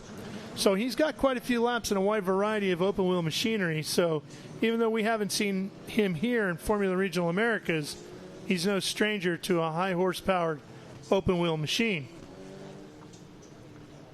Certainly, it's been interesting to see how his talent has translated into the FR machine. Yeah. But you have to consider Titus. This is his 2nd year in these cars, and he's had plenty of good results to show for it. So it'll be interesting to see kind of. Obviously, I wouldn't say he's a rookie, but Titus certainly has more experience with this chassis. Yeah. So one thing he's going to do here today that he didn't do in Indy Next was a standing start. That's right. So that could be a little bit tricky, too. Qualifying is one thing. Standing starts are another, right, Javier? Oh, yeah. Standing starts are a whole different level. I raced Spec MX-5 before this, and those rolling starts, they're completely different. Yeah. There's a look at the field, all lined up, ready to go. Ribeiro right there in the 01. 2020 to 22 is Jet Bowling. The 80 is going to be Brady Golan. There you see the 46 as well, Connor Roberts. The 5 is Landon Matriano Lim in the back. Watching the lights. Get ready. We're racing here at Virginia International Raceway. Titus Sherlock slots in a 2nd place there. Headed down towards turn 1. Everybody trying to find a spot. The 31 is Sherlock. He's on the inside. Trying to hang on for 2nd here. Looks like he'll keep that, but he's got someone down the inside right there. Yep, Brooks 3. Out into the lead. Oh, one car is off. Way off. Right here in the NASCAR. Is that Bowling? Is that Jet Bowling? It looks like Jet Bowling, and it looks like he collided with their championship leader, Bruno Ribeiro. Yeah, it is Jet Bowling. Sherlock is up to 3rd. There goes the 55 of Am VIR. Ribeiro sitting in 2nd. And I got to believe where Jet is sitting at that would bring out a full course caution. Yep, that just brought out the yellows right there. And everybody's slowing down right away. Bowling, who had a win earlier this year, finds himself up along the tires here today at VIR.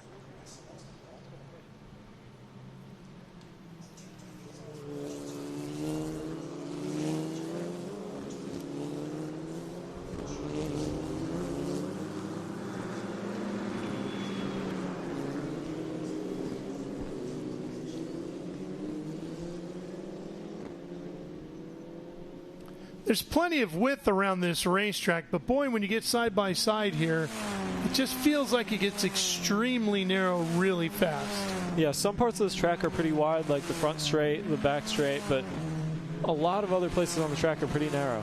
Yeah.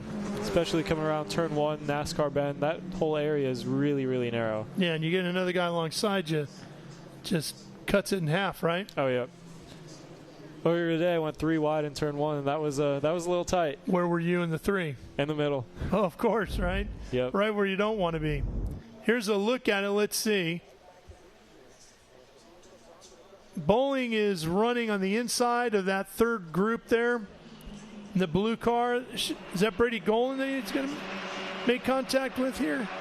Well, they never made contact. He just didn't make the corner. Looks like he got a little too wide out there. Yeah, if you get a little wide there, it kind of sucks you off. Yeah, apparently.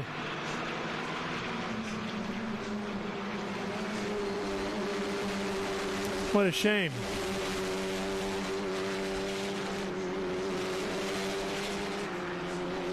Ralph, I'm not sure if we ever went yellow.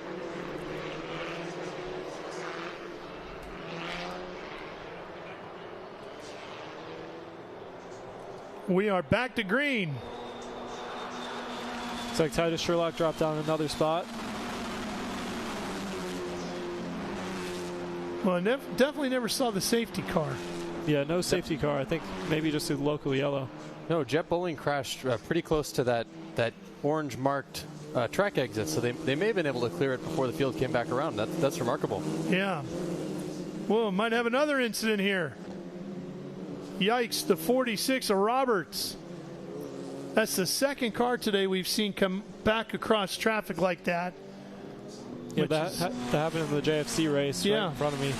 Took out one car in front of me, and I was able to avoid it to the left. You just missed him, too. Yep. It's got to be a frightening thing for both the driver and the drivers coming after him. For sure.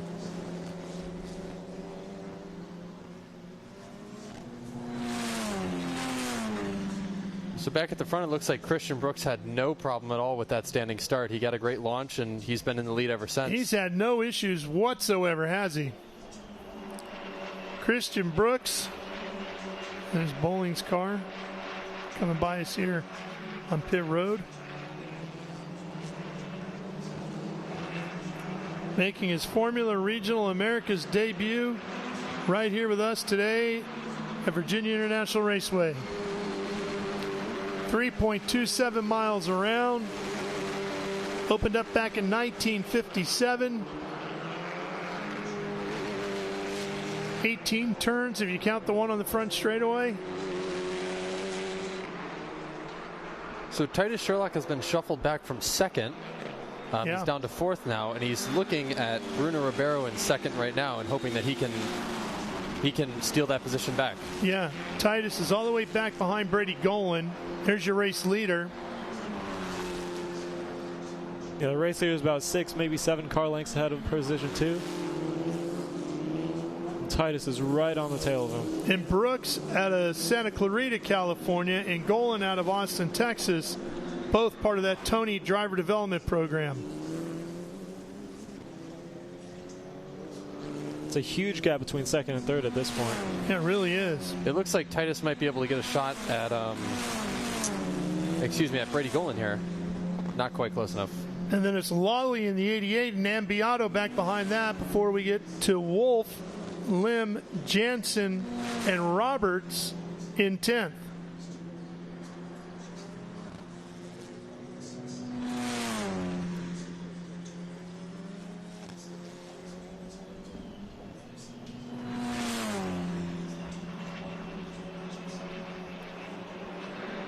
Puff of smoke out of Ribeiro's car. Saw a little bit more as he was Not quite to the braking zone at turn 1. There it is, even more. Guys, he could have a major mechanical here. Yeah, it looks like a blown motor to me. This could be huge for the championship. Oh, it would be disastrous for Ribeiro. And I sure hope he's not dropping anything behind it because he's continuing on. Well, look at how far back he's dropped behind Christian Brooks already. Yeah. That looked like dirt there that he popped up. But you saw it as well as I did, Javier. There was some serious smoke there. Oh, yeah, that looked like piston rings gone for sure.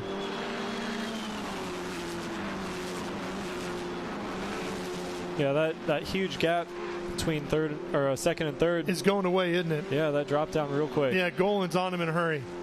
Here they are. Yeah, look at that. Yeah, look at that smoke.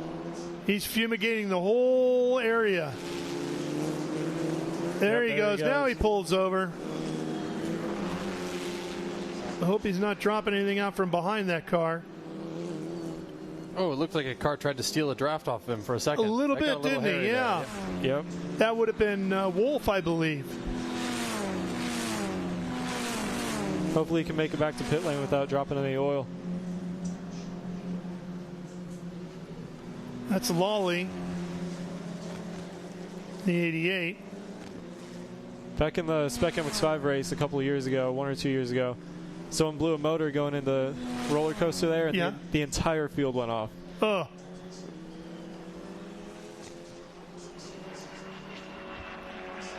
Good day for the Miata parts guys, right? Oh, yeah. Tough day for the racers. Well, that is definitely going to shake things up in this championship again in the points. As we set the table for you once again.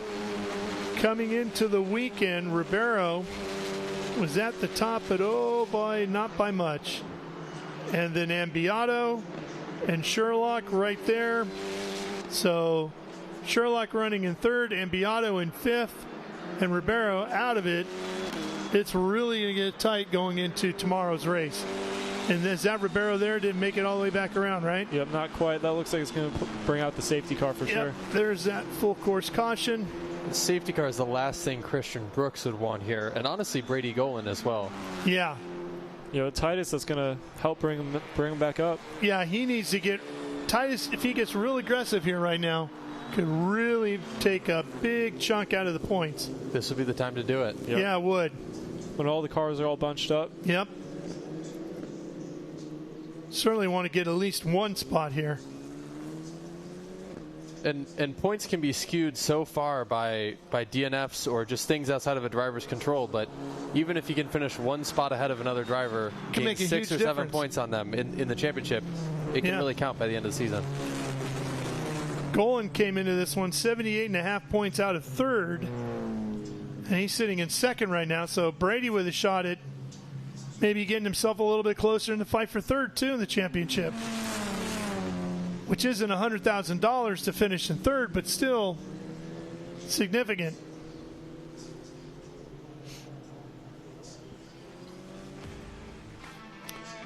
Well, while these guys make their way back around looking for the Ginetta safety car, we'll take a quick break and we'll be right back to VIR.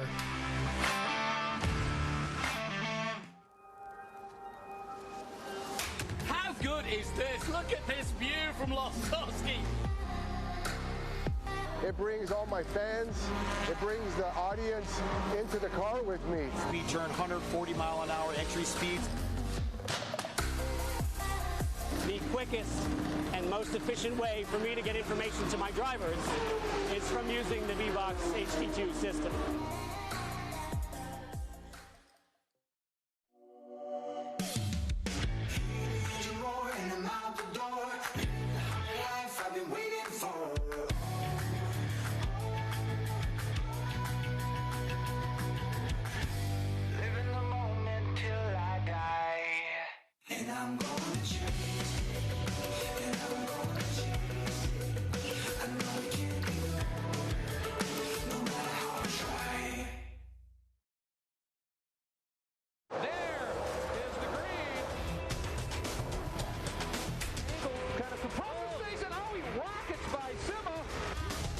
There's Boris said. One of the ways you overtake here at Sebring is really good in the braking zone, like this one right here. Both go around. There's the green. We are back and at it. Watch this. Oh, look out, Miller, look out.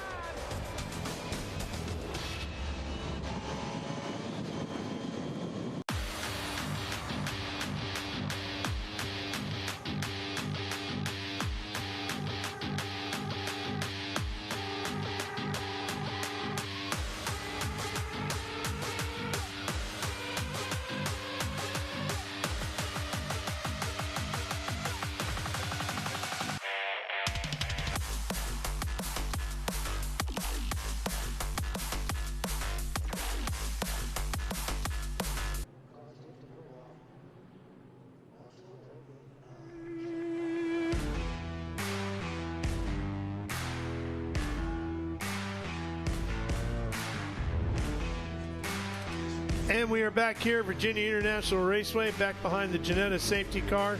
That is your race leader there, Connor Roberts, who has led every lap here. But Drew, you were looking at the car sitting in second place in the championship. We were talking about. Yeah, that's Nico Ambiato, right? Yeah, he started in ninth, and it looked like he had. After the first couple laps, there was a pretty sizable gap between the front two groups that were running and him. So this safety car could be big for him as well. I'm not sure what kind of pace he has and if he can challenge for even a podium.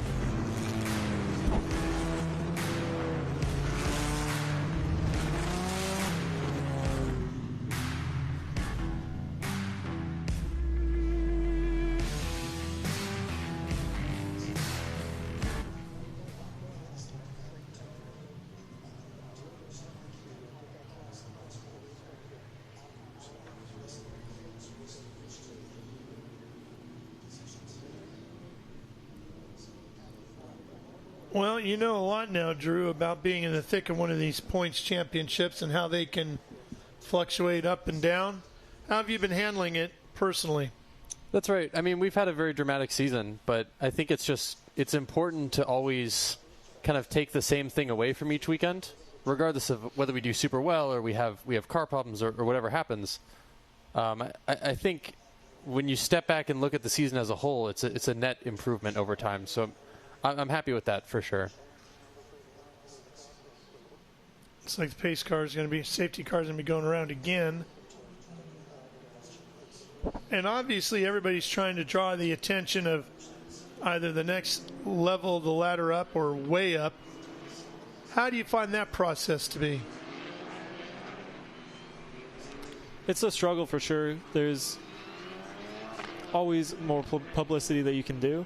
And the biggest thing is trying to find sponsors. So trying to advertise what you can offer sponsors and what they can offer you in return. And what have you guys been doing to accomplish that goal?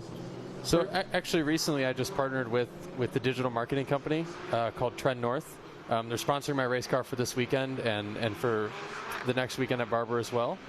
And I'm super excited about it because it means we're able to create kind of higher value content and really kind of get our message out to more people. Yeah, and for me, I mostly try to promote on social media. I've been trying to grow my Instagram over the past year or so. So right now I'm at around 4K followers on Instagram. And that's one of the best ways that you can advertise to sponsors too, is if you have a large following on social media, you have more visibility that you can offer them. All right, so Javier, give us your Instagram handle. You gave us the pitch, now give us the handle. It's at HarbierD23 on Instagram. All right. I think I follow you. I got to make sure. I don't follow Drew, don't tell me.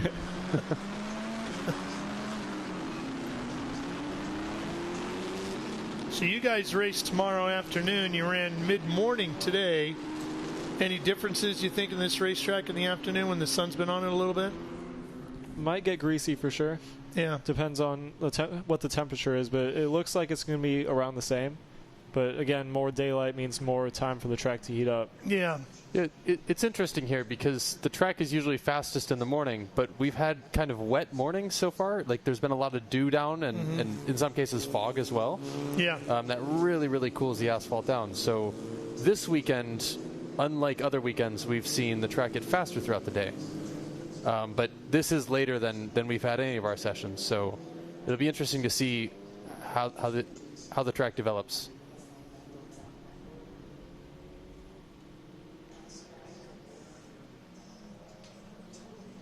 You know, another interesting thing I found was the track didn't really get too greasy throughout the race either. Usually we find that as more rubber gets laid down, it gets pretty slick.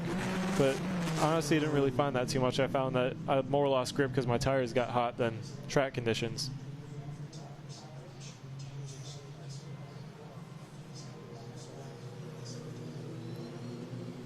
As we are approaching the end of 2025, do you guys know what you're doing in 26 yet? I do not. I wish I had a good answer for you, but See what happens if you don't. win this championship, right? Exactly. Same here. Wish I had an answer for you, but at the moment I don't. Hopefully FR, maybe not. We'll see. Looks like these guys are ready to go back to green, and look at this, Golan making a move here. That's a huge move. He got a massive run on that start. Can he make it stick? He's up along the outside. Oh boy, just coming back is Brooks. Can he hold it? Brooks is going to get him. And they both got a great launch on the rest of the field, but they're teammates. Now if they're battling, they could fall back into the clutches of the other drivers. Sure could. Don't forget, they are both part of that Tony driver development program. Oh, what a move from Ambiato there. He barely fit in that space. Up into fourth. Well, that battle's holding Titus right up there with him. Yeah.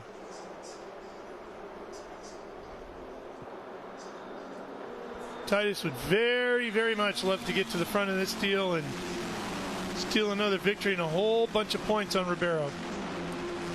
4 in a row sounds pretty good for him right now. It sure would.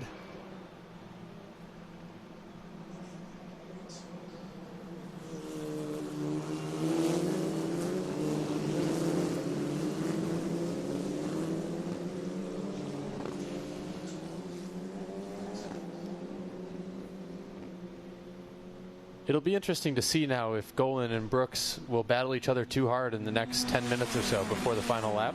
Yeah. They might be looking to just build a gap on the rest of the field and then duke it out between themselves. A little lock up there. Yeah, it sure was. Yeah, we're closing in on 11 minutes remaining here.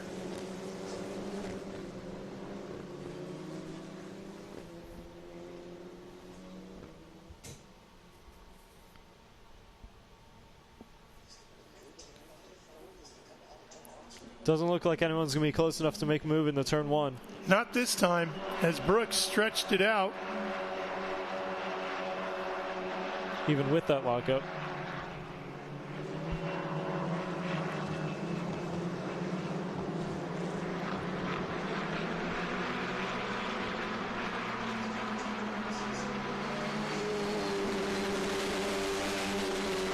You guys see anywhere where Sherlock has a shot at getting around him? It looks like the top two cars have a little bit more straight line speed than him, but it looks like in the tighter stuff, it looks like he's getting a little bit better of a run. So I think maybe if he gets a really good run out of roller coaster, he might be able to get something done down in turn one.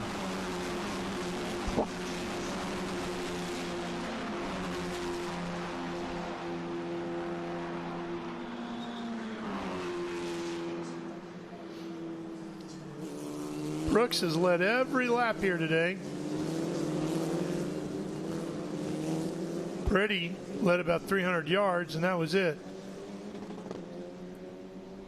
Oh, someone in the wall there at Oak Tree. Oh, yeah.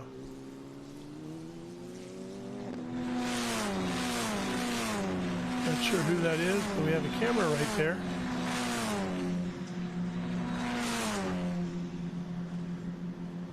Oh, it's the 5 of Landon Matriano Lim. Driver out of Shreveport, Louisiana, running for Crosslink, PMCA Partners. There's Attiello. That is super unfortunate. Landon's been pulling double duty this weekend. Yeah, I hear. He's also running in the Ligier LMP4 car. Well, he's missing part of his front wing. Yeah, but looks like he got it backed up and is going to roll back to the pits. Hopefully they can get a new wing on that and it won't be a safety car. Inside of 9 minutes to go here. Looks like everybody's slowed down as the full course caution is out.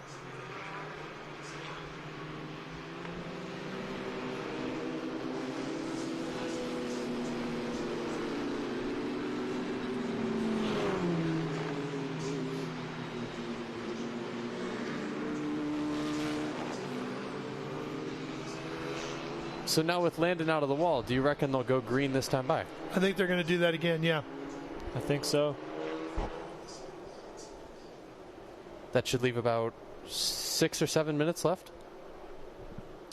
Yeah, looks like we'll be down right around 7 minutes or so.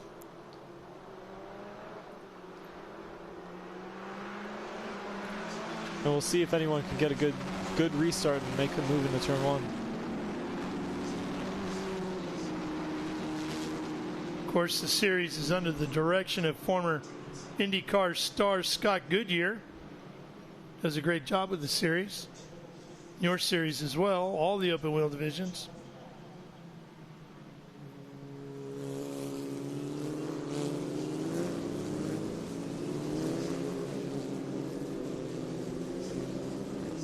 You have no safety car out, so it looks like probably green this time by. This is interesting that we've had 2 restarts without a safety car leading the field to the restart, so it's been completely on the leader to maintain the pace.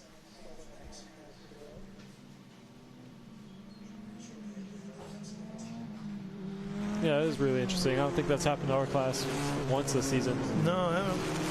First I remember seeing it all year. Which, with a track this long, that's a little bit more possible than other tracks. Yeah.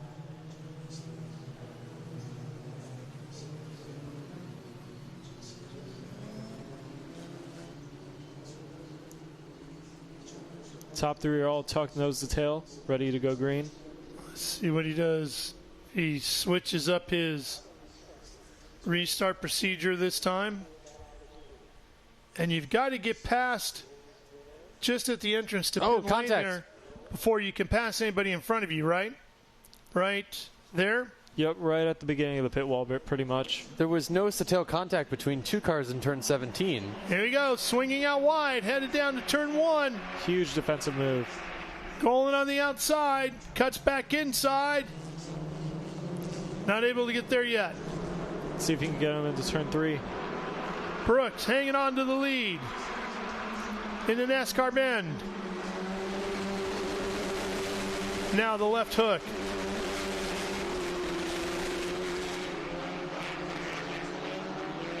Wind through the snake. Flat out up through the S's.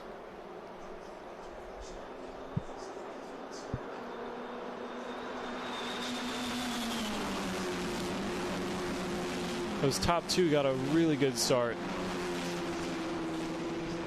Yeah, Brooks left it a lot longer than he did the last time, and it kind of caused a bit of an accordion effect in the field, and he timed that launch perfectly. Yeah, well, you got to mix it up, right? Can't give him the same thing twice. Yep.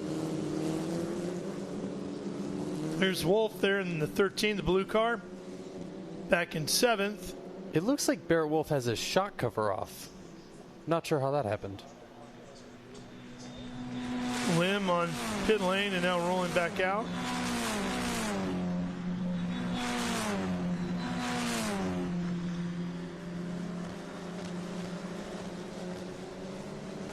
Christian Brooks out of Santa Clarita, California, in that first race here with us with Formula Regional Americas.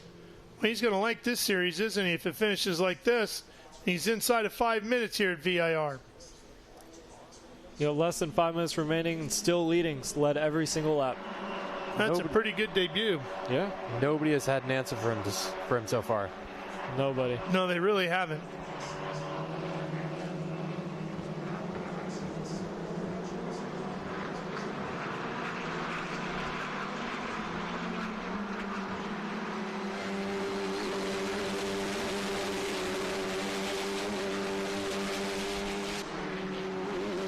This track's almost 4 miles long. But yeah, 3.27. But when you got cars in your mirror trying to battle it out, this track can feel maybe 6-7 miles long sometimes. Yeah. It can take a while to get around, right?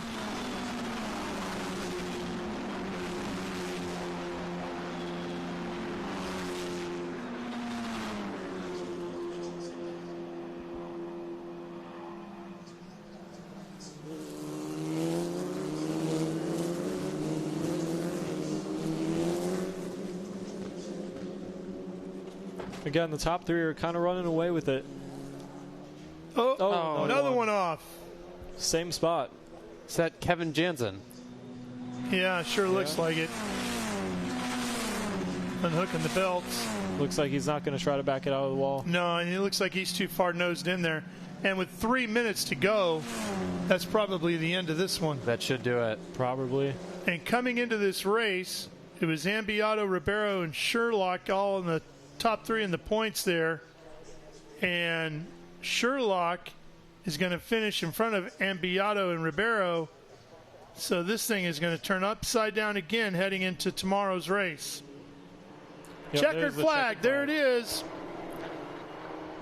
What a run for Brooks. Christian Brooks out of Santa Clarita, California, the Tony Driver Development Program, comes here to VIR to make his debut in Formula Regional Americas, leads every lap, and takes the win. Even though it finished under yellow, I would say, gentlemen, it was convincing. Yeah, that was impressive. Led every single lap. Even on the restart there, he almost lost it, but not quite. Yeah. It is so hard to hold the lead on a restart at this track because there's such a long run down into turn one, but every time he just did what he needed to do. Yeah. Yep. His mental game was just as good as his physical game, right? Yeah, for sure. Brooks, Golan, Sherlock, top three. They're all headed to the podium. Ambiato and Lally will wrap up the top five. Then it's Wolf, Roberts, Attiello, Jansen, and Lim. That's the way they'll finish throughout the 10, with Ribeiro all the way back in 11th. And Bowling, a winner earlier this year, was looking to maybe move up in the points. He will finish dead last. And that was impressive from Ambiato, too, starting from P9. Yeah. Yep. Well, Sherlock didn't win, but he finished in front of everybody he had to, and sometimes that's as good as a win, right? Yeah, if you're looking big picture.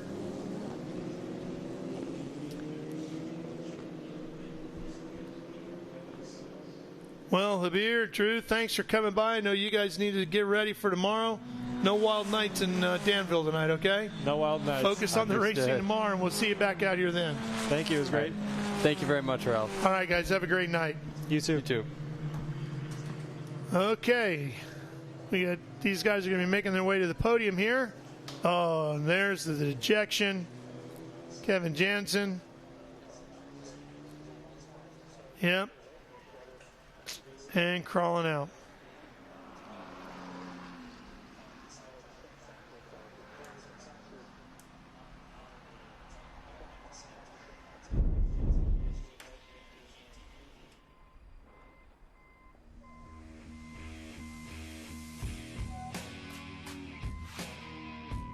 There's Bowling going off right at the start of this one into the tires. Brooks was just gone. Then Ribeiro, that one lets go.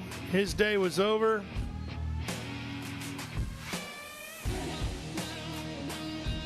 Field chased Brooks all afternoon long, but it really ultimately had nothing for him. Even with the restarts, he would quickly get back into the lead and extend it back out.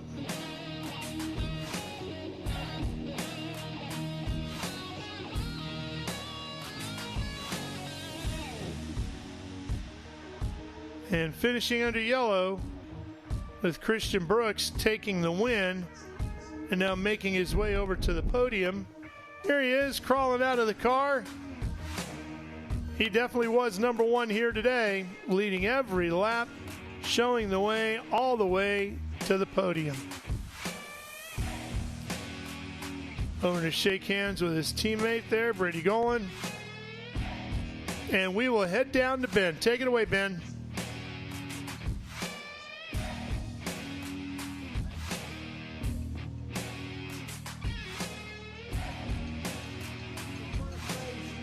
Very nice. I'll let you take all this stuff off. I know you ran F4 with us a few years ago, then went on to Indy next, and then came back and ran this. Did you have fun out there, and what was it like? It was a ton of fun.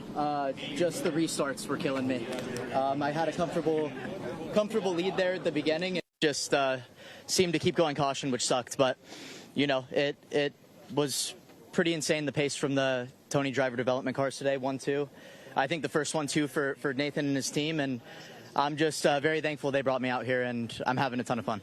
Nice. I love it. Well, nice job. Congratulations. Welcome to come out. We're going to send it over to John Phippen for the podium celebration, and I'm not sure what we're going to have to do here. So first, let's take a break, and then we're going to come back for the victory circle. How about that? This isn't working, and I have a...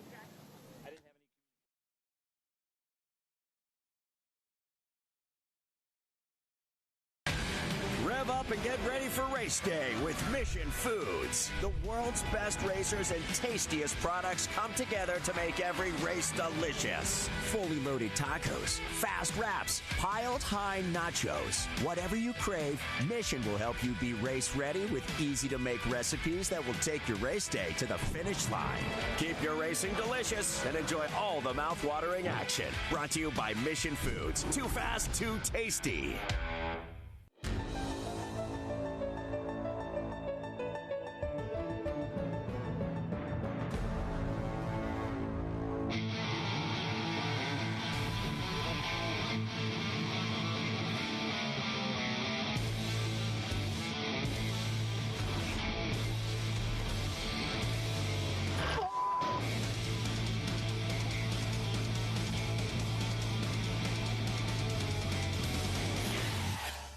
Okay, so pretend this is your race car. It's on the trailer, and you have an accident. Ouch! At least your truck's insurance will pay for another one? Yeah, not so fast. Standard insurance won't replace your race car, whether it's in the trailer, in the paddock, in the garage, or the repair shop. But at Hagerty, we can protect it for what it's really worth anytime it's off the track. No matter what or where you race, all for less than a set of race tires. Hagerty, let's drive together. What does it mean to be built with Summit? It means you're hitting the autocross, drag strip, road course, trail, dirt, or open road with confidence. Because built with Summit means you're using parts from the top names in performance, priced to make your project affordable. And it's all backed by trusted tech expertise and blazing fast shipping. Summit Racing Equipment. Let's build it together. SummitRacing.com. Thanks, Ralph. Let's bring up our podium finishers, starting with third place, Titus Sherlock, ladies and gentlemen. Titus, come on up.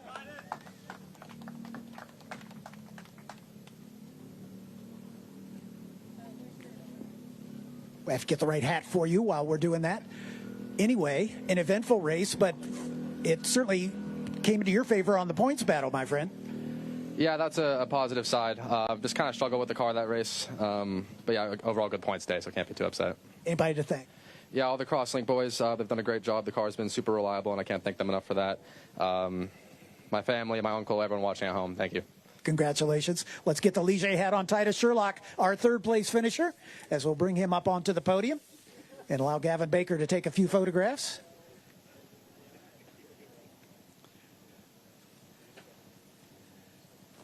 Let's bring up our second place finisher from Tony Driver Development. It's Brady Golan. Brady.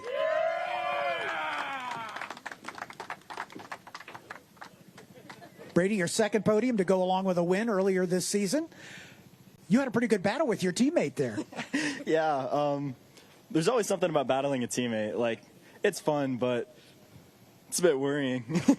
Yeah, that's the first rule. Never take out your teammate, right? Yes, sir. Anybody you'd like to thank? My beautiful mechanic, Tyler. Yeah, what a great guy. That's it. All right, well done. Brady Golan, ladies and gentlemen, second place finisher. 2 podiums to go along with a win earlier this season. And now let's bring up our winner, first-time driver in this car, although he's raced with us back in the day in the F4 championship. But from the pole, never-headed Christian Brooks, ladies and gentlemen.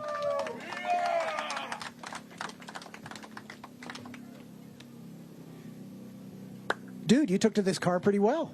Yeah, no, I think it's pretty similar to the NXC car that I drove previously, and you know, these guys did a really good job of getting me up to speed, and they show a lot of confidence in me, which I think gives me some confidence in myself. So huge thanks to Nathan, Tony, all the TDD boys. They did an amazing job, and just feels good to be back.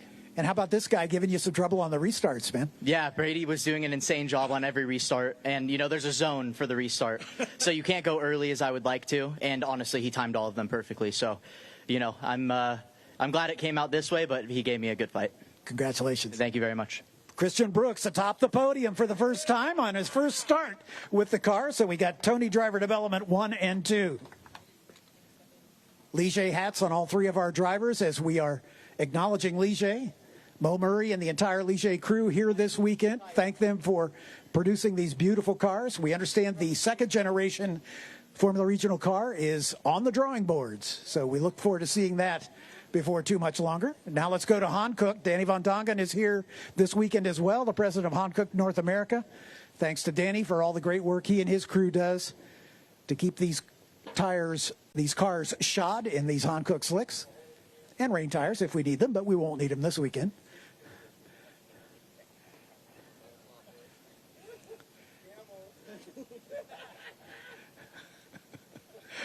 And one more round of hats for Mountoon, the power plant provider for us. Mountoon keeps these Honda-based K20 engines breathing for all of our competitors in this series, as well as the Ligier Junior Formula Championship. And we thank Mountoon for all the hard work they do to keep these cars healthy. All right, the last round of photographs being taken. Now it's time for a little celebration. Let's hear it for Titus Sherlock from Crosslink Motorsports, Brady Golan from Tony Driver Development, and a first-time winner, Christian Brooks for Tony Driver Development.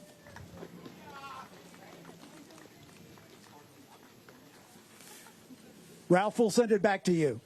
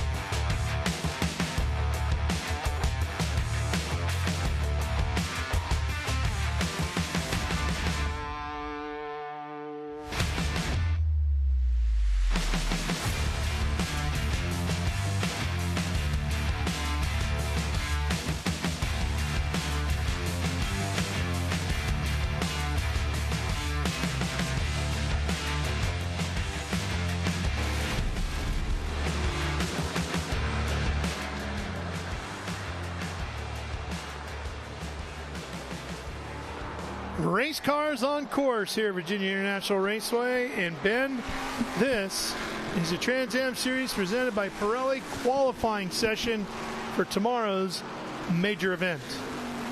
Yeah, these are the TA cars, the 900 horsepower, no driver nannies, no driver assist. Just, I think Justin Marks said it best. It's just a 900 horsepower go-kart. Yeah. It's you, a steering wheel, and a throttle. Good luck. We're all counting on you. And this is a very innovative class. Like, the rule book is very slim here. It's basically, here's your weights, here's your wheelbases, this is what you can do. And so a lot of the teams and drivers, like this first car from the 3GT team, formerly of Rocket Sports, and you've got Burton and Dreesy and Ruman. Lots of different iterations of a TA car. But a lot of history and knowledge in those 4 teams. Yeah. Boy, there's a lot of history and knowledge in there. I think the 3GT team, most of those, a lot of the crew have been with the team for over 40 years. Yeah. Dyson, same thing. Well, these guys are just getting going. They're warming things up. You saw Menard just go out and come right back in. He likes to do that on qualifying, I've noticed. Yeah. Looks like Andretti, Dreesy, and Ruman are going to go after it a little bit. We also have a GT1 car out there, and John DeGainer, yeah, the Ron Fellows car with AER. So it is qualifying time, and Tommy is just right behind Andretti. Usually they give each other, 100 yards. Little space. Maybe Tommy's just trying to learn something. Not sure. Ben, while we let these guys really get up to speed and start posting some numbers, something for us to talk about. Let's talk about 2026 a little bit, since it's really not that far off on the horizon. It's going to be a very, very special year for Trans Am. It is the 60th anniversary of the longest running road racing series in North America, the Trans Am Series, and we have a lot of special things that I can't announce yet that are in the works and in the plans to celebrate 60 years of just some of the coolest racing in history. And then we're going to the most iconic tracks in North America. Yeah. Schedule is a little different than this year's.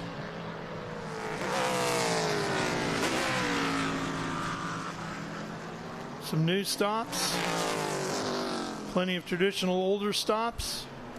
Adam doesn't look comfortable. See, the car is wiggling there as it comes down the roller coaster, and he was telling me today that he just off the mark in speed, and he's not sure why. And that's the scariest. Like, that driver's crew, they don't like that. They like to know why they don't have the speed. Yeah. They just can't figure out. We just feel like this weekend they might not have it, or maybe Terry and Dana and Claudio figured something out. This is Chris Dyson in the Jim Weed car.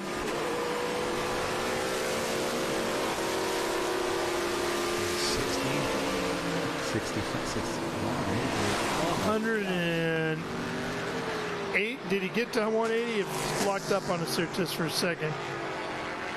Well, he was moving down that backstretch, wasn't he? Yeah. And these cars are deceptively fast, and talking to the drivers, they don't feel it. You ever go 100 miles an hour like in a Cadillac and you don't realize you're going 100 miles an hour? It's kind of like that. And really, top speed, it's cool for us, cool for the audience, but all drivers want to know is what's your time around the track. Yeah. There's the time so far. Usually in TA, they take about 2-3 laps, get the tire temperature, get everything there, and then they try to do a flyer. So we should start to see. Oh, around goes Dyson and NASCAR. Kept it off the wall. And he's got a 148.371 up on the board. What we're going to be waiting to see, looks like got refired, is this guy, the Pittsburgh Paints and Stains number 3, Paul Menard, the current points leader and reigning champion. What can he post? His number one nemesis for the championship is Adam Andretti, who's second quickest for now with a 149.441. Nope. Here we go. Paul is out to get after it now. Adam Andretti with a 147. Oh, Adam just taking a big chunk out. I want to say that their target is in the 146s? 146s, the early 146s, I think, is what they were saying.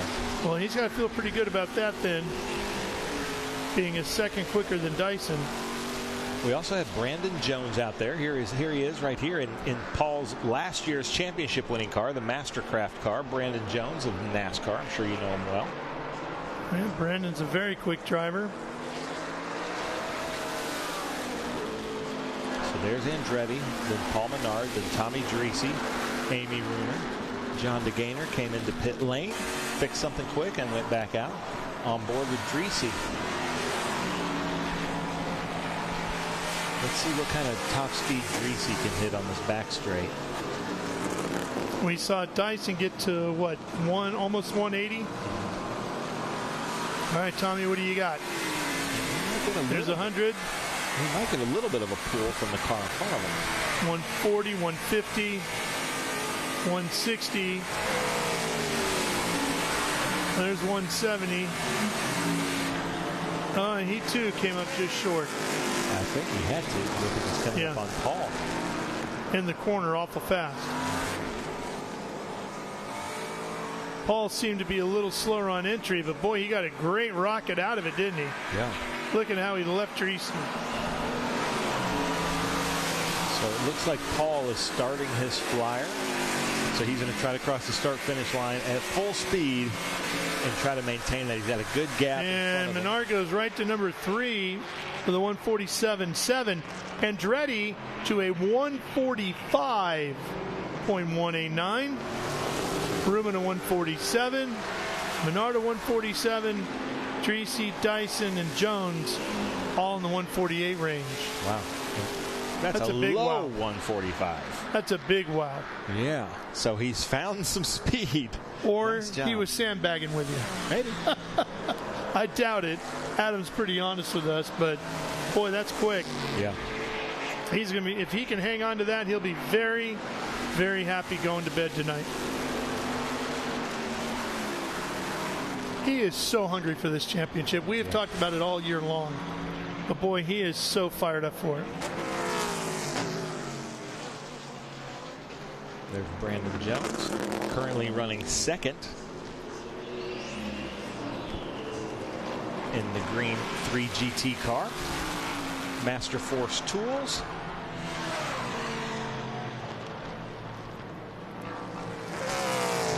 That's a pretty car. You know, I was going to say that shade of green with the black really looks sharp.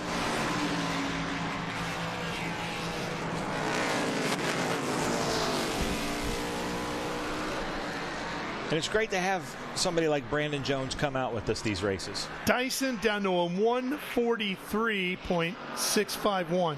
Well, then I was way off. Because somebody told me today they wanted a 146, and they're killing that. Andretti gets to a 144. Menard 143.585, top of the board. Dyson 143.6. Andretti 144.622. So just when we thought Adam was going to sleep well tonight, he might be up all night now. Yeah. Yeah, but he may still be trying to make a flyer, but I would guess that Paul Menard's going to come in on that one. Dyson, he's going to have to take a couple more laps to just clean off his tires, regroup, put together a flyer. Amy's at a 147. Tommy at 148.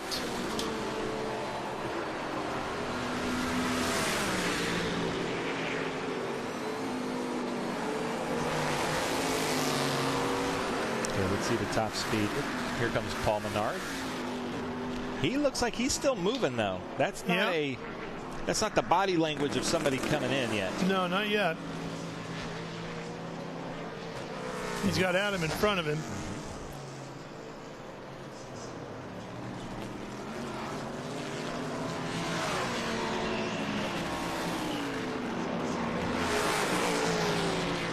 DeGainer with a 153.741.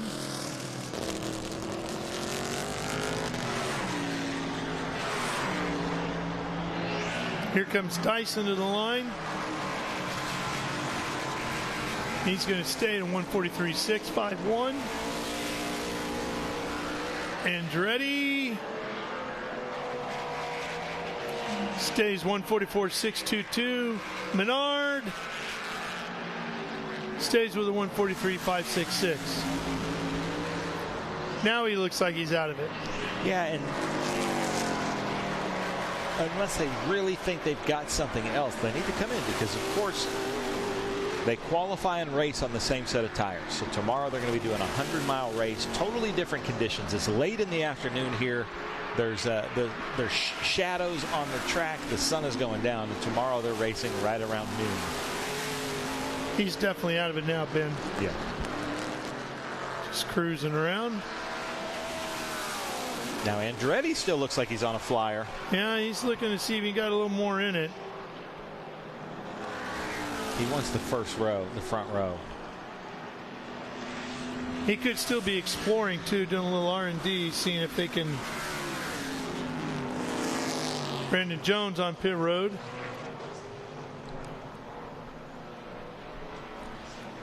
Two and a half minutes left in the session.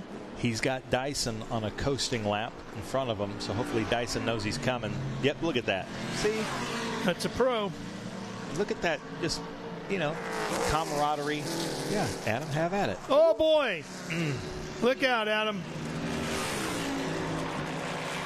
He was going for it, wasn't he? Yep.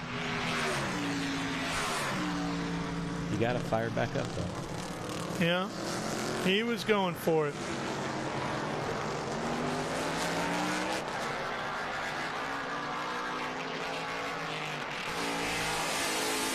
Surely Adam will come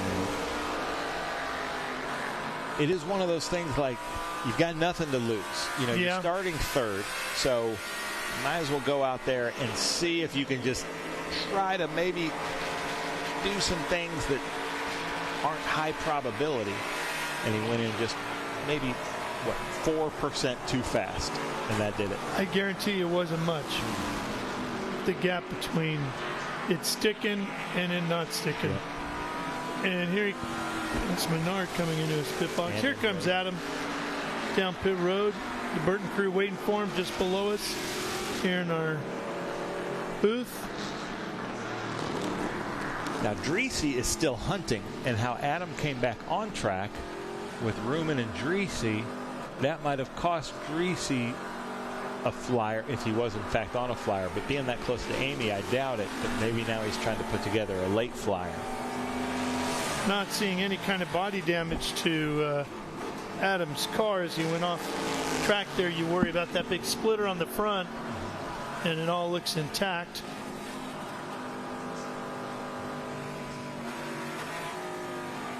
I believe Dreesy, is he the only one on circuit right now with 30 seconds left?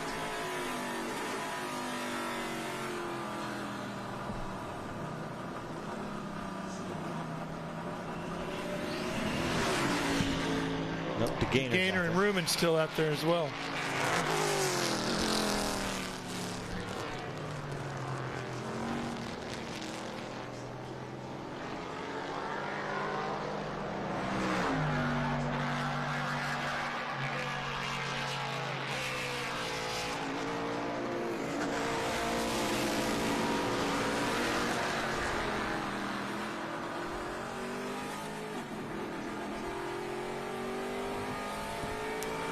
And the checker flag is out. Menard will take the pole.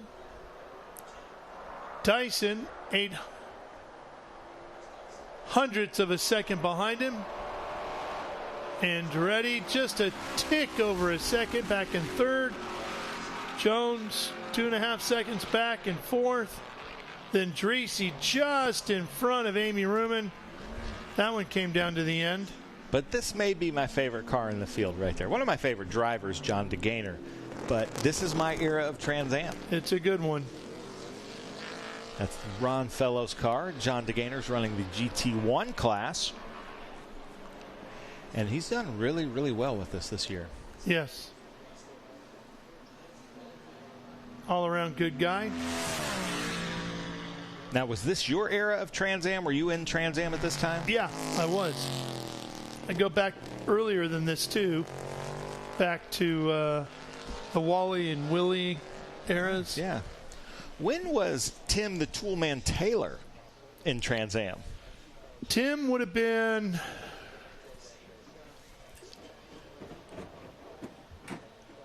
early 80s. I think so, like maybe right when Willie T was coming in or right before Willie T. Let's see. Because he was a Ford driver, I think. Yeah, I just listened to a podcast. He was on the Mike Rowe podcast, and he talked about his couple seasons in Trans Am right before his comedy stuff started taking off. And he was a driver. But that's John DeGainer in GT1. And this is it. So, barring any kind of infractions, Paul Menard will take pole again. Then Chris Dyson, Adam Andretti, Brandon Jones fourth. Great job, Brandon. Then right behind him is Tommy Dreese, Amy Ruman, and John DeGainer.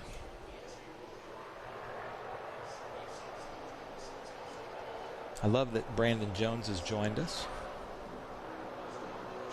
And John DeGainer. And we were just, spent the weekend with Ron Fellows not too long ago at his track at CTMP. Of course, that's a Ron Fellows car. 1990s, huh? Yeah, that's what I'm seeing. Because that wasn't before his Partnered comedy up with then. Steve Saline. Yeah, that's right then. So, but his comedy was taken off at that point. Yeah. Maybe he was comedian, but maybe Home Improvement hadn't come out yet. Yeah. But all kinds of people. Paul Newman, Tom Cruise, Walter Payton. Well, I remember being around when Sweetness was in it, Walter Payton. Remember seeing him at the track, and Paul, of course, and so, tons of famous drivers, but you've got also a lot Bruce of Jenner. celebrities. Bruce Jenner. I remember interviewing Caitlin, when Bruce was actively competing as a race car driver. Adam Carolla's run the series. And Adam Carolla and Caitlin Jenner are good friends. They still race together. Caitlin has a Porsche at one of maybe Thermal, and Adam has his car collection out there, and they run together and good friends. So it's kind of cool to see that Caitlin's still racing. Adam is obviously a huge enthusiast and still racing. There's plenty of things to pick from. So looking at everybody's body language, this is going to be the results. We're going to take a quick break, and we'll be back. More before we wrap up the day here at Virginia International Raceway. In racing, every second counts. Communication isn't just important, it's everything. Established in 1996 in Daytona Beach, Florida, Speedcom Communications was born from a passion for racing and a vision to revolutionize motorsports communication. Trusted by competitors across the world.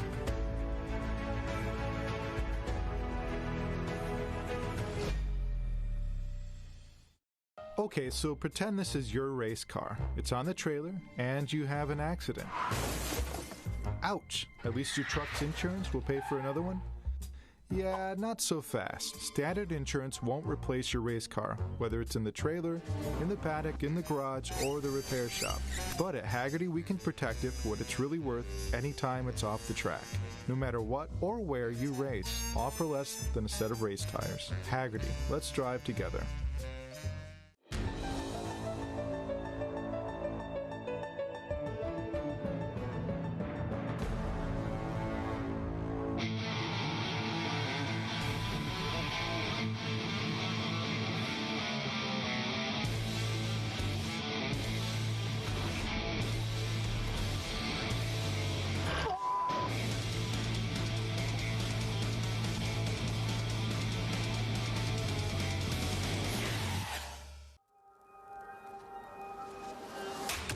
Good is this? Look at this view from Losowski.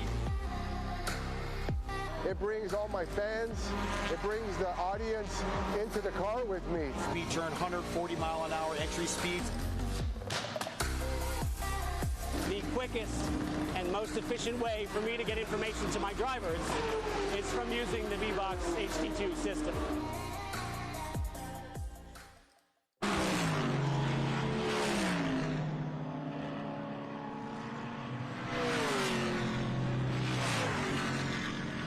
More qualifying coming our way here, Ben, as we continue with the second half of our field in our Trans Am Series presented by Pirelli.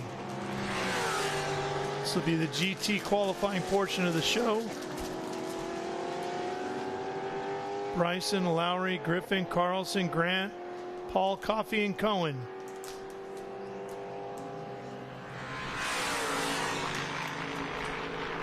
We have some new ones joining us here. And some ones we haven't seen in a while. Like you're seeing here with Danny Lowry, Billy Griffin. Billy Griffin is I believe a two-time GT champion with us. Now he and Danny Lowry have gotten into these Mercedes-Benzes. Now, Billy... We haven't seen these guys since Sebring, right? They were with us at Road Atlanta was the last time. They run Road Atlanta? Yep. And Billy broke an axle, but all of a sudden said the car was doing really well. And look at Josh Carlson right behind him, staying right with him. This is qualifying, guys. You can spread out. I think Billy and Danny are trying to work together. I don't think they were anticipating Josh Carlson in that XGT car staying with him. So in the Bridge Hall car, it's our good friend Danny Lowry, who was out there with us in the Greg Biffle car today. He runs a Shelby GT350. He's run a GT car with us, an XGT car with us, an SGT car, and a TA2 car with us. So I guess all we have to do now is get him in a TA car and a TA Cup, and he's done them all. Patrick Paul just behind them. Now he's starting to gap Billy. That's the Enceva car of Josh Carlson. We always talk about this. Josh Carlson is a door dasher. So maybe the only professional race car driver door dasher. I'm sorry, Ben, but I had a very scary moment there. My daughter just texted me and said, coming home with a new car. Yeah. The look on your face is pretty much the same one I just had. What does that mean? And how much did this cost me? I said, I'm okay with it as long as you're paying for it. What is it? Well, it's a customized Mustang. I thought she had like a VW Beetle or something. She's got an Audi A3. Okay, yeah, that's what it was, yeah. Oh, Josh Carlson smoking. Maybe off track. I can't tell if that was smoke or just a little bit off track. But now he's ahead of Billy. Patrick Paul in the TA2 car just behind them in SGT. But Josh Carlson, I'm showing at the top of the leaderboard right now with a 154.031. Billy Griffin right behind. Kaylee Bryson with a 155. I didn't get to talk to Kaylee here yet. But last year, after she got out of her car after a session, I see them driving through the paddock with all their fishing rods, and they went to the lake and went fishing. And if you follow her on Facebook, she's always like holding up bass and, you know, just doing the outdoor lifestyle stuff. And there's a lake real close to here, Heiko Lake, that's great fishing. So, you know, she knows how to spend her weekends.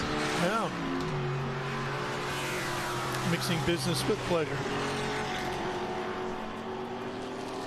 That is Danny Lowry, longtime supporter of the Trans Am Series, Bridge Hall Bennett. We really appreciate all that, and it's great to have him back running with us, too. Then there's Colin Cohen in that Maserati. Haven't seen Cary Grant yet. Milton, his dad, had an engine problem, and I knew Milton wasn't going to run, but hopefully Cary stuck around and ran. He's got 2 laps out there in timing and scoring. I just haven't seen him yet. There goes Cohen.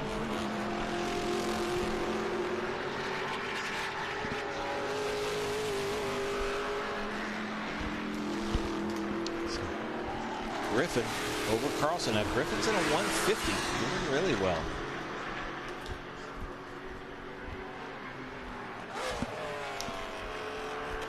There's Cary Grant from the Memphis, Tennessee area.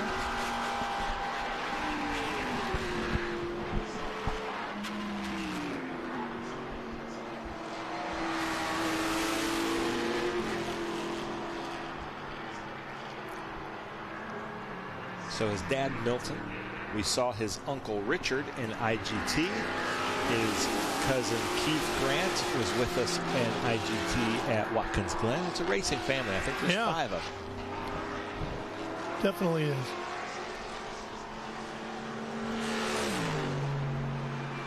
Right now, Cary Grant is a 2:03.599.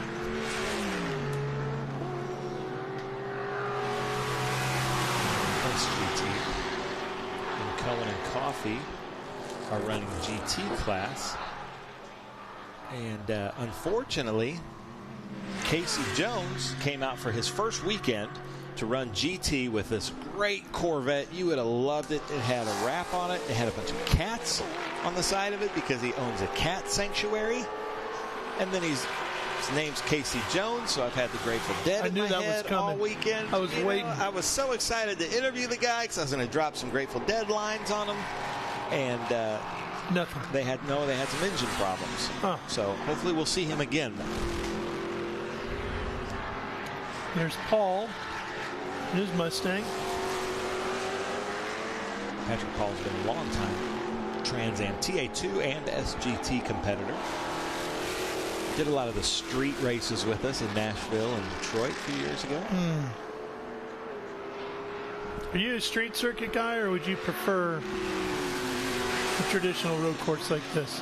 I like this, honestly, because it's safer. I never feel great about the street courses, but from the event standpoint, the street courses are amazing. Yeah. Now here comes Kaylee Bryson up behind Patrick Paul in her little yellow Corvette, currently running in 3rd with a time of 1:51.627, doing really well. Patrick Paul is a 1:53.746.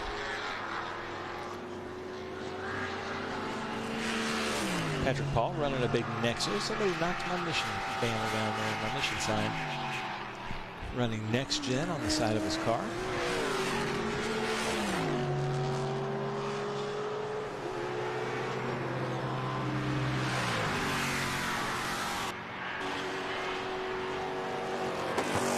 Kaylee has, of course, as she does, been running all kinds of stuff.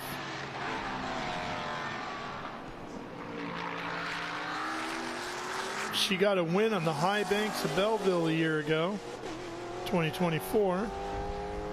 That's a big one. I follow her on social media, and she is somewhere doing something totally different every weekend. Every weekend. I was just looking through that. Living the dream. Oh, yeah. And she is a very talented race car driver. I hope she finds her footing somewhere as we look right now at Kaylee Bryson from a town that I lived in when I was a little kid, Broken Arrow, Oklahoma. Yep. The 02, the yellow Corvette from LSI. So she's in the same car she was last year. Last year she ran SGT. Now they moved it up to whatever the stipulations to run XGT are.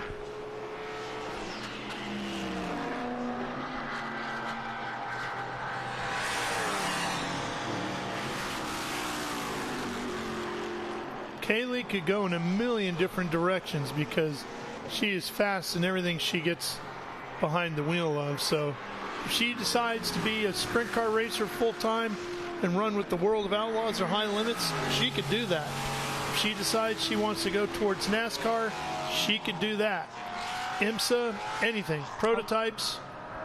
I need to ask her. I wonder what she wants to do. I've not asked her that either, but she has the skill set to go in any direction she wants. So she's definitely not on a flyer right now. She's just kind of feeling the car out, maybe coming in. She has qualified second. She's going to be pretty happy with that on the front row with Billy Griffin. Yeah, 150.755. Josh Carlson right behind with a 158.10. And Danny Lowry 152.309. Getting to be late afternoon here as we approach 5:30 in the afternoon on the East Coast. Sun starts going down earlier and earlier, doesn't it? Yeah. There's been times here, Ralph, we're here 2 weeks later normally, that I've gone down and checked my brake markers at turn 1. I do it every morning, and they've been frozen. Yeah. And so I have to hit them real hard to kind of because they can't, for safety, they can't be frozen. And it has been so hot here this weekend. Yeah. Colin Cohen here. This beautiful Maserati. I do really like the look of these Maseratis, and they sound amazing. You need to get yourself one. The Norwood Auto Italia. Be a good daily driver for you. Yeah.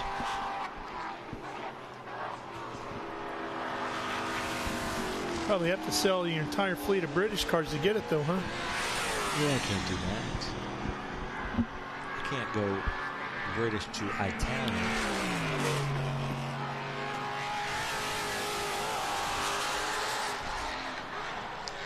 Minute and a half left here. I'm looking down at Amy Ruhlman in pit lane and her little red Corvette. You're a Corvette guy, Ralph. So yes.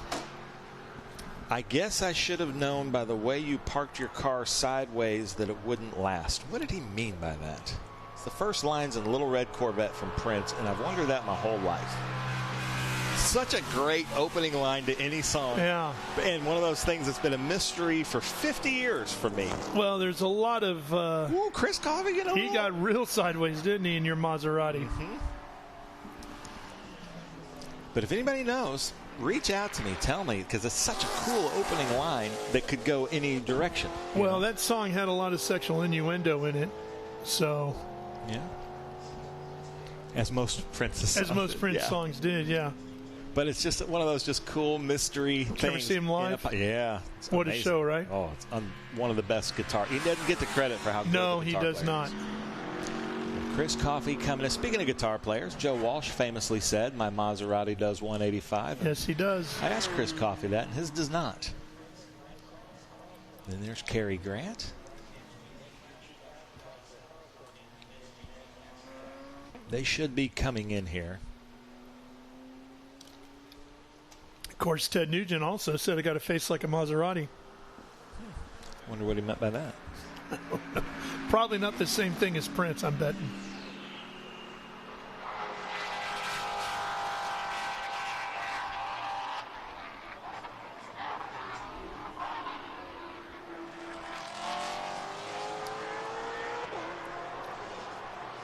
Those big marks are good looking, aren't they? Yeah, oh, I love those things.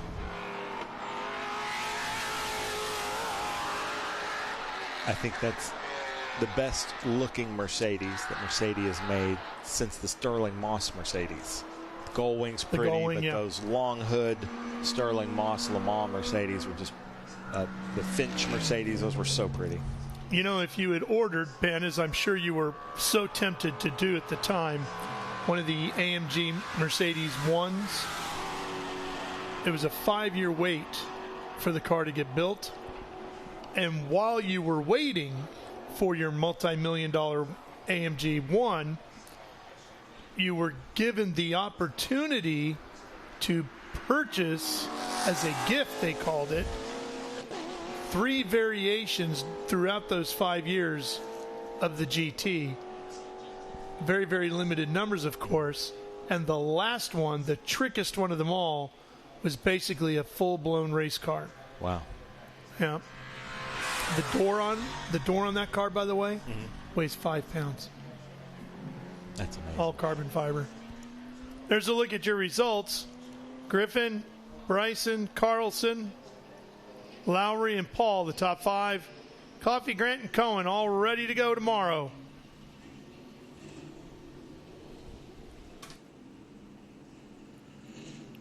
Beautiful countryside here at VIR.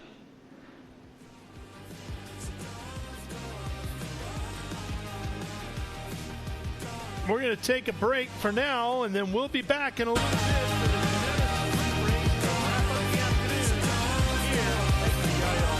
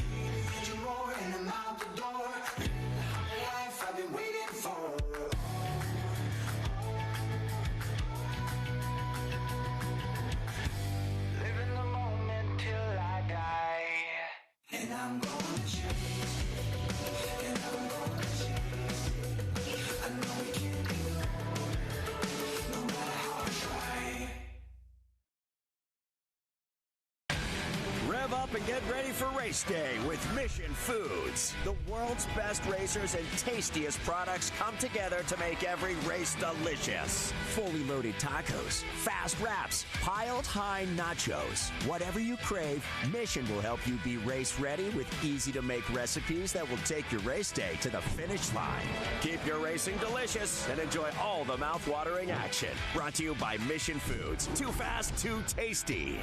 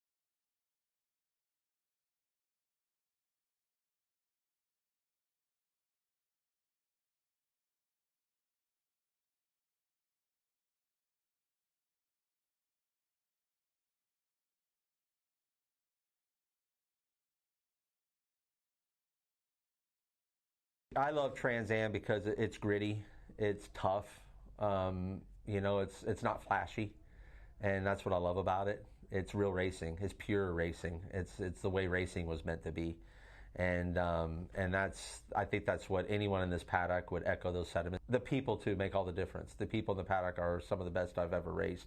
I've been blessed that I can go race in about any paddock out in the United States, and this is the one I always want to come back to because of the people. The people are like family. So yeah, it's a special place to race. We've seen a lot of amazing talent come through this series. I mean, talent that we watch in the Cup Series every weekend. We see Justin Haley. He came through the Trans Am Series. We see Connor Zilic now, and he came through the Trans Am Series. We're going to see Brent Cruz for many years down the road, Thomas Annunziata. So these names and the talent that's come through, Ernie Francis Jr., it's been amazing to watch. And it's been great for me because at this, you know, as I've had a great long career in Trans Am, as we've been over 10 years doing this in this same series, I've gotten to see those, and I've gotten to nurture some of those careers and watch them grow. And it's very rewarding from my point of view to continue to do that. My only desire in my career, beyond where I'm doing in Trans Am, because I love it here, is because I make a good living here and people treat me really, really well, is the Indianapolis 500. It's always been a goal. I grew up in Indianapolis. I grew up just outside of Indianapolis in Brownsburg. That was always something that was on my radar, and always something everything I've ever done in my career, it's been in hopes that I would get a shot there. And this is no different. You know, I'm surrounded by people that in this series that financially, if it came about and they got they got the seed planted and it wanted to grow a little bit, they could make something like that happen. So you never know what could happen in life. I know I'm not getting any younger, but I think as I get even older, being an Andretti, going to the Indianapolis 500 as a rookie, and in your mid 40s, I think there's a heck of a story in there, and a heck of an inspiring story, because I think something that's come to light here, especially here in the last 5 years, is men's mental health, and it really targets that age group, 40 to 50, where men are feeling lost. And if they can feel some inspiration from someone's story, and so, trust me, I would have loved to have been there at 18 years old. And that was my goal, was to be at Indy, long before now. But if I got there at 46, 47, 40, I don't care. I'll get there and I'll be competitive, because I've got the desire, I've got the drive, I got the talent to go do it. So, but that's the only thing I have on my radar screen. Other than Indy 500, I don't have nothing on my radar screen. I don't really think about what other guys are doing, but I've got more laps in a race car than anybody else in the field. Just through the NASCAR stuff, I've been in so many different situations and thousands of miles driven. So, it's very rare that I see something that I haven't seen before. But our whole field's very experienced too. Chris, Adam, Tommy, Amy, they've been around a long time. They've been doing this a long time. They know, they know when to push, when not to push. And I'm much newer to this style of racing than they are. But overall, I just have, thousands more laps and miles than they do. And it kind of equals itself out. We can't be dumb. In order to race competitively, you can't let off the throttle. So obviously you have to do it in the right, pick and choose your battles, right circumstances, be smart. But we're fully here to not run second, not run third. We want to win the race, and no reason why we can't. Well, Lime Rock has always been home for me from a racing standpoint since the time I can remember. This is less than an hour away from my childhood home. It's really where the family kind of, I think, made its name in the sport. It's 40 years ago this weekend that my dad's team came out and made their IMSA GTP debut, won the race, kind of announced ourselves to the world as a racing organization. And as a 7-year-old kid, that's still a very bright memory. Obviously, with Trans Am coming back here and having such success, it's really satisfying to do it too with my own kids, and to kind of perpetuate and continue the family cycle. I'm still really grateful for the fact that I've recovered enough to get back in the car, because for a little while there it didn't look like it was going to be too likely. And I'd have to say that I'm probably most grateful for my family for just keeping the positive energy up. And actually, there were times where I just didn't feel like there was light at the end of the tunnel, and I'm thankful for all the people in my life that kept reinforcing the good stuff. And I think frankly, while I'm in that moment too, there's a retrospective thing that maybe goes on that you don't generally allow yourself. You're saying, look, I'm really grateful for everything that happened up to this point. And I think that's a good exercise that everybody should go through. One of the things that's most interesting about racing is how much absolute commitment it takes. And you get reminded of that when you see someone that actually goes a step further than you think you're going. And to me, this is a great way to kind of exercise your limits, and in an environment where it's encouraged. That's not everyday life. So for me, the motivation here is to push my personal boundaries, get outside my comfort zone, and test myself. And I think every proper racing driver is wired that way. It's really the last of the unbridled monsters of racing. You're looking at something that for 60 years has known what it is and apologizes for nothing. And I think there's a really strong place for that in this world that's trying to fit inside so many boxes, to have something that says, hang on a minute, we're going to be loud. We're going to be fast. We're going to belch flames. It's rock and roll. It's racing as a spectacle, and it's powerful. It's aggressive. It's give no quarter, none taken. And it's not going to say, sorry, I'm trying to be something else. It knows what it is, and it's a fight every single weekend. These are races that people want to win. This is still one of the most prestigious series in worldwide racing. You mentioned Trans Am racing. Everybody knows what you're talking about, probably to a greater extent than anything I ever raced in. TA2 was my first opportunity into the Trans Am Series with ECC Motorsports and the Hendrickson family, and it was a very exciting class to come into and help build and be a part of, and that was really super special. But the target's always been on the TA class. The cars are just amazing to drive, and again, with ECC, I was fortunate enough that they bought more TA cars and the whole bit, and I won my first TA race with ECC Motorsports, and that was super, super special in the Dodge out at Circuit of the Americas at the end of the 2019 season. So, the TA cars have always been a target. It was from the time I was young. I wanted to drive TA cars because it was such a special car to drive. It was such a fantastically fun car to drive, and then you could see that. And for me personally, when I was young, IndyCar was of course a goal or a target, but I was a 6-foot-tall Andretti. And, my whole family was making fun of me. Like, if you want to drive race cars, you're better look at Trans Am. They're the only thing you're going to fit in. So, it kind of inadvertently, it put it in my subconscious. But this is always a place I wanted to be, too, because no Andretti has ever competed in Trans Am. And it's very hard in my family to go ahead and kind of lay your own groundwork for yourself in a series. And the opportunity presented itself in this series. And I've had an awesome career here. So I find myself really, really blessed, and like God put me right where He wanted me. I love the Mid-Ohio Sports Car Course. This place will always have a special place in my heart. Early on in my karting career, ran a go-kart race here. And then I had the awesome opportunity around 2007, I came here and spent 4 years as an instructor at the Mid-Ohio School. I still say it's the best driving school you're going to find in the country. Not only because the track is so technical, the instructors, the quality of instructors that they get here are absolutely amazing. And their teen school is really the teen school that everyone models their teen schools after. It was definitely a highlight of my life to spend 4 years here and work with the people at the school. They're all still my close friends. Sonny G, the general manager of the school, is one of my closest friends. Tommy Byrne, one of their instructors. Brian Till. I mean, the names go on and on. Aaron Quine is going to be running with us this weekend, and he's an instructor there. It's a quality place to go learn how to drive. So yeah, spend a lot of time on these grounds.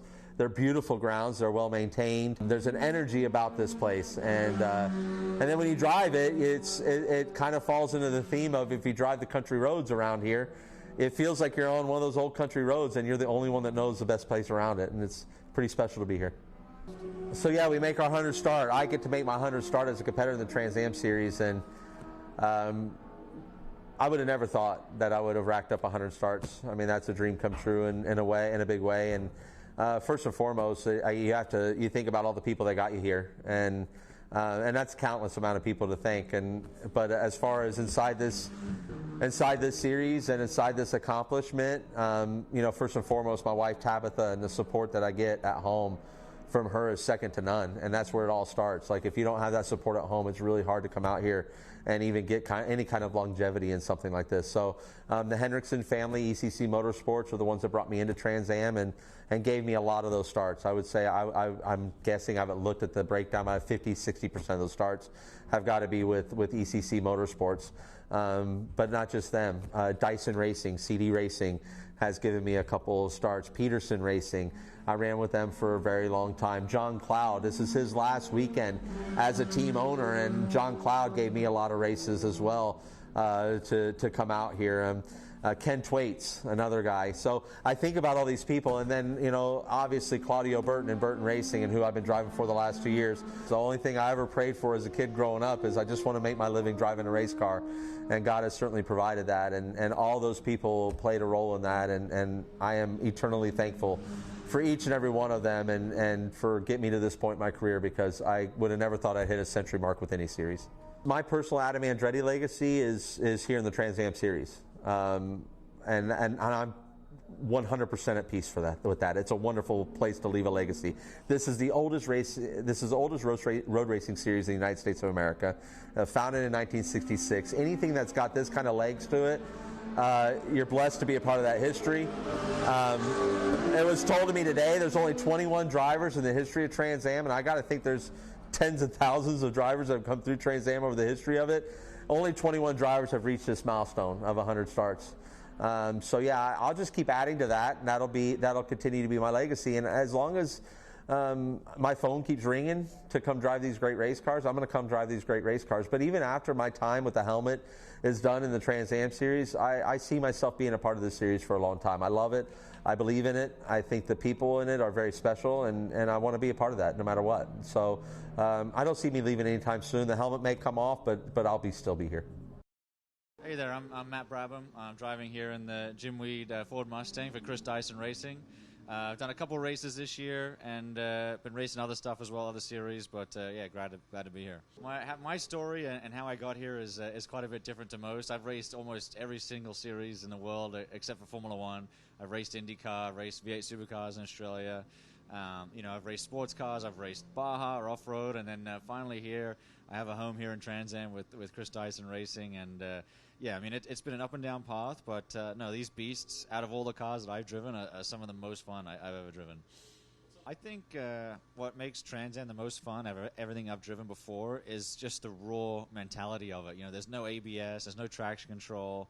We got 900 horsepower, we got flames spitting out the side. So it's just a raw, pure form of motorsport. It kind of reminds me of the old school stuff, you know, especially listening to my dad talk about the old stories and my grandfather when they raced. And it's just pure motorsport, which is rare to find these days. I've been jumping in and out this year, so it's been a little bit of a challenge. But no, I'm used to that kind of stuff. I mean, I've always been that guy in reserve.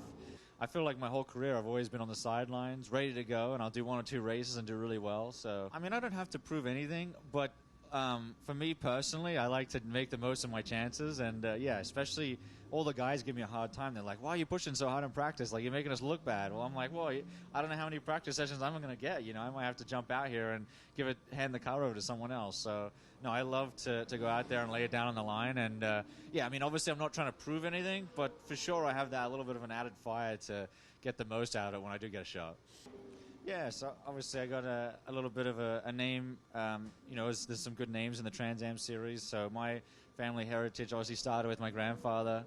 I grew up with him on the Gold Coast in Australia, so I got to spend a lot of time with him growing up. Definitely an old school, you know, rough on the edges kind of guy. But yeah, I mean, obviously he raced Formula One, won all the championships that he did. My dad racing here in the States in sports cars, and then obviously my uncles that race as well. So yeah, a lot of family history. My mom, she races jet skis, and she was you know, obviously racing the World Finals and a factory rider. So yeah, I mean, even from my mom, my dad, everyone in our family races, and it's so cool to be a part of a racing family that understands how it all works.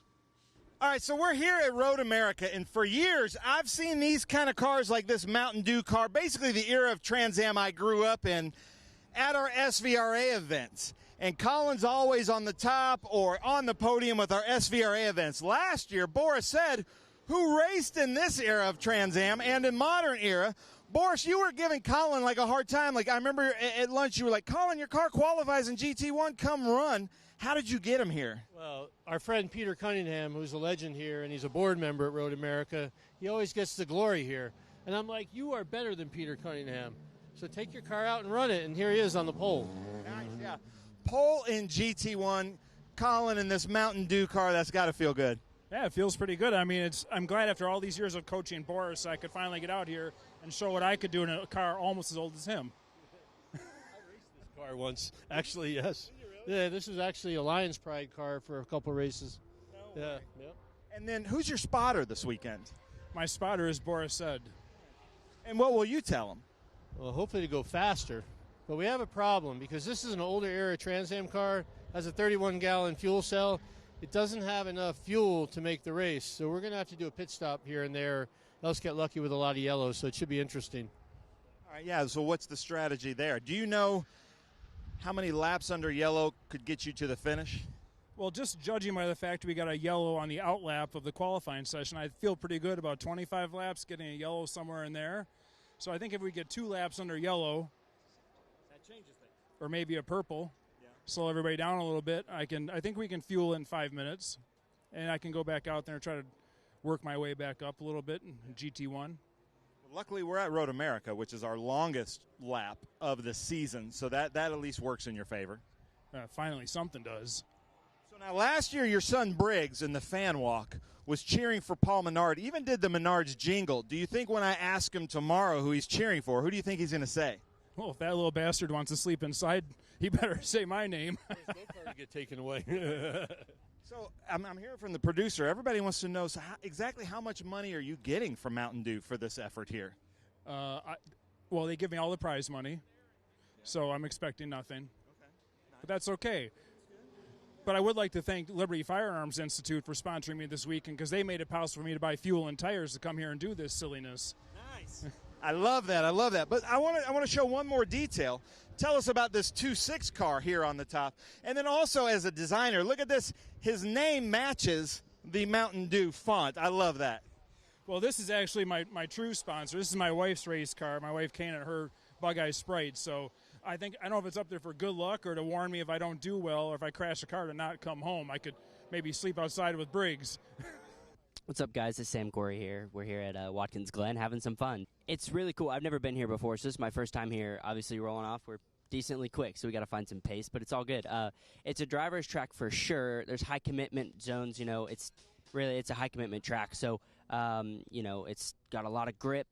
You know, it really likes when you're highly committed through the bus stop and getting through there and using the curbs. And, you know, it's one of those tracks that you really just go all out and you really drive the crap out of these cars. And that's what's fun. It's just ragging these cars to the edge. So, but yeah, it's a really cool place. Ooh, favorite corner. The boot's fun. And, you know, going up that hill because you can brake super late going into the heel of the boot. You brake super, super late, and you rip your downshifts, and then you can really crack power early because you're going uphill, so it slows you down, but it's super fun. I mean, the bus stop's fun because your minimum speed's 100 miles an hour. You know, you're going fast. You're jumping curbs. You know, it's just you're ragging it. So it's a really cool place, so. It's funny, you know, I grew up kart racing, and I raced against Nitro, and we were against each other. We were rivals. And walking into the shop when I first signed with these guys, it's like, man, I never thought I'd ever be putting on a Nitro Motorsports T-shirt. But here we are. You know, they're a great group of guys, a great team. I mean, they do a top job. They work harder than anybody I know. You know, my guys, Mark and Petey, Bird at home. I know you're not here this weekend. He got hurt, but, you know, they're still here working after the day's been over for a couple hours now. So, and they're going to be here, you know, working all night. So, you know, this is where it really starts. I just get to drive it. You know, I get to have the fun and go out there and drive the car. But these guys put in the hardest work, and they work as a team. They work together, and that's really where it starts is me and my crew chief, Mark Durgan. We call him Doc. Me and Doc, you know, being able to come together and work on our race car and just get faster. Having that communication is key. But, yeah, these guys work harder than anybody I know. These gnats are going to kill me, though. Yeah, it's difficult because, well, one thing it's good because we have great data, right? We can look at each other's data. We can get faster. That's how we can beat some of these other teams, and we can help each other get quicker. You know, it's also difficult when you're racing against each other for the win. You don't really think about, oh, well, he's my teammate. I can't do this or that. You're just going for it. So, you know, there's that level of understanding that, okay, he's my teammate, not going to do anything stupid here. But also at the same time, it's the gloves are off and you're going for it. So being able to balance that is good, but also it's helpful when you're struggling because you can look at each other's data, you can go through that, go through their video, and you can help each other out at the same time. So your teammates off the track and friends, it's all good. You're smiling at each other, but when that visor goes down, it's every man for himself. Yeah, so, you know, with these things, we have a love-hate relationship, right? You know, you're driving the crap out of them. You're using every inch of the racetrack. You're just going for it. And, you know, but you got to take care of it. We're a 100-mile race. It's a long race. You got to take care of the tires. You know, there's a little bit of fall off, you know, especially if you're sliding them around and you're making them mad. You got to take care of them a little bit. But at the same time, you're 10/10. You're going for it. You're driving hard. You're trying to win. You know, the thing about these race cars is they like to be driven hard. There's no, I'm going to baby it through here and save that. There's no saving. It's go, go, go, go, go. So, you know, I'm fortunate that I live 25 minutes from the shop, so I can go up there with the guys and, you know, build that morale and kind of work with everybody. And, you know, I don't know about these as much as some of these guys do. I come from totally different kinds of racing, but, you know, especially being able to go to the shop and I can learn more about the race car, how everything works, how it's put together, you know, that kind of stuff. So, yeah, it's just we drive the crap out of them, but especially when we win, it's always a good thing. Yeah, so I started, you know, on the IndyCar path. I did USF Pro Championships, did USF Juniors, USF 2000 for 2 years. Dang near won the championship last year. You know, so coming from that kind of world, you know, you come over here and, you know, I come to join these guys. I mean, Nick Tucker has it all, right? You know, he's got the ARCA team, he's got all this stuff, and the opportunity is there, and the opportunity in NASCAR. So, you know, in IndyCar, there's not seats. You know, you don't find the seats where in NASCAR you do, and the opportunity is here. You know, it starts in Trans Am, and you kind of can build your way up, and there's still the manufacturer presence like Toyota. You know, I mean, these guys have helped so much, especially with this new body and what they're doing with the team. So, you know, you have that manufacturer presence to help as well. So I'm looking forward to just keep progressing up through the ranks and doing that kind of stuff. But, you know, it all starts here. All right, we're going to get in the weeds here from a technical standpoint. This is the Cool Box, the iceless driver cooling system. Very cool technology developed by two TA2 drivers. So we've got Victor Chopla here that competed in the Western Championship last year. So tell us about this box and why it was developed. You know, it was developed because you obviously cannot perform as well in a really hot race car just like the TA2 car when you're super hot. So, you have to lower your body temperature in order to compete at a better level.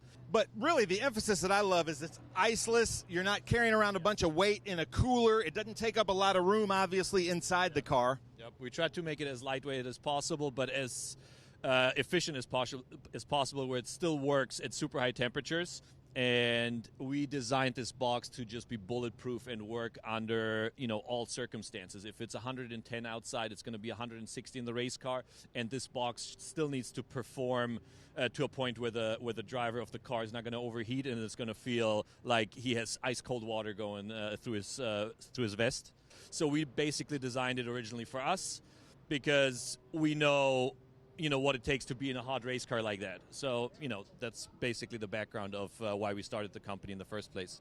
A few years ago, we were at Indy, and Amy Ruman got out of the car. It was about 100 degrees outside. They put a laser in there. It was 175 after her cool-down lap inside the car, which is you could legally cook meat at 160. So driver comfort, you can concentrate a lot better when you're comfortable. If you're sweating, if you're irritated, you sort of get the red mist. So, Matt Rivkin, talk about the driver comforts when you're in the car. Yeah, it's a really big deal to be comfortable inside the car, and it's not just the comfort aspect. It's also how you're functioning at such a high level when it comes to racing a car that you need to be on top of your game at the highest level. So if you're suffering from not necessarily heat exhaustion, but if you're overcooked in that sense, you're not going to be able to make the same types of decisions. And think about these races. They're 75 minutes long, right? So it's a long time to be in the car at, even if it's not 175, even if they're typically around 150 inside the cockpit of the car, it takes its toll. So when it matters the most at the end of the race, that's when you need to be your sharpest. And that's something that these units help you do, is they keep you cool and allow you to perform your best throughout the race and not have to worry about the heat aspect of it and focus on the driving. Well, I noticed that last year, our Q3 Architecture TA2 Series champion, Rafa Matos, would get out, top step of the podium, hadn't even broken a sweat. It looks like he just got out of like an air-conditioned car, and that really does help mentally and physically in the car. Absolutely, and Rafa will attest to this as well. He's been using Coolbox. He used it last year, loved it, said it's the only system that actually worked for him throughout the entire race, and it shows. Like, as you said, like, he gets out of the car, and it's like, obviously you're working hard inside the car, you're working physically, but if you can be cool and comfortable, it just allows you to perform that much better. I would like to add that, it's not really only a comfort thing, it really is a safety thing, because your brain at some point just, doesn't make the same decisions that it would make when your body is actually at a state where, it's cool and functioning properly. Because once you start overheating, your brain goes into fight or flight and it just doesn't work properly anymore. So I think it's more of a safety aspect having this unit than only a comfort. It's comfort when it's 70 degrees outside, but when it's a hot day out, it's more of a safety thing than anything else. I know you guys race in all kinds of things. You got out of Audis and started running in TA2, but talk about the driver change aspect in sports car racing or endurance racing. It seems like you have the best system for that. Absolutely, yeah. So, for obviously TA2 cars, it's open windows, open passenger windows, but it still gets incredibly hot because of how the exhaust is routed and just the nature of the cars themselves. But in other series where you have factory race cars with closed windows, it's even more important or as important because it's getting incredibly hot in there. There's no airflow, even with like the Cup cars, right? So they have factory AC. AC does not do much to cool off the driver. So a lot of times what we do with our systems is we'll actually hook up, instead of using a NACA duct for the outside air, we'll hook it up directly to the factory AC to get airflow into our system so that they can now use the vest and cool their body down to 40 degrees while they're in those cars. Now, one more thing I want to bring up here is this Coolbox system is on Jared Odrick's car. There probably isn't anybody in this paddock that knows more about body conditioning and how important it is to keep your mental and your physical in check. Actually, come on in here, Jared. We were talking after Mid-Ohio, and we were talking about how important that is. So Jared Odrick, former NFL player, first-round draft pick for the Miami Dolphins. I feel like you know more than anybody else in this paddock about body conditioning. So how important is this Coolbox for you? No, I was just talking about it before coming over here. It's vital. I came into the TA2 series for high-level racing, and in order to do it, you need high-level equipment. And I think that's what the Cool Box is, and it's performed that way ever since they basically saved my ass over at Mid-Ohio. I think it was like a heat wave, and it was like a health warning that we got, like on the local news on the bottom of the health warning. And you know, I look over at my fiance, and I'm like, I don't have a cool suit, right? And so then a few calls were made, and the Cool Box guys, you know, came in and saved the day. And there was a unit sent, and I had never used that before, and I was amazed how actually cooling it was. You know, because I had tried a few other ones before in some of the amateur racing that I was doing, but since coming here, this has been in my car, and it's been awesome. And they've been with me every step of the way that I go further and further up the field. Nice. Now, let's get a little bit technical too, because the intake on this thing is in a really cool area. We have several different cars here in the paddock. A lot of times it can be on like the passenger window mounted right there. A lot of people prefer that. But the Cool Box system really is such a cool piece of equipment. You can see Jared is putting on the vest that then just hooks up into the box. These little veins run through with cooling liquid inside. What kind of liquid is that? It's just distilled water. So obviously there's a refrigerant for the AC compressor inside the unit, but we don't want any of that near the body. So it's just distilled water that runs on the body. So if it gets on you, it's no big deal.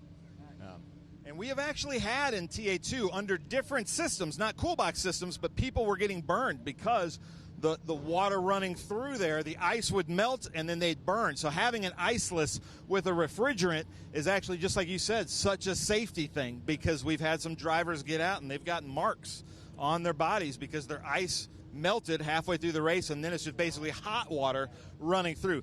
So I'm with Bob Accardo Jr., who is the longest, kind of the OG of Cool Box with the Make-A-Wish car.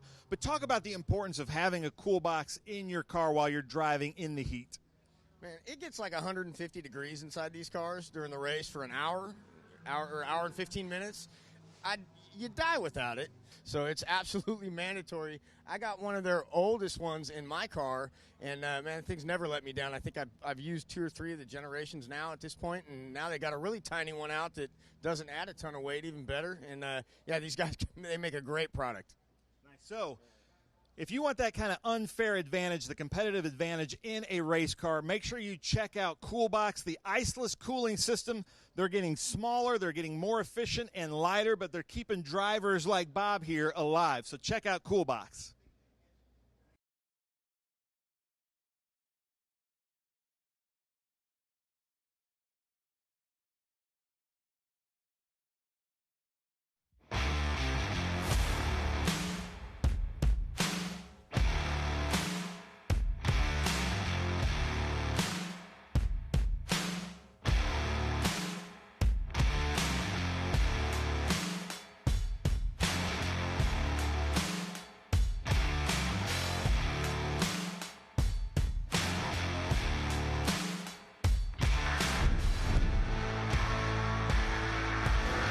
Good afternoon and welcome back to Virginia International Raceway. Ralph Shaheen and Ben Sissel with you as we get to the end of this Saturday here with Speed Tour at Virginia International Raceway. And Ben, we're going to close out the day with the Ginetta Challenge, their first sprint race of the weekend. Yeah, and good late afternoon. The sun is starting to go down. There's going to be some visibility with some of the drivers. But, Ralph, I'll go double or nothing. We had a bet earlier for an ice cream cone. I'll go double or nothing on you if you want.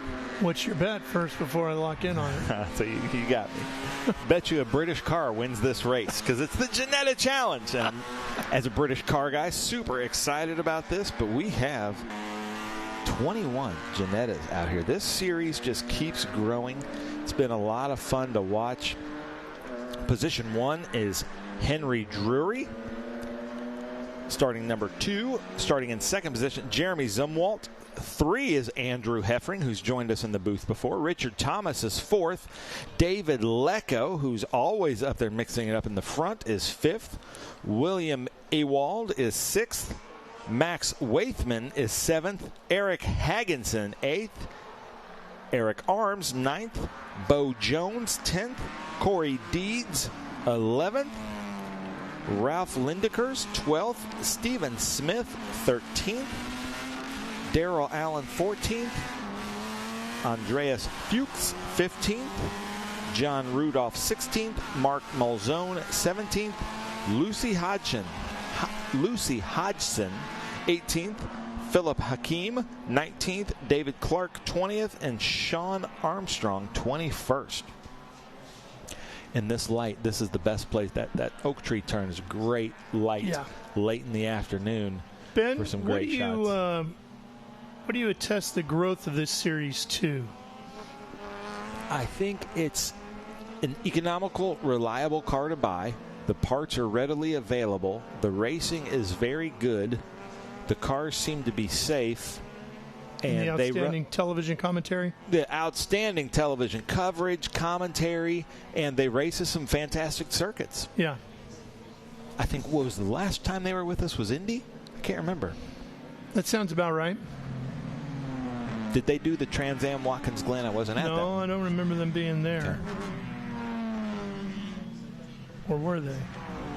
I thought they were, but I can't remember. Now you got me thinking. But I like these these cars. It feels like it was so far back. The pace cars at Ginetta, all the cars have smiles on them. I've heard from drivers that they're just so much fun to drive, very well designed, and obviously it's a spec series.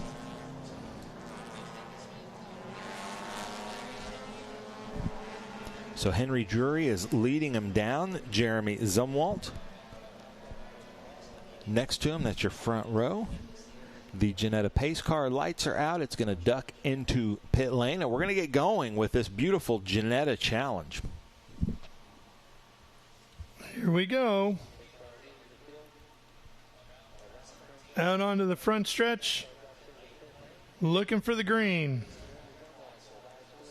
Yes, they were with us at Watkins Glen. Road Atlanta, Indy, Watkins Glen, VIR, and they'll be with us at Barber. So they're running some premier circuits. Here we go. They're into the throttle. We are green and racing. Final race of the day. Drury on the inside. He's got a challenge coming up the inside. Drury fighting to hang on. It can get awful narrow down there. You get 2-3 wide. See if everybody gets through it okay. It's like Zumwalt hanging on to second here, Ben.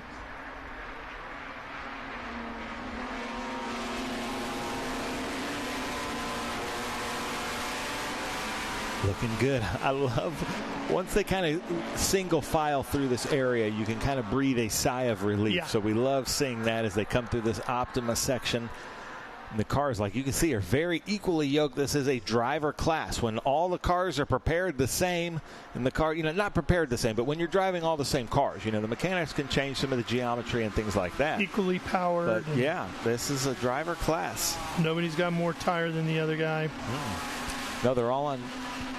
Oh, you know what? I don't know what kind of tires they're on. Oh, somebody's off. I believe these guys are running on the Hoosier tire, aren't they? I can't remember. For some reason, I thought Hancock, but maybe not.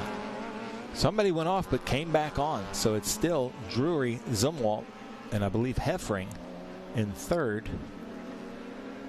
We'll see when they come across. Now, Drury is still, look, he's still weaving back and forth down that back straight.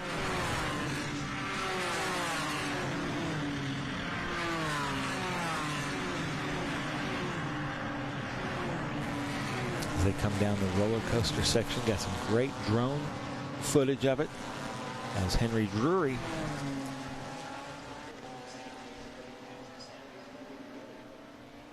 has a big gap to second to Zumwalt.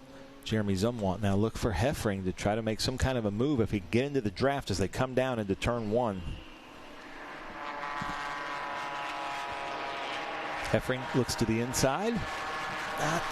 Thinks a little bit better of it. But trying to make Zumwalt drive in his mirrors. Then Waithman right behind him. Max Waithman came from 7th to now 4th. And he is right behind Heffring.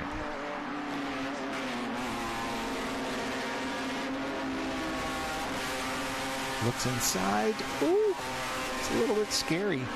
Waithman looks very fast right now. So watch out, Heffring. You've got Waithman behind you. I do really like the look of these Ginettas, don't you? Yeah, it's a good-looking race car. It's got a little bit of a lot of different things kind of morphed into it. Not that they were necessarily copying anybody, but you can see similar lines. There's got a homages. little Viperish on the front. I've heard them called baby Vipers. Yeah. But they just look like so much fun to drive. And I've heard that from the competitors, that they just, most of the competitors have raced in other series, but they're like, this is just a really fun series, fun cars to drive. It's a cool looking car. I wish there was a street version of it.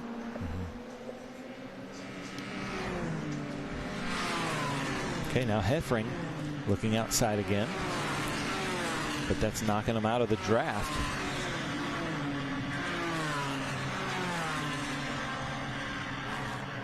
So this is the race for second. So you've got the lead car in this group is second, and Heffring is third, Waithman is fourth. But now they're going to be coming down into turn one, and Waithman's going to have a good draft on Heffring. What's he going to do here, Ralph? He's going to want to get to the inside. He's going to have to go to the outside, and that is the long way around the horseshoe. But if you can stick it, you're set up for the next couple turns. But he wisely just sat behind. Wait for another opportunity. Keep the pressure on. But now watch out, because they've got Lecco. He's going to sneak up. He's going to like seeing this group of three cars slowing themselves down. And that's going to put Lecco. This is going to soon be a group of four cars here. Yeah, he's in the 89 at the tail end of this little group here in black. There's Drury, Zumwalt, Heffring, Waithman, Lecco right there, and then Arms behind that in 6. Thomas, Ewald, Hagensen, and Dees. That's your top 10. This whole Ginetta Challenge kind of was born out of VIR with the Kaizen Autosport and the Heffrings, and it's really blown up. But I would say that this is the Ginetta Challenge home track.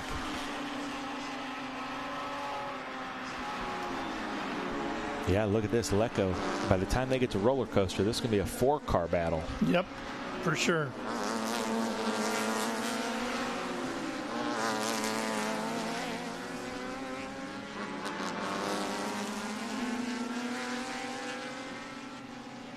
Looks a little bit like a Daytona coupe from the back end.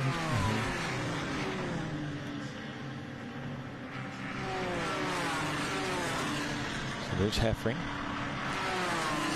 Zumwalt is the 21. Then Waithman is the red car. And just behind them in the darker car is David Lecco. David Lecco started 5th and is currently 5th.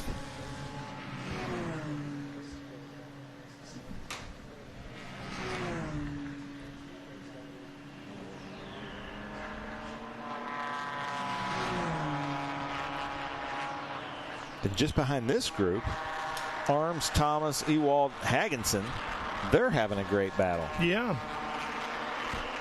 Well, that's what happens when the cars are all basically the same, right? Very hard to get away from each other.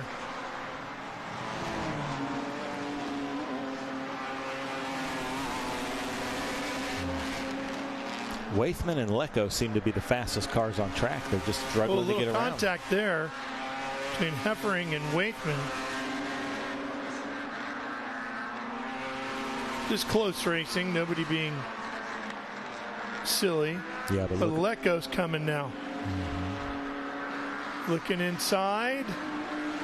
Not just yet. I think these are the two fastest cars out there right now, is Waithman and Lecco, and now they're behind these other two white Ginettas of Heffring and Zumwalt. Something's going to have to give here. Yeah, maybe on this back straightaway. Somebody got off, huh?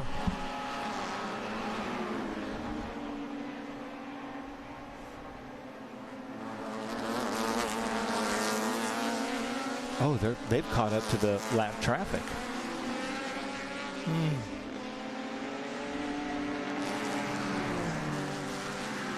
Got a handful of these packs stretched around the racetrack. Seems like there's more than 21 cars out there. Yeah, I wonder if something happened with these cars. They shouldn't be meeting lap traffic this soon.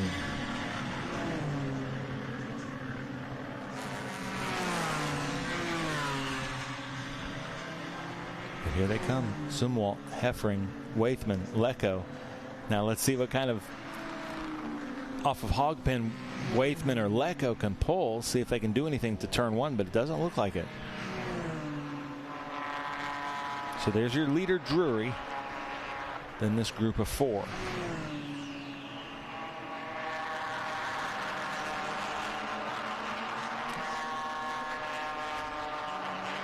Then the next There's a move. That's the 84 there of Arms getting passed by Thomas.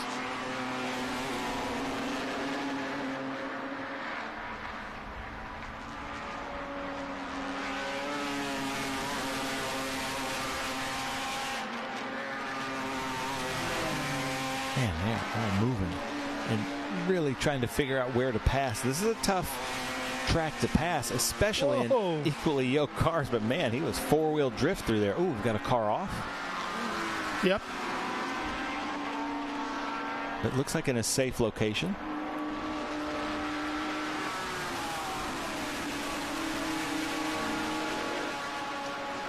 Inside of 13 minutes to go. There it is. It's the 19 car. That's Malzahn.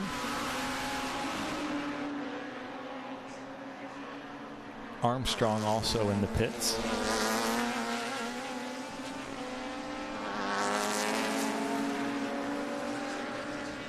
So here they come. Waithman. Look at that. I mean, they're so equally matched. Caution. Yep. We're going to have to go get Malzahn. Yeah, just not safe enough, right? Let's see if we can figure out what happened to him. Just looks like a mechanical. And he did what he could do to pull off in a safe area. It's just narrow right there, Ben. And, you know, it looks safe, and it is safe until it's not, right? Yeah. Something goes wrong. No, it's better to err on the side of caution. Always.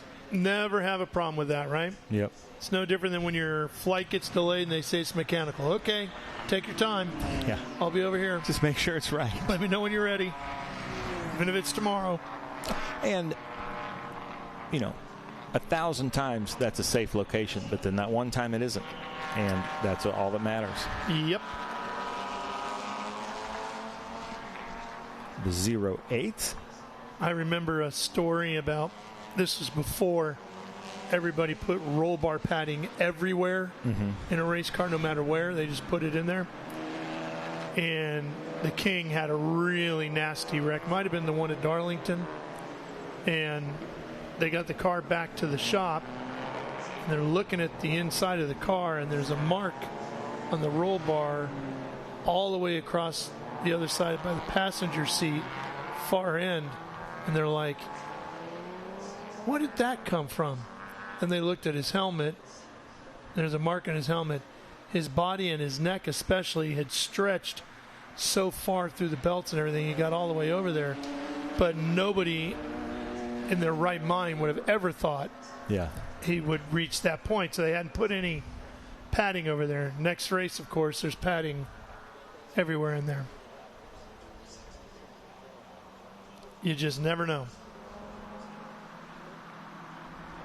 Safe bet in racing is if you think they can't get there, they probably can.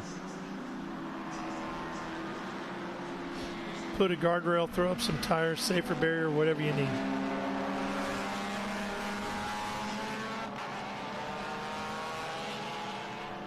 So Sean Armstrong back out there in the number 37, the red or burgundy Ginetta. The Ginetta pace car is leading the field through. And I'm getting Henry Drury in first, Jeremy Zumwalt second, Andrew Heffring third, Max Waithman fourth, David Lecco fifth, Richard Thomas sixth, Eric Arms seventh, William Ewald eighth, ninth is Eric Hagginson, and 10th is Corey Deeds, Mr. Deeds. At number 33 is Stephen Smith, drummer of Journey. Yeah, great drummer. Who's your favorite? John Bonham. Yeah. I like John Bonham. I like John Bonham because most drummers, when they come into a song, they try to like lightly come into the song and be like, here come the drums. It's like he's kicking down the door and he's like, I'm here now. Yeah, he's crashing and through the I just wall. always love that about him. It's like, okay, here come the drums is what he's saying. Yep. And he doesn't apologize about it.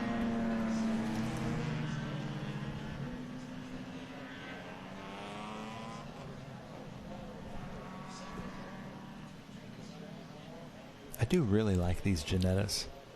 And it's not just because I love all British cars. They just are cool looking cars. It's the number 47 of Philip Hakim. That is a Ginetta G56 GTA. Okay, here they come, Ralph. I believe they're coming in. Yep. And we got to be getting down to about inside 10 minutes here real soon, too, Ben, if we're not there already. All right, let's see what Waithman and Lecco can do here on the start.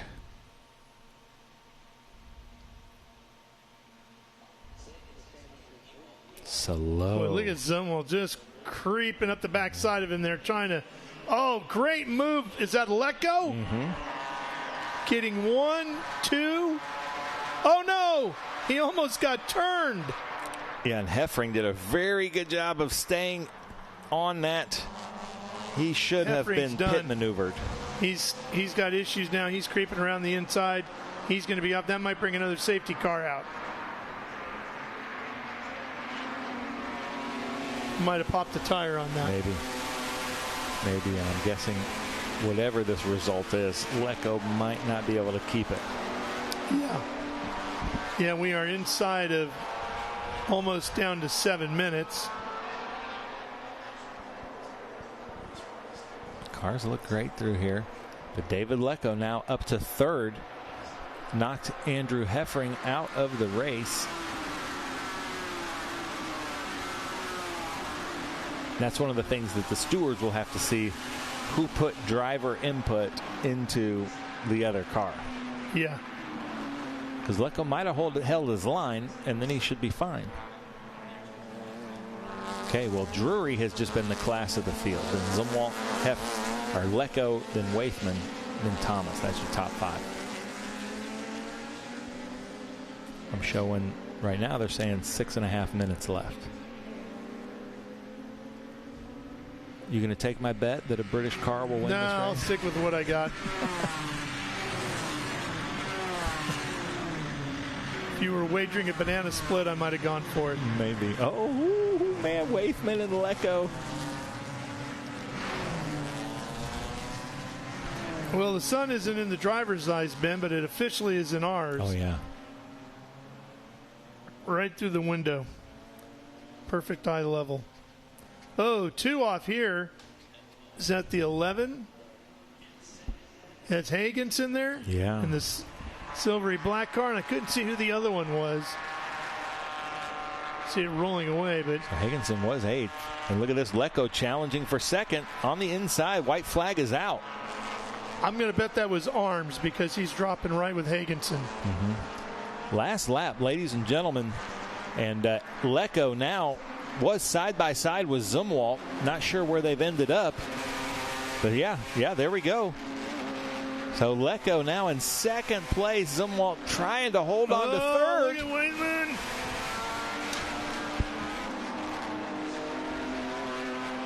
I don't think. Let's take a look at that restart. There's the contact right there, and it looked like Lecco was moving over right from that. That stinks because Andrew Heffring was doing such a great battle keeping those 2 behind him. There it is again. Yep. Now, I don't know. I think, Ben, I'm going to guess. I don't think it was intentional. It looked to me like he thought he was clear of him and was moving over to get to that inside line to protect. And there was another car there.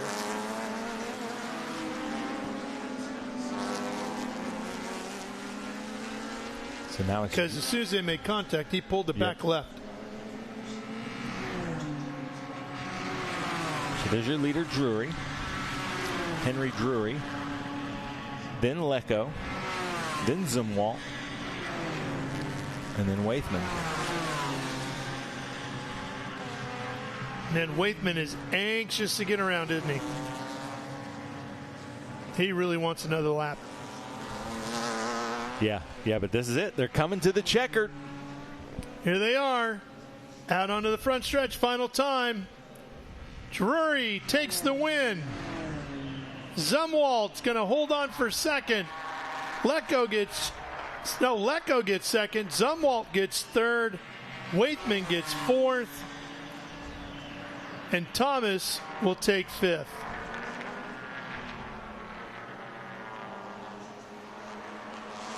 That race had a little bit of everything. Yeah, a little bit of fun. And a cool way to close out a Saturday. So the Ginetta Challenge will be with us in a few weeks at the Barber Speed Tour at Barber Motorsports Park outside of Birmingham.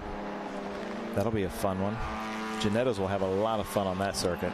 They should be really good on that circuit. Really good. Fun to watch. I don't think anybody will get away from anybody that day.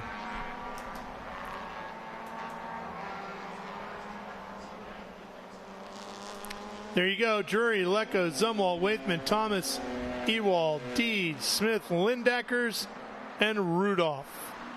That's your top 10.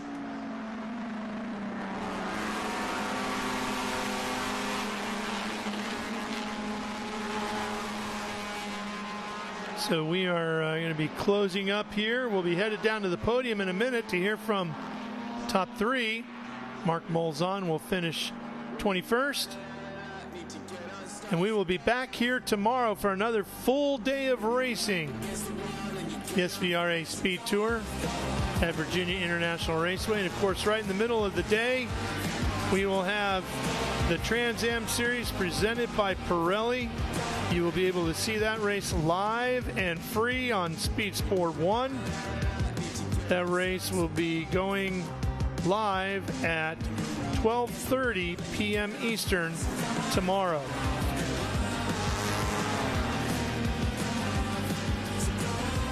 See the hills off in the distance as you look off into the valleys around Virginia International Raceway. You can see how it sits up high on the hill. Lots of elevation around here. Paddock down below. Barbecues getting going.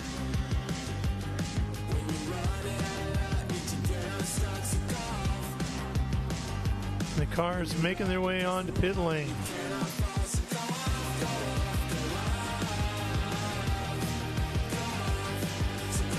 If you want to stick around, we will have the coverage of the podium activities coming your way right here on our live feed. Otherwise, we thank you for joining us here today. For Ben Sissel, Ford Martin, who joined me earlier, all the guys that jumped in on the different open wheel formula shows today, I'm Ralph Shaheen. We will see you back here bright and early, 8 a.m. tomorrow morning on Sunday to get the race day underway here at VIR. Good night, everybody.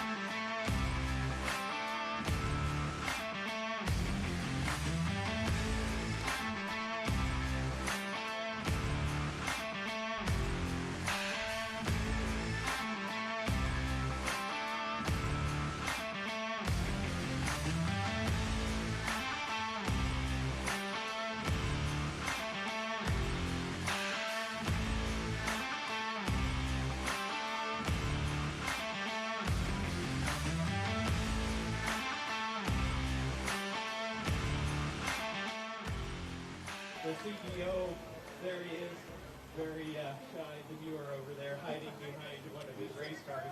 All right, so we're happy to have all of you here to celebrate. Any words you'd like to start with for being here, Lewis, and your experience here at VIR to begin with? Yeah, fantastic track. Good to be here and grateful for the race. Great to see so many cars out and racing well. It's a pretty nice group of race cars out here, I imagine. All right, let's get the show started. Michelle, you're ready with our hardware. Let's head up right on here, and I'll introduce first. Let's bring up Jeremy Zumwalt. Jeremy, come on up.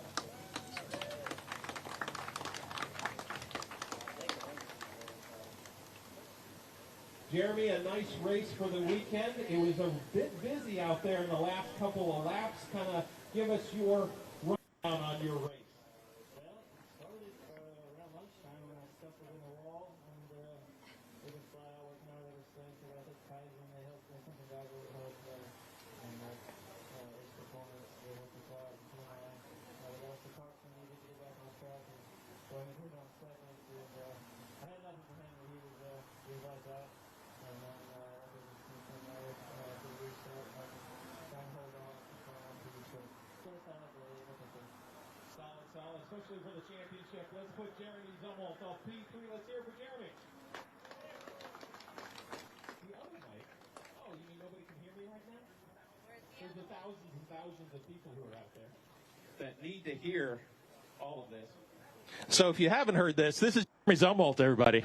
So everybody out, say hi to everybody out in the internet land. All right, we'll try this another time. Let's talk David Lecco. Come on up, David.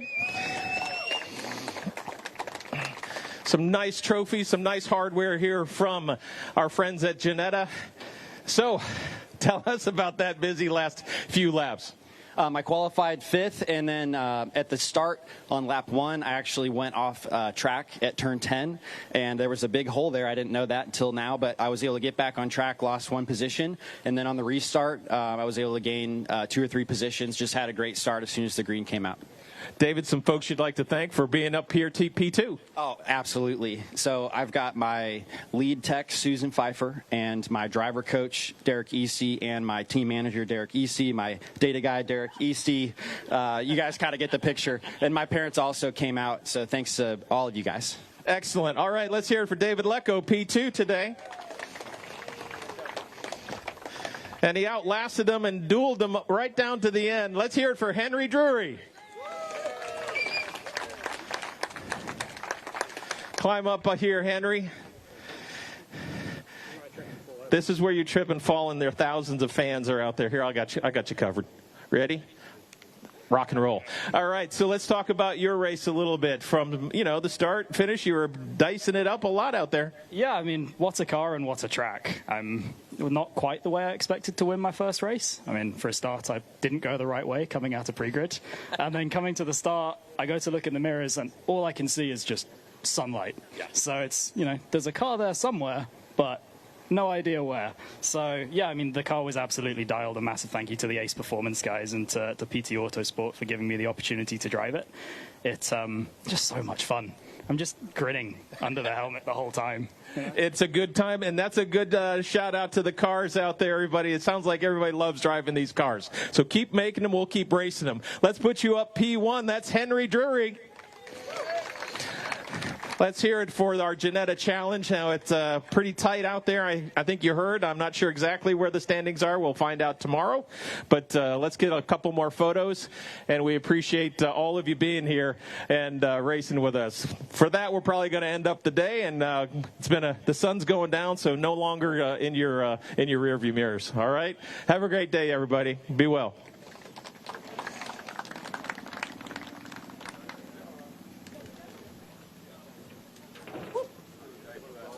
See if we still got that.